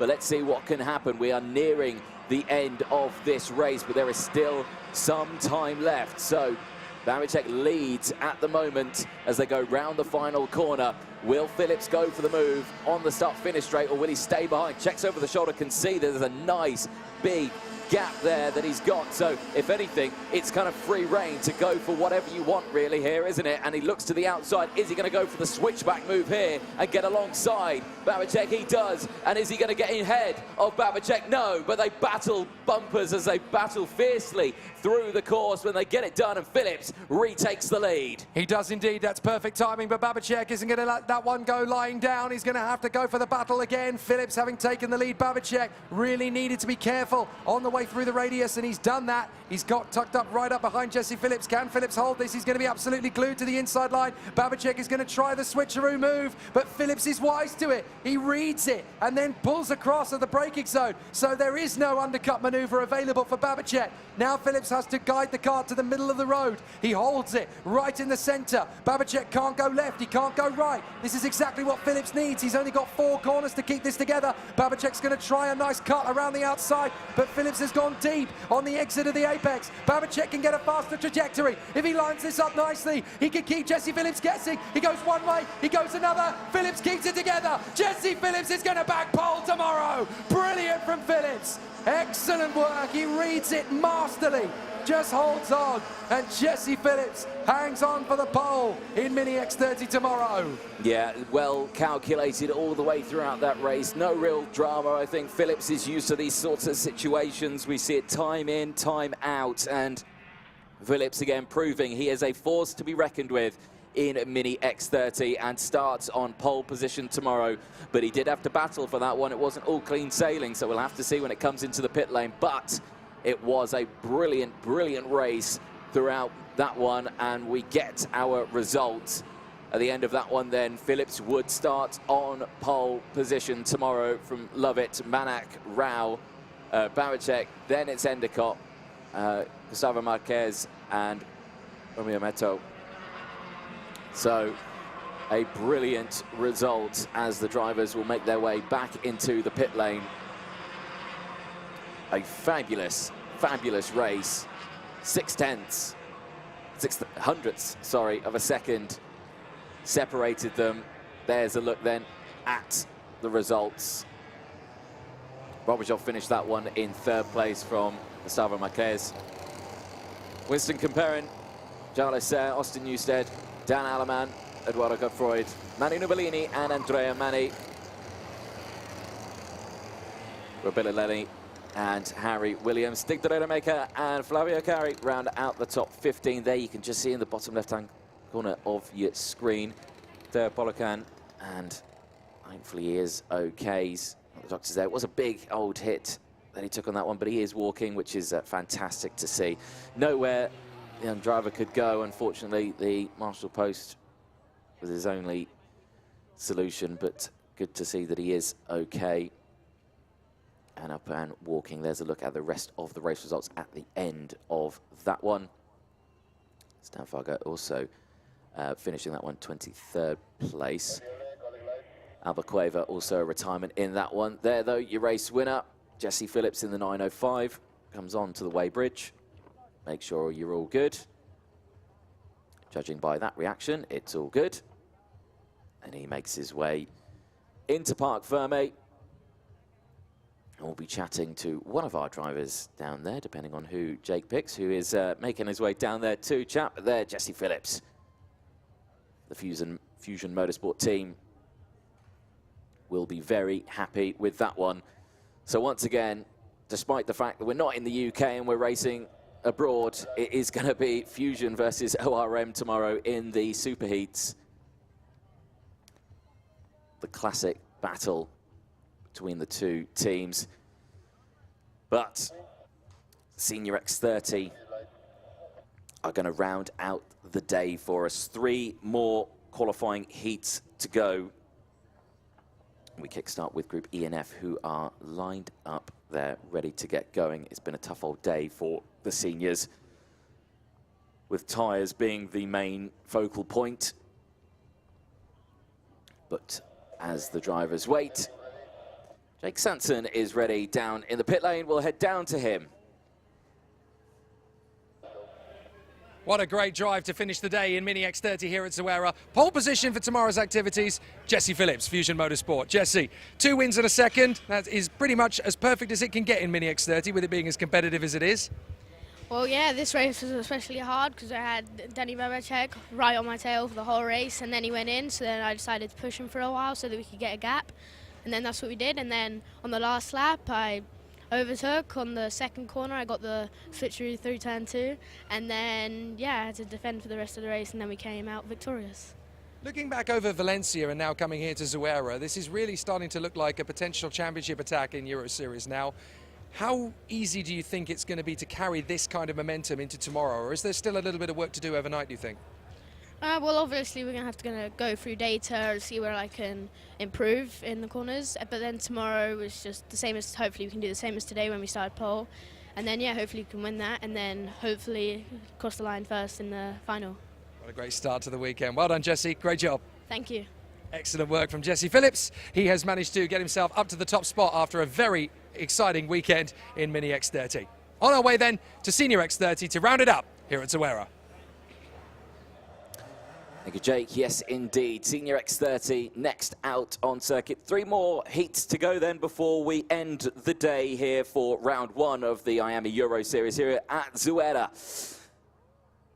Qualifying heat E and F next, and this time around, Danny Carinini starting on pole position. He'll have the inside line going into this one. The same with Sam Shaw. He will start just behind on 3rd place on the 2nd row.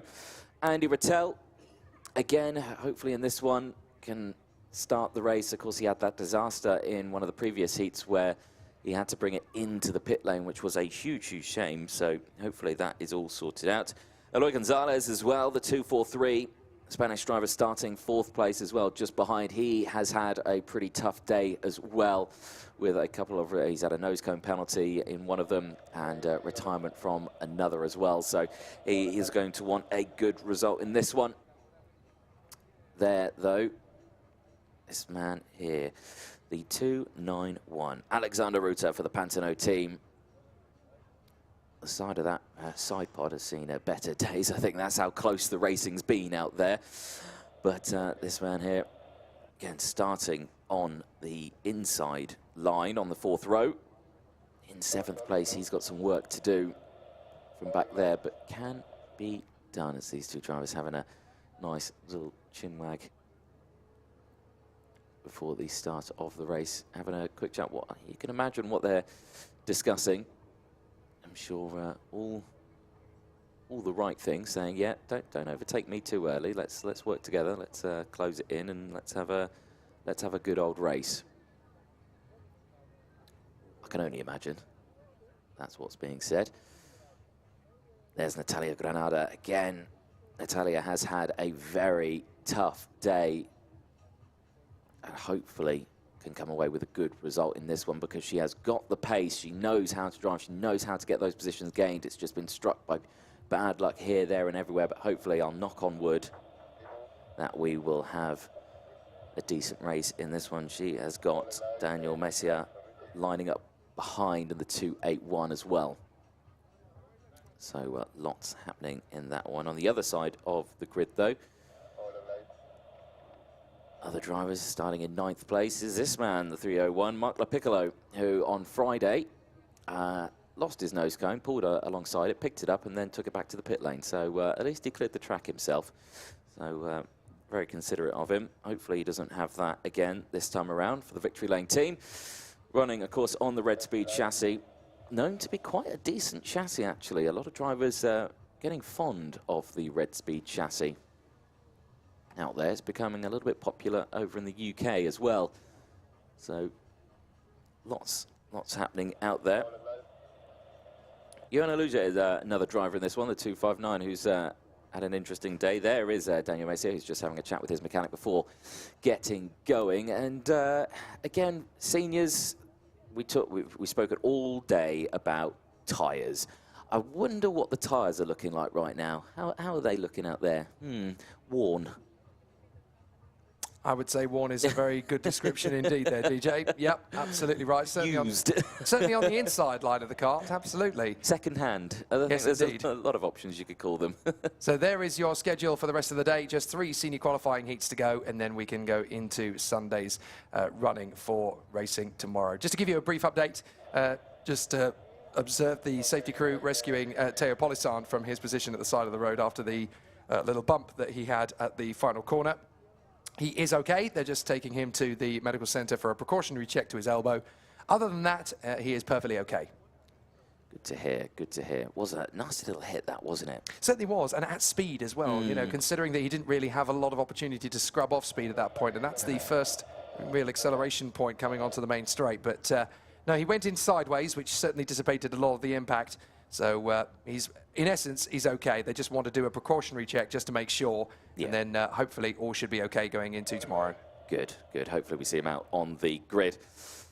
I believe we're about to get ready to go for the first of the final group of heats for Senior X30. It's qualifying heat group E and F. So here is going to be the starting grid then, as the E versus F groups, the slowest of our groups on aggregate, work their way forward. Danny Caronini and Andy Rattel on the front row of the starting grid for this one, then Sam Shaw and Eloy Gonzalez, Paco Weisenberger and Aaron Garcia from Alex Ruta and Juan Aluja, then Marco Piccolo and Natalia Granada, Adria Mustienes and Dan Mathia, Clement Outram and Art de Valsot from Bart Harrison and Gilles Renman, Hugo Jalard and Louis Johnston-Cool from Charles Lambert and Koda Yoshida, Rima Blanc and Hugo Herouin, and then Lucas Frederic and Oliver Veit from Leo Weber, Solana Noll, Santiago Malma and Eduardo de Cort. So it looks as though there's only one non-starter from the fray, and that is Santiago Malma. The Spanish driver does not appear to have got out onto the side. Oh, no, yes, he has. He has gone out, He just joined a little bit later than everybody else. So that is good news. At least he's able to catch up to the rest of the pack and take up his residency alongside the Dutchman Eduardo de Cort. But, yeah, it's going to be an interesting one this time. Danny Caronini and Andy Rattel both needing to make some good results out of this final race. The interim rankings, as we look at it at the moment, Moya has 0 points, Balota has 10, Finn McLaughlin has 12, so he's actually got a front fairing from his previous race victory, I do believe, which is what has cost him another 4 points. Caranta has 12, Vila has 14, Shaw has 15, Bollier has 15, and Dominguez has 21. So all Ruben Moya has to do in his final heat is finish 9th or better, and he will end up with the pole position. So he doesn't even have to win the last race. Yeah, it's a pretty good weekend he's had, hasn't it? Oh, it's been perfect. From his point of view, and compared to what he's done over the last few years, you know, we've gone everywhere with Ruben Moya, from Salbris in France to Genk in Belgium to Marienborg to Castelletto to all of these incredible circuits that we go to year in, year out. And he's always had so much bad luck. It's never really gone his way. He's always had the potential to be up in the top 3. He's always had the opportunity to be leading the pack, but it's never come together for him. And now, finally, it looks as though this could end up being Ruben Moya's year. Now, who's that going slowly? That is a big problem. The 2:45 is slowing. That's Gilles Renman. So Gilles Renman is slowing to a crawl and parking it. So I'm afraid Gilles Renman is not going anywhere in this race. Before it's even started, it comes to an end for Gilles Renman in the MM2 kart. So very disappointing indeed. Yeah, that is not the way you want to end your day, is it? And the gravel at the side of the circuit, that is, well, yeah, a bit of a disaster on that one, meaning there will be a gap then in the pack. Are we going to be going first time of asking then into the tram lines they go. The smoke pours out of the exhaust as we screech to the line. Green flag goes out. Great start then from the front row. Crucially though, where does Andy Rattel fall into place? I think he went into about third and held on to it. Sam Shaw then up into P2. Scrabbles for position, is now defending from Pacum Weisenberger, who's now attacking. Crucially, fantastic start from Danny Carinini. So as they work their way through turn 4, everybody's still pointing in the right direction, spin. but there's a spin in the middle of the pack. 2 carts have ended up falling off the road as a result of it. Couldn't quite keep out of the harm's way there, and that is Alexander Ruta and Daniel Mathia. So Ruta and Mathia have ended up being spat out to the sidelines. Everybody else just trying to take avoiding action and stay out of trouble. Big dive up the inside for second position. That is a hard charge forward from Andy Rattel to make his way back through on Sam Shaw. So Andy Rattel has fought his way back to second position. It took him half a lap to do it, but he's managed to make his way through. That is game over for Mathia and Ruta. So I'm afraid Dan and Alex are going to have to walk their way back to the paddock from here after the race. They've got to watch from that position on the marshal post now. So that's going to be a very long 8 laps of watching for them. But out onto the main straight, Carinini, Rattel and Shaw, the top 3 as they started. Gonzalez in 4th still as well. Then Garcia, Weisenberger, Aluya, Harrison, Valsort and Johnston Cool. So that is an amazing start from Bart Harrison. 7 places made up from Louis Johnston Cool. He's made up 8 on the opening lap. Yeah, those two are good at getting through a field when they need to. Like I say, I think that's a definite good promotion for racing in the UK because the circuits are so tight and twisty and technical that they can learn to use all of the track available to them. Well, here. Gonzalez took 2 corners plus a straight to finish off the move on Sam Shaw there. Sam was absolutely determined he wasn't going to make it easy for him. And now watch Aaron Garcia. Shaw is having to defend and cover for the Spaniard behind him. And Aaron Garcia has good momentum and he dives through up the inside. The MDC Berelar doing a great job there. Aaron Garcia working forward to get into 4th position. And now Sam Shaw has got Cannon in front of him, Cannon behind him. He's an absolute Byron poem right now, as now we've got Pacum Weisenberger trying to charge his way past Sam Shaw. Tries, fails to do so this time around. He'll go into the slipstream down the start-finish straight. Could potentially go for another move this time around. I've got to say, Rattel is closing that gap on Carinini here. It's 7/10 of a second. We'll update you what it is in the next time split, but that's looking pretty decent so far as under pressure. Sam Shaw once again is piling on. Gonzalez is down the inside, goes Pacum Weisenberger, gets past Sam Shaw. Shaw is now struggling and falling down the order here. So through they come again. Weisenberger and a hang on in front of Shaw and Bart Harrison. Harrison looking pretty strong as he comes through, having made up a lot of places. And now Valsort, Aluja, Utra and Lopiccolo and Johnston Cool are still in the mix there. Johnston Cool losing in one of the places he's gained, but up the inside. Big dive, big lunge from Shaw to get back in on terms with Pacum Weisenberger. And watch for Bart Harrison. He's going to squeeze through, but he's drifting wide. And as a result, Arthur Valsort is going to get past both of them if he keeps this run going. So Arthur Valsort looks like he's going to challenge to get himself up into the top 5. He has, I think. Arthur Valsort worked his way in behind Sam Shaw. Bart Harrison is next up. Big dive coming through there from Weisenberger again. He tries to slot in behind Juan Aluja, and he has done so. So as they come down the straight, it's Carinini, Rattel, Gonzalez, Garcia, Shaw, Valsort, Harrison, Utran, Aluja, Weisenberger and Lopiccolo. Yeah, Utran now up into P8, so good start for Clement Utran there.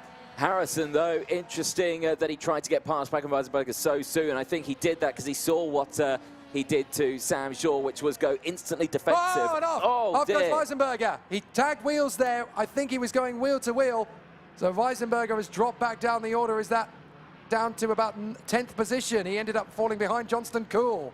Yeah, that is not how, again, it's nearing the end of the day, isn't it? And it's getting a bit tense out there. Yeah, this is turning into the Dodgems at Skegness at the moment. These guys are absolutely rip-roaring around the course. And there's a little bit of an impetus to try and get up the order as fast as possible, as high as possible, no matter what means, as Pacum Weisenberger tucks in and gets another move there, this time on the kids to win driver, Adrian Mustienes. And then you've got Hugo Gelard and Natalia Granada trying to work forward. That's a big dive from Mustienis on the inside of Eisenberger. The door is left wide open. Through go Gelard and Granada. I'm not going to lie, it's been so close for comfort in this pack. I'm looking at some of the nose cones and they're looking pretty low and bobby, aren't they? Harrison and Piccolo diving past Clement Outram on the switch as they go through. But look at how quickly Andy Rattel has caught up to Danny Carinini. That's astonishing. I thought he was catching at quite a rate of knots, and there you can see the fastest lap of the race as well, 103.933, and that gap has disappeared. This is your battle for the race lead. It's not the battle for who's going to be starting on pole, because that's pretty much signed, sealed and done for tomorrow. It all depends on what happens in the next races later on. But eyes on this battle. We're half race distance, and Carinini so far has done a fabulous job. He has maintained his lead. He's held it nicely, but Rattel has fought back from that position, and now he takes the lead as they go through turn 10 down the inside. Nicely done. Carinini didn't even fight it. I've got a feeling Danny Carinini wasn't even expecting him to be there. Where did he come from? As Andy Rattel has charged his way forward, made up the second deficit, and now he has got himself through into the lead of the race. Now, Carinini won't fight it yet, because of course it's better to chase than it is to be chased. So he's working his way now back into contention behind Andy Rattel. He'll quite happily let Andy Rattel run his race, as Hugo Gelard has dropped all the way down to 22nd now. So Hugo Gelard has ended up having a bit of a bump and bore around the circuit. Meanwhile, Louis Johnston-Cool looked like he got a good run on Clement Outram on the way up towards turn 2, with assistance from Juan Aluja. So it looks as though there's been a couple of more changes of position at that particular point. Marco Piccolo seems to have fallen behind his teammate Weisenberger on that one as well. So Le Piccolo down to 12th in front of Natalia Granada and Hugo Herouin. And then we've got Rattel, Carinini and Gonzalez, still your top three. Gonzalez has actually pulled away a little bit from Aaron Garcia and Sam Shaw. And the one that's really going to hurt, essentially, is Sam Shaw, who's going to drop to a 20-point score. And that's going to drop him to the 4th row of the grid, potentially, for tomorrow's finals. Well, let's find out. We're at 5 at the moment. And that's all. Now it's calmed down now, hasn't it? So Rattel just keeping that gap a constant distance, 0.4 of a second from Carinini. Gonzalez still there in 3rd place from Garcia, Shaw, Van Soort, Johnson, Aluja, Tron, Harrison and Weisenberger, the top 11 out there, shopping and changing in that sort of mid-pack section, as I think Johan Aluja was going for a move there. And I've got to say, Carinini doing a good job here at not dropping Rattel. He's actually closed the gap a little bit now as the lap has progressed. So keeping him at a subtle distance at the moment, giving him a false sense of security, maybe. Well, Carinini isn't going to show all his cards. He's going to be working very hard indeed to see if he can put himself into a decent position. So Rattel still 0.3 of a second ahead of Carinini. That is a decent advantage to pull out over a short space of time, though. So he has obviously been able to work his way further forward. Le Piccolo and Granada seem to have fallen back. So Granada has dropped all the way to 22nd. Le Piccolo, I think, may have come off the road altogether. So Marc Le Piccolo has not been able to get it through. No, he has rejoined behind Rima Blanc. But big disaster again for Le Piccolo and for Natalia Granada. She's got a lot more speed than the results are proving to give her. So very disappointing indeed for Natalia Granada. But here come Rattel and Carinini. And Carinini has closed up another 10th on Rattel. Yeah. This is where the experience comes into play for Carinini. He knows how to look after tyres, but he also knows when to push and when to give a little bit more back to really put Rattel under pressure. He wants Rattel to start panicking. He wants him to start going longer on the brakes, tighter into the radiuses of the apexes, starting to make those mistakes so that Danny Carinini doesn't even have to push the cart that hard. He can still work his way forward. Looking at the driving style there of Carinini, yes, okay, he's tucking his head in, but he just looks calm, collected. There's not much movement in the wheel. There's a little bit of adjustment there through turn 10, but that's to be expected. It's a fast corner where, again, you want pinpoint precision. So those final little micro adjustments just helping out there. Coming back onto the start-finish straight, the gap 0.3 of a second, checks over the shoulder. Rattel can see it. The gap now 0.2 of a second. He's reeling him in, is Carinini, and he's looking that he potentially is going to go for a move on this lap. It is the final lap, so we're going to find out who is going to get this final heat win. Garinini stretching out the advantage there to close back in on Rattel. Looks like Garcia going for Gonzalez as well behind them. Has he got through? Yes, he has. So Garcia up into third place on the final lap past Gonzalez. But Garinini trying to pitch his moment as these two are still dueling. Garcia and Gonzalez, the two Spanish drivers, third and fourth, still dueling away for position. But it's France versus Italy up front as Rattel tries to hang on in front of Danny Garinini. And this is really where he wanted to finish things off in fine style. But I think Andy Rattel may have just done enough to cover it. Garinini's done everything he can. But Andy Rattel is going to be able to hold on to that advantage right the way to the death. And hopefully this time, after the difficulties that Andy Rattel has had this weekend, it will be nice for him to end on a positive result on a very tough afternoon. But Andy Rattel will come out of the final turn. He's going to place the kart onto the main straight. And it is finally a win for Andy Rattel. He will know just how much he lost and how much he could have had over the course of today. But he can at least finish today the way he deserved to for most of it. Fantastic result for him. Like you say, it's been an up and down day for Rattel with breakdowns and issues out on track, but now can end it on a high for KBK competition. After 9 laps, Andy Rattel, the Frenchman, takes the race win on the beautiful Fernando Alonso chassis. Aaron Garcia taking third, and again a brilliant result throughout the entirety of the day. Just 2 more races to go. Ruben Moyer in the next session will determine whether or not he can maintain his pole position or not. This time starting on the outside row for the next one, but nothing. And take away the result there from Andy Rattel. A brilliant result, and again a very interesting qualifying heat, that one. It did feel more like a final at the start of it as everyone was scrapping furiously for position, meaning we lost a fair few drivers in that one. 4 retirements in total. So Rattel from Garinini, Garcia from Gonzalez, Shaw, Rassort, Johnson, Cool, Aluja. Then it was Harrison, Martinez, then Utron, Yoshida, Weisenberger, Gillet, and Heron, rounding out the top 15. Leo Weber and Olivier Feit, 15th, 16th and 17th place. From Lucas Frederick, Eduardo Dicot, Salon Canol, Santiago Malman, Natalia Granada at the end of that one, finishing P22, again dropped down in the middle of that race. From Rema Blanc, Charles Lambert, and Marc Lopiccolo at the end of that one, coming to a stop, a retirement. Alexander Ruta, Daniel Messier, and Gilles Renmans all retiring from that race. And that, of course, ended their day very, well, a lot earlier than the rest of the grid, which was a huge shame. But there, your race winner, Andy Rattel, getting everything checked and sorted, and it's all good. He makes his way back into the paddock and can end the day on a high. Hopefully it gives him a bit of a confidence boost going into tomorrow. Again, the body language somewhat subdued. Yes, okay, Rattel's not had the best day. He's not going to be starting near the front for the superheats, but it's still a race heat win, is a race heat win, as that's making their way out on track. The 281 who's still going round.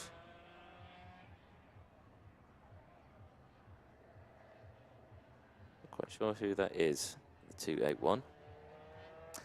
The wind is picking up though, which is the main question, and most importantly, it's a crosswind down the main straight, which is very interesting, which I think is mainly protected by the massive grandstand and the commentary box and of course the Parc Ferme area. I believe it's all pretty well sheltered from the wind, but definitely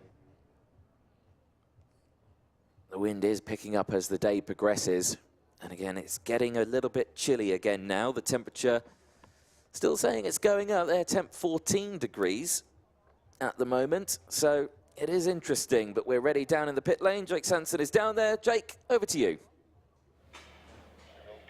It's been a very tough day for Andy Rattel, but at least he gets to end it the way he deserves to, with a victory after such a tough battle with Danny Garinini. Andy, today's been a very frustrating one for you. You've proven that you've had the speed to win nearly every race today, but it just hasn't quite worked out that way.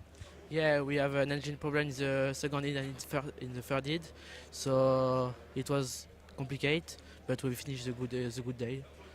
So to win this one going into tomorrow, obviously that must really increase the confidence levels in terms of setup and looking after the tyres into tomorrow. Yeah, I have a good pace. Now we are in the back for the Super Heat tomorrow, so I need to go up for tomorrow. So depending on how the other drivers finish off on points, it looks like you could still be in the overall top 6 tomorrow, the way things are going to rank out. So is that good enough position for you to be in to really consider a victory tomorrow?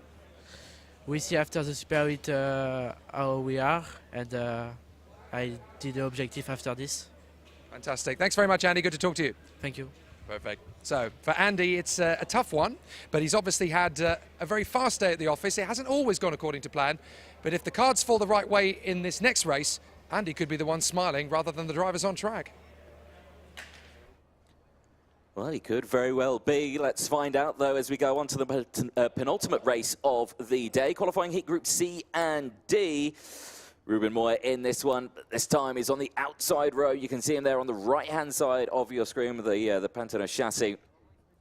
Again, he has got a perfect score. He is 4 for 4 so far. Can he make it 5 for 5? But it's going to be a challenge this time around as well as Eduardo Villa. Again, another driver who has had some fantastic results today. He's taken wins so far in this one. I mean, he's 5th in the point standings at the moment, 14 points, so he can't improve any more than that. But he could certainly go down the order. He's only 1 point ahead of Malo Ballet, who is in P6 with just 15 points as well.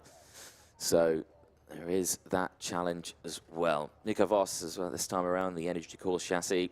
Driver from the Netherlands, starting just behind Ruben Moya. Have to see what he can do. Paul Charles as well.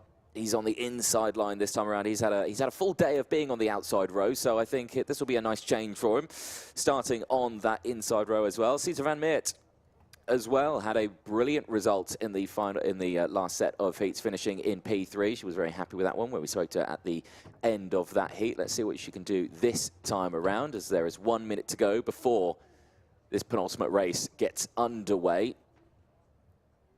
Pretty stacked grid in this one, 28 karts in total. But again, drivers in this wanting to fight fierce all the way throughout.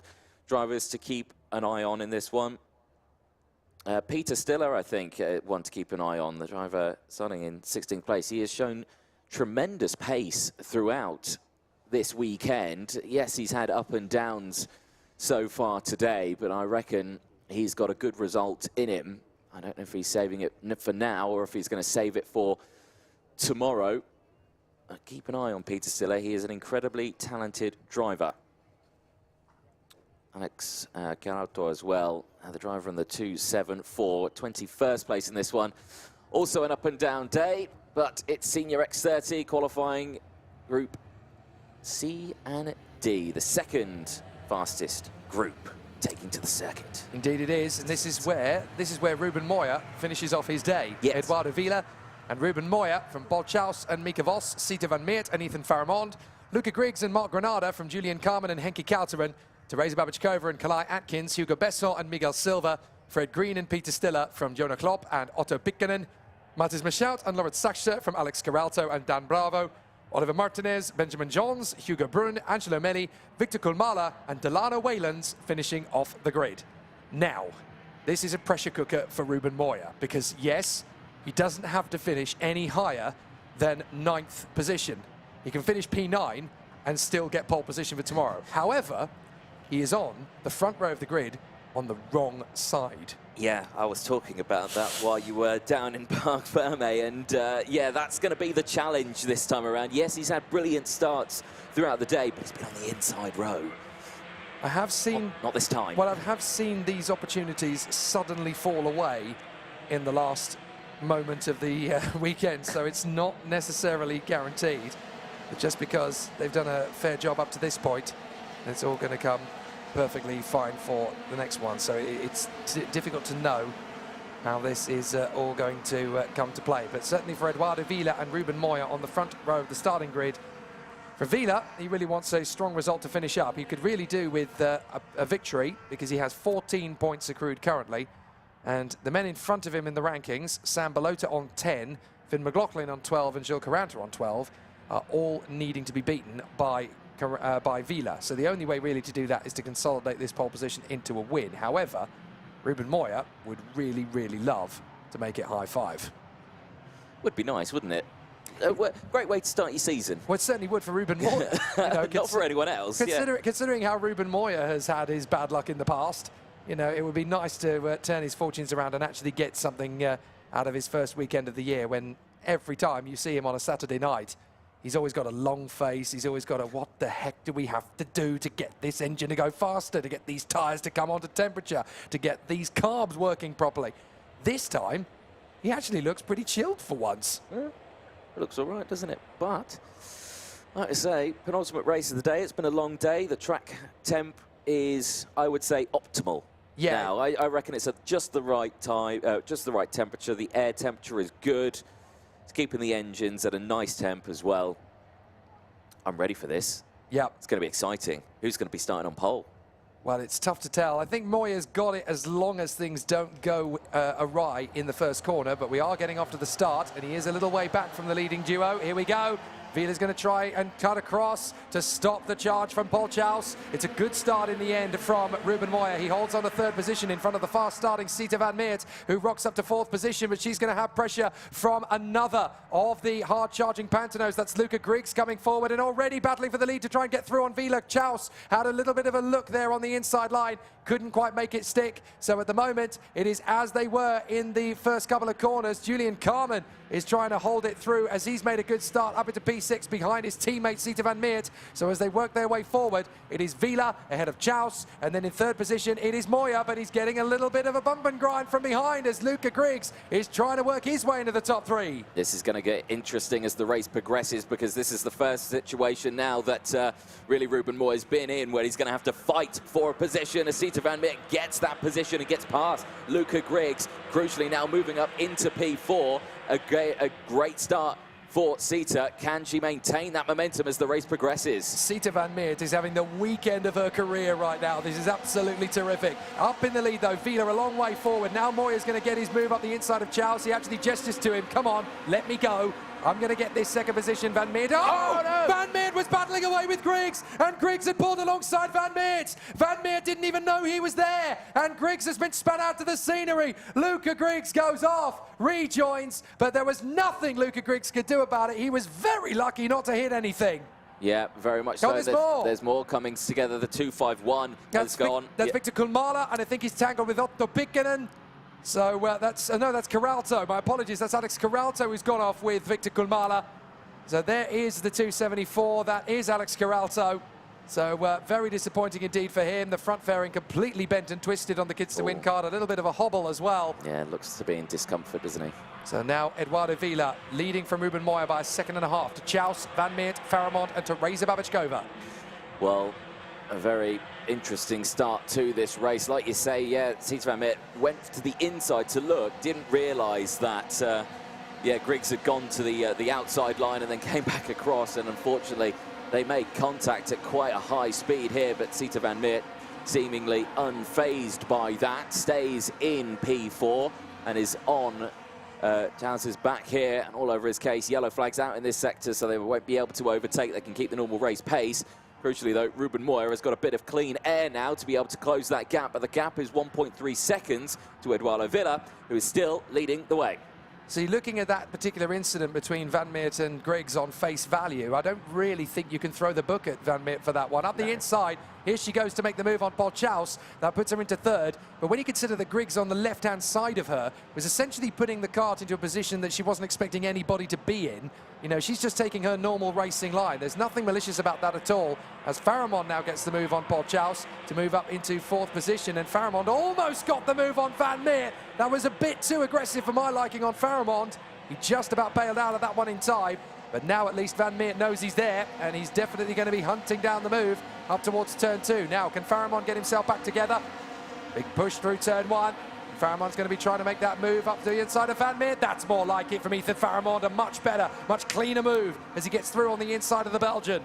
Yeah, nicely timed there. It looked like Van Meert was actually going to go defensive there, then thought against it, and then, yeah, just Faramond going down the inside. Now is also on the hunt as Moya, fastest lap of the race, 104.229, is reeling in Villa, but not at a rate that I think he would like. He needs to go a little bit faster, but it doesn't matter because he will end this day on pole position if he finishes in P2. Yeah, he doesn't really need to go for the win. I think this is more for his own personal pride. Yes. He's never had a 5 out of 5 before, and he would dearly love to get one. But Faramond, who is now 2.8 seconds back from the leader, Eduardo Villa, he wants to be the one that captains the train further back. And this is all about the psychology of it, isn't it? This is the upper hand in the minds of the other drivers. I'm going to be the one who leads the train.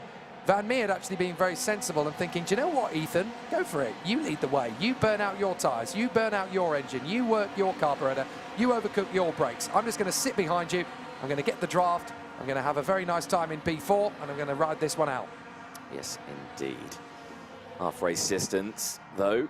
And Fred Green with the fastest lap of the race, 104.009. That's actually quite a good time considering how far into the weekend we are on these tyres. It's a very good point. Yeah, Fred Green has looked after it quite well as we watch Kalai Atkins dueling with Mika Voss, and then Kouteren and that man Fred Green at the back of this little quartet. This is the duel for 7th position, and Kalai Atkins is looking for it. Round the outside, Kouteren trying to get a switch back.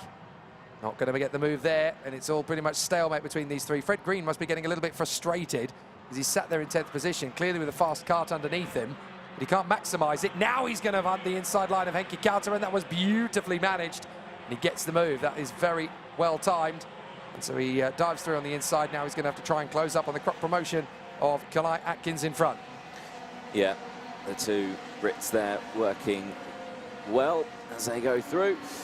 Villa, though, the gap between himself and Moya has come down considerably. 0.4 of a second for the race lead. That's going to get a bit spicy very soon, isn't it? Yes, indeed. Big slide on the inside from Teresa Babichkova. She gets through up the inside into P5, takes on Polchaus, and has now got herself into 5th position. That's a great comeback at this stage of the race for Teresa Babichkova. It's kind of been a race of recovery for her this weekend. But then she has had several opportunities in the past. She was pole position at Genk last year in the overall time qualifying session. She's been up towards the top 5 most of the weekends she has performed. And of course, last year she actually competed not just in karting, but also in the W Series in cars. So has had a very busy race program these last couple of seasons. And Teresa Babichkova returning to the world of karting in the hope that she can take on the IAME World Finals. I think she's going to be in Valencia next week as well. So obviously taking on the European Championships in a few weeks' time at Valencia. So obviously there's a big hunger for Teresa Babichkova to really step out of the shadows and go for the limelight. It's up the inside. That looks like Green making his bid on the inside of Atkins, or was that Atkins on Chaus actually? I think it was Atkins on Chaus. As we watch Van Meert continuing her progress, 4th position. She's been in the top 5 every single race this weekend, apart from the race when she had an engine seize. So in terms of her ability, no one can question it. She is top 5 material in 2023. Kalai Atkins there. Saw the hand gestures coming in, just saying to Teresa, can we keep going, keep going. And you look at the front of Teresa's actually, of her nose cone. Quite a sizable dent in the front of it as well. So she's got a warning flag. Oh, no. 5-second penalty. That's it. Game over for Teresa Babichkova's bid for the top 5 then. That is a disaster. So the drivers will see that and they'll think, do I stay behind her now or do I try and go for the overtake? That's the thing, and she's going to drop all the way down to 18th position. Yeah, they've made it very hard for her as up the inside goes Kalai Atkins. There we go. Fred Green gets her out of the way. Mark Granada is going to seize the opportunity on the inside. Paul Chaus will look for it as well. And as they come down the straight, oh, that's a retirement for one of the Pantanos. That is Luca Griggs. So Luca Griggs, who obviously got spat out on the first couple of laps after rubbing wheels with Sita Van Meert. And I'm afraid Luca Griggs came off best, I have to say. Fair play that the officials looked at that for the racing incident that it was. Yeah. It's been a tough day for Griggs, hasn't it? Yeah, it's been a really tough day. He's not gone his way, has it? Well, he's been in the same equipment as Ruben Moya. Yeah. And you would have think, you know, with someone with the experience of Luca, still recovering, of course, from that broken arm that he had last year, but he's come back into the fray very quickly, and he seems to have even more speed and resolution. What a lunge from Paul Chaus to dive through on the inside of the hairpin there, with Kouteren going with him. And Mika Voss is now going to try and make his own bid on the inside of Babichkova. Well, that's pretty much done and dusted then for the Czech driver, Teresa. who is now finding herself slipping down the pack. The warning flag notwithstanding, that's not exactly where she needs to be, and that's going to drop her all the way down to 21st position. If she keeps tumbling, it's just going to get worse and worse. Final lap, and it's Ruben Moya. When did Ruben Moya get into the lead? We've been so busy focusing on we've been so busy focusing on the guys further back, but on the last lap, Ruben Moya managed to get past Vila for the lead. You remember that bit when I said, oh, that gap between Moya and Villa's come down quite considerably? It really did. And everyone ignored me. It really did. So Ruben Moya has snatched it from Eduardo Vila on the penultimate lap. It looks like he is going to get 5 out of 5. Yellow flags through turn 1. Marshall's running to something. Not quite sure what it is, though. Oh, there's a cart that's stationary in between the straight of turn 1 and turn 2. Yeah, it's Oliver Martinez, I do believe. So Oliver Martinez has stopped the cart on the exit of turn 1, and we've got 5 carts absolutely billowing around these final couple of sectors to try and sort it all out together.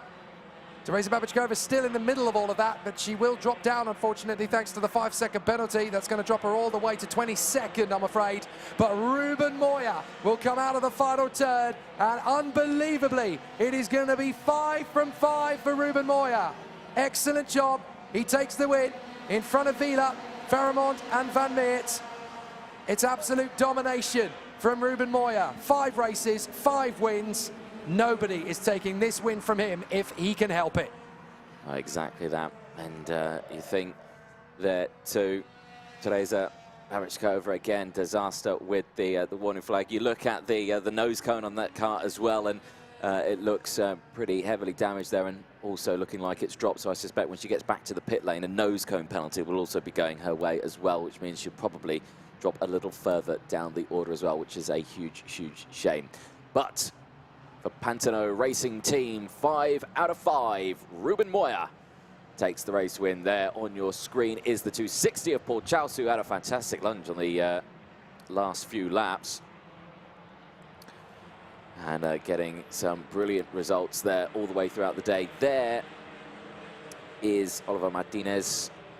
Yeah, I think, not sure what happened there. Maybe a breakdown, but will be recovered at the end of this one. A look then at the classifications at the end of it. Ruben Moya then, a perfect start to the weekend. 0 points as he goes into tomorrow's superheats and finals.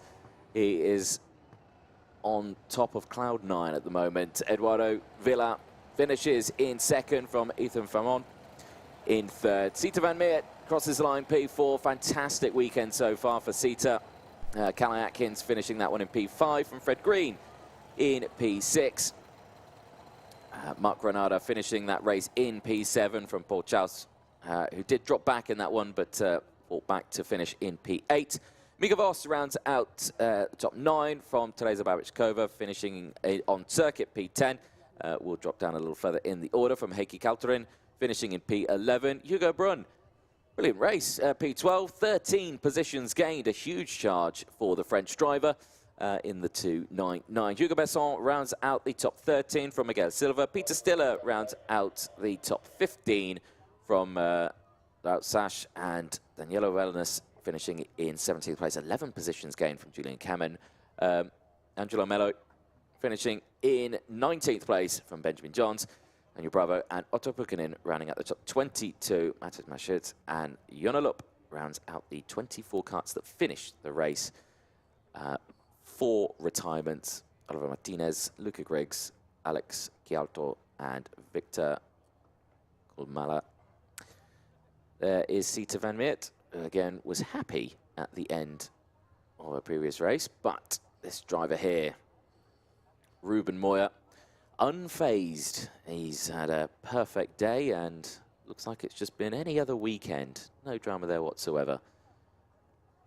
It's always nice to see the facial expressions of the drivers at the end of a race, just to see what they're going through. You can see the smiles now that are coming out. I think he spotted his mechanic and is just thinking, yeah, that was a pretty good result, wasn't it? Yeah. So he can end the day pretty happy. One more race to go then. We know who's starting on pole, but who's going to be starting elsewhere? That's going to be the main question, as we've got Finn McLaughlin and Jules Caranta, who are going to be battling it out for the next few spots on the podium. On the list for the superheats tomorrow. The podiums come tomorrow after the finals, so a bit early there for me. You can see them all lined up, nearly ready to go. Jake Sanson will be down in the pit lane. We'll be going to him very, very shortly, chatting to one of our drivers from the previous race. But it has been a fantastic day of racing for the first round of the IAME Euro Series. Again, the next round at Marienborg in Belgium is going to be a brilliant one as well. A completely different circuit and a completely different style of racing that we're going to see there. Same format, of course, applies, but it is going to be an interesting one. 3 minutes to go before this race gets underway. So we'll head down to the pit lane with Jake Sanson. This particular pole position interview has been a long time coming, but after a flawless run in qualifying and now 5 wins out of 5 in the heats, Ruben Moya, Senior X30 pole position in Zuera. That must feel really nice to hear for once. Yes, finally we get pole position. It was good, 0 points. The last heat was not super good. We had some problems with the first lap. I didn't find a gap to pass. Vila went so far, so I needed to push a bit to catch him because yes, I did. I wanted I had 4. I wanted a 5, so I pushed a little bit, not too much, to not destroy the tires. So yes, pole position with 0 points is good. Tomorrow I have a little bit of gap for the superheat, and we will be careful with the other ones with the new tires. So we'll see. So now, of course, we go into tomorrow. The superheat is not so high pressure because obviously you can afford to concede a couple of points if you need to. But going into the final tomorrow, having a clean set of tyres, how long is that going to last over the course of a final? Are you confident that the Pantano can go the distance? I always confident in my chassis. People think this track is just the engine is not true. The engine does a lot going out from the corner 3 and 6. But then it's a lot of chassis. The chassis works a lot here. If you see, the chassis is all without the paint in the left part of the chassis because of the third sector and the first corners. It's not just engine; it's also chassis. So I'm very confident on my chassis. Fantastic. Well, you guys can sleep very easy tonight and get ready for tomorrow. Ruben Moya, pole position. Good job. Thank you. Excellent. That must be really satisfying for Ruben Moya to finally get it, and on home soil as well. Tomorrow is going to be a very nice day in the Spanish sun for Ruben Moya, all being well. 1 race to go, and just a few more scores to settle.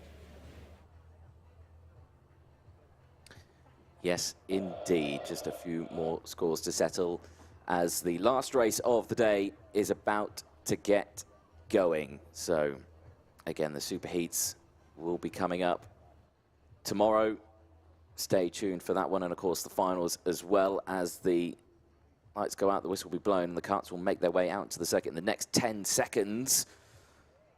We will find out who is going to be starting elsewhere. Like we say, Fionn McLaughlin and Jules Caranta, both of them very quick drivers, but who's going to come out in top in this one? Qualifying group Heat A and B. It was the fastest from qualifying. Where are they going to start in this one? Well, we know we're going to start. Where are they going to finish in this one as the smoke clears and they make their way out onto circuit?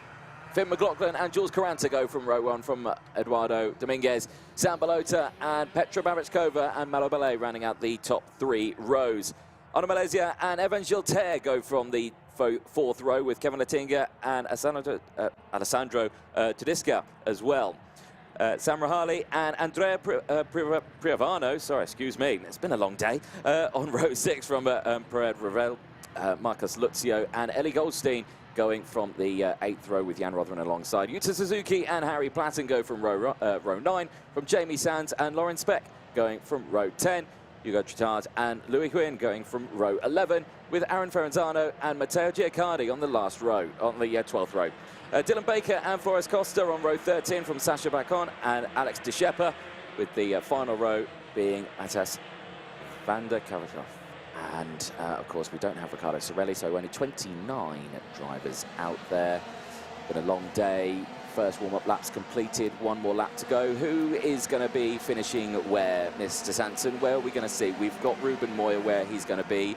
Sam Balota, I think he's pretty much good there as well. He can't be beaten on this one. It's really just McLaughlin and Caranta joint on points at the moment. Who's going to take the inside line on row 2? Well, you say that Belota can't be beaten. He's on 10 with Finn McLaughlin and Caranta both on 12, but Belota is currently starting in 4th. So if he stays where he is, then he'll actually fall behind both McLaughlin and Caranta. True. So it's not it's not done and fully dusted done. yet by a long shot. I mean, the most comfortable person out there in the top 6 behind Moya is actually Marlo Bollier, because he's already done his heats. He's on 15 points. Yeah. Oh no, sorry, he is on the grid for this one as well. He so is, basically, yeah. This, We've got a lot. yeah, this race really is the best of the rest, isn't it? Yeah. I mean, then the next one who's kind of comfortable and sat where he is Sam Shaw on 19 points. And He has raced. He has raced, and so, yeah, he can sort of sit back and wait to see what his fate is. At worst, he'll be 7th on the grid, which is the 4th row on the inside line. So this race is a bit of a free-for-all, but there is a sort of a personal score to settle here. Who is going to be best of the rest? Is it going to be Belota, McLaughlin, Caranta, or Bollier? So it is going to be an interesting one. Eduardo Vila has booked himself a minimum of P6. Look at how slow this start is for McLaughlin and Caranta. They are really making everybody sit and wait. And so are we going to go for the start this time? Yes, we are. Talk about waiting around and getting it nice and slow up to the first corner. Really making everybody wait for it as they go through the first corner. Everybody nicked and tucked. But a perfect start for McLaughlin. That's exactly how he needed to get away from the pack. And as they work their way through the first couple of corners, it's a great start from Eduardo Dominguez. Caranta's going to have problems on the inside from Bollier. Bollier cuts through on the inside line. And there's also a bit of a challenge forward from, I think that's Sam Belota. So as they work their way forward, there's plenty of drivers trying to cut their way through to the inside of the hairpin. Is everybody going to get through in fine style? Just about. They're keeping it out of the wars at the moment. But it is jockeying and jostling for position. Jules Caranta is the only one that's really been able to follow in behind McLaughlin and Dominguez so far. Yeah, Belay just got belayed out the way, I think, through turn 5 there. So he's fallen back into the pack just a little bit. Looked like he clipped the curb on the inside as well. Looked really unsettled as he went through turn 5, which is a bit of a shame. So he's going to have to work to get those positions back. Petra Barakova, you can just see there in the pink helmet just going through shots. But eyes on this one as this is a little further up the order. Caranta you just saw go through the shot, but back here, the 308 scrapping away. Ana Malaysia, really good start to the race. Somewhat, he's dropped 2 positions, but he's still there in a decent spot and is still battling fiercely. Nice shot that, isn't it? It's a nice shot as they come through. I've always liked the static cam at turn 2. It always captures the velocity of the karts as they jockey for position. Oh, we got 2 karts off of the race at turn 2. 3 karts off the road, in fact, and they're all going to drop back. So as a result, we're going to have several drivers down the order. That's Jan Rothen, Alex De Schepper, and Rafael Perard. They all get going again, but they drop to the very tail end of the field, unfortunately. So now we've got Eduardo Dominguez all over the back of Finn McLaughlin. Dominguez really doesn't want to pick up a second place here. He wants to finish on 21 points if he can. But look at the exertion that the kart carries as he goes through there. That's 2 wheels in the air and 2 on the deck as he went through the right-hander at turn 9.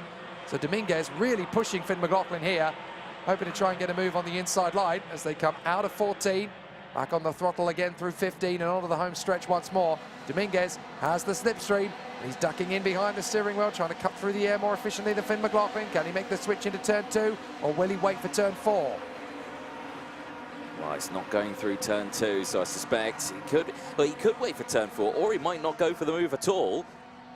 Looking through 4, no, he stays behind. So maybe different tactic that we're seeing here. Still early doors, of course. It's lap 3, so he doesn't really want to do too much behind Finn McLaughlin other than just sit there and follow his line. He doesn't really want to be the one who's under pressure. He wants to put Finn under pressure. So Andrea Pirovano sets the fastest lap of the race that time around, a 1:04.2, but they don't really count the fastest laps in pure speed until you get to the 3rd lap, which is this one. That's when it really starts to come into play. It's been a long, long time since lap 2 of a race stood as the fastest lap over the course of a karting heat or even a final. So their battles continue on. Jules Caranta just stretching away a little from Marlo Bollier. But if it stays like this, then Finn McLaughlin is going to be the one who joins Ruben Moya on the front row of the starting grid. To back up his overall pole position in time qualifying, Finn McLaughlin would be the 2nd best driver of the Saturday and Friday qualifying heats. Nearly half race distance then for the final race of the day. Still Finn McLaughlin who leads the way, closely followed by Dominguez. Caranta still there In third place, bit of a no man's land at the moment, is a second clear from the drivers in front, and there's a second clear from the drivers behind. So, yeah, just kind of chilling in third place is Caranta. Yuta Suzuki, fastest lap of the race, 104.097, currently in 13th place, 4 positions gained. Good drive so far for the Japanese driver. Yeah, not a bad run at all for the Eichmann's contender. And McLaughlin in front of Dominguez. Not much in between these two at all. Gilles Caranta is a second back. Another second back is Marlo Bollier. And then Andrea Pirovano, who I would suspect has actually had such a difficult weekend that he's thought, you know what, sod it. We need to make a big change up here. We need to go for a decent result to get us a decent starting point for the second chance. It would not shock me at all if Pirovano has decided to go for the fresh set to try and work his way forward. He's up to 4th place now, past Marlo Bollier. So I have a feeling that Pirovano has decided, you know what, we need to get ourselves up the order. We need to book ourselves a place in the final. Enough is enough. Put the fresh set on. Let's see what kind of progress we can make. Looking at the qualifying heat points that they've accumulated over the day, obviously we know who's starting on pole. McLaughlin's in second, Caranta's in third, and he's all on his own there, and he's got no stress or worries or anything. So if I was Caranta, I would just vibe in third place and think, I'll start on the inside row or inside line of row 2. He's not going to stay in third position on the track for long because Pirovano is eating up the road. I'm absolutely certain he's on the fresh tyres. If you look at the lap times in comparison, Finn McLaughlin's on a 104.2, Dominguez on a 104.1, Caranta on a 104.4, Pirovano's just on a 103.6. It's almost certain he's on a fresh set of tyres while everybody else is still trying to keep the old ones going, because he's trying to improve his form. He's trying to get us high up the order with a low point-scoring final heat to try and book himself a decent place for the second chance or for the pre-finals tomorrow. It's going to be a very interesting one for Pirovano, but he's definitely trying to salvage something from this final heat. He is indeed. This is, yeah, usually where you start to see him as well, when you see the big movers that are coming up the order.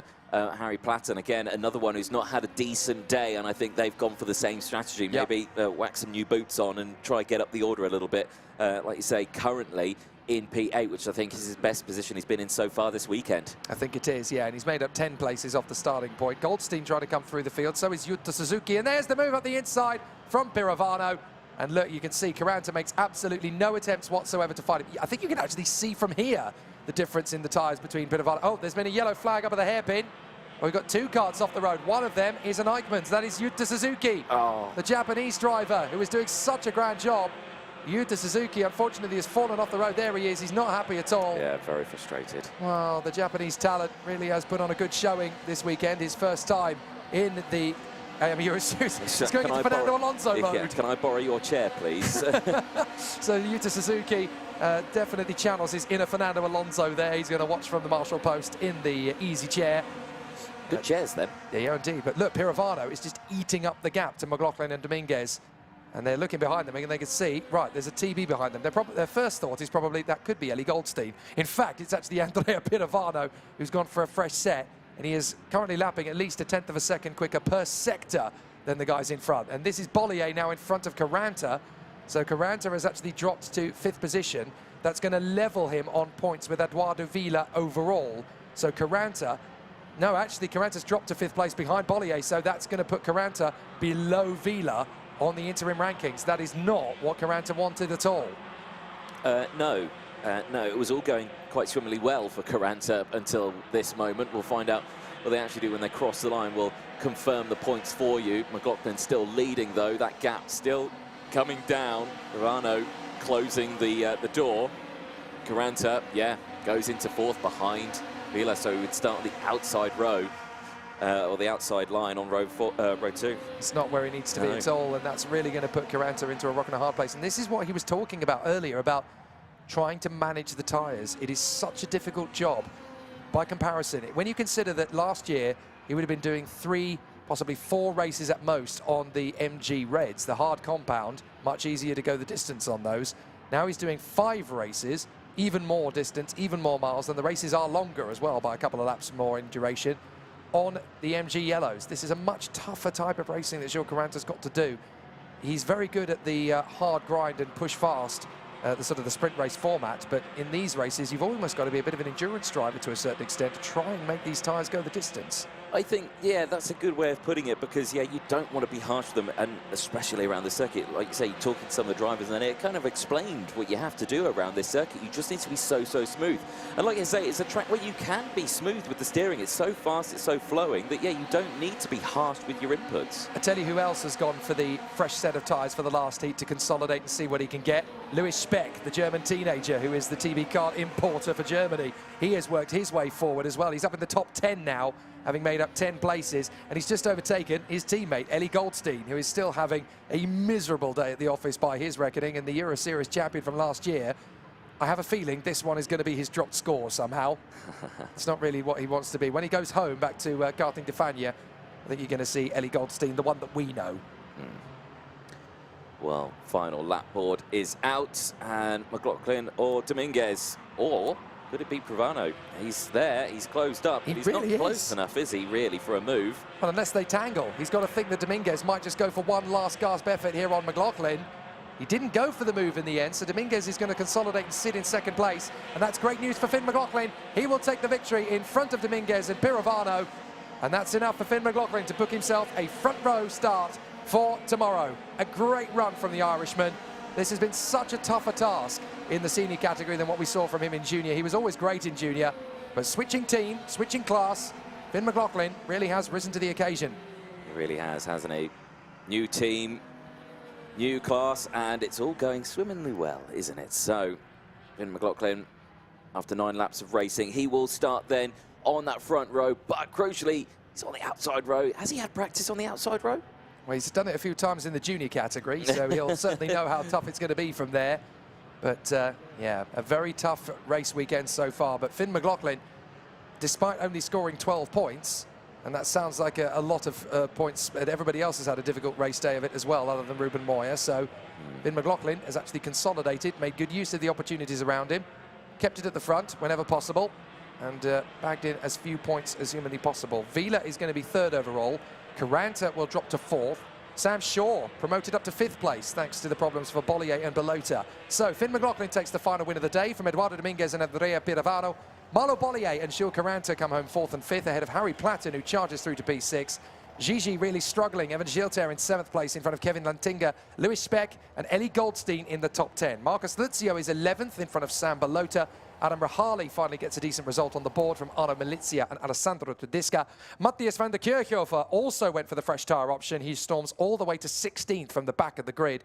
Jaime Sanz alongside Louis Juin, and then Matteo Giaccari and Hugo Trichard. Petra Babichkova tumbling all the way to 21st in the end. Sasha Batkun, Aaron Ferrazzano, Floris Costa, Rafael Perard and Jan Rothen. The retirements, Yuta Suzuki and Alex de Schepper. Non-starter, Dylan Bakker.